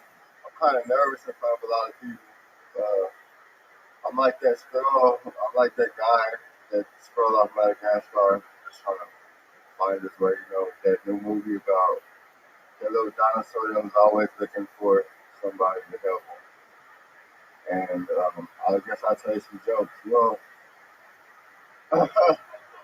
What do you call two guys that never do their homework but always looking on someone else's paper and they're always passing? Guys that get by on special ed. I know it doesn't look like a lot of people in this crowd who've been into special ed, but I'm not the real Edward Jones. I wish the real Edward Jones invested with my dad. I heard he's smart, but I wanted to get something off my chest. I was riding with this guy. I was trying to go to school, but I guess he wanted to go to school with me. All right, Edward. Pushing it to the limit. Keep that microphone. I have 943 questions I really have no jokes. It's all good, Edward. How'd you sign up for tonight's show? What happened? I just tried to comb my hair the best I could, comb it natural. I like it. Absolutely. I was going to say that. I got a poem. Oh, did you just think of it right now? I'm coming up in the world, fast money, fast cars, still having dreams of being like behind bars with nowhere to go and nothing to do. This is my favorite thing that's ever happened in the history of this show. So, like it's coming, I'm letting out my How long is the poem? Is the poem still going on? The poem's like 50 hours long. Edward, do you know what this show is? Do you know what you just did? Do you know where you're at right now? I'm in Austin, Texas. I'm the only black guy here, so I'm kind of nervous. Wow, how dare you? I thought I would be the first person to deeply offend the band tonight, and you stole that from me. Or like brown. He's brown. He's not purple. Oh my goodness. By the way, your mask. Hold on, wait a second. John Dees, what do you think about this? All right. John Dees, ladies and gentlemen. What's up, bro? March your thing Caucasian, right? You march your thing Caucasian. Oh, you brother. Oh, bullet head. Edward, over here. Edward, let's switch your energies back over here. There's too many people over there for you right now. I noticed you got something red on the front of your mask. Is that a maxi pad that you're using as a mask? Oh, jeez, the red man already. We're 3 minutes into the show. I better not be on TV. I'm on TV. Yes, you are on TV. What's happening? What are you avoiding? Why don't you want to be on TV? Oh, get back in the microphone, Edward. Get back in the microphone. What's going on? Cop shooting. Oh, made you look. You're a Hold on, wait. Before we get into that, I'm going to give you a chance to do that. Edward, that's not. What'd you say? What'd you say, John? That's not. I know that wasn't me. I got a little thing. You were in a Edward, little wait. thing. Before you do a thing, hold on. Edward, before you do a thing, I have some questions for you. All right. How long have you lived in Austin, Texas? All my life, I've lived outside of Austin City. Okay. What have you been doing most of your life? How old are you? Actually, I'm 33. I'm a late bloomer. What do you mean you're a late bloomer? I'm trying to sharpen my IQ. Okay. I did notice that you did a joke about special ed. Did you go to special ed? One time when I had to play football, I had to pass my dad. They had a football team on the special ed school. I was the only one. I only got picked on. That's at least a good thing. You don't know. You don't ever know if they get CTE or right. So that made me skip school a lot because content mastery. I didn't like asking questions. I love it. What was your favorite subject in school? English. She told me that my grades would be my paycheck, and it turns out she was right. Miss O'Neill, how you doing, Miss O'Neill? I still have a crush on you a little bit. Damn. English teachers hate Kill Tony, so she's never going to see that. Right. Edward, my favorite book was Hatchet. Hatchet? Yeah. Is that about Malcolm? Yeah. I don't know. All right. What do you do? What do you do for work, Edward? Sometimes I get laid by gay prostitutes. Okay. Wow. At least I'm trying to come out. I'm trying to come out after college because it's not right to hold everything in. So, if this messes up my rap career, no one wants to sign me. I could get someone to sign me and mess up my rap career. Wow. I mean, I just have so much I want to ask and say at once. So incredible, Edward. I'm so compelled by your story. So you can make money by doing what? By stripping for gay. You strip for gay guys and they give you money. Right. How long have you been doing that for? Yeah, I don't want to talk about it.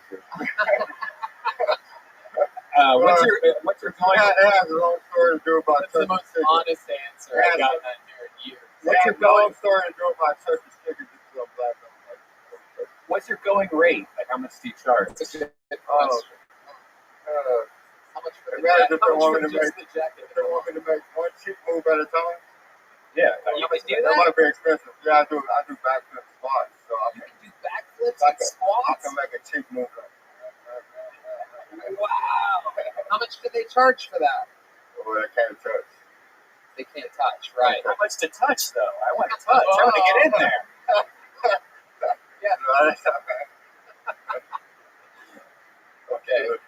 We're just kidding, Edward. We're not going to pay you to What's the most money you've ever made stripping for games? Probably about $100 an hour. $100 an hour. Oh, that's great. That's good money. That's stripper money. Yeah. That's great, Edward. I love it. I probably want to do it again at some time in my life. You have any? I always say that. In what ways? What ways are you trying to change your life? Just trying to stick up for people and break up fights and stuff like that. I just recently got my jaw fractured in 4 different places. I could have died. Oh no! You were breaking up a fight? Actually, I was sleeping, someone hit me. Really? Yeah, Someone hit you with what? I don't know what they hit. Damn, that sucks. I'm still trying to box. Box? Yeah. How often do you do that? When I'm not around my stepdad. Oh, I know about that. He was always that pesky stepdad that stopped me from becoming a pro boxer. When's the last time you boxed? A couple of days ago, I got into a little altercation, a little boxing game. I used my overhand side step. Okay. Did you have gloves on? No, I just missed the fish. Wow. That's wild, man. Someone thought I stole something. Yeah. What did they think that you stole? Some headphones. Did you steal that? No. Come on, if you could tell us here. No one will ever I didn't steal the headphones. Do you have any headphones? Yeah, I have headphones. Your He's friend- not getting them. What kind of headphones did they thought that you stole? Some cheap headphones that goes to a cell phone, I guess. So I'm having a good time looking up Milk Hunter. Milk Hunter is one of my favorite things to look up. You have a good style. You seem much more comfortable on stage now than you did 8 minutes ago. Right. You ever do stand-up comedy before? No, but I go to Milk Hunter twice a day to keep the doctor away. Wait, what? I go to Milk Hunter twice a day to keep the doctor away. You got a milk bone twice a day that'll keep the doctor away. Milk Hunter. Milk bone? Milk Hunter. Milk Hunter. Jill Hunter. Oh, yeah, that mask is way up in the game tonight. All right, Edward. Well, I mean, what I think you're the newest regular here on. Yeah. I think there's only one thing to do. No, I'm kidding. Edward, it was so nice to meet you. Thank you so Jill much. Hunter, grandmas, I like the stars. Edward Jones, everybody. That way, over there. There he goes, everyone. Proof that absolutely anything can happen here on Tilton. You might want to spray that extra down. Oh, yeah. We found this poor immigrant girl to help us out here tonight. It is pretty wild. This is what our budget is nowadays. We figured if Apple and Nike use those types of people, we should too. Yeah, she's used to it. Her ancestors did it for years. Wow. All right, you guys ready to see another name get pulled out of this bucket, huh? We'll see if anyone can match the incredible comedic abilities of Edward Jones. How about one more time for Edward, everybody, huh?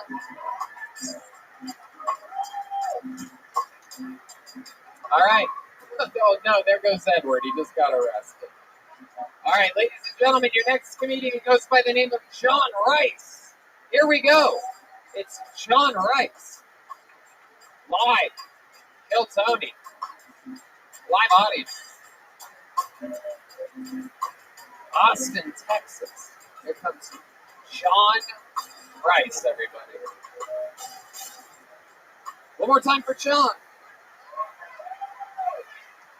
Thank you. So first things first, I am gay. You only can't tell. Oh, I'm not coming out. Settle down, Mom. But you only can't tell unless I do some shit like this or let you know first. The reason being is because of the way I identify, which is incog homo. Now, flying under your gaydar, yeah, that's not coming handy. If I ever want to go to Mississippi or somewhere, I fucking can. Yeah, they roll up just, where's the faggots? I'm just like, I don't know, let's go get them. Of course, that ruse falls apart as soon as they see me get into my Prius. Or use the word ruse. If you can't tell by the fact I own a Prius and this hat, I am an Uber driver. And sometimes I'll get dude bros in my car. You guys know who I'm talking about. Hey, dude, self-bro. Smells like Axe body spray. Probably named Chad. He'll get in my car and be like, hey, man, want to hear about me and my girlfriend last night? No. He never stops. And it's always something gross like, oh, but she's a squirter. Oh. If you like that, just be gay. We're all that. Thanks a lot. Fuck yeah. There it is. John Rice. Welcome to the show, John. Thank you. Welcome to also contributing to making this the gayest start of any episode of Kill Tony of all time. I think I have the same question on everybody's mind. Have you ever bought a dance from a guy named Edward Jones before? I think I almost did. He was asking for change out front before the show. So, oh shit! There we go. That's the type of this is the vibe of the show. It goes to show how comedy store this show is at its heart. That a completely homeless guy signed up, somehow got in, passed the COVID checks or whatever they're doing here. Am I on TV? My guess is a COVID test would be the only test he could pass right now. Oh, I do. I go the whole time being nice to the guy, and then afterwards I just light him up. Oh, that bum from earlier, huh? No, I'm kidding. We can laugh about. There can't possibly be another homeless man in the room. We can laugh about them now. All right. Anyway, we're here with John Rice. How's it going, John? Has anyone ever told you look like David Tell with AIDS? If not, I think Dave told me that once. let me ask you this: is Edward Jones your type? What type of guy are you into? How does that work over there? So it's weird because I am a bottom, so that's a little surprise for me. Yeah. Wow. She likes the dick too. She gets it. I love that you thought that we were surprised that you're a bottom. It's like, you guys are going to be shocked to find this one out. I take dicks in my butt. We knew. Oh, we knew. Why did you settle for a bottom? It seems like top's the way to go. It sounds like Yeah, just because you don't want stuff shoved up your ass doesn't mean our new friend John here. All right. What was your answer to that? You don't have a choice in it, right? So my type is I am a bottom, but I do like a more effeminate top. Oh, yeah, not like shit and rainbows and seasons, but just, just a little touch of that. Yeah. All right. You have a boyfriend now? No, I just moved here from Seattle right before Christmas. Okay. How was Seattle? Shitty. Yeah. For comedy, it's hard up there. How long have you been on stand-up? About 4.5, 5 years. Okay, 4.5, 5 years, all there. And how long have you been here? Since just before Christmas. Oh wow, so you're fresh. Oh yeah. My first show was at the Shakespeare. I think Tony did drop in on that. Actually. Yeah, that was at the Shakespeare. Indeed. It's fun. It's fun getting to pop in on shows. If I'm in the mood to do stand-up when the sun goes down, it's like, hey, I can just go do something. Complete opposite of California. Where were you born and raised? Born in West Bygone, Virginia, but raised in Alaska. Wow. My goodness. Yeah. Born in Virginia. So was your first gay experience with a male goat? A cousin, actually. Your cousin? Was he on top? He was. It really was your cousin? No. Oh, okay. I was going to say, I was making a joke about how Virginians fuck goats, and then I remembered. They also fuck the cousins. From West Virginia. West Virginia. So you're from regular Virginia. No, West Virginia. That's irregular. Morgantown? Point Pleasant. It's where the Mothman's from. If you ever seen the Mothman prophecies. Okay. What are your parents? Do your parents know that you're gay? Actually, they found out through watching one of my sets on YouTube. Really? Yeah. So you were able to keep it a secret for how many years? 30. Well, I came out when I was like 34, I think. So, but I didn't know I was gay. I didn't be like, all right, dig his way better. I was like maybe 26. Really? So what happened before 25, 26? I just had a lot of testosterone. I was fucking whatever moved. Oh, I see. Yeah. Okay. He gets it. Does he? I don't think he does. I don't think that's the look of getting it. Yeah, all of our jaws were dropped at the same time. Do you ever have that much testosterone right there? Oh, Maybe it's one of the horniest guys I know. I've never seen him just tackle a dude before, though. No. So you had so much pussy, like were you fucking both guys and girls? Oh yeah. Women are easy. Were you like, when you were fucking girls, were you like pretending that their vagina was a butthole? Like, were you picturing gay stuff when you were with women? I was thinking about it. Yeah. It's like the butt doesn't do it. It's the dick that does it for me. Right. It's the dick. John's shocked over there. I never get a chance to ask questions like this. And I'm interested to know what it's like. Aren't you guys a little bit curious at what it's like fucking a girl while you're actually gay? Yeah, were you like, this pussy's gross? I need dick. Right. It was weird. Really? You didn't like the feeling of a nice juicy pussy? You wanted like a tight, stinky butthole? Like what? Wait. Well, first off, absolutely.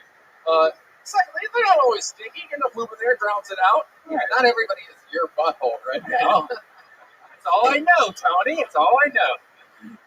The only one that ends up a All right. So what else about you? You have any special skills or talents? You seem like there's some guy that juggles something. I was. Are you trying to get dildo juggler? I can't. I can juggle pizza bags. I used to deliver pizza for like a decade. So big old pizza bags I can actually. Yeah. pizza bag. It's a stupid thing, but I can do it. Wow. Does anybody have 3 pizza bags out there? That was so good, John. That was incredible. Oh, pizza bags. Other than that, I was a hitchhiking hippie for 2.5 years. I drove a troop bus for a band for a year. Been to 48 out of 50 states. You got to be careful with these hitchhiking guys. I heard a lot of those guys are gay guys that just want to blow you. Was it a well-known band, like with the County Crows or something? Some kids I grew up with, I was like, I got a CDL. If you guys get a band, I'll come and drive the tour bus, kind of like the Forrest Gump Lieutenant Dan thing. And they got a bus, so I was like, I'll come drive the fucking thing. So that was it? Yeah. You drove a band around?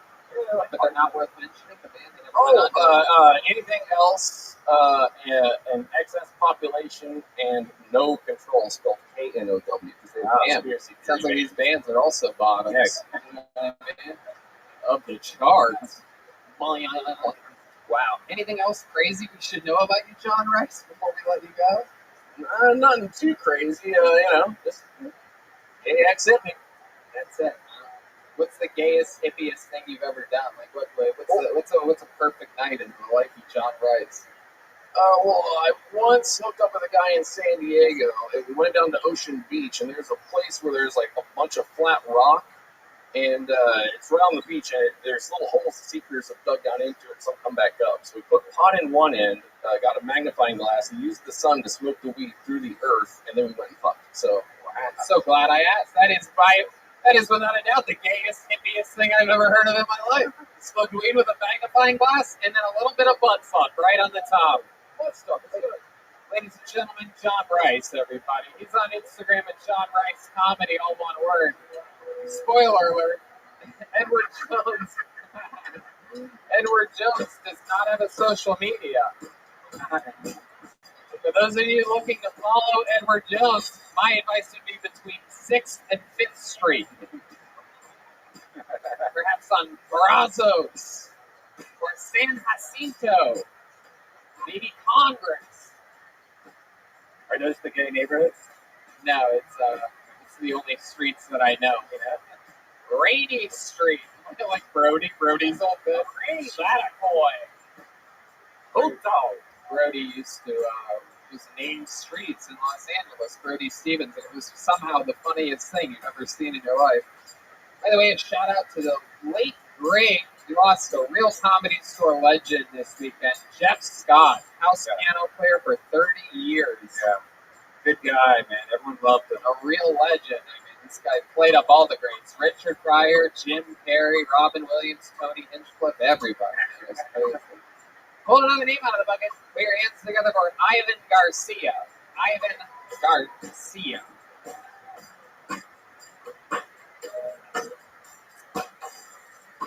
Ryan J. Ebel hard at work in Los Angeles, California. I'm watching him right now. His head is down. Here, let me look at the audience for a while. Here he is. Ladies and gentlemen, it's Ivan Garcia. ¡Woohoo! Bienvenidos, señoras y señores, a nuestra noche de comida presentado por Crayas White Strips! Oh, come on, guys. Learn to speak Spanish and go back to your own country. What's going on? Let's start off with some good news, okay? My drug dealer got a promotion at work. Yeah, he's a sex trafficker now. I know, right? Came to buy an eighth of weed, came out with an eighth of a human. None of the nightmares, okay? Oh, man, guys. Good news. They found out what causes autism. Yeah, it's just feeding your kid crustless sandwiches. Take it up with HEB, guys. I don't know. This whole year, last year, everyone was telling me, you can't use your passport. I was like, I paid $93.53 for that. What do you mean I'm not going to use it?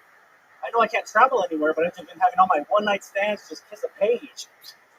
And traveling the world and pussy. Oh, come on, guys. There we go. I won't get into anything. One more time for Ivan Garcia, everybody. What was that last joke? I think I missed it. What ended in travel? Oh, everyone's telling me I can't use my passport because we can't travel, right? The travel ban, especially you Trumpers out there. I just have my one-night stands kiss a page. What's the page? smoking too much moto. It's your passcode empty page thing. That's what you're saying? Okay. What did you say about a sea of pussy? Oh, I'm traveling the world in pussy. Are you really? I'm trying. You seem like the gayest guy that's been No, on I know. stage all night. That includes me, Edward, and John Rice. I'm kidding. I'm not really gay. It's a running joke. I'm sorry, Ryan, you had to see that. Let me turn you around. So Ivan, is it true? Are you really traveling in a sea of pussy? No, I'm trying to stay like a one woman guy. How's that going for you? Very tough. Yeah. Yeah. Did you keep wearing her scarves out at night? This is from Oaxaca, Mexico. I'm trying to be Mexican. I Is know it I'm really? Indian as fuck. Is it really? Yes, it is. Wow. Did you use it like Batman to get back over the wall when you went to the... All right. That's fun. It's fun to be interviewing Mexican me. This is exciting. How long have you been doing stand-up? 11 years. Wow! 11 years. All of it here in Austin? No, I've been in Austin for about 5.5 years, and I started in San Francisco, San Jose. San Jose. Yeah, What made California. Yeah, I know. I've heard of it. What made you move to Austin, Texas? I was working for Intel at the time. Intel. Yeah. Wow. What do you do for work now? Nothing. I try to do all comedy. Oh, I do Instacart. I don't know. That's his job. You do Instacart sometimes? Just deliver groceries. Okay. Stepped away from the tech world. All right. Why did you do that? Because I love stand-up. You know what? This industry is booming. I'm going to go to Instacart. I mean, Intel is pretty nice. I felt really successful already at the time. I was 29. I was like, you know what? I better do stand-up now before I turn 40 because that's creepy as fuck. Yeah. No, you're absolutely right. Doing stand-up when you're 40 is creepy as fuck. No, you're successful. You're successful. Right. You're No, fine. I guess. Motherfucker on an open mic. What do you do for fun? You seem like sort of an eccentric guy. Oh man, just smoke a lot of weed. Just try to do as many mics with my friend Brittany and Mark, and that's it. Why are you having trouble with the girlfriend? Tell us more about this. Well, I got out of an 8-year relationship right before COVID hit, and made me live in my car because I had to have her keep staying in the apartment. So COVID hit after a month, and I was like living in my vehicle, and that's kind of been like it. When you're poor as fuck, you can't really get laid all the time. Let me ask you this: so you guys went through a breakup, and you go straight to your car, but when COVID happens, I mean, any relationship that lasted 8 years that didn't end horrifically, I feel like you would be like, hey, let's just fucking bundle up through this chaos together, right? It sort of feels that way. So how bad did this thing end that at the end of 8 years, it was like, you get the fuck in your car and get out of here? How did it really end? Well, I still had that month of, right after the breakup. And that whole month, I was hitting comedy so fucking hard. So she must have thought I was so happy without her that she was just like, fuck no. I'm blocked from... Yeah, the rough part about being a Mexican living in your car is your roommates.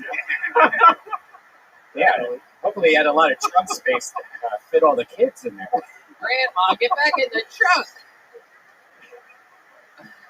It's rough when you're spreading COVID to your family in your car. I would think though, after an 8-year relationship, how bad COVID was, especially at the beginning, you'd be like, come on, man, let's just live together. Did she start banging somebody else immediately? No. Really? How do you know that? I mean, I don't know, I did. I don't know, I wasn't checking.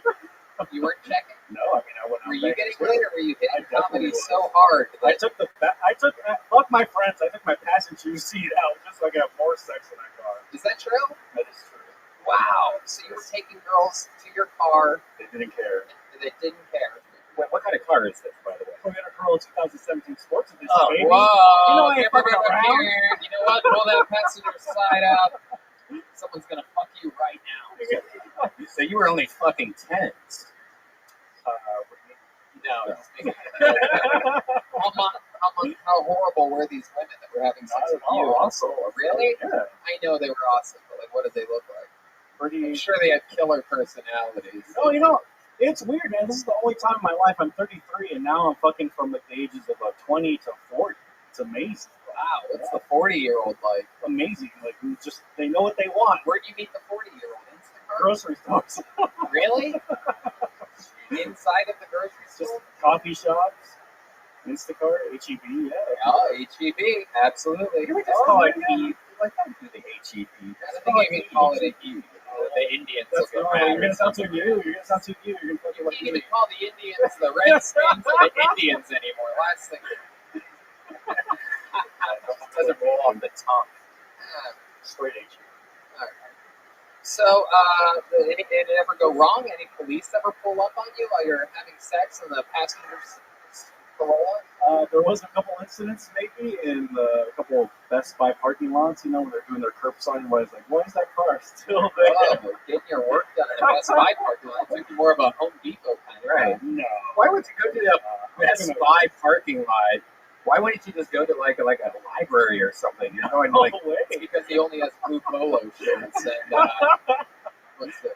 they'll think I'm an employee. That's fun. So the way the cops say that. No, they never got caught. Nothing. No, no way. do you have the house now? I'm way too paranoid.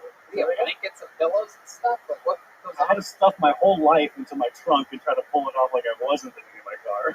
We don't feel like you have very much. We did a survey and we feel like you could fit your life in your car. Definitely, that's true. What's one thing that you'll never let go of that you have in your car that's important to you? Well, aside from just important documents, I guess just my comedy notebooks, and that's it. My laptop. That's it. Give me one change of clothes, and I'm good.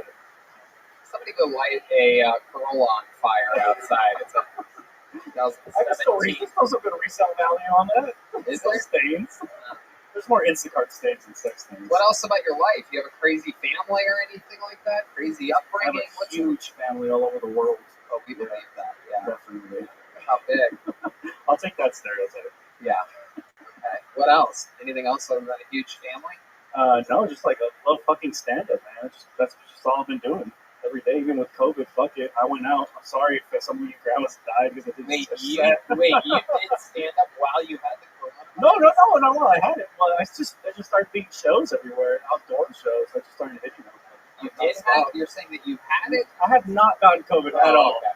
By the way, I've done 100 and something sets. All right, we get it. You like stand up comedy. Jesus fucking Christ. It doesn't not to be a dick, but it doesn't seem like you've been doing comedy that much because the material you did tonight seemed very it didn't seem like there was any punchlines to it. It was pretty. It was. I don't want to be a dick, but for turning pussy down because you're hitting comedy so hard and 11 years I just behind like to it. give you guys bars. I don't know. I was trying to go maybe a couple one. What's your favorite joke you've ever? Would you guys like to hear his favorite joke in 11 years, huh? 11 years. Plus, he's hitting it so hard he can't hit all the pussy that he possibly could. Well, Here he is, his best joke, Ivan Garcia. I know I look like a sweet Mexican child right now, boy next door, but I was a bad kid in high school, guys. I was a really fucking bad kid. My parents made a bet with me. They were just like, okay, we're going to give you 10 fucking grand if you graduate high school without just fucking up, okay? Just graduate high school and do the whole thing. But I love weed so much, guys, and I know, fuck it. I said, okay, man, mom and dad, I'll do it. I'll do this. But I used to go over to my grandma's house. She was a little fucking crazy, okay? And I would smoke weed sometimes in the morning.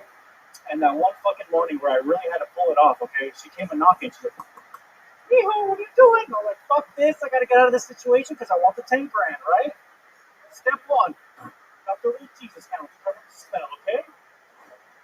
Step two, I had to finish the bond because I was in high school and I was only buying weed at $5 at a time, okay?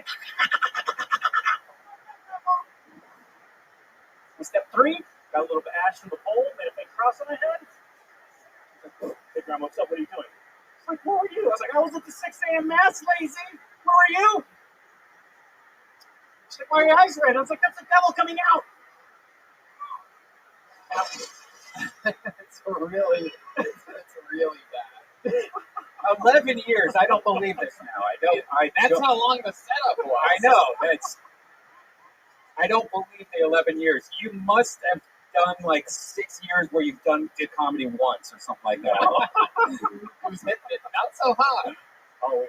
Yeah, because that was way too much setup. Like, it's okay. We all know what's wrong with that. Ivan, yeah, man. I mean, I don't know what's going on. Maybe, I don't know. I don't know what's happened. Intel's hiring him. Looking at it right now. No. What does Tom Segura have to say about the joke that Ivan Garcia just did?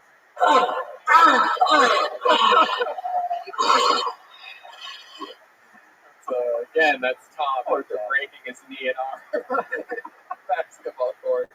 My favorite sound effect of all. I love it. Ladies and gentlemen, there he goes. Feel free to break a bottle over his head on his way out. It's Ivan Garcia, everybody. Better luck next time, Ivan. Ivan in space.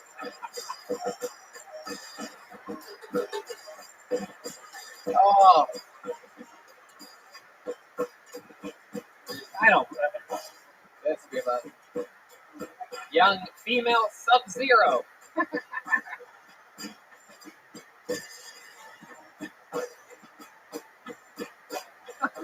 All the way from Wuhan, everybody. So maybe this is some amazing helpers here tonight. Nothing better than a little girl from Wuhan to help sanitize things. You guys having fun out there? I don't believe that last guy at all. How about the back? You guys having fun back there? Half energy crowd. Everybody's afraid to spread COVID. Everybody woke up with half a symptom today. All right, pull another name out of the bucket. I do believe this young lady got up last week. Let's see what happens this week. It's Brittany Ledesma. Brittany Ledesma. Hey, that's not Brittany. Brittany Ledesma is coming towards the stage. Yeah, I don't think she was enough last week. One more time for Brittany Ledesma, ladies and gentlemen.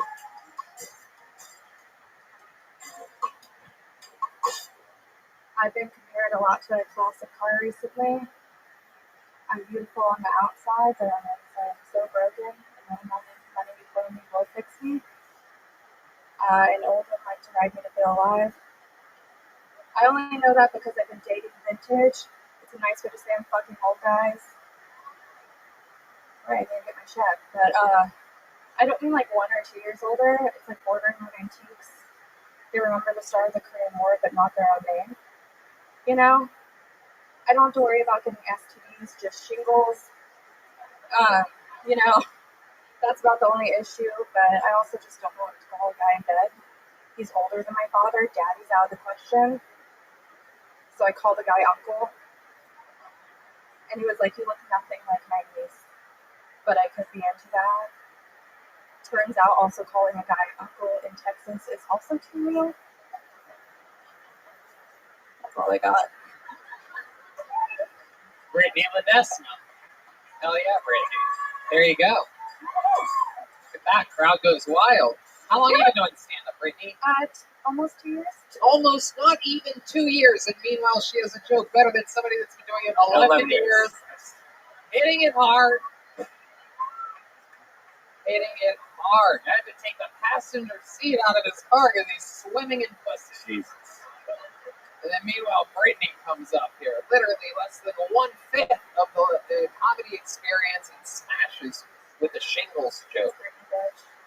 Welcome back, Brittany. You were here last week, right? Yeah. You changed your hair. I did. You did. Mental illness.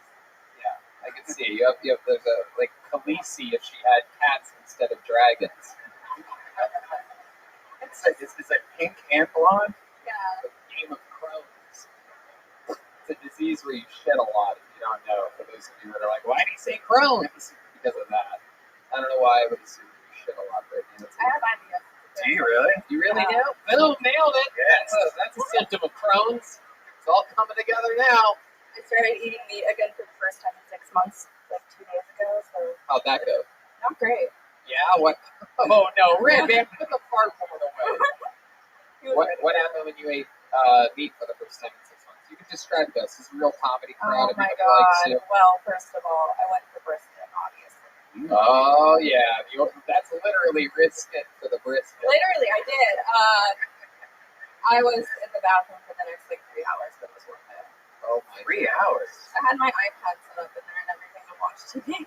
Wow. Wow. Really Doesn't it just comfortable. like I didn't move much. doesn't it just like squirt out though? No, it's like what? Well, I thought when you had ideas. Not everybody has an asshole like yours. I mean, it doesn't fall out. Sorry, I don't take it out as much as you do. When Red Man poops, it's like his butt is vomited. Yeah. Well, I thought when you had ideas, it was just like It's both, so it's like sometimes I'm just dodged up in there, and then sometimes it just lets loose like Niagara Falls. Oh my goodness. It's unfortunate. Niagara Falls is the Buffalo side of Niagara Falls, by the way, not the pretty Canada side. Oh, people from Buffalo hate me. Brittany, so what are some things that we didn't find out about you last week that we should know about you now? You probably had some time to think about some fun facts about Brittany Ledesma. I paint. That's a fun thing. I garden a lot. Wow. Jalapenos, ghost Oh, you make your own fertilizer? I do. Ghost peppers.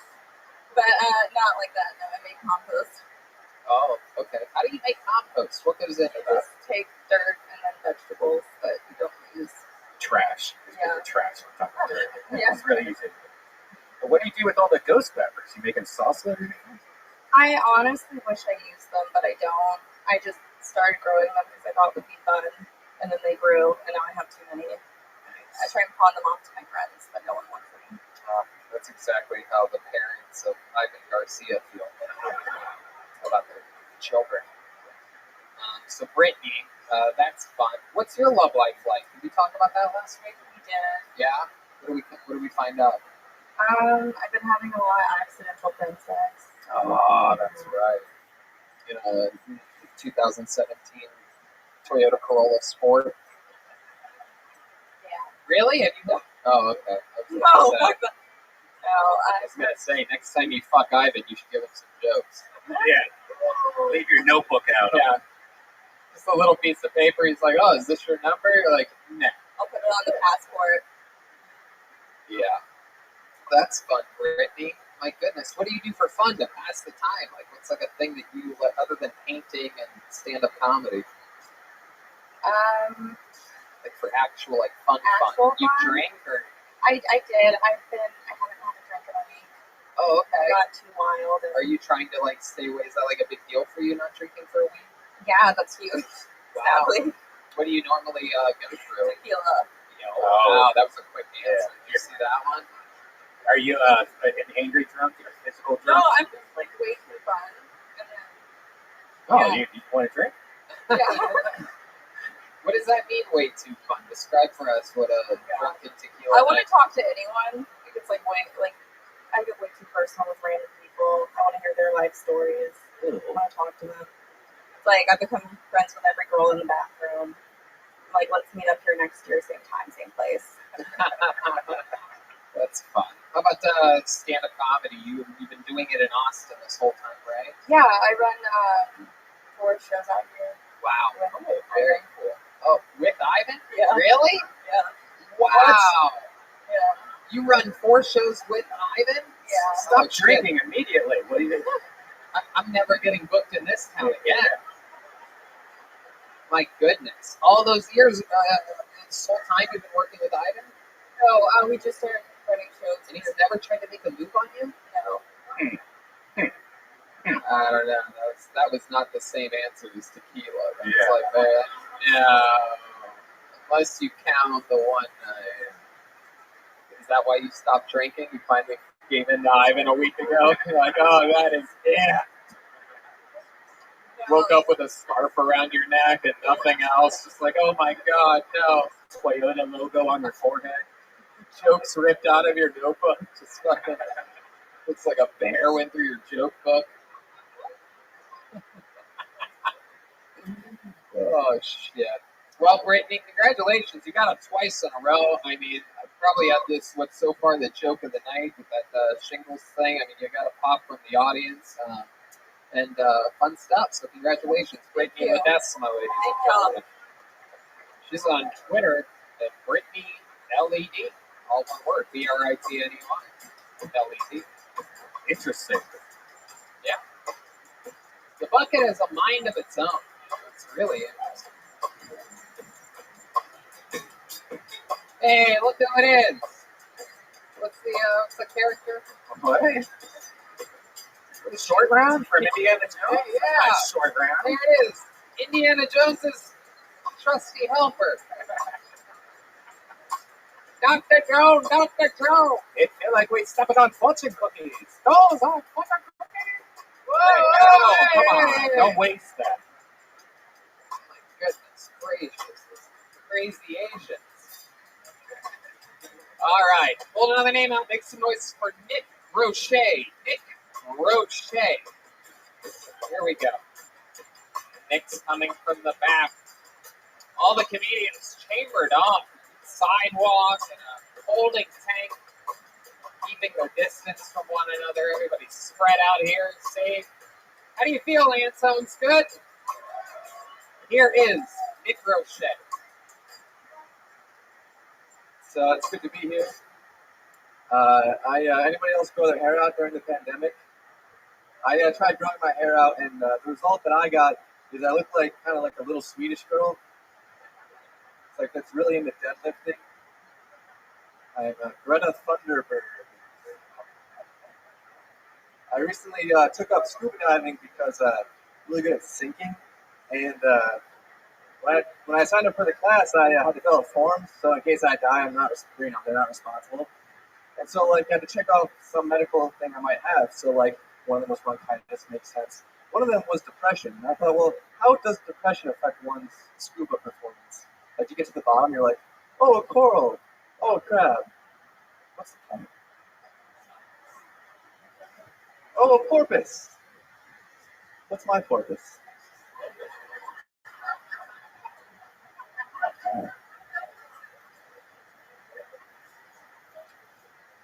That's all I planned for. That was actually Fuck yeah, nailed it. Nick Roche. Awesome performance, Nick. Very, very fucking good. Joke. Who would have guessed that would work? Yeah. We got to find out, how many years have you been doing comedy? 3. Wow. Very good. All here in Austin? No, I'm from Connecticut. I just moved here in September. Oh, congratulations.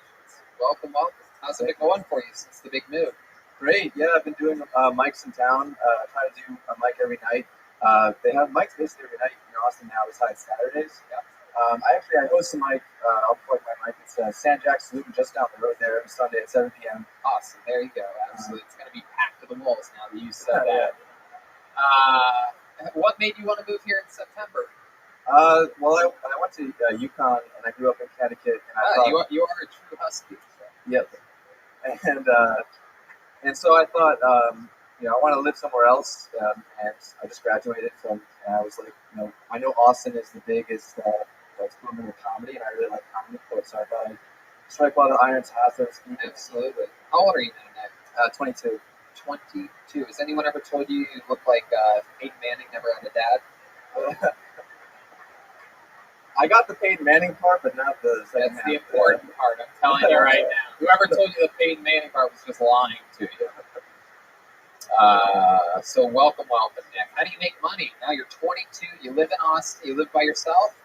I have roommates, actually, and I make money. I work for an engineering services company. It's called Advanced Drainage Systems. Wow, you're giving everybody shout outs. Yeah. Well, I don't know. I just want to be as specific as possible. It's not the most exciting. Advanced drainage? So you're a gutter boy. What? Gutter boy. He's all about gutters. Yeah, I like gutters, catch basins, I don't know. It's like detention systems. Have you ever been going through a gutter and you see any of Ivan Garcia's jokes? Hey, just pull him aside. Yeah. Just keep Ivan out for the many callbacks that I have. His name out there. Mark off the 4 shows that I'm not allowed to perform at, Austin, Texas. Actually, I feel like Brittany will have my back if they're running it together. Yeah. But who knows? The woman always says she's running it. Right. We know who pulls the brains in the relationships. Am I right? That's a way for him to get laid. Yeah, you're my partner. Yeah, totally. Ready to now. She's gonna give it up to me. She's gonna rip my scarf off and go to town. So Nick, 22 years old. You got roommates. You got a real job. Everything seems to be going good. What's a part of your life that you don't like right now? My job I have currently is part-time, so I'm trying to find a full-time job right now. So, looking online for full-time jobs. What type of full-time job would you want? Hey, is there anyone here that's perhaps hiring for a full-time job? There you go. How about, have you ever bone sliced before? No, I haven't. Dude, that seems like Just one drunken voice in the corner. Bones. Bones? Yeah, sure. I think that's why not? Perhaps his nickname or something. Did you go to college? Yeah, I went for civil engineering. Okay. So what are you gonna do with that? I'm not sure yet. Still trying to figure it out. Yeah, I don't really know. Pump water out of something or something. Yeah, maybe. I don't know. What are your parents like? Connecticut seems, it's always like I have this image of Connecticut. It's so boring and dull. It's right almost up there with Buffalo is just the worst places. He's got rich parents. You can tell he's got that rich parents. Absolutely. You from Greenwich, Connecticut? No, I'm not from Greenwich. You said that like you're from Greenwich. No, Tony, not from Greenwich. No. Even it's outside of Greenwich. Is it even rich? Yeah, exactly. Is it really? I'm outside of Greenwich, yeah. Wow. New Haven County, yeah. Oh, yeah. You're goddamn fucking right you are. So, welcome to another episode of How Rich Are Your Parents? I mean, not middle class. That's what they all say. Now we know they're super rich. Oh, no. No, yeah, the thing about Connecticut is, like, nobody really cares if you talk shit about it, because nobody in Connecticut really likes it that much. It's just a boring kind of, it's fine. I like it a little bit. It's fine. What do you like about it? I don't know. It's just it's kind of a peaceful state generally. I don't know. Nothing really crazy happens. You don't have any of the band members in Connecticut. You know what I mean? None of those band member types. No, I mean, hey, whoa, John. All right. So, Nick, what is something about you that we would be surprised to know?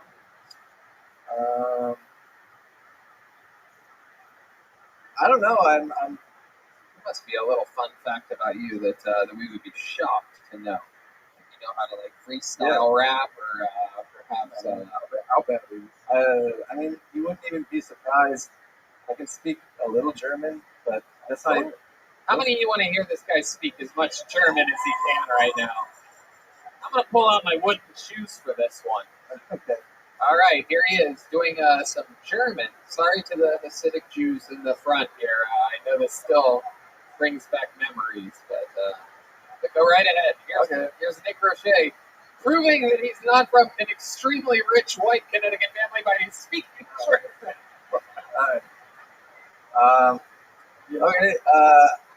Hallo. Ich heiße Nick. Herzlich willkommen zu Kill Tony. Wait, what the fuck are you saying about my show? I was saying nice things. I was saying it. Welcome to the show. Welcome to Kill Tony. Okay, go ahead. Talk some more. Let's hear some more. Okay. Genießen Sie etwas zu essen. What did you just say? The showers are right this way? No, I said enjoy something to eat. I don't know if they sell food here, but yeah. What is it, rat poison? You pesky German. I'm not sure. I was outside the whole night. I have no idea what they plan to do. I don't know. All right, Nick. Well, we love it when rich white kids speak German. Yeah, it's great. It's like home. Yep. All right. What do your parents do for a living? My mom works for the CEO of... No. She works for a company. She used to work for Enron. No, I'm just kidding. She works for like the court system.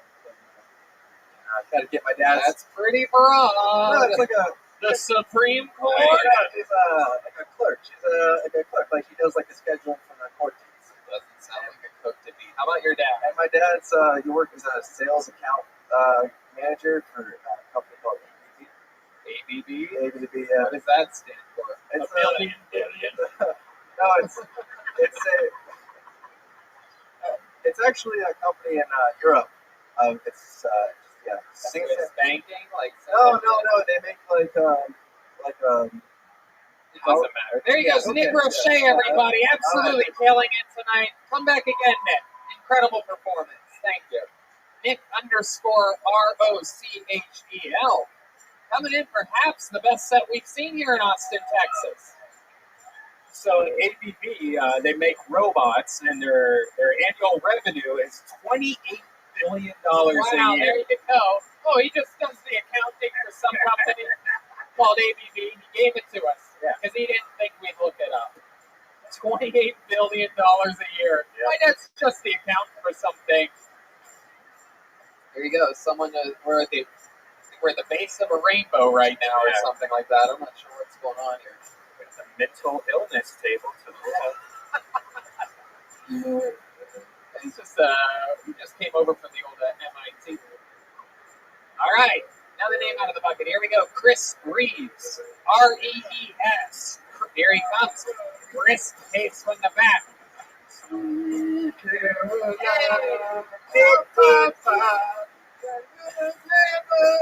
So good! So good! I don't know words. That's all I know. Here he is. Chris Reeves. Sweet Caroline. So when I was 8 years old, a 13-year-old boy took me into the woods and forced me to jerk him off.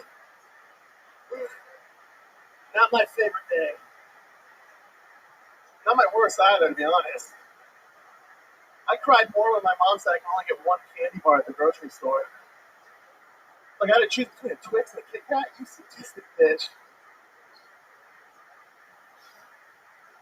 If you're gonna feel bad for anybody, feel bad for the 13-year-old. His first hand job was from a sad 8-year-old covered in snot and tears. I didn't know anything about making a penis feel good. I pretended it was a Power Ranger toy for 8 minutes. It's morphin' time. What the fuck, Kyle? You shot hot glue all over my face, you dick. You know how embarrassing it is having to clean yourself off with leaves before you go home for supper?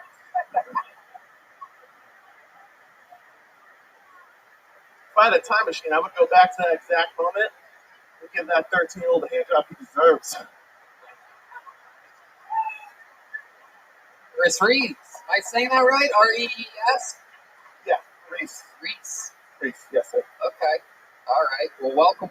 So there you go. You were 8, and a 13-year-old forced you to give him a hand job. Yes, sir. Did you? It's so that's so bothersome because 8-year-olds, their hands are so tiny. I know. It just seems like it would be the lamest hand job ever. You know what I mean? I'd be like, use both, Chris. Throw that tight mouth in the mix. You let our 8-year-old fuck. That's more like playing doctor or something. Has anything ever happened to you like that before? Like, you ever just play doctor really fast and hard? Doctor, examine me harder and faster. With your tiny hands. No. I love that. You're like a human version of Eric Cartman. This is exciting. Square up to the audience a little bit so they can get a good look at you here. This is great. Somehow you're the most homeless dressed guy that we've had on stage. If we had an actual homeless guy who was asking for change that was better dressed than you, Chris. Do you know who this 13-year-old is now? Like, have you tried to find him on Facebook or handbook? Yeah, he was a family friend, and he ended up joining like some weird cult. No. Yes. Of course, this guy got molested by an 8-year-old. It's like a reverse pedophilia. Yeah, I feel guilty for ruining his life. I feel. Imagine if a parent would have walked by and he's just like, "No, stop, Chris!" You would have been the real asshole then. 8-year-old rapist. All right. Did he really come? Did he squirt all over Did he you? finish? Because 13, 8, yeah, that could have been landed right on your glasses. Yeah, it was like a weird, I don't know, like 13-year-old clear cum. All right. It wasn't strong. Oh, wow, look at that. We remember that. It comes out like a Sprite. And then eventually it's like squirt, and then eventually it's straight fucking Root beer. eggnog. Root beer. Just comes out like some root beer. Disgusting. Picturing you having eggnog right now. Oh, it's like thick gravy. I love it. So, wow, Chris, do you think that messed with you at all as a kid or anything like that? Yeah. It affected your childhood? It really did? Yes. Wow. In what way? I was just sad all the time. Oh, okay. This is going I feel like I just got molested. This is so sad right now.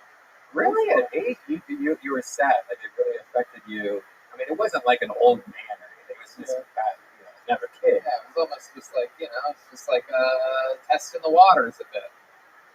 Yeah, maybe I was just it's a dick in the water. You seem pretty sensitive about it. Kind of grow, man up, dude. Jesus Christ, dude, what is going on? I'm gonna jerk you off right now. See how it feels. Well, me and my friend, like we used to go. Well, we had a bunch of girls that lived in the neighborhood that were in our grade. Sure. And this is like, did you take out the passenger seat of your car? No. This is like 3rd, 4th grade. But we used to all play doctor. We'd have like parties underneath this ping pong table.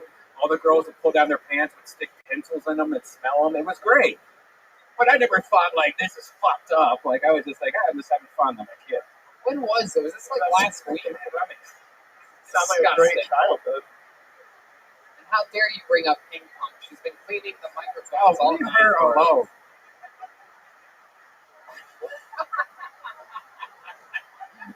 John Dees. Oh my God. All right, so let's talk about it, Chris. What else since this amazing hand job has happened in your life that we should know about? How old are you? Friday I'll be 22. 22. Look at you, you young buck. 21 years old. Just 13 years after giving a hand job to somebody. All right. So what do you do for work? What do you do for school? What's going on with you? I moved here. John Rice is my roommate, so I just moved here with him. Awesome. What are the odds of that? Yeah, I live with a gay. Fuck you guys. Oh, John Rice is. Oh, okay. Wait, fucking John Rice. That was the gay guy, right? Yes, he was the gay Wait, guy. the third gay guy. Right. How's living with John Rice? Is that fun? It's good. Yes, There's hats everywhere. He just keeps taking off hats when he gets home. Like, I can't believe it. He's good. He has anger problems. Does he? Yeah. Wow. You should see how he treated the chicks from the mattress store. Oh, what happened? How dare they let a woman bring me my mattress? I swore I would never let a woman touch my bed again. I have a question. Yeah, John. He seems pretty cute. Does he make you touch him? Yeah, do you give him hand jobs? What's going on over there? Has he ever asked for anything? Ever let you off rent free? You know what I mean? Like every other week. Oh, I like that. All right. How many roommates do you guys have going in and out of that place? It's just me and Rice. Just you and Rice man. Oh, okay. So Rice man. No more Mr. Rice guy. Absolutely. I wonder if is that his real last name, Rice, or does he just do that because he's also in a lot of men's stomachs? It's a reach, a gay Rice joke. I don't know. They can't any of them be home runs. So, Chris, let's talk about it. What else about your life? What do you like to do for fun? You seem like the guy that holds the record in some video game. Your top score somewhere for sure. Something, right? I'm not very interested. I like movies. I just got a job. My first day was this morning. I sort through women's clothing. Whoa, look at that. Do what you love, never work a day in your life. Oh my goodness. Chris, we said sort, not sniff. Why are you sorting through women's clothes? It's like, have any of you guys heard of Nadine West? No? It's like an Austin clothing company. They send clothes out, and I have to look at all the returns and sticker them. Like sticker them like what? Like dirty or clean or? Yeah. Do they make you smell them? I mean, they might, right? You get to take home free clothes. Oh, wow. Yeah, I think carefully. It doesn't look like you do. You're adorable. So, what else, Chris? What's your love life like? Did you ever take any girls back to the home to meet John? It's bad. It's a bad love life.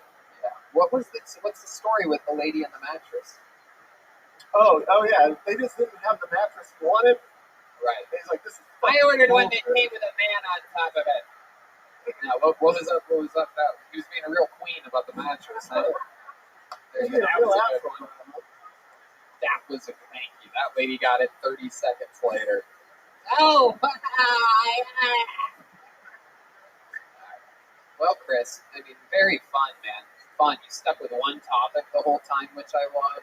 It's a bit that you can slide anywhere into anything. You just, take your hand and just pull it out. And just bust that fucking joke out any time about giving a guy a hand job. I like it. I like what you're doing. What? I like what you're doing.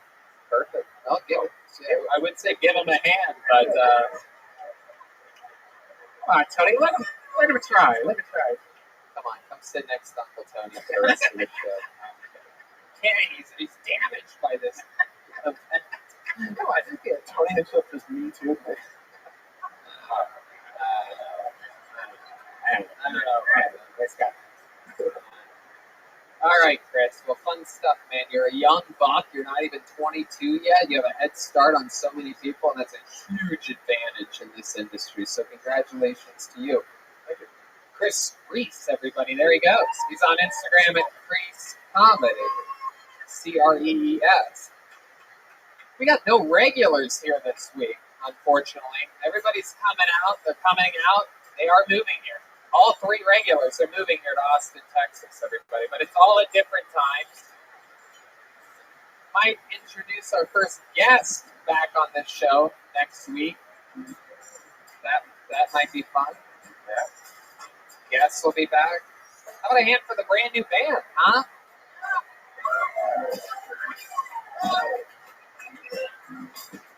Oh.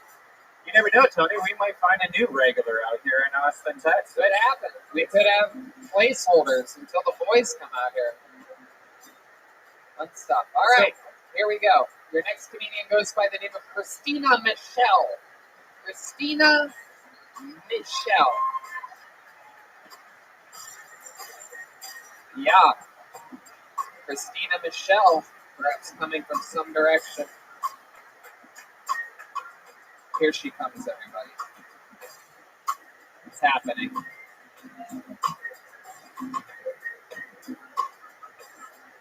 Here she is, Christina Michelle.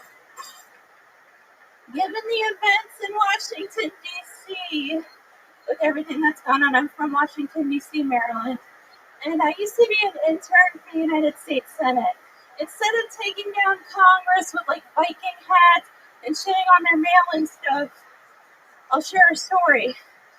So I was in the bathroom once near a Senate, there's a chef that came in from like a Senate dining room, and she walked into the bathroom, and against girl code, because there's girl code in bathrooms, she took a steaming, hot shit, just dropped her load.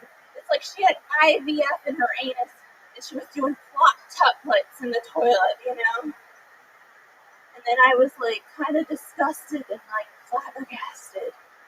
She got up and she left without washing her hands. And she served senators spaghetti right before they went to the floor to vote. And that is how you fuck over Congress, one dirty shit at a time. There you go. Christina Michelle, everybody. That's fun. Hello. Hello, how are you? How are you boys doing today? Good. So it's 2 weeks in a row where you signed up with a different stage name tonight than last week. Yeah, I signed up with my given name. Why is that? Because you told me I could only come in once a month as a regular. Well, not really as a regular, but to do the special psychic reading thing that you became famous for last week. So then, what do you think is going to happen here? Well, I mean, I'm Christina Bellich. Christy Bellich, the comedian. Did you sign up under different names, multiple names up tonight? I signed up under Christina Michelle because I saw this motherfucker at Baker Street Pub last motherfucking Tuesday, and I looked him in the eye, and I said, can I have my regular spot? And you said, don't you want to sign up, like, every week? And you said no. You said I'd rather have the once-a-month spot, and I looked you back in your eyes, and I called your bullshit bluff, And I said, you can pick one or the other. And you said, I'd rather have a regular spot then. And I go, okay, then you can't sign up. Well, so you signed up under a different, are you listening? I'm listening. So you signed up under a different name tonight, and you think you can abuse the system. Am I right? I'm not using the system. I'm saying the system's fucking broken, bruh. I don't know. It seems to be working completely fine all the time. Damn. Do we have to do a banning? I don't know. We might need to get a fucking restraining order on this one. She's got the googly eyes tonight, saying No, our system's broken. I said the system's broken. You said in the back. I heard you say it before I got up. You didn't have any other regulars here in Austin, and I said you, and I looked at you in the eye. I looked at you. Sorry, I'm from Maryland. I looked you in the eye, and you said, "Okay, keep the spot." But the thing is, Christy, the psychic, keeps the spot. Christina Michelle, the comedian who goes on. That's not not at all. I got bad news for you. You wrote your own. You wrote your own story there. That's not even a thing. It's not exactly. We talked about this. It doesn't exist, folks. Thank you. It's the President of the United States. Well, how And about? We're not going to negotiate this now. There's a live comedy show going on, but I'm going to tell you immediately. I asked you, are my jokes good enough like the boys? I asked you, are my jokes good enough like the boys? And you said you're doing a great job on the Obviously, show. you're not a regular on the show. We thought that the psychic thing that happened at the Comedy Store a couple months ago was funny. We were able to get through 1 month of you doing that. Then you got lucky last week. You understand? You got pulled out of the bucket last week. Remember first. Are my to you guys? Are my jokes not as good as Williams or David? Absolutely not. Nope. Not even close. Nowhere even remotely close.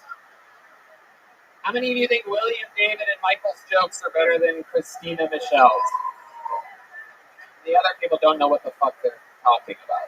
Anybody who didn't just make a lot of noise. Are the people that made noise seeing my sets on the show? You just did a set on. You just did it for 60 seconds. We let you go uninterrupted, even though you broke a rule, and it doesn't really matter. It's just the line. It's just very weird that you would do that. It's just on it. All right. We made a deal. I mean, like, you don't think it was weird for me when you at Baker Street, I took time to actually talk with you when you're like, hey, can I sign up or would I get the once a month spot? You weren't a regular. I said you could do the psychic thing once a month. You got it. You fucked up. There she goes, Christina Michelle. Everybody, she fucked up. She fucked up. She fucked up. So probably I'll sue her because it would be fun. I'm glad she caught her breath because I was worried for a long time. I'm like, cool.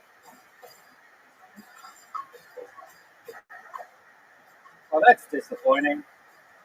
Proof again that this show is live as fuck. People have said that the bucket is rigged. I've read these in the comments before. Highly doubtful. Yeah, that's one thing you don't fuck with. You don't fuck with the bucket. There's been a couple times where somebody puts in different names so they get called it. We find that you're out of the show Yeah, it's forever. bad mojo. It's really the only way to get in trouble with the show by signing up multiple times under multiple names. There's a lot of trust. The sad part was she got pulled out of the bucket first last week. The first person pulled out of the bucket in Austin in front of an audience. But some people just can't get enough. You give them an inch, they want a weekly spot on the #1 live podcast in the world. We're live again. I pulled another name out. Put your hands together for Mark Pena. If Christina walks up here, I'm going to be furious. Mark Pena. This is a new name. This looks fresh. I feel like we didn't see this last week. Man, Ryan J. Ebel looks very disappointed also. He does.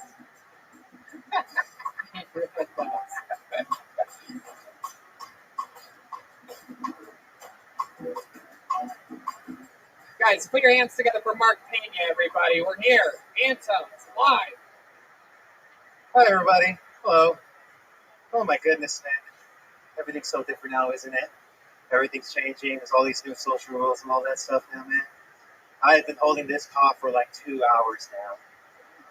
I wish you could cough again. You can't do that anymore, you guys. You can't. You better not. This place has a 2 cough minimum.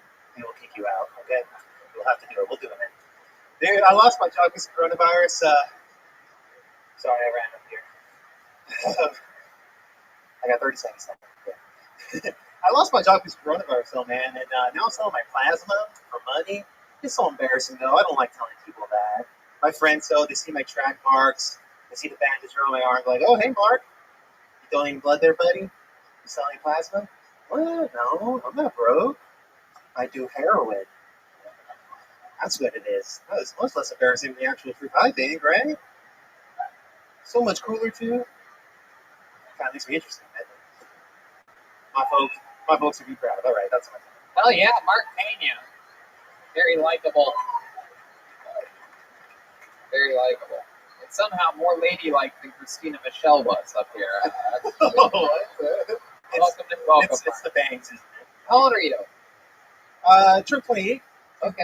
How long have you been on stand-up? It's been about 9 years. 9 years. Just about. Awesome. Did you start after they removed the scissors from your hands?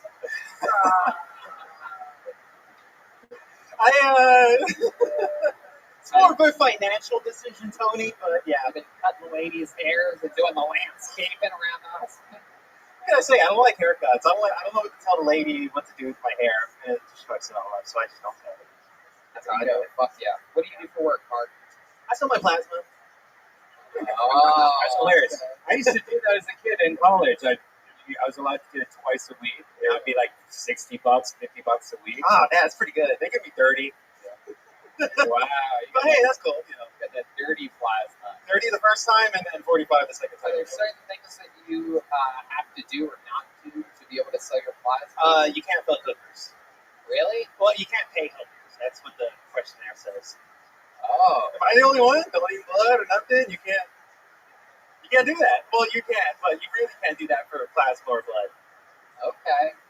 All right. Come on, Red Man, back me up on this. You donated your plasma. I liked it. It always gave me a free AIDS test with it. Exactly. They test you for syphilis, herpes, all that shit. They just look at you. They're like, "You don't got it." But that's why I stayed fat. The second I start getting skinny, I'm like, "There's something wrong with me." My bad AIDS. Redman's a member of the Dallas Friars Club. Hey. So Mark, how do you $30 a pop? How do you make money selling plasma? Oh, well, that's like gas and food money. The other thing I do is Instacart. Yeah, I still don't make enough money for that.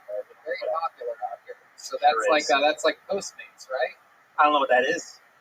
What is Wow. that? Well, Postmates at one point was at least I think still is like groceries. A sponsor. Oh, Tony. they're amazing. Use the promo code Tony. I order from them every day. Yeah, I order from them also, not favorite. Wow. 100%. Very exciting. So, Mark, what do you do for fun other than stand-up comedy? Well, just smoke weed, play video games, read a lot. That's the most, free stuff for the most part. What's your living situation like? Apartment. No, that's pretty weed. What? That's pretty weed. Nothing. That's not. What the fuck? It's just the fact. He said he did free shit, so I was like, God, you do free weed. Oh, that's what you said. Do you? Do you get free weed? Nah, man, look at me. I don't know what that means. Who's gonna give me free weed? I don't know what people that get free weed look like. I'm pretty. I feel like people that get free weed are pretty. What ethnicity are you? Can you guess first? Mexican and Irish. That's interesting. How about you just tell That us? was Red Man's first one. Go ahead, Mark. Tell us No, what ethnicity. Mexican, not Irish though. That's interesting. Okay, what is the other one, Mark? No, it's just mostly Mexican, for the most part. Okay, what else is a little bit of Pocahontas in here or something? Puerto Rican. Oh yeah, I guess some Native American, I suppose. Yeah. All right. That's what too. What are your parents like? Describe your parents to us. My parents are pretty normal. My dad's a cafeteria guy. My mom's a kindergarten teacher. Wow. Yep. Look at that. Okay. All right. Cafeteria guy, like, you mean like that's a male version of a cafeteria lady? Yeah, exactly. Oh, Except that's as a dude. Did the students have a cool name for your dad? Nah, man, they didn't. Why did that make you laugh so hard? I don't think any cafeteria guy has a cool nickname besides like, asshole or something bad. Jesus, you hated your cafeteria guy. No, well, I mean, like, I feel like people make fun of them and stuff, you know. So I was thinking if it is a nickname, it's probably not a good one. Right? What's your sex life like, Mark? You're a good-looking guy, right? At least you think you are. I don't really try. I'm not really trying right now. I just kind of gave up, I think. What? Well, You seem like a good top. Like everything should be working out for you. What can I say right there? I don't know, man. I just, I kind of gave up. I mean, I kind of. What happened to where you would give up? I was just ashamed myself. I downloaded. I was in a long relationship. I broke over, and then I got Tinder. I was a whore for about 2 months, and that just made me real sad. When you say you were a whore for 2 months, describe to these people what you consider being a I whore. fucked a lot of fat chicks. So, yeah. Oh, look at that! You were a dirty whore. Is what you were. I feel very ashamed of myself. Oh my goodness! And I'm not even saying fat chicks are bad. I'm not even saying that. Yeah, that's your fetish. No, the ones I fucked were bad. So. Why? What was so bad about them? It wasn't even like. It wasn't good fat. It was like, you know, just Whoa! like, What happened? You delivered them Instacart, and they Oh, this was all Tinder, but all Tinder. Yeah, it was all Tinder. So give us an example of when it went wrong. You get catfish? No, I knew what they looked like and did it anyways. Wow, disgusting. Tell us more. I know, that's why I just stopped. Go ahead. Stopped it all. Keep going, Mark. We want to hear. How many of you want to hear about him fucking a absolute disappointing type of human being? I mean, I don't know, man. Pretty much. I was like, my favorite thing, by the way, in this new setup is one thing I've noticed is that on the drums we have Michael Hale back there. He seems like everything that I know about him the last 2 weeks, like a good guy, like a really good human being. And sometimes I'll say something wrong, like I just called fat women disappointing, and I looked back at him and he's just looking right back at me. So these like soft eyes, like does this guy really mean the shit that he says? I love it, Michael. I want to big hand for Michael Hale, Jimmy Blazer, Michael Gonzalez, and of course, John Dees on the keys. There's something interesting about him going after fat chicks, though, and going crazy for 2 months, like getting You out be of careful, fucking fat chicks, by the way. I heard the mattress ladies around here are awful. Don't want to go breaking the one you got. What were you saying, Rabbi? No, there's something interesting about him. Like he was in this long-term relationship, and then right when he got out, he went crazy, just fucked a shitload of fat chicks in like 2 months. well, I wasn't chasing after it though. It kind of just, you know. But yeah, it's pretty. You don't have to really chase fat chicks. Right. Pretty much just get fat chicks. Well, exactly. It was just we both showed up at the place, and we were just like, okay, let's, you know, we like each other enough, I guess. Was there anything disgusting that happened during this journey? Yeah, where you're like a Laffy Taffy ever fall out of her pussy? Smell. You know, they can't shave so good because they can't see anything. Was there like any spaghetti down there or something? No, it was, you know, just moving flaps and stuff. And just God. like, I'm done. Every time. How many fat chicks do you think you took down during this period? Oh, it was a solid 2. Yeah, it was a solid 2 fat chicks that I. Wow, a solid 2. Yeah, for sure. Yeah, they're big girls. Wow. So, nothing wrong with fat chicks. And then what? After number 2, you're like never again. Yeah, I think. Well, I didn't tell myself that. It kind of. I looking back now and just realizing that's what I did to myself. I just stopped trying after that. Just, play low. Were you broken up with? Like did the girl that from the 8 years, like you didn't want it to end, and that's why. No, I broke up with her. It wasn't gonna work out long term, so you know. I kind of just What? How long term was it? How long? It's like a year and a half ago. Right, but you keep saying long distance, was it? No, I was with her for a while, a long time, about 8 years, I think. Okay, yeah. What's any crazy special skills and talents that we should know that you have? Nope, nothing at all. It's the worst thing to say on a live podcast, but there's really. You can't do anything? You can't sing? You never sing? Oh, no, I can't sing. I don't play instruments. Are your parents proud of you? There's something I don't ask them, so I don't have to hear it. There's a secret about this guy. There's something about this guy. Like, you know what? I think he was the 13-year-old boy. Yeah. Oh, they turned out that other dude? Oh, the math's checking out on him. Yeah, 5 years older than the last guy. How ticklish are you? I'm very ticklish. I can tell, man. Okay, guys, we're gonna keep it moving. There goes Mark Pena, everybody. He's a Pena Mark 87. Let's keep it going faster. Faster. There we go. How about Joey Bueno? Let's get Joey Bueno up here. We're gonna switch up the mic. Wait for the clean mic, Joey. Of course I go fast. It's the one guy next to the stage. Wow, look at this little fucking meatball coming up there. Faster, Dr. Jones. Here's Joey Bueno, everybody. That's my name. Make some noise for Joey, everyone. You guys like watching porn? You know you watch too much porn when you know the name of the guy. My favorite guy is a guy named Nick Manning. Any good Nick Manning fans here? Yeah! The guy, other than having a nice hog, his whole thing is that when he comes, he goes, yeah, dropping those. Look him up. He has a book on Amazon called Dropping Those.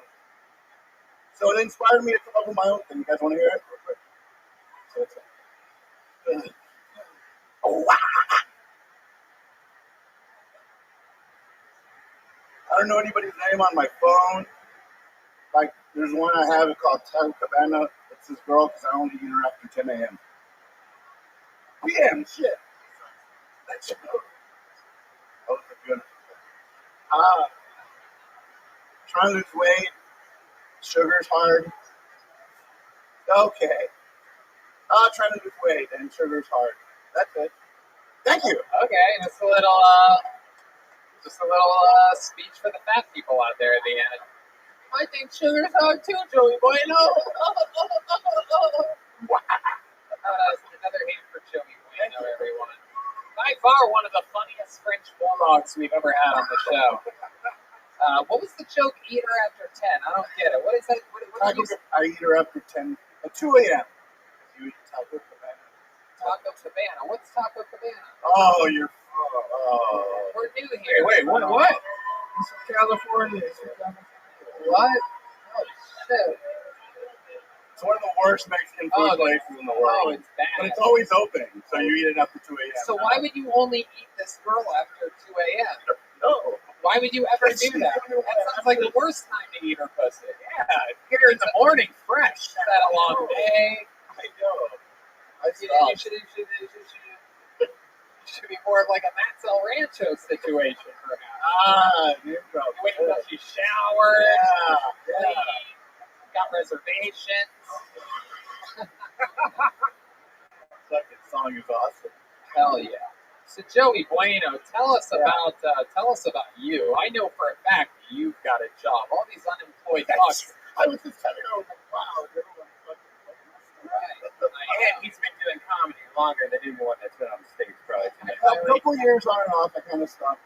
But yeah, a couple years here and there. I'm a speech therapist. Really? That's not a joke. Really, Mr. 10 a.m., 2 p.m. You're teaching speech?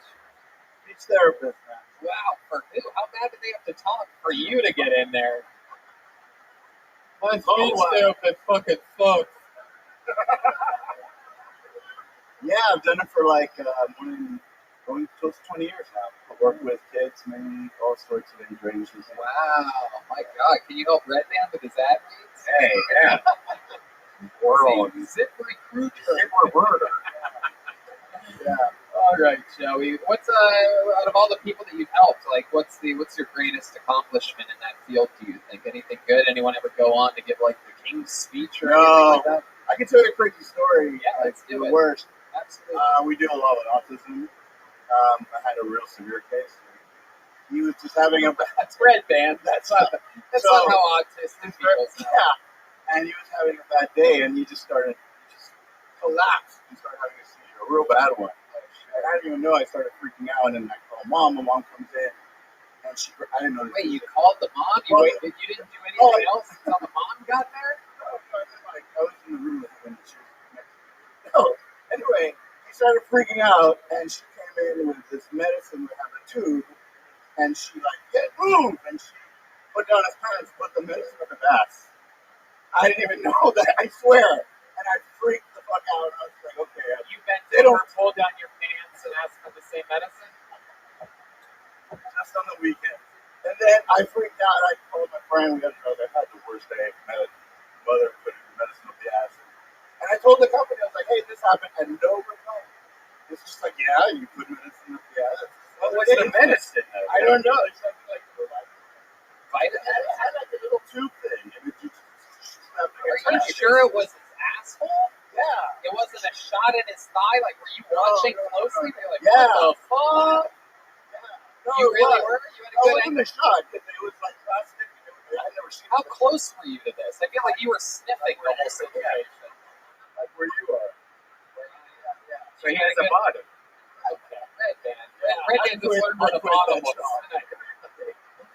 I quit that job. It was boring. You did? I mean, I still do it. I just don't want to.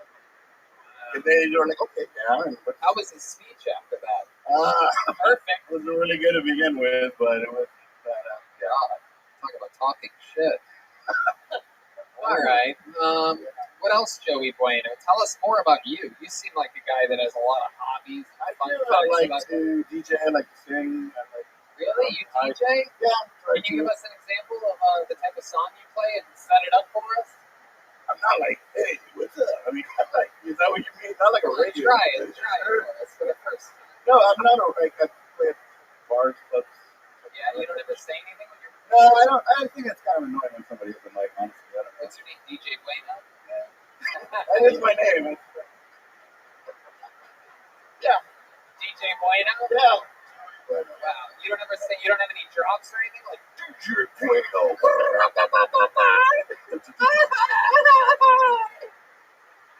Why does like mariachi music always have like an Asian girl getting raped in all the songs? It is. All right. Timing and beats are a little bit off tonight, but Joey Bueno, look at you. Did anyone try to roll you down the hill the other snowy afternoon? You seem like you'd be fun to push into snow. We got snow yesterday. That was great. Yeah. You would sort of have a list for yourself. Oh, really? You didn't hear that? No. You just said we had snow yesterday. Yeah. You did do that. Fucking attached. This is like talking to an Uber driver who doesn't have a driver's license. He's taking like, you do what for a living? Yes, I really do that. He's taking his work home with him.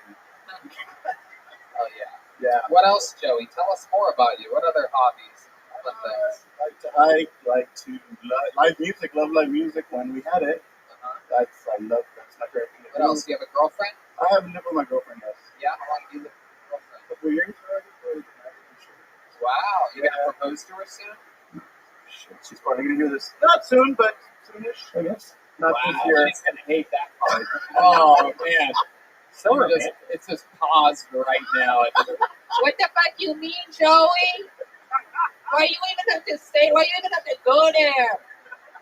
We had 14 kids already together. We should be married. Yeah. I have the textbook big Mexican family for sure, and DJ Bueno. Hola. All right. The other guy was Mexican too, right? Yeah, he was Mexican. He was a. I got me self-conscious. That's the funniest thing when you start calling people out of their list when they start using all S words. No, self-conscious. Succotash. You're a speech doctor. You can't be so. Joey, when you say you're not going to propose soon to this girl, what type of? I mean, the world is upside down right now. I don't know if that's the best time. In fact, he has one of the clearest lists I've ever heard. No, but now it's getting worse. This was even in question at one point. Like, do you have a list? Whoa! All right. So, Joey Bueno, so much fun to meet you. How old are you? I'm 42. I love it. That's what I was going to guess. I should have fucking guessed it. You look 42. You're right on pace. Right on pace. Absolutely. Right on pace. Right on. Joey Bueno, everybody. There he goes. Come back again, Joey. Joey Bueno. Yeah, I guess so. At least we'll say we are. You guys want to do one more out of the bucket, huh? Oh, here she is again. Not only does she sanitize everything, she actually hand knits each rag herself in between comedians. That's not very rice. Too far. Oh, that's adorable. Put a big hand for Janice, everybody. She's a real human being.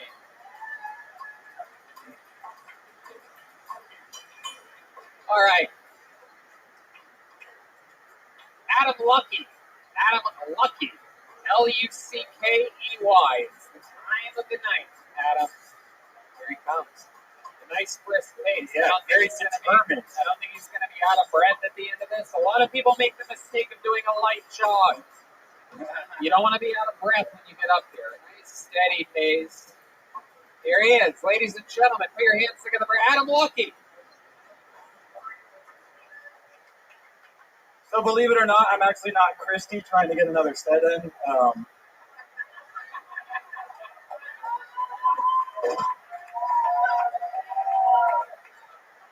I do tarot readings though, and I'm an annoying chubby girl, so that's fun. I went through a big change recently in my life. Like I used to live with my mom, and now I live with my girlfriend. I didn't move; we just redefined our relationship. That's a joke. We don't live together. We just be fucking sometimes. No biggie. I have a girlfriend. She's cool. She's the breadwinner of our relationship. She doesn't make more money than me. She's just a lot of yeast infections. She's cool. We do kinky stuff in the bedroom. The other night I gave her a Cosby CK. That's when I jerk off in front of her while she's asleep. Thank you guys. Fuck yes. Adam Lucky. Boom. That's how it's done. Right there. Everything to your advantage. Welcome, sir. Hi. You're a great comedian. How long have you been doing it?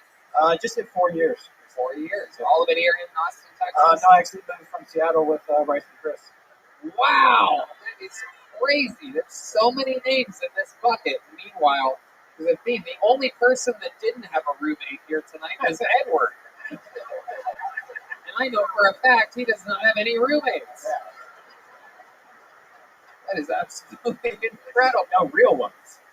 See, Michael shook his head on that one. I love it. I love that there's someone here who's still like a good person. We haven't tainted him. Watch, 6 months from now, Michael will be making films. Michael! Get this cunt off stage. Just kidding. You won't make a dirty word. The fans laughing. I love it. I love it. So, Adam, welcome to the show. 4 years, just a real using references that the audience knows, timing, beats, real jokes. Great. Absolutely incredible. How do you explain yourself being this good at this a few years in? I got pretty lucky early on. Not fun. I won a comedy competition. I got like regular weekend work for like a year. Sweet. That's exactly what you do. I started real deadpan by hosting shows. I had to change my game up a little bit. 100%. Be the real you. That's so fun. So tell us more about you. How old are you? I am 28. 28. Do you really live with a girlfriend? My fiance. Oh, okay. That's fun. When do you get married? It was going to be this year, but we pushed it back to next year just because of COVID. So. Right. That makes sense. And you originally from Seattle? No, originally from all over. I was in a military family, but we lived in Texas for most of the time. Okay. Very cool. How about your girl? What does she do? She actually worked at a comedy club in Washington. So perfect. She lost that. Right. Is that what? The Parlor Live? Tacoma Comedy Club. Oh, I love Tacoma Comedy Club. Yeah. Actually, I think that was like the last place we were supposed to be. Yeah, they did not want to cancel that show. The last one, so it was like the week of, and everything in the country was closed, and for some reason they didn't want to give everybody their money back on the tickets. It was so bizarre. Sorry, Tacoma Comedy Club, but you did that. Are they even open anymore? Yeah, they're a burger restaurant. Actually. Oh, perfect. They're selling burgers. Yeah, they almost tried to fuck over all the Miltoni fans. It was very bizarre. They just had to freak out. Yeah, I had tickets to that actually. Did you ever get your money back? Oh yeah, I did actually. I did. Yeah, but my fiance worked there, so that was right. Fun. So now here you are. What do you love about Austin, Texas? Texas. Rattle off some things that you love about this place. Comedy seems pretty good, honestly. All the shitty comics aren't comedy right now. It's COVID. That's nice. Yeah. You ever been to Taco Cabana? Yeah. It's not good. Right. It's like the Del Taco in Texas, right? Is that what it I is? think so. That's the vibe I'm getting. Some people with very unique yeah, tell us more about Austin. The comedy scene, sure, but what else? What do we need to try? Red Band and I are two of the newest residences. Have you guys been to Styles Barbecue yet? That's fucking good. It's the best barbecue here in my opinion. Whoa, that's very Styles. controversial. We're going to I'll write it down. That's a hard word, bro. Hard word. I mean, I've barely been here. I've tried like 5 places. That's my favorite. So you can't say that. I said my opinion. You can't say that either. I don't want to have a barbecue conversation with a black person. Whoa, this is true. This is true. I would not get into an argument with Keys about this. I would not. What else, man? Tell us more about you. Any other hobbies other than stand-up comedy? Anything fun about you? I sort clothes with Chris. Get the fuck out of here! Oh my God, that was crazy. I got him the job today. So you started today? No, I got him the job. He started today. Wow. Yeah. Look at that. It's us and a bunch of Mexican women, and we look terrified. So that sounds about right. Jeez Louise. Are you as good as the Mexican women in that job? No, they're very fast. Yeah, they're probably triple my speed, I'd say, but they're making 3 times less than me. So. Right, and they're 3 times more likely to get the coronavirus. So that's fucked up. There's one very angry Latino woman. All right. Adam, any other fun facts about you that we find interesting about your family or life? I was really addicted to painkillers. Yeah, tell us about that. Lost a lot of weight, almost died. Wow. What painkiller? What's the you on there? It's one of the weak ones. I just had like unlimited access to it. It's Tramadol. I was taking like 50 to 60 a day though. So whoa, shit, you're 60. I just had unlimited support, like access to it. So what were you doing during that period of your life? What was an average day like then? I was working a door-to-door sales job. So it's just me being a zombie. What were you selling? Windows and siding for housing. That's real. We've seen a few people like that. It's a real con job, right? Yeah, well, most houses already have sides and windows, so. Everybody really needs. You ever break a window and then be like, hey, crazy, I was walking by. So you do fucking window. Adam, I love it. Where did your girlfriend at? She saw me before the comedy club. Yeah, look at you. Did you bang her that first night? Yes. Wow, how'd that go down? In the green room? She doesn't remember it, so. Jeez, Christ. Adam, you know what, man? I really liked your set tonight. I got a show. I got a show Friday at the Vulcan. I would love to have you do a quick spot if you would like it. Yeah, I would love Whoa, look at that. Adam Lucky getting a booked spot at the Vulcan this upcoming weekend. Yeah, I mean, we're trying to have test watch shows every week. Eventually out here, first one's this Friday. So Thank you so much. Just a quick spot. Look at that. Adam Lucky, everybody. You got lucky tonight and performed great. Follow him, _Adam Lucky, LUCKEY. Adam Lucky. I don't know. I think maybe. You guys think we should just do one more real quick, huh? I think the people want it. We really shouldn't. We should stop, but this will be the last one. All right, this actually rings a bell. I think this person was up last week. Let's see what happens here. Your final comedian of the night goes by the name of Trevor Williams. Here we go. Trevor Williams from Sunbury, Ohio. Yeah, he was on last week. Should have ended the show.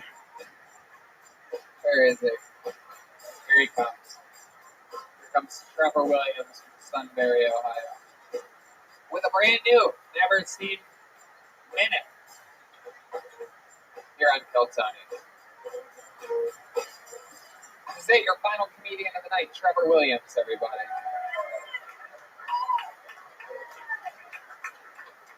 Fantastic. I'm a big fan of the show My Strange Addiction, TLC, the Learning Channel. I don't know what they're trying to teach me, but watching them exploit the criminally insane and handicapped brings a lot of joy to my life. And my favorite episode is this balloon guy, right? I don't know what it is about balloons he finds so sexually appealing, but his house is just full of them.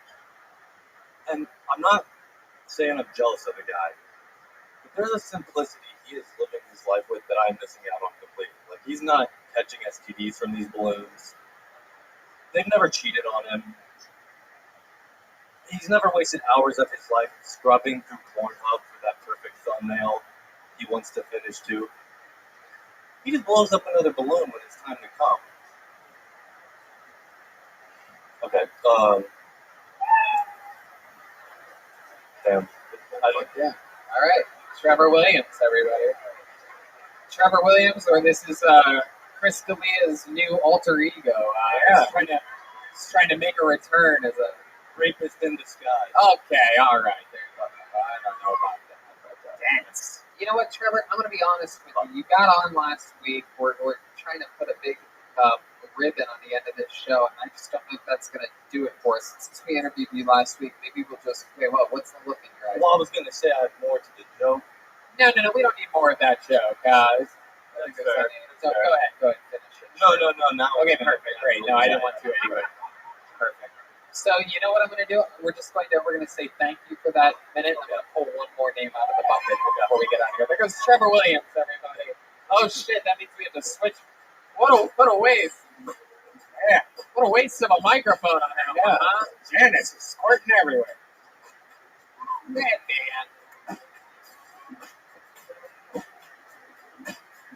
All right, here we are. To end tonight's show, ladies and gentlemen, let's get good and loud for one last person who's been waiting in the cold all night. Julian Madrid. Here we go. Julian Madrid. From the He audience. hasn't been in the cold. He's been in the audience, waiting, hoping. This is his moment. One more time, everybody. The last time I'll make you clap tonight. Julian Madrid. All right. My goodness, thank you. Who's into incest porn? Yeah, right? Somebody's into incest porn, right? Every other video on Pornhub. Brother fuck sister. Brother fuck stepmom. Brother fuck sister, stepmom watches. Brother fucks brother. To be fair, that was just two black dudes. Brother fucks brother. Yeah, look, here's the thing. I don't get the appeal, though. I could never fuck my own family. I could never fuck my own family simply because I'm already such a disappointment to them. And I'm not about to add sexually inadequate to the list. Right? In fact, one of my biggest fears is committing incest on accident. And I'll explain. See, I've never met my biological father or any of that side of the family, which means theoretically I can be related to any stranger I run into. Right? So it's terrifying. I play that scenario over and over in my head, right? Like I'm out drinking one night, I'm talking to girls, it's time to wrap up the night, and I just end up fucking my dad. All right, thanks. All right, Julian Madrid. There you go. He's worried about that. Meanwhile, he just fucked everybody in the room. No, I'm kidding. You're fine. Relax. You seem very defensive about that. Just relax. What's What's the problem? You were good, right? We have a very serious The eyebrows. Jesus, my God. How long have you been playing organs at haunted houses? Jesus Christ, this guy. My God, you have the face. I'll smile more, Tony. I'm Open sorry. the door. That's you. You play that, right? Very good. Julian, happy Halloween. Every day is Halloween when you look at that face in the mirror. All I need is your jacket, Tony. What? I'm sorry. How fucking dare you? I know. I shouldn't have even. You see how I dialed it back immediately? Oh my God, that is wild. Look at this guy. A face only a single mother could love. I never met my biological father. All right, so Julian, yeah, you're afraid to fuck your family. Yeah. Let me ask you this. I'm going to go off on a wild guess here. You just started stand-up comedy right now. No, Tony. I started before the pandemic, but that was like a 9-month off period. That makes sense. Yeah, I'll give you that. So you just started stand-up comedy right now, basically. You've been doing open mics around town? That makes you feel better. Yeah, I have been doing. Yes, sir. Yeah. Have you ever performed in front of an actual audience of this size? No. How did it feel? Counting the viewers at home, it felt quick. It felt like I was blacked out. No, it was enough time. Just didn't do what I was. And I know there's one drunk lady that seems to be keeping her own stopwatch in the middle of the room. Said it wasn't enough time. I'll take it. That was very nice of you. Cat was wrong. That was probably funny. What the fuck? Regulation timekeeper in the middle. You know what kind of face he has? He has one of those faces like when you go to like a carnival and there's a guy that draws you and it like exaggerates your face. He looks like a caricature of me. You do, man. Yeah, I get it. Like a cartoon. It's very interesting. I've gotten it all my life, believe it or not. Cartoon. No, I believe it. Cartoony looking face. Definitely. What do you do for that? You do anything? You try to put like ice packs on it or something before you go on? No, I don't, Tony. You have a girlfriend? I do, yeah. Right, okay. What is she, like a Pokemon or something like that? Yeah. Also, caricature, yes. Really? Is she? Mm-hmm. Really? Are you fucking with us? Yeah. She's cartoony looking too? Oh, yeah. Is she here tonight? Uh-huh. You want to bring her on stage? Yeah. How many of you want to see his cartoony girlfriend? I'm pretty sure there's nothing a girl loves more than being brought up to the fact that she looks cartoony. And here she is. Yeah! Actually, she doesn't look cartoony at all. Look at this. A lot better looking than me, but cartoony nonetheless. She's amazing. I guess I sort of... that's not what I was expecting. It's us. My goodness, she must have bad eyes or something like that. She's really playing down Julian's shit. Yeah. I love it. She seems adorable, Julian. What do you have, like a monster cock or something like that? Yeah. The carpet matches it. Drapes his dick out. It's just like, oh! Yeah. Monster, yeah. Like the rest of me, just a fucking monster. What's your girlfriend's name? Oh, man. It's okay. Go let her speak. Really?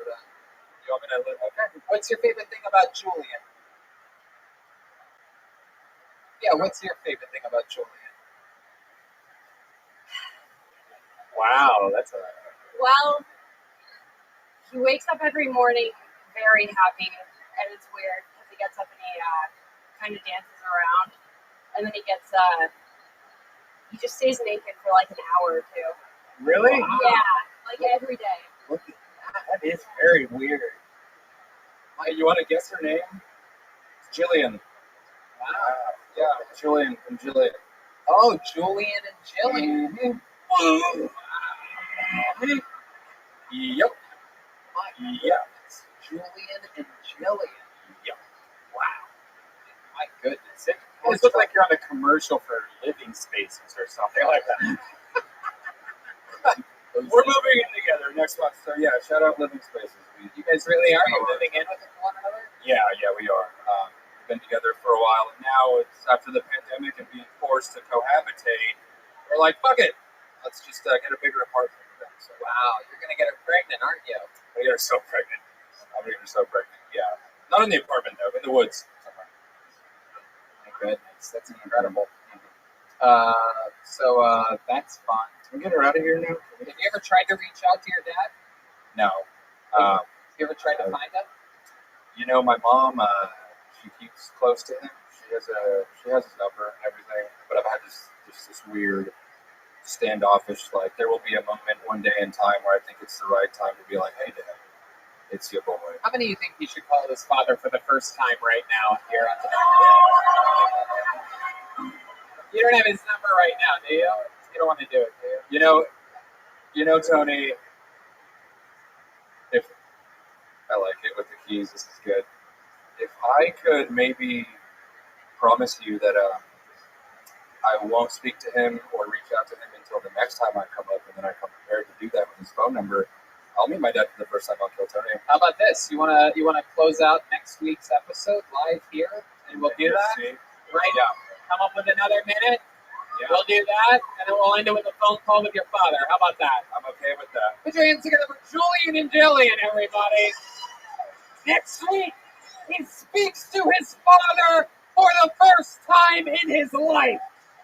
Here in Austin, Texas, on Kill Tony. Ryan J. Ebel drew tonight's episode. We're looking at that drawing right now on the video feed of Kill Tony. Wow. Look at that. Just as rock and roll as it gets. There's the clock. Red band with wings. And me with some type of really cool general outfit or something. Ryan J. Ebel, RyanJebel.com for all those prints and the new coloring book and a bunch of other fun stuff. And thank you. How about a hand for Ryan J. Ebel, everybody?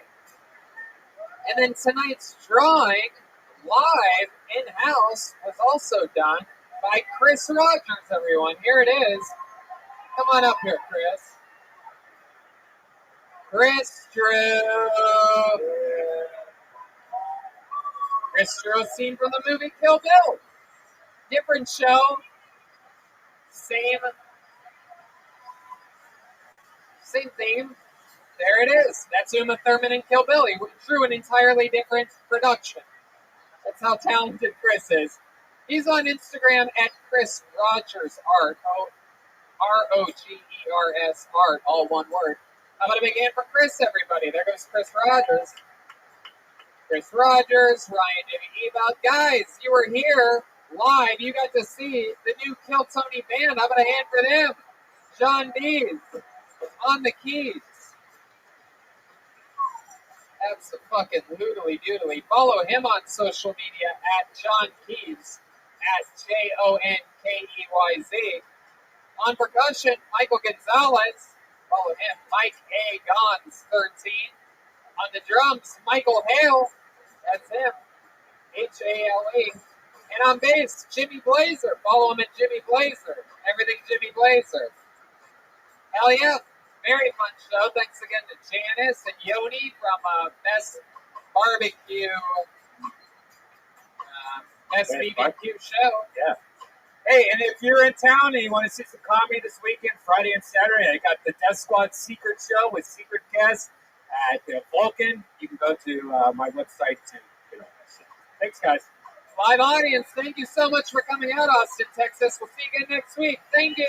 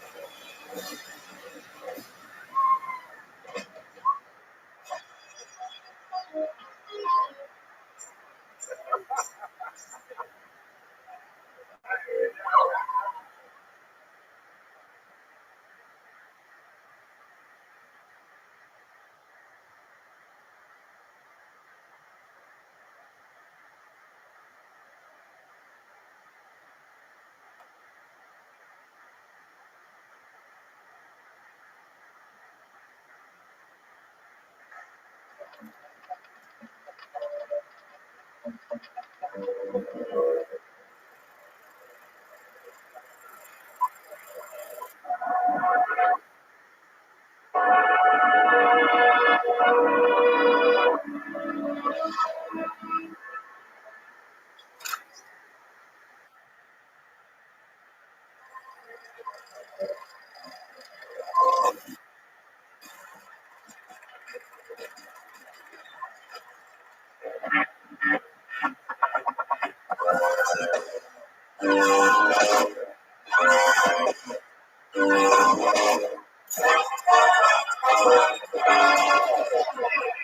this is Rabbi coming you live from Angeles, Austin, Texas, for a brand new episode of Kill Tony.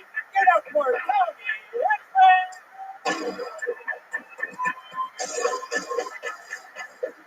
Fuck yeah, Austin, Texas, we're here. Are you guys excited to be here tonight? We're going to have a live audience. Great Brian Redband is Hey, here. everybody. Hell yeah. How about a big hand for the band is here, everyone?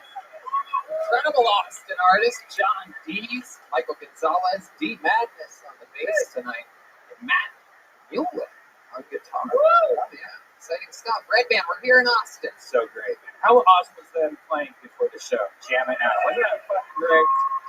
We love it. A lot of talk about this new band. We love it. We love our old band, too. Yeah. They'll be out to visit sometime. I'm sure John will be nice enough to let one of we have a what is it, a saxophone player, a trumpet player, and a Mexican drummer, believe it or not. Not to be confused with Michael Gonzalez here. But yeah, he'll be here sometime. By the way, happy birthday to Joelberg. It's his birthday today, Hey, actually. look at that. Speak of the devil. Look at that. He's going to want your job one day. He's going to come looking. All these Mexicans always taking each other's jobs. I foreshadow a Mexican drum off between these two. Can you imagine? Can you imagine? So yeah, fun stuff's happening. Chaos here in Austin, Texas. Ryan J. Ebelt watching live from Los Angeles, California, drawing tonight's episode as we speak. It has already begun.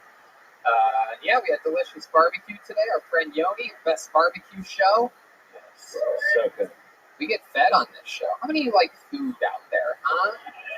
Make some noise if you like water, huh? Where are my people that like oxygen in the audience? Oh, okay. Oxygen got a big one. Look at that. It's a real live audience. I'm excited about this, but before we start tonight's show, get into it. Here's a little bit of information about our amazing sponsors that made this episode possible for you here tonight. Guys, we've talked about it before. We're talking about it again. Truly one of my favorite products that I've found in the past year. It is unbelievable. It's Liquid IV. With one stick of Liquid IV and 16 ounces of water, you get 2 to 3 times the amount of hydration as plain water. This is a game changer for me. After golf, after shows, waking up hungover, you name it, Liquid IV is a magic trick for life. Tony, I brought some of my personal stash for us today. They have the new strawberry. They have the new pina colada. I don't know if you've tried that yet. And my favorite is the passion fruit. Now, we've been talking about Liquid IV before they've even been a sponsor. I've always had a problem drinking water, and this has changed my life. These contain 5 essential vitamins, more vitamin C than an orange, and as much potassium as a banana. It's healthier than the sugary sports drinks that I used to be addicted to, and no artificial flavors or preservatives, and less sugar than an apple. It's made with clean ingredients, non-GMO, vegan, and free of gluten, dairy, and soy. I'm telling you, I got off an airplane today, and it's another one of the areas where it's just incredible how well it works. Rehydration to the max. It's absolutely incredible. Again, this is a product we were talking about before they were even a sponsor. It's absolutely, and they're great people. They donate 3.7 million servings in response to COVID-19. They're donating them to hospitals, first responders, food banks, veterans, and the active military. And they've donated over 6.7 million servings globally.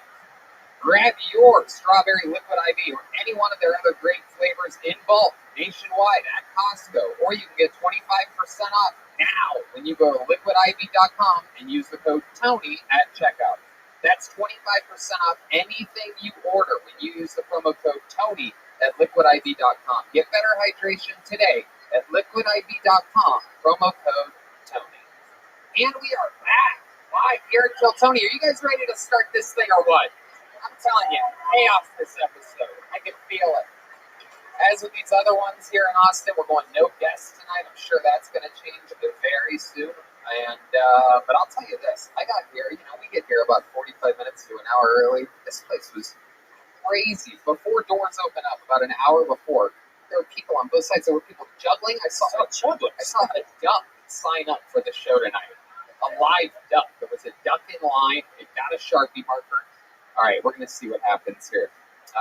As you guys probably know, if I pull a name out of the bucket, the person who signed up, which could be anyone, could be you, signed up, you get 60 seconds uninterrupted behind that microphone right there. And then at 60 seconds, you hear the sound of a kitty. And then, if you go too long after that, you're going to hear the sweet sound of the angry 5th Street Bear. Is that the right one? I don't think it is. I never remember. Yoni, what is it again? The Angry Warehouse District Bear. Oh, fuck, man. Jesus fucking. That just sounds like a gay part of town, the warehouse district. Well, there you go. You don't want to get caught there, so respect your time. And then afterwards, we talk to you about your life, find out some interesting stuff about you and your life. Shout out to whoever made this clowny-ass bucket for us tonight. Someone actually made us an Austin bucket, the bucket of Ichabod's bucket of destiny, who stayed in Los Angeles. Okay, get that. But that looks great. I love it. All right, let's fucking do it. You guys ready to start tonight's show? Austin, guys, if you're going to get COVID tonight, you're going to get it whether you make some noise or not. Are you guys ready to start tonight's fucking show? There it is. That's what I like to hear. It's beautiful. What appears to be beautiful Persian people right in the front row tonight. Very good looking. Looks like they have no idea what they've come to tonight at all. They were expecting to see some smooth jazz or something, and they look furious, to be honest with you. Here you go. I pulled a name out of the bucket. First person getting an uninterrupted 60 seconds tonight goes by the name of Joyce. So here we go. It's Joyce. Let it begin. All right. I don't see any movement. The stairs are on that side. So if you're coming up, it's on that side. If anyone signed up, no. We're getting a wave on here. Wait a second. Hold on. It's been waved off, guys. I got to pull another name off. How about Chris Reese? Chris Reese, here he comes. The momentum has begun. Through the doorway, everybody's socially distancing outside here tonight. Very few people from the audience, I'm guessing, signed up. A slew of local Austin talent stacked on the sidewalk. Here he comes.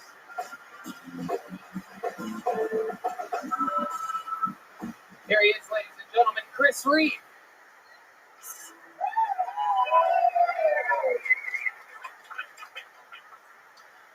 So I'm not a big fan of the Avenger movies.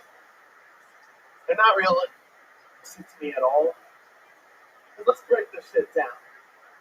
Captain America's frozen since the 1940s. And all of a sudden he's got full fighting power of the Black Panther. Yeah. You have to have some deleted scenes explaining that shit. Just Captain America pulling Black Panther aside. Hey, PP, yeah, maybe when the Avengers assemble, just hang out in the back. Yeah, there's no room up front. Yeah, Rocket's up there. Why? Because he's a different kind of coon.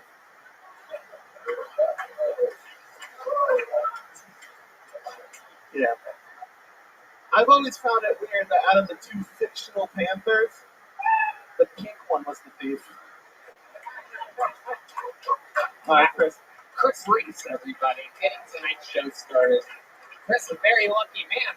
You were on last week's episode, correct? Yes, I was. Hell yeah, big giant. Happy Martin Luther King Day to you, by the way.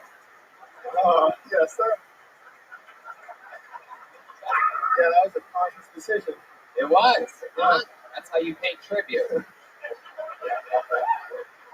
Yes. Chris, remind us what we found out about you last week. What was the long and short of your life? What stood out about you?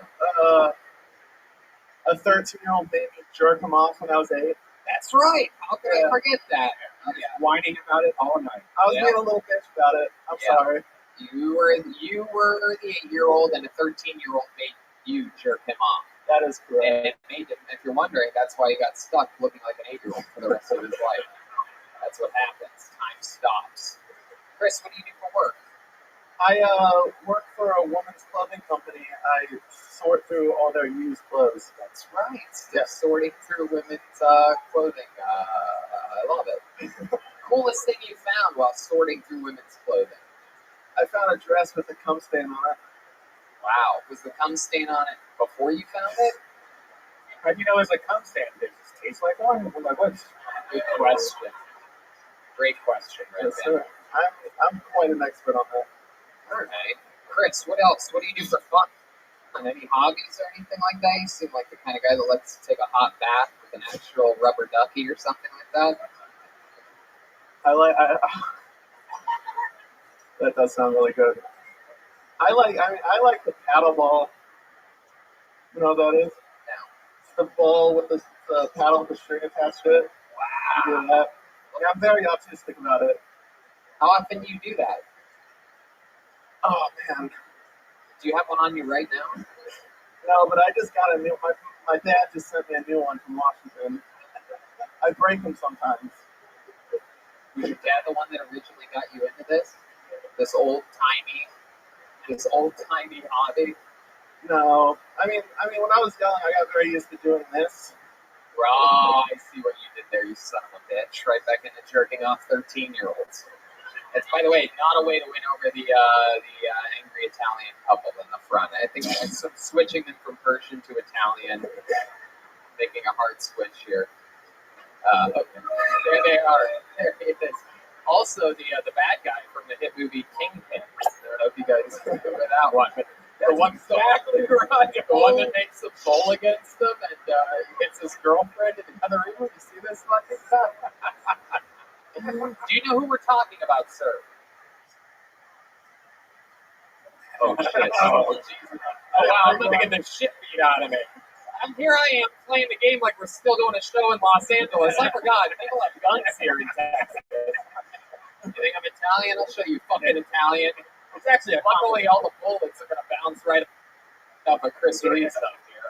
So use them as the middleman. Whose fucking Heyo is that? Whoever's going to Heyo, please either stop or hang yourself immediately. You're too close. We can hear you up here. Did you like that, Chris? Who's that guy? The big guy with the beard? Chris, tell us something crazy about you that would shock us. Jesus. That is hard. Last week was pretty shocking.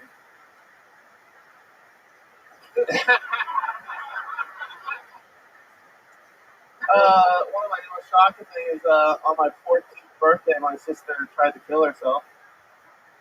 Jesus, you are the most depressing fucking guy. You're the guy the worst. How did she try to do it? Just a bunch of pills. Wow. Yeah, I was trying to blow my candles and she came out crying. Is that really when it happened? It was close that time. Yeah. Yeah. You never forget when times are ruined right before you eat cake. No, that's when I found out birthday wishes do come true. Is she still alive now? Has she tried it again? Oh, yeah, she's good. She's fine. Chris, how long have you been on stand-up? I've been doing it for February. It's going to be 4 years. Okay. You all here in Austin? No, a month ago I moved from Tacoma, Washington. Oh, nice. Did you drive here from Tacoma? No, my roommate drove me. Okay. He moved too. He's also gone. All right. Is there anything in the world interesting about you, Chris? I mean, really, I asked a pretty broad question, and your answer was the ball connected to a paddle earlier. No. Does it get any better than that in the history of your life? I know you jerking off a 13-year-old when you were 8, got your sister trying to kill herself on your 14th birthday, and a paddle with a ball attached to it, a rubber string. What would you rank fourth in your life's memories? Fourth in my life's memories? Is there anything? Do you do anything? Do you skateboard? Do I skateboard? Yeah, break into the Capitol building a couple weeks ago. With your feet up on Nancy Pelosi's desk. I'm pretty boring. I'm sorry. I'm still young. I'll figure it out. How young are you? I'm 22. Okay. Heck yeah. All right, I guess so. I guess come back when you're 34. I will. All right, Chris. Fun times. Way to take chances, I guess. Chris Reese, everyone. Talking about Black Panther.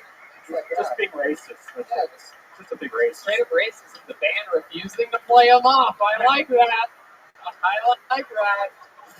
I love it.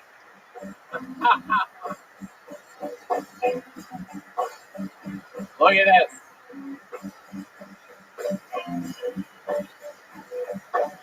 There she is, straight from Wuhan. The microphone sanitizer. All right, your next comedian. Could be a human being, could be their first time, could be the biggest veteran in town, who knows? Goes by the name of Chad Rousseau. Chad Rousseau is next on Kill Tony, live in Austin, Texas. Oh, yes. Here he comes. Guys, put your hands together one more time for Chad Rousseau. What's up, guys? What's up? All right, so I'm not prepared for this. I'm gonna go ahead and start off doing that. I'm sorry your show is that bad already. Sorry, Tony. Sorry, Rabbi. But a little bit about me. I play bass in a metalcore band, and my bassist, he is actually paralyzed from the waist down and blind, dude. He had a brain really fucking bad little thing. Thank you. But yeah. Oh, sorry, right. Talk to the mic. I'm so sorry about that, guys. So I got a bassist with a brain aneurysm, and he's paralyzed from the waist down, blind as well. Cool, fun stuff. But somebody on Facebook or Twitter or something like that was like, "Yo, you're racist, dude." I thought that shit was hilarious because he is literally blind, can't see race. That was funny and shit, but you know, I don't understand how he feels. That's all good. I don't understand. He loves people, bro. I don't understand. But no. But I did it. Wow, that couldn't come fast enough, huh? Hello, Chad. Welcome. Did you sign yourself up for tonight's show? How are you in the band and I know how to use the microphone? Because I play bass, bro. I'm sorry, bro. But I do got like one joke like for 15 seconds. Like that much time. You just had 6? I'm sorry. Why do you think you fucked up? Because I think it's like the only joke that's like worth doing. Well, why didn't you do that one? Because I'm kidding, dude. I'm sorry. Stop apologizing, Chad. Somehow you're a bigger bitch than the 13-year-old that molests whatever. I got it straight. The 80-year-old that molests 13-year-olds. Chad, welcome to the show. Are you okay? I'm alright. I'm a little buzzed. I just came from like South Houston and drove all the way here just for this. You got drunk driving from South Houston? Only a little bit, but I got drunk when I got here. How a little bit? How many drinks did you have before? 2 drinks on my way here. Perfect. You drank them on your way here? Yes, sir. What did you drink? I usually drink whiskey, but I drink some like white wine, like some good shit. Yeah. Oh, okay. Right. All right. What kind of white wine? What kind of white wine? White Simcoe, which is actually blessed with butter. Yeah, that's me. This guy's drinking pink wine coming down from Houston, being hard in his metal band. All right, so let's talk about it, Chad. What did you drive here from South Houston? What do you mean? What kind of vehicle? It's a 1500 Chevrolet. It's an old beat up Chevy. Okay. What do you do for a living? I bartend. Okay. What's the name of your band that you were? I really wish I finished that joke because I really messed that up. How many of you want to hear this guy's 15-second joke? It's worth it. It's worth it. Guys. Here he is. He's doing a 15-second joke. Go ahead, Chad. All right, so clock has started. I did live in Little Rock for about a year, guys, and when I did, I would drive past the school every day. One day, I noticed the actual mascot of the school was the Def Leppard band, and to recant on the my drummer being deaf and blind and stuff. The school was named the Def Leopards. Their mascot wasn't Def Leopards, bro. I swear to God. Was that the joke? Oh. The school is the Def Leopards, and I'm so sorry, Tony. Tony, I'm so sorry.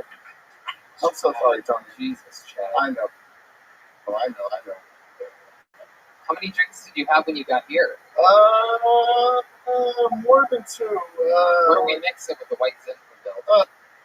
Whiskey. Straight whiskey. I'm so sorry, dude. I wrote that shit on my fucking name and shit, bro. You did? What exactly did you write on your Scott is the name of the drummer in my band, and Little Rock was the joke, and I really just fucked it up. And you said that he plays the bass. No, sir. I play bass. He plays drums. He's blind and paralyzed from the waist down. You know that in the joke you said bass. Oh, did I? I really fucked it up. Yeah. Well, I did. Well, I just really should have put that, guys. I'm so sorry for anyone else that wanted to talk to. Do you want to know how many times you've apologized since being I up here? probably did, Tony. I probably did. Chad, do you want to know how many times you've apologized since being up here? If I have to guess, I say 6. You're close. 7. 7. 7 in 4 minutes and 27 seconds. This is a new record.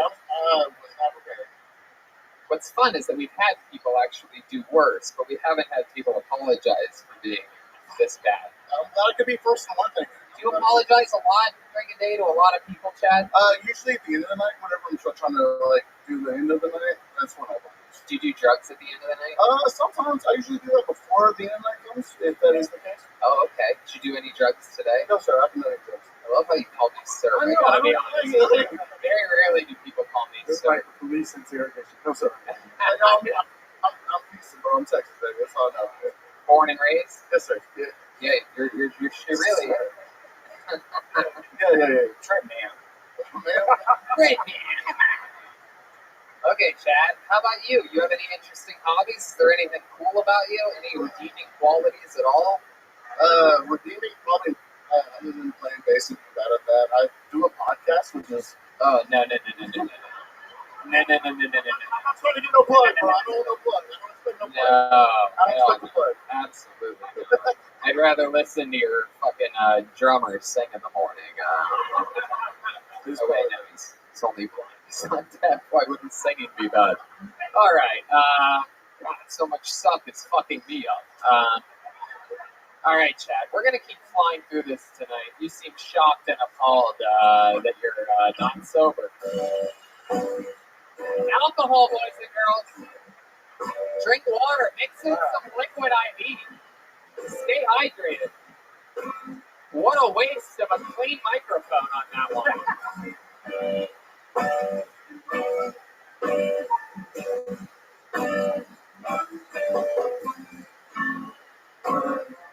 All right. How about Jasper? Is Jasper here? Am I going to see movement for a Jasper? I had a feel. Jasper? No. Jasper, wake up. How about Caleb Rimmer? Caleb Reimer, perhaps? Here we go. Here comes All those Caleb. one-word ones are probably not real. Caleb Reimer might do comedy. Someone might do comedy here tonight. Who knows what can happen?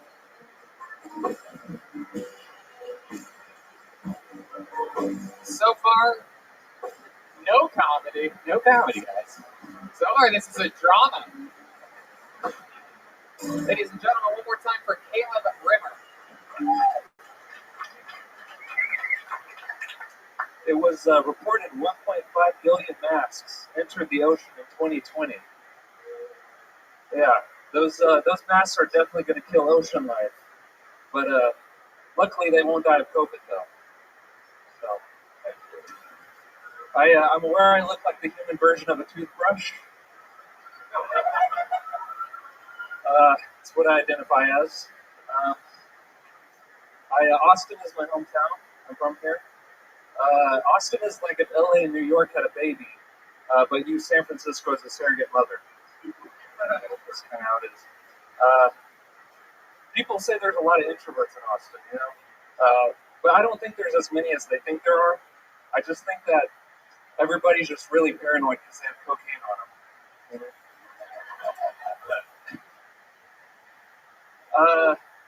Man, what else do I have? Absolutely good enough. Caleb coming in, doing jokes. in a stunning turn of events, doing jokes. Hi, Caleb. Hey, what's up? How are you? Doing good, man. How are you? Great. How long have you been doing stand-up comedy? 7 years now. Oh, 7 years, all here in Austin? Mostly here in Dallas. Okay, So, is that where you're originally from? No, I'm from Austin originally, but I started in Dallas. All right. Yeah. Hell yeah. What do you do for work here? I'm a Lyft driver. Oh, okay. Why not Uber? Well, I do Uber sometimes, but Lyft pays better. So. Oh, look at that. Did you know that? Yes, I did. They get more to the drivers. Definitely, yeah. Wow. And better customers sometimes. So, yeah. Do you have a girlfriend? No, I do not. How long have you been single for? Boyfriend? We're probably like a year now. Oh, okay. Yeah, since my last relationship. You've been dating? Here and there. Yeah, sporadically. Yeah. Anything go good for you? No, the last girl I was seeing wanted to have 10 kids right now, and as a struggling comedian, that's not going to work out, So you ever did you at least give her 10 abortions? Damn, I should have thought it. You ever meet a girl while driving her around? Like, you ever go on a date or anything crazy happen? Like, yeah, you ever what happened? Yeah, sometimes. Come back into my place type shit. Sometimes I cut that out though. Why? Why do you cut it out? I mean, it's just too risky in today's climate. What's risky? Taking people even if they take you to their place or you take them to their I don't know. It's not because sometimes they're drunk. Especially in Austin, everybody's always drunk. Oh, you mean like Me Too shit? Yeah. You could just keep your phone on, voice recorder, keep it in your pocket, and go. So you want me to put my dick in you, right? Sure. Wow, look at this. Redman figured it out. He's like, I'm not getting Me Too. I'll be as creepy as I want. Right. Yeah. I'll show you how not creepy I am. I'm going to record our entire evening. Dude, voice recorder. It's a great app.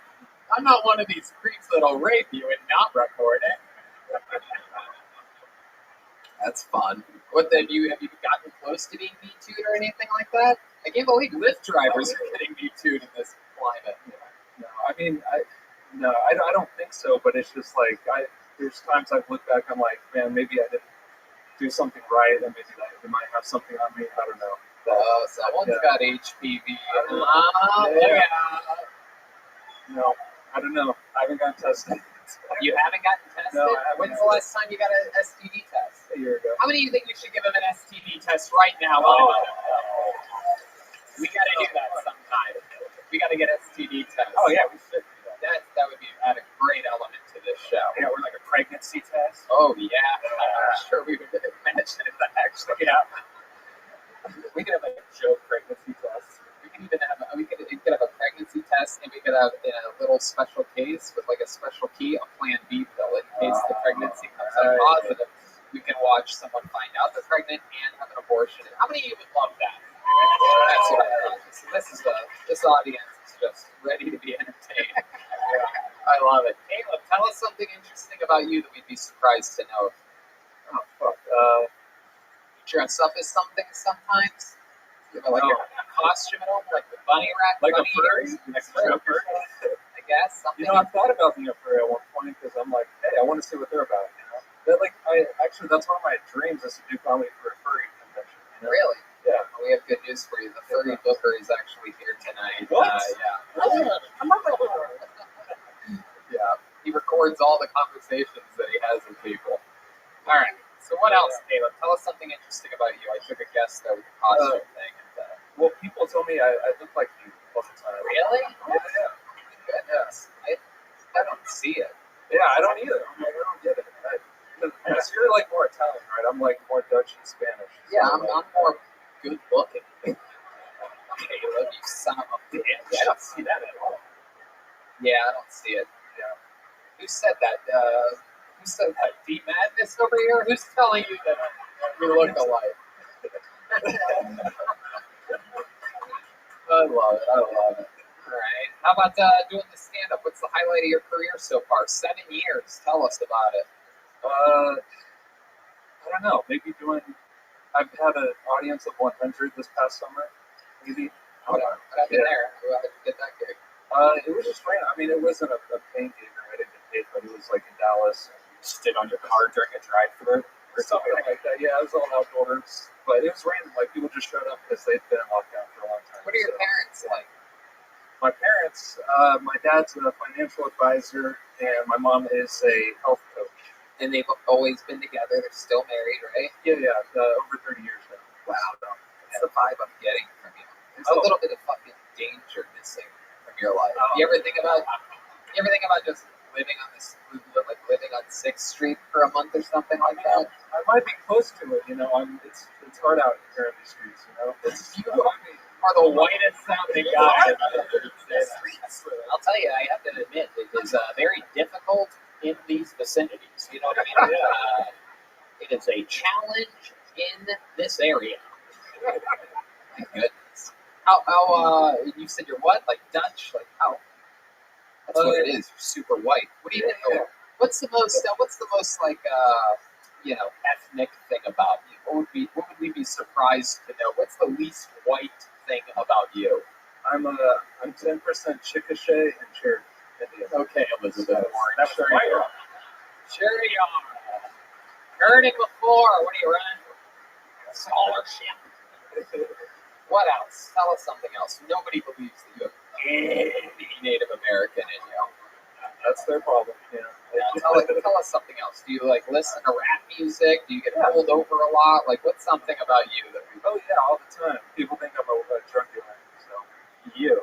Yeah. Like vitamin D, C, all the essential oils. Yeah, you name it. I don't know. Have you only been with white women your whole life? No. Oh, look at this. That was it. No. I was waiting for the breath. No. What happened there? Tell us about this magical one day for sure. No. I mean, I've dated Asian, black. What are we talking? When you say black, are you mean like black? Or are we talking about like how you're in India? Brunette hair. Yeah, like. Was it like one date? No. So what happened? Tell us a highlight of you being with a black woman. What's something that you noticed being with a black woman that was different than being with a white woman? The fucking is a lot faster. Better. Faster? What the fuck? It's like a workout. Yeah, it's like a good workout. You really held on to that last word there. I was wondering where you were going. I thought you were going to say better, but instead you went faster. Really stereotyping them on their pace of sex. Hey, I think it's a comment. How fast are we talking about? Can you give us an example? Can you pelvic thrust as fast as the black woman fucked you? I mean, how many of you would love to see that right now? Listen to these people. Look out there. This is the biggest audience you've ever had. Show us. How did she fuck you? How fast was it? It was, I can't remember because I was high as fuck. Can you at least give us like a whiplash? Like, and you like ducked like was it like a it was like maybe like wow, like that. Yeah. How long did you last? 15 seconds is my guess. Ooh, maybe 4 or 5 minutes. Wow. Tops. Yeah. I guess I'm bragging. Yeah. 4 or 5 minutes at that type of pace. That's like a regular guy having sex for like 30 minutes. Miles picking them up too. Like that's another very. There's a lot of body movement. Yeah, there's a lot of movement shit. Wow, you ever been with a big girl before? Like, what do you mean by big? You know what I mean. The one that you're thinking of.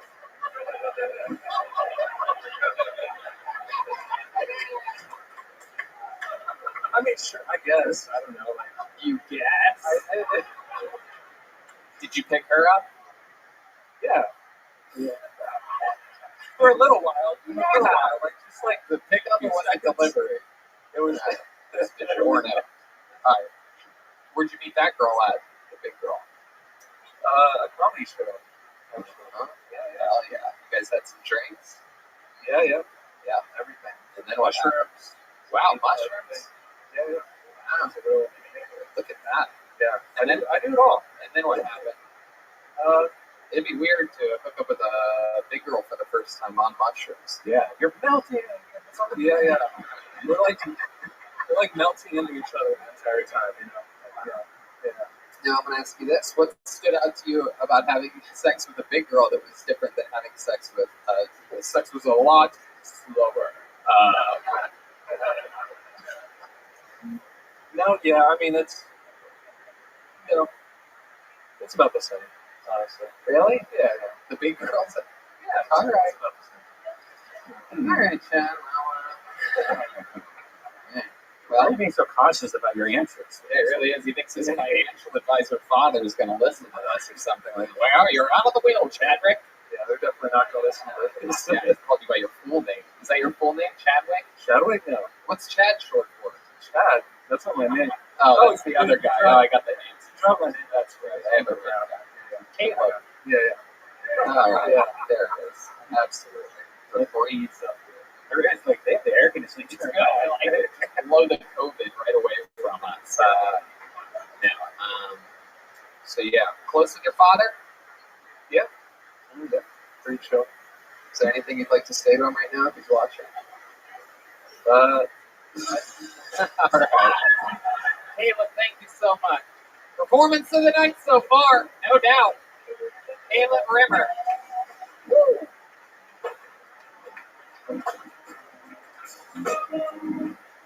Hell yeah.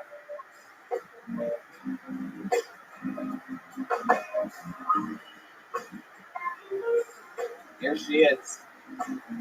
Special microphone sanitizer. Very mysterious Asian girl.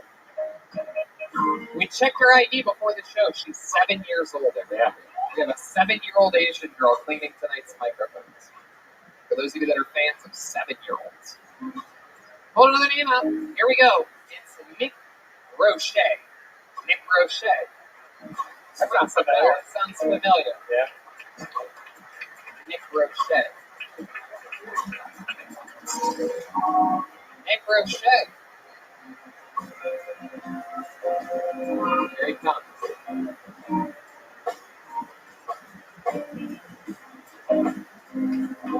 One more time for Nick Roche, everybody. How's it going?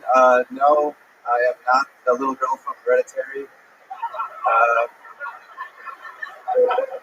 And yes, I like to start out on an obscure movie reference. You ever hear the expression, you win some, you lose some?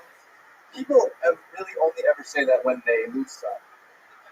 No one's ever been like, I won the lottery. You win some, you lose some. I was thinking this the other day, so I'm 198 pounds, and if I drink 2 pounds of milk, I would be 2 pounds of 1% milk, I would be 1% milk. To put it this way, I'd be more milk than most people are Cherokee. Like, I'm Native American, well, I'm 1% milk, I have to tell you. Burning witches at the stake, that used to be something that we did. We burned witches at the stake. I mean, that must have been the worst punishment ever, because I'm on stage right now. I couldn't imagine doing it on fire. Because they have an audience. That sounds terrible. I mean, I'd be so self-conscious to be like, is my skin melting? Is it weird? All right, that's my time. Thank you. Fuck yeah, Nick Roche. Great performance. Hell yeah, man. I love that Hereditary joke right from the top. And even though it's an indie reference, it's absolutely 100% spot on. Yeah. It's great that you know that. Yeah. And it worked. But yeah, my friend out there, he said he almost didn't want to be friends with me because I looked like that girl.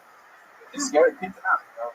Really, it is pretty scary. Do you ever try to scare people? Do you ever like have sleepovers with your friends and like you lean over them in the middle of the night? Yeah. No, I just make sure I don't put my head out my car door, the window while I'm driving. Right. I love your set. How long have you been on stand-up? 3 years. All here in Austin? No, I was actually here last week. I'm from Connecticut. I just moved here in September. Okay, Connecticut. Yeah, remember when we found out his dad works for a $1 billion company? A lot of successful fathers on tonight's show, except for the guy that drank and drove from Houston. Everybody has a father. You imagine getting pulled over for DUI and get Zinfandel. Yeah, the cops are just laughing at you. Just get out of here. We're gonna have to get a lady officer to cuff you. White Zinfandel. All right. Have you ever been arrested? You ever been in trouble, Nick? Yes. No, I haven't. Yes, definitely. Never? No, I mean, yeah, no, I've never been pulled over or anything like that. Yeah. Oh, wow. Again, someone's billionaire father might be listening. No, totally, Dad. I mean, everyone. I've never been pulled over. I love it. What is the thing that you've gotten away with then? What's something that you haven't gotten in trouble for that you did? Nothing really. I don't know. Yeah. I wish I could say I did something crazy, but I'm pretty. Now we really think it's something crazy. Absolutely. Like everyone is stolen candy as a kid. Like that would be what you fall back on. But instead, you're saying nothing. I steal from Target sometimes. Wow, look at that. What do you do? A self-checkout? No, like in the back of Target, they sometimes have like candy or something. I'll just take it out. They don't have candy in the back of Target. Yeah, That's where they put the paper towels and whatnot. Well, no, actually, the one I was at, they had like some stuff in the back. I just took something I ate it. I don't know. Do you remember what it was? Yeah, it was like it was in like the water bottle section. They were selling like these waffles, like these Stroop waffle things. I just street waffles? It's called a Stroop waffle. It's like a little like. That's like the airplane cookies. Yeah, exactly. You could eat of all the things you could steal from Target. Yeah. You went with plain biscuits. Well, it was weird because it was the only thing in the area. That's how you know he's rich. He's walking through a Target. He's like, "Oh, a strudel waffle. They gave me first class. It's a shame they don't have any white zinc for me to drink this with." What do you like to drink when you're drinking? I really like beer. Yeah. I don't believe beer. Yeah, seems like it's lying. No, just a good old brewski. Not a double barrel scotch or something like that. No, yeah, it's beer. I like an IPA. Oh, you know that one, huh? Yeah. You remember that one from hearing somebody order it before? How often do you drink? Probably 2 to 3 times a week. Okay. What's the thing that you love to do? What's like a release for you? You do anything other than stand-up comedy? Well, this is like my most, like, the biggest release for me is stand-up. Like, I love stand-up. But then during the day, I like to run.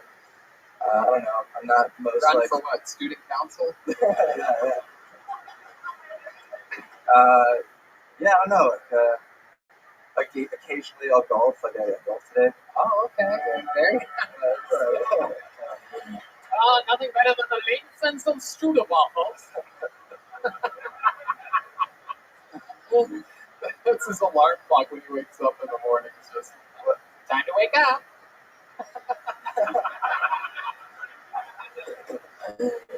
Oh shit, Nick! What's the fanciest thing about you? I've tried to find out what if there's any street rat in you, which it doesn't seem like there is. There might be some cul-de-sac rat, but what's the fanciest thing about you? What's something other than strudel that fanciest thing about? I don't know. I'm not sure. You're not really a bad boy. You know what I mean? You know, the worst thing you've ever done is stolen a plain biscuit flavored cookie. Target. Yeah, really. Yeah, stealing from CVS and Target is. What's the fanciest thing about you? Do you have like a bidet in your toilet or anything like that? No, I don't. I want one. I would love a bidet. You wear slippers? You have like the I have slippers. You do. You wear them every day. You like. No, you seem like. Let me ask you this. Answer honest. Yeah, sure. Don't be embarrassed if I'm right. Yeah. But you do seem like you have you're the guy that has the slippers like right there on the side of the bed. So you put your feet right into them in the white robe. Not so I can put my feet right into them, but they are next to my bed. I don't just like get out of bed. You take a step first and then put they're like just under my bed. That surprises me. I had him as a season. I don't even let my feet touch my bedroom floor. I think you might be lying. What kind of car do you drive? I drive a Chevy Traverse. Yeah, just trying to blend in with the normal out here. All right. How about your mom? What's your mom like? She's a clerk for the court system in Connecticut. She does like the scheduling for the court times. And, so. Okay. Sounds like one horny bitch, if you ask me. Do you think your mom's horny all the time? I don't know. I don't know how to answer that. Maybe ever. It's the first time I've asked him in the history of the show. So congratulations. Have you ever heard your mom and your dad having sex? No. Never? Sort of real quiet when you do it. Yeah, they're just like, all right, we're gonna use the kitchen for right now, and then you gotta go away. Really? No. I just never was really an issue. Alright. Something else though, right? It really is. American Psycho. Remember the time that we had the guy on and he seemed like sort of normal and fancy, and then he ended up like throwing his girlfriend up a balcony and murdering her? First house. I'm getting the same sort of. How many of you guys think this guy might murder someone one day? That's everybody. Everybody's got you paid the rare murder. I mean, yeah, I don't know what to say. I don't know. I wouldn't put it. I mean, maybe I'll kill someone. Let me ask you this: if you were going to murder someone, how would you do it? I guess it depends. Like, it depends on what's happening. Like, if they're, like, I don't know. I just imagine like using a golf club or something. Very good. Let me ask you this: if you killed someone, right, and then you had to get rid of their body, how would you do it? I like watching Dexter, so I'd probably do what he did and like throw him in a river or something. Alright. How would you do it? How would you do it, Tony? I would probably, I'd probably just go, I think the Italian way of doing it, and my Italian friends over here might agree with me, I think the Italian way of doing it is going deep into the deepest woods you can find and just dragging it out there, you bury it a little bit, but you just gotta go in the woods. You've seen The Sopranos, they drive to South Jersey. I would chop it up, blend it, feed it to a pig, they eat that pig. Look at that. That's the only thing I couldn't do, actually. I don't think I could chop up the body. No, Red Man would kill somebody just for the excuse of eating it bad. Yeah. I totally didn't put that. All right, Nick. Well, this was fun. Great set. Way to make fun of yourself. The Hereditary thing's great. It just goes to show, it's so much better to do jokes. Even you called it out at being an indie reference, but it's so much more important to do jokes that you're not playing towards everyone, I think, but instead playing towards the people that do know the reference. Got a great laugh, including from us, and I think you're on the path to either stardom or being a convicted murderer. So there you go, Nick Roche, everybody. There he is. He's on social media, Nick_Roche, ROCHE. Chaos here tonight, just meeting people. No regulars. They're on their way, though. Regulars are coming. Live stream coming up soon, too. Some technical things we got to figure out. All these old rock clubs are, they never use Wi-Fi for anything. Okay. This is going to be interesting. Make some noise for Tim Airwalker. Airwalker. Tim Airwalker. Is Tim Airwalker out there? Here we go. No? That's not Tim Airwalker. We got a no on Tim Airwalker. No? Nope. No. Damn, a lot of people. So weird. It is weird. Huh. How about Art Andrew Tarr? Andrew Tarr. Here he comes. Andrew Tarr is next. There's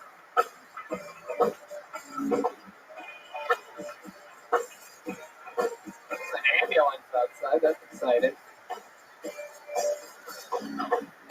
Here he is, Andrew Tarr, everybody. All right. Hey, everybody. Or not. Sorry, my bad. I learned of a weird side effect that certain drugs cause. It's called retrograde ejaculation. Yeah. Apparently, the drug affects the muscle that pushes ejaculate out, and it'll go backwards, and guys will jizz into their bladder. Yeah, easily the weirdest Snapple fact I've ever gotten. What the hell is going on at that company? You know how long it must have taken doctors to figure that out, right? The doctor's like, oh, can I get a urine sample? And then the guy just keeps coming back with jizz. And he goes, oh, you think this is funny, huh? Like this is just some big joke to you? Now, life is beautiful, man. I wake up every morning with a smile on my face knowing that could happen. Somewhere out there's a girl who's like, oh my God, did you just come inside me? And the guy's like, nah, man, they came inside myself. Ladies and gentlemen, this one's on Nick. Fuck yeah, Andrew Tar. Doing it. Getting it done. Never thought we'd get to have Stewie from the Family Guy on the show. This is so exciting. Oh, yeah. Andrew Tar. So welcome. How long have you been doing stand-up? It'll be 6 years in June. 6 years in June. Here you are. Doing it all here in Texas? No, I moved here from San Diego. Oh, what made you move here? Probably half the same reasons that you moved over here. Couldn't do anything, couldn't have a job. What did you do? Got here January 4th. Cool. So you were in San Diego doing the Magic Palace, the American Comedy Store. Yeah, La Jolla Comedy Store. The American Comedy Company was waiting for that Laugh Factory to open up in Gaslight, but that's never going to happen. Right. Yeah. So that's cool. So what do you think about Texas? What stands out to you about Texas since the big move? Since the big move, just being able to work again, have my own place, and do comedy. Have you eaten any good food since you've been here? Just PF Chang's. What? Jesus Christ. Are you serious? That's where I work. You don't have a favorite restaurant yet? No, I've been too busy trying to find more furniture so I'm not sleeping on the floor. Yeah, that's been a pain in the ass. If you don't know, so many furniture stores are so backlogged because so many people have moved here. Just getting a kitchen table is 2 month wait right now. Yeah, even crazy. On OfferUp, it's Amazon ads or something. It's just lining up. So what, you've literally just been sleeping on a bare floor or an air mattress? No, I managed to fit my mattress into my car on the drive here. So what kind of car is it? Corolla. How did you win? You got a buck that or something? What is it? How'd you do that?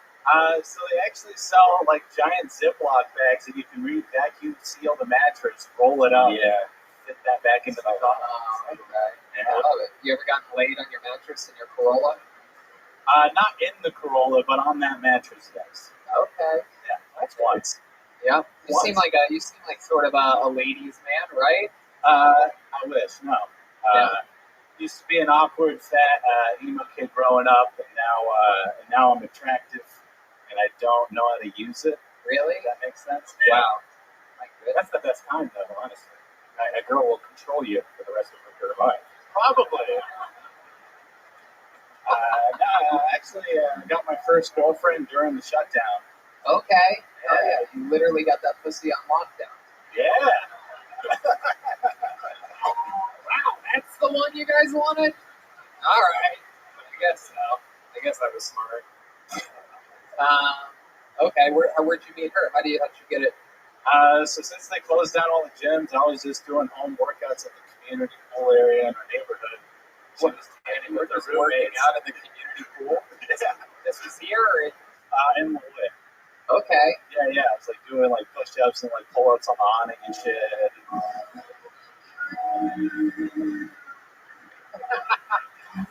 Nightmarish dream weaver. All right, so you're out there working out, and she came up to you and she's like, "Hey, what's up? What's your name?" No, her roommate waved me over, and then I heard her whisper to her, "Oh, you bitch." And then we just talked for a little bit. We drank mimosas, and then we set up a date. Wow, mimosas, by the way, a more masculine drink than White Zin. For those of you keeping track. Yeah. Drinks on the drink. A mimosa at least has some vitamins in it. How many mimosas did it take for you to loosen up enough to make the big move and stop being the fat emo boy that still lives deep inside of you? Oh, no, she made the moves. Oh, really? Yeah, Is that your move, is not making a move? Yeah, I don't know how. I'm not playing hard to get. I just don't know how to play. All right. So what did she do? She just jumped on top of you and straddled you, and then what happened? No. So we went on a date the whole time. She was talking about love and intimacy. So I thought, okay, this girl's gonna make me wait. And then she was like, this generation is all instant gratification. I'm like, okay, she's gonna make me wait. And then that same night, she's bringing me up to her bedroom, and I start freaking out because I get performance anxiety. Yeah, and plus you're like, oh my god, a bedroom. This is so exciting. And then she started smoking weed, and I don't really smoke, so then I told her that, and I guess she thought I got like high once a week, and now like this would be the 7th time I ever got high. So then she got me way too high. Oh no! Like the whole world was shaking. I went on Facebook to see if people would be like, earthquake. But nobody did. I was like, oh, this is just me. She said, just put it in, and I was like, without a condom, and she said, yeah. And then I said, the last time I did that, I got a fungal infection. Oh, You said that before putting it in? I didn't put it in. Christ, look at you.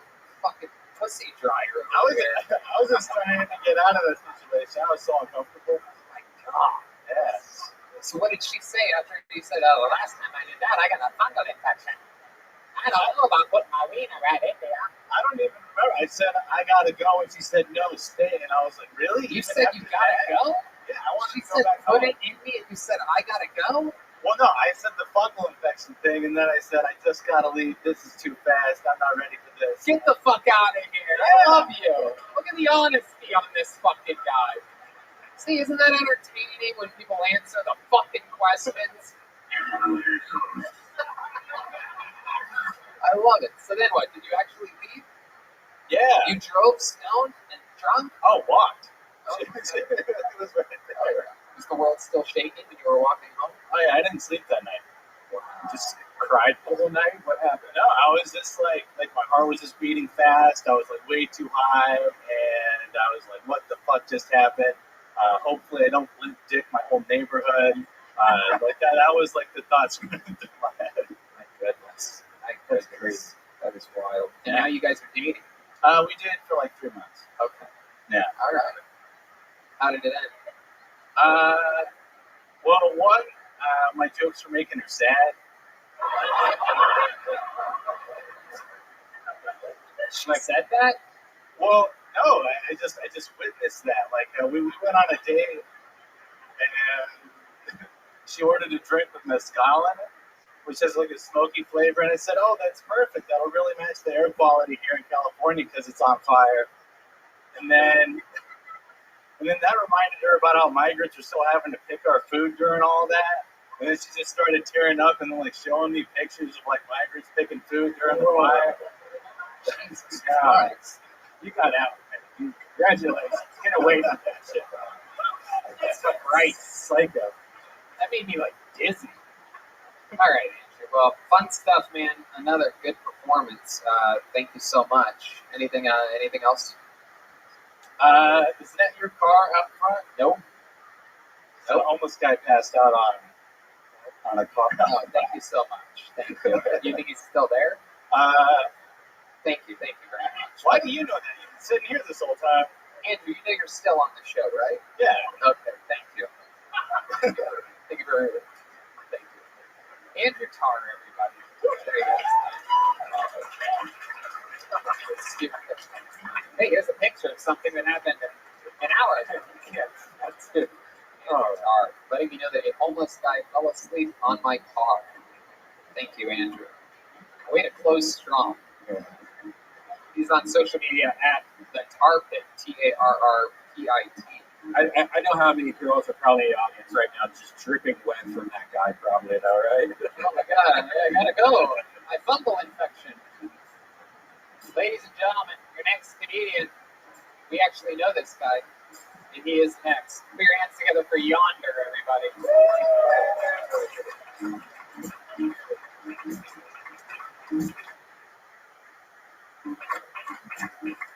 Yeah, we know this guy very well. He's been on the show before. Coming from North Carolina, I believe. South Carolina. Guys, here's your 60 seconds from Yonder. So I never understood rape whistles because the last thing I want to do is draw attention to myself before I rape somebody. Knock, knock. Help! He has a knife. There's blood everywhere. I need to get inside your house to call the police. He's killed my family in cold blood.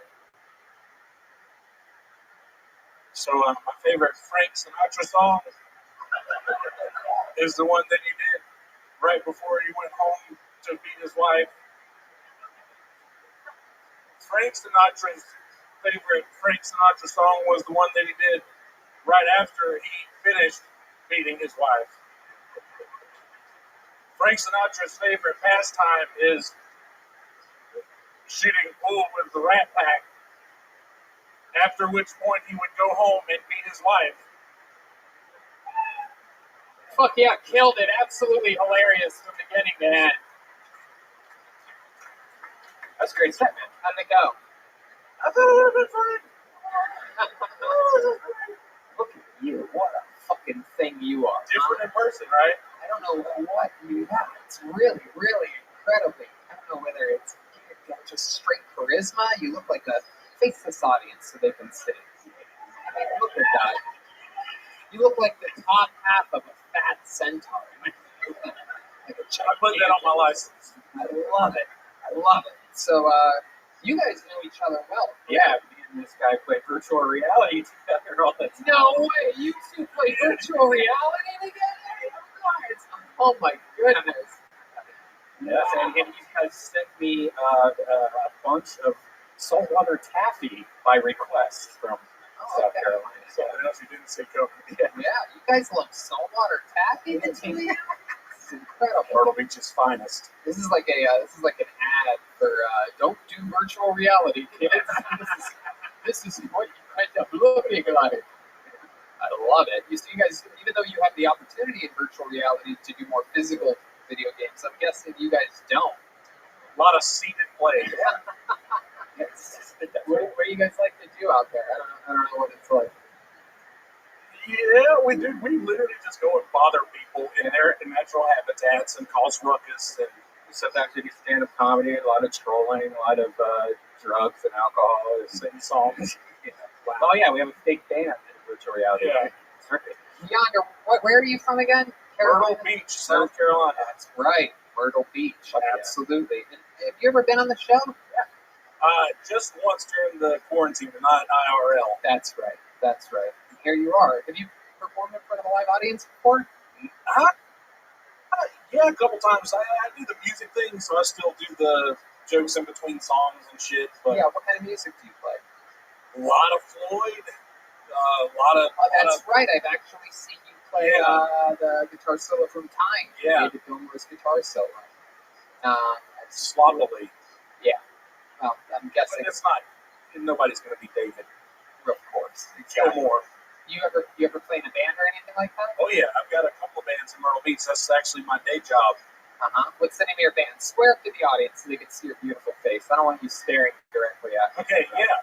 I got a band called Cornbread and a band called The American Sound. Are you thinking of moving here?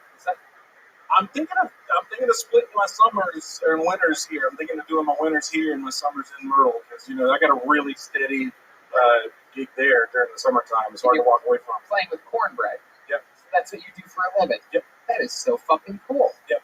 10 years now. My goodness. Well, what are the other band members like Cornbread? All of them have day jobs except for me in both of the bands. Like they're a little bit older than me. What's the other band name? The American Sound. That's the electric band that I did the Floyd stuff with that you saw. And Cornbread is, do you ever sing in any of these bands? Oh yeah, I'm the singer in both bands. Oh wow, will you sing? How many of you want to hear him sing a song? Yeah. You gotta do it. Why? No, we don't do that. All right, Redman doing with their inside virtual reality show. That's our band. Four people on the internet just shit themselves.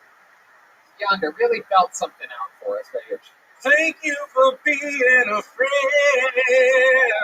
Travel down the road and back again.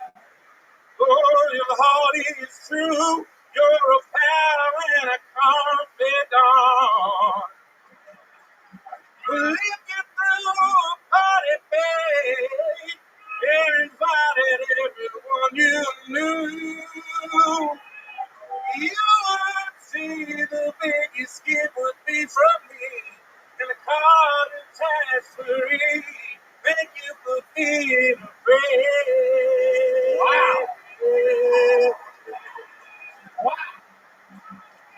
someone with talent and a special skill. How exciting. That was fucking awesome. beautiful, my God friend. damn. How about another hand for the band, everybody? Jumping right in there. Would have taken Jeremiah 9.5 minutes to catch up with that. You don't Jeremiah. That's what you can do here is be on the show now. Don't you? Wouldn't that be a great regular? He's new to comedy. Jesus Christ. Just because he sang Golden Girls doesn't mean I want to talk to this fucking guy every week. My God, no. Those jokes per minute. Yep, that's absolutely true. I've always said Golden Girls the best comedy of all time. So, what else, Yonder? Tell us, you know this show very well. Tell us something interesting about you that you think would be good for me to talk about. My uncle, my mom's side of the family is a bunch of fuck ups, and like my uncle has Tourette's, and also he has Tourette's, I think, because he like used to huff gas as a kid. He used to put like gas in a 5-gallon bucket, put his head in the bucket, lay a towel over his head, just pass the fuck out. So, and he's been in and out of prison ever since he was like 13. And in my entire life, he's been in prison. And he pretty much just has Tourette's and is like in chow line, and he'll be like, this fuck. And somebody will fuck him up in chow line, and he spends most of his time in like solitary. Yeah. So I've been telling that story a lot of gigs lately. Respond to it well, it seems. Yeah, if they're there for music, yeah, they would respond to that in a comedic way. But if they're shooting for comedy, it's more of like a serious talk. You ever go and visit them? Never.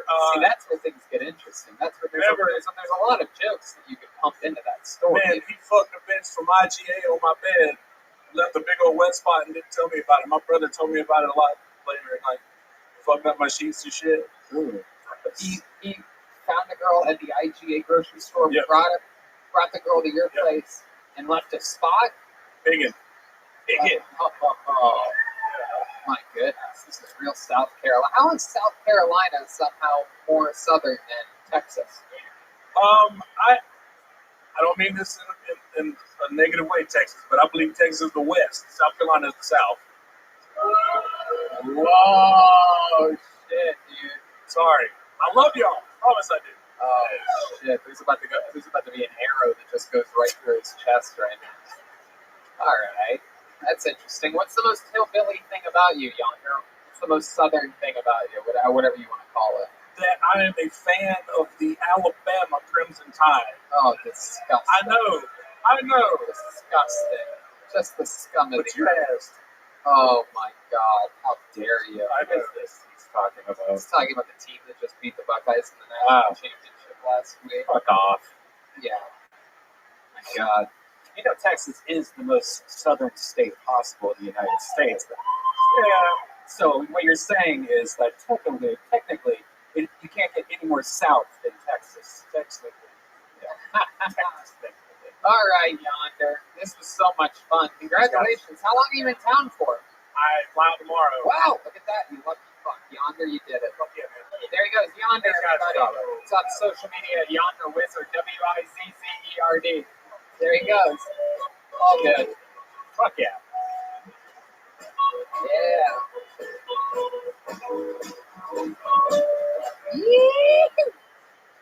All right. E. Lopez. That's a letter E with the last name Lopez. There he is from the audience.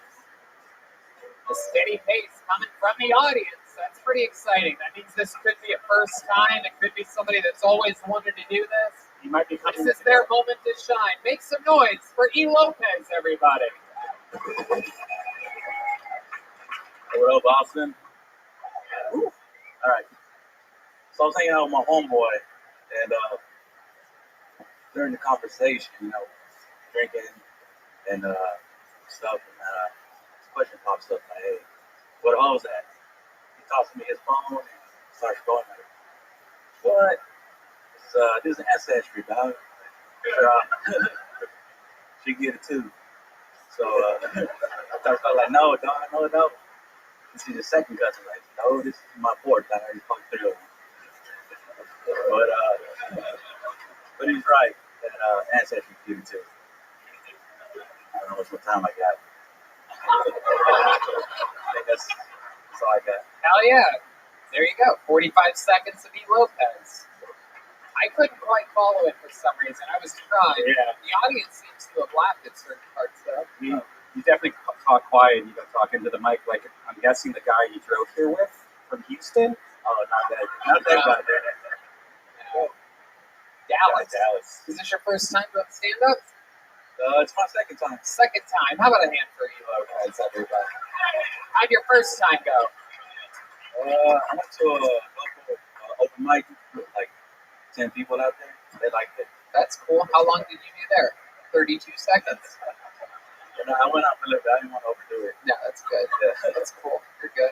Do another one. How many of you want to hear another joke from E. Lopez? I couldn't quite follow that one.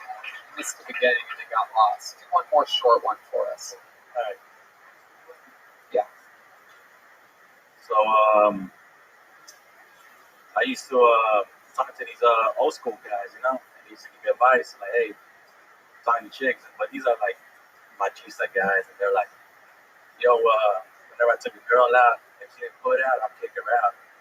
So I tried to do the same approach. One time I took a girl to the club, went out, and when I got her home, I told her, hey, it's no free rides. Either gas or ass. So she bends over a little bit, lifts up her skirt, she farts. You got me there. E. Lopez. Killing it. You don't need any of that setup. You know that? The first 30 seconds of that, you can just cut that right out. Okay. I believe that girls should put out, blah, blah, blah, blah. You don't need a friend telling you that. You don't need any of that. Okay. Yeah. And then you just stuck with all that funny part. That's good. E. Lopez, Red Band, put the fart board away. So, you've only done it twice. When did you go up for the first time? When was that open mic?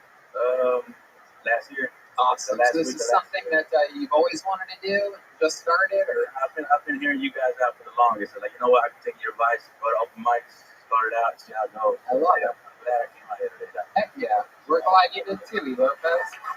You seem like a real man, like you have a real job. You're like an electrician or something like that. Carpenter. I'm a milk carrier. A milk carrier? You carry milk? Yep, deliver door to door. Really? You're a milkman? Milk carrier. Male. Hey, mister. I swear to God, I thought he said milk carrier. I go, what are they? From the cow to the bucket? Like, I don't really get it. Hello, the milk carrier. Ain't that country, Dallas? You're a mail carrier, so you're a postman? Yes, sir. Hell yeah. How long have you been doing that for? This year's 10 years. Wow, look at that. Did you notice any major differences with your postal service recently? Yeah, well, you got to show a baggage. But everybody's asking for the check, though. Their stimulus check. Of course. But I mean, like, as far as budget cuts or anything crazy, when all that stuff was happening in the news, did you notice any difference with your? Nah, I mean, we stay busy, man. Right. Yeah, it is very interesting. I'm with you, Mr. President. It's the last day I'll be able to say that. Yeah, say that. Well, I'm a president. Oh my goodness. So, E. Lopez, you're Dallas, right? Yes, sir. You have a wife? Nope. No? Girlfriend? Not at the moment. Not at the moment. Hell yeah. What do you do for fun? I listen to podcasts all day, so it keeps me going. I just play some poker and soccer, different type of stuff. All right. Hell yeah. Have you had the coronavirus yet? Honestly, don't know, but I tested negative the one time I did test. Okay. What made you test that one time? I honestly got sick. You really got sick? Yeah. What was it? Just a normal flu? Came back from Mexico. I don't know. Oh, that's all it was. There you go. That answers everything. You went to Mexico. That's all you had to say. Mm-hmm. Hell yeah. So what was it? You think it was just the water or something down there? It's like Sex in the City. Gastroenteritis, is that what they called it? No. It was feeling bad. What were your symptoms? Same thing, headache, high fever for a couple of days. It took like 3 days. I was good after that. But I stay away just for precautions. When did you get tested? Right when you got back, or a few days after? I fell sick when I got back a few days after. So you probably did have it. Yeah, yeah, you had it. Yeah. Well, it's two doctors. Yeah, it's us, right? Dr. Red Band. Yep. How often do you play soccer? Rarely. It's my first time last week, and I'm still sore. Really? You played soccer for the first time last week? In a while, under that. Oh, okay. I was going to say, you went to Mexico and you didn't play soccer? It's a good outfit. What do you? You're still sore. How long did you play for? An hour. An hour. Yeah. All right. What you do in Mexico besides that? Was there a reason for going there? Like, my dad stays out there. Okay. Yeah. And what did you do with your dad? You checking your watch? Yeah, what the heck? Uh-oh. Gotta drive back, bro. Gotta drive back. Really? You want to leave? I'm good. I'm good. First person in the history of the show thinks they're going okay, and you're like, you know what? That mail ain't gonna deliver itself in the morning. Such a responsible milkman. All right. What did you do with your dad? Anything? Just did a little sightseeing. Yeah. It's been a while since I've seen him. What type of sights did you see? Was it one of those? What is that? A donkey show? Yeah. This is like in the country. Well, Michoacan, I don't even know about that. No, say it again. Michoacan. Wow. What does that mean? It's a state over there. Territory. Okay. Oh, okay. Yeah, Michoa, something like that. Michoacan. Yeah.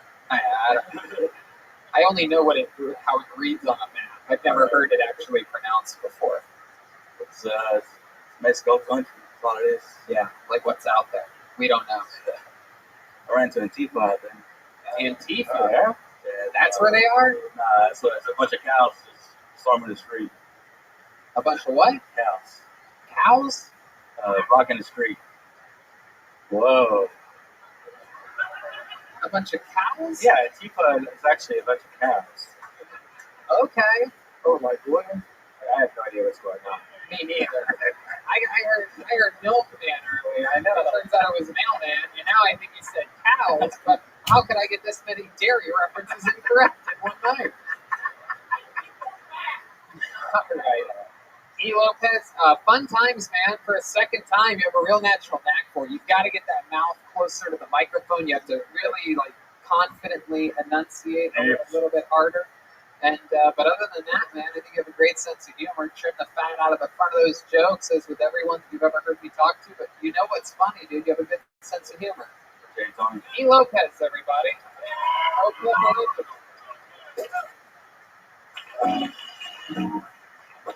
He's a drug mule.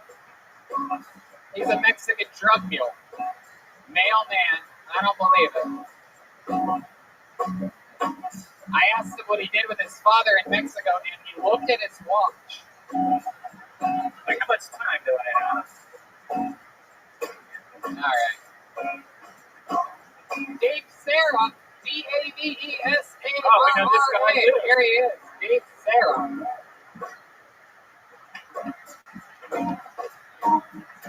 You guys having fun out there tonight? All right. Anything can happen. Your state's Fuck yeah, baby. Dude, let's celebrate today, Martin Luther King Day, with some dark ass fucking jokes, dude. I was just fucking with my mom. I told my mom, I have jungle fever. She's like, yeah. She said, you want to marry a Jew? I said, I fucking love Austin, dude. A lot of music festivals out here. I got fucked up at a music festival. I'm fucked up right now. But I got fucked up at a music festival, and I thought to myself, yeah, fuck yeah. If Albert Einstein went to a music festival and took ecstasy, I still think you would believe that E equals MC squared. That one's for the people at home, right? I'm sorry. Here we go. I'm sorry, guys. I suffer from minor necrophilia. I like to fucking only fuck small children. Hey, October looks a little different tonight, huh? Jesus Christ. Thank you very much. No. Oh, no. Don't thank me. I'm so sorry. Here's another apology segment of tonight's episode of Kill Tony. Dave, have you been on this show before? Yeah, one time. How did that go? Very bad as well. It was worse than this? No, not as bad, but pretty bad. All right. When was that? It was about it was in June, so it was also a COVID one. Okay. Yeah. That was on the I was the puppy beater. puppy beater. You remember that? You sent in a video or you were live? I was live. I said, Yeah, he talked about beating a dog because he thought people would like that. yeah, I talked about beating dogs. It's like turning the rescues into turning purebreds into rescues. Yeah. Jesus, Dave. Have you been arrested before? Yeah, 4 times. For what? What? Weed. Marijuana? Marijuana is pretty bad. I spent about 180 days in county jail. Yeah. Do you still smoke it? Yeah. Oh yeah. Doesn't seem like you do at all. Dude. Do you do other things as well? Oh sure, man. I do a lot of cocaine too as well. Really? You do that daily? Monthly.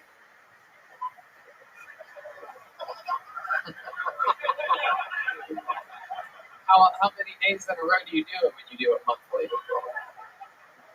Well, I guess you call it a bender, right? It's like 2 days in a row, 36 hours. It's like I get paid every other week, so usually every other week when I do some cocaine. Okay. What do you do for work? I work for Whammo. We sell frisbees, hula hoops. Okay. I remember now. Hey, nobody search my name though and message Whammo because I don't want to get fired because I like that job. Jesus, that's exactly how they do it. Is they wait for someone like you to say, "Don't do this; it will affect my life." And some cold person out there on the internet with nothing better to do is like, "I want to feel an emotion today," and then they write the letters straight to Whammo. That's how it works. You know this, right? I work for Whammo. So, before we moved out here, he came to the Comedy Store and gave me a bunch of cool Whammo shit, like frisbees and hacky sacks and all this You cool stuff. split it up 50-50. You didn't think about doing that? You gave it all to Red Band? Well, I was hoping that you give it to the actual members. It's okay. Go ahead, Rick. So I'm at the grocery store and I'm thinking, man, I got so much Whammo stuff in my back, and I can't take all this to Texas. I don't need 5 frisbees and stuff. So I see this kid. He was like 10 years old or something, walking by in the parking lot at the grocery store. I'm like, hey, kid, do you want like this like Whammo thing? And I just see this dad come around the corner of the van. Excuse me, can I help you, sir? Like, of course, I'm the guy giving some toys out the back of our car. Recording the whole conversation. You're like, no, I have it recording. Here, listen, I'm just offering your boy some frisbees. Yes. It was so They're right here in the back seat of my car, kid. Yeah, I have an uncomfortable amount of toys in my car, yes. Red Band's not a pedophile, though. He actually goes up to kids and asks them for candy. Yeah. Dave, Yes, sir. you seem like you seem like an interesting guy. You a big fan of comedy? Big fan. I've been a fan of Kill Tony as well. I came from Los Angeles. I'm here from Los Angeles. By the way, I'm here from You just snort? Who's a little piggy boy? Who's a little piggy boy? Are you a little piggy boy? Mashed potatoes. Dave. Dave, are you a little piggy boy? little piggy boy, yeah. All right, no, it's okay. Okay, so what were you saying? When you Oh, started? yeah, no, I don't remember what I was saying, but yeah. I love it. Oh, there's a reason why. I heard that It's my birthday. today. It's my birthday today. It's also David Tell's birthday, but today's my birthday as well. Today's Mental Health Day on Kill Tony, everybody. This guy just jumped up and down twice for his birthday. I like it. I'm happy. Yeah? It's been a great weekend. So how are you celebrating your birthday? Dude, I came out to Austin. It was $130 to drive to fly from Los Angeles to here. I ate Rudy's, which is weird because like everybody talks shit about Rudy's. They say it's like the chain of Austin barbecue. Whatever. But like it's funny because like every they give you a lot of utensils, like a fork and a knife. Well, no, I don't understand because the utensils, a lot of them have like 2 forks and 1 knife, 1 spoon and a knife. They give you so many. They give you so many fucking utensils that I don't know. Birthday cocaine, huh? My goodness Christ. Wow. So bad. So bad. I thought that was going to go somewhere, and then you just started talking about the utensils. All right. Okay, Dave. Yes, sir. All right. Well, we're going to keep it moving. All right, Did you have fun here tonight? I had a great time. Thank you very much. Do you have any special skills or talents? Like I do cocaine. I work for Whammo. Thank you. Okay. Dave Sarah. There he goes, everybody. We're going to keep it moving. Dave Exhale. All one word. DAVEXHALE. All right. He's going to jump off the stage. Okay. There he goes. He does not remember how he got up. I get the feeling that's not the only awkward come down he's going to have in the next 24 hours. Wow. He's having fun. How about another hand for Dave? It's his birthday, everybody. Yeah. He's having fun. He's having fun. Look at this guy. Time of his life. I'm telling you, I guarantee you. I know what it's like coming from LA to here. LA is so depressing right now. So I'm happy that you made it out here for your birthday, Dave. Even though you're sort of completely insane, I'm glad you got this. Maddie Go! Maddie Go, you are next on Kill Tony. Maddie Go. MATTYGO. Here he comes. All right. Austin's fun, man. I love it. I haven't even eaten. I ate at Rudy's like 8 years ago here or something like that. But yeah, a lot of great restaurants. Polbo's. Anybody know about Polbo's South? Yeah. I had Pete Terry's the other day for my first time. That was great. Oh, the Pete Terry's people. Here he is, ladies and gentlemen. Maddie Go. One more time for Maddie. Hey! Oh my goodness! Welcome to Austin, guys. It's an honor to be here. It's so some crazy stuff going on outside that I don't know if y'all saw, but my goodness, it was nuts. There was a guy that this just happened. He was out there, and he was saying they're gonna kill Tony, and he was saying that you're the Tin Man. No lies, just happened. He got it, and man, he was the one with the friend. And I don't want to say that. I don't want to put that out there, but my gosh, this is surreal. He was like, they're gonna kill Tony. I thought it was like a conspiracy thing going on, that he was spitting the truth out there. But man, I was raised in Montana, and when did you have a baby? And I'm used to camping in the woods, you know, and Austin does. Austin.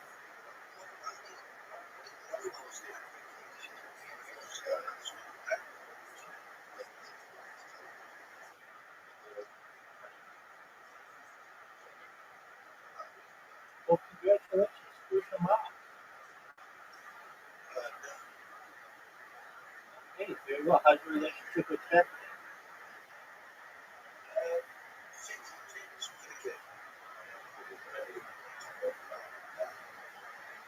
All right. Well,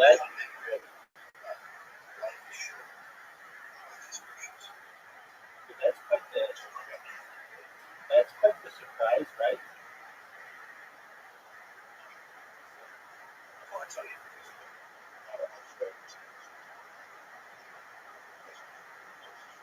Well, that's good, right? That's a beautiful baby.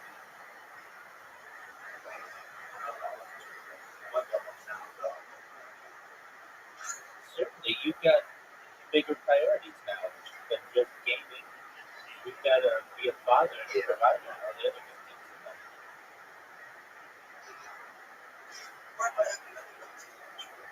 Oh, yeah, I'm a big fan.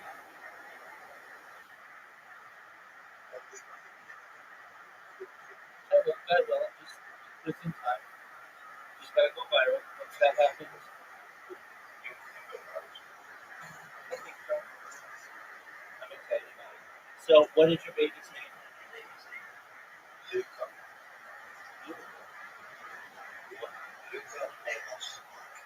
So my last name, like my baby, last name,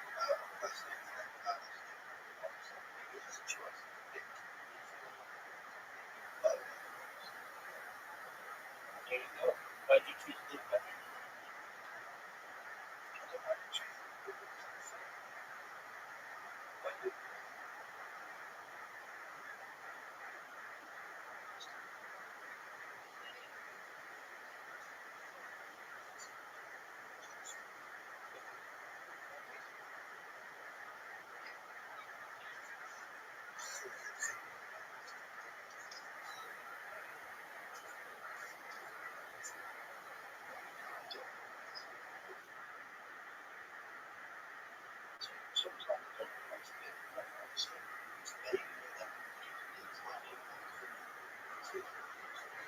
Yeah, that's a big responsibility.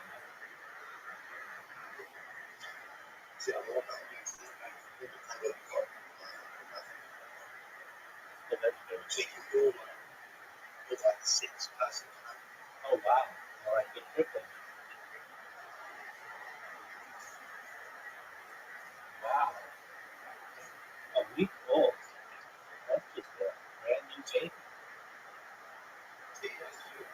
Oh, 2 weeks old. Okay, it's still brand new.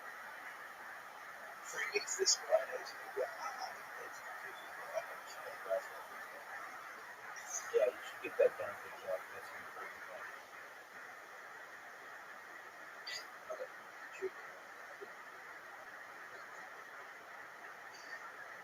Well, that's quite the surprise.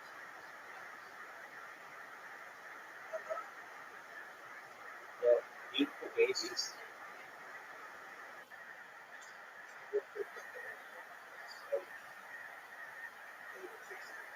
He's very cute. He's just the perfect looking baby.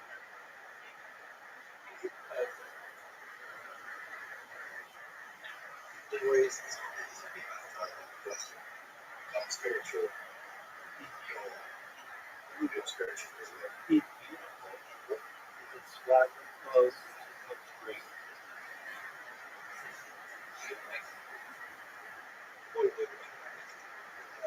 Yeah.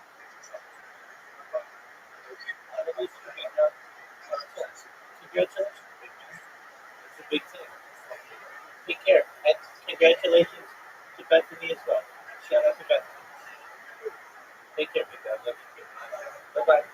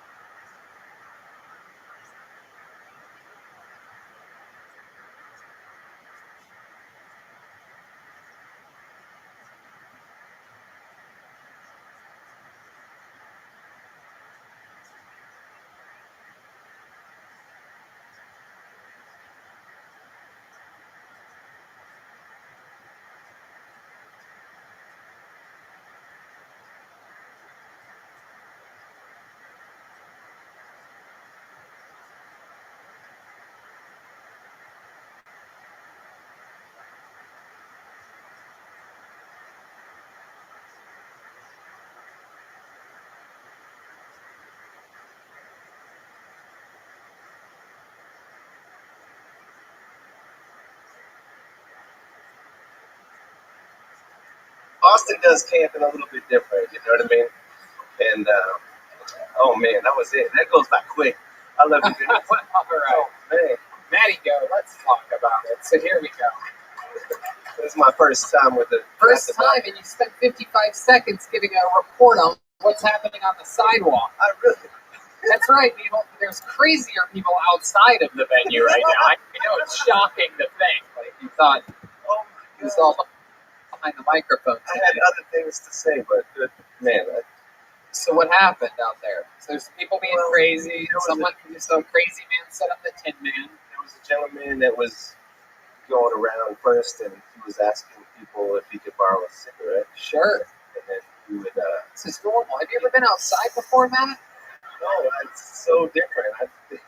People don't ask me. Then you'll never believe they asked me if I had any spare change. Hey, spend my cookies. So we got like 5 people deep, and then one person actually gave him a cigarette and gave him $100 out of this, this little thing out. And then he came back like 6 or 7 minutes later with a smoked butt in his hand with some ashes.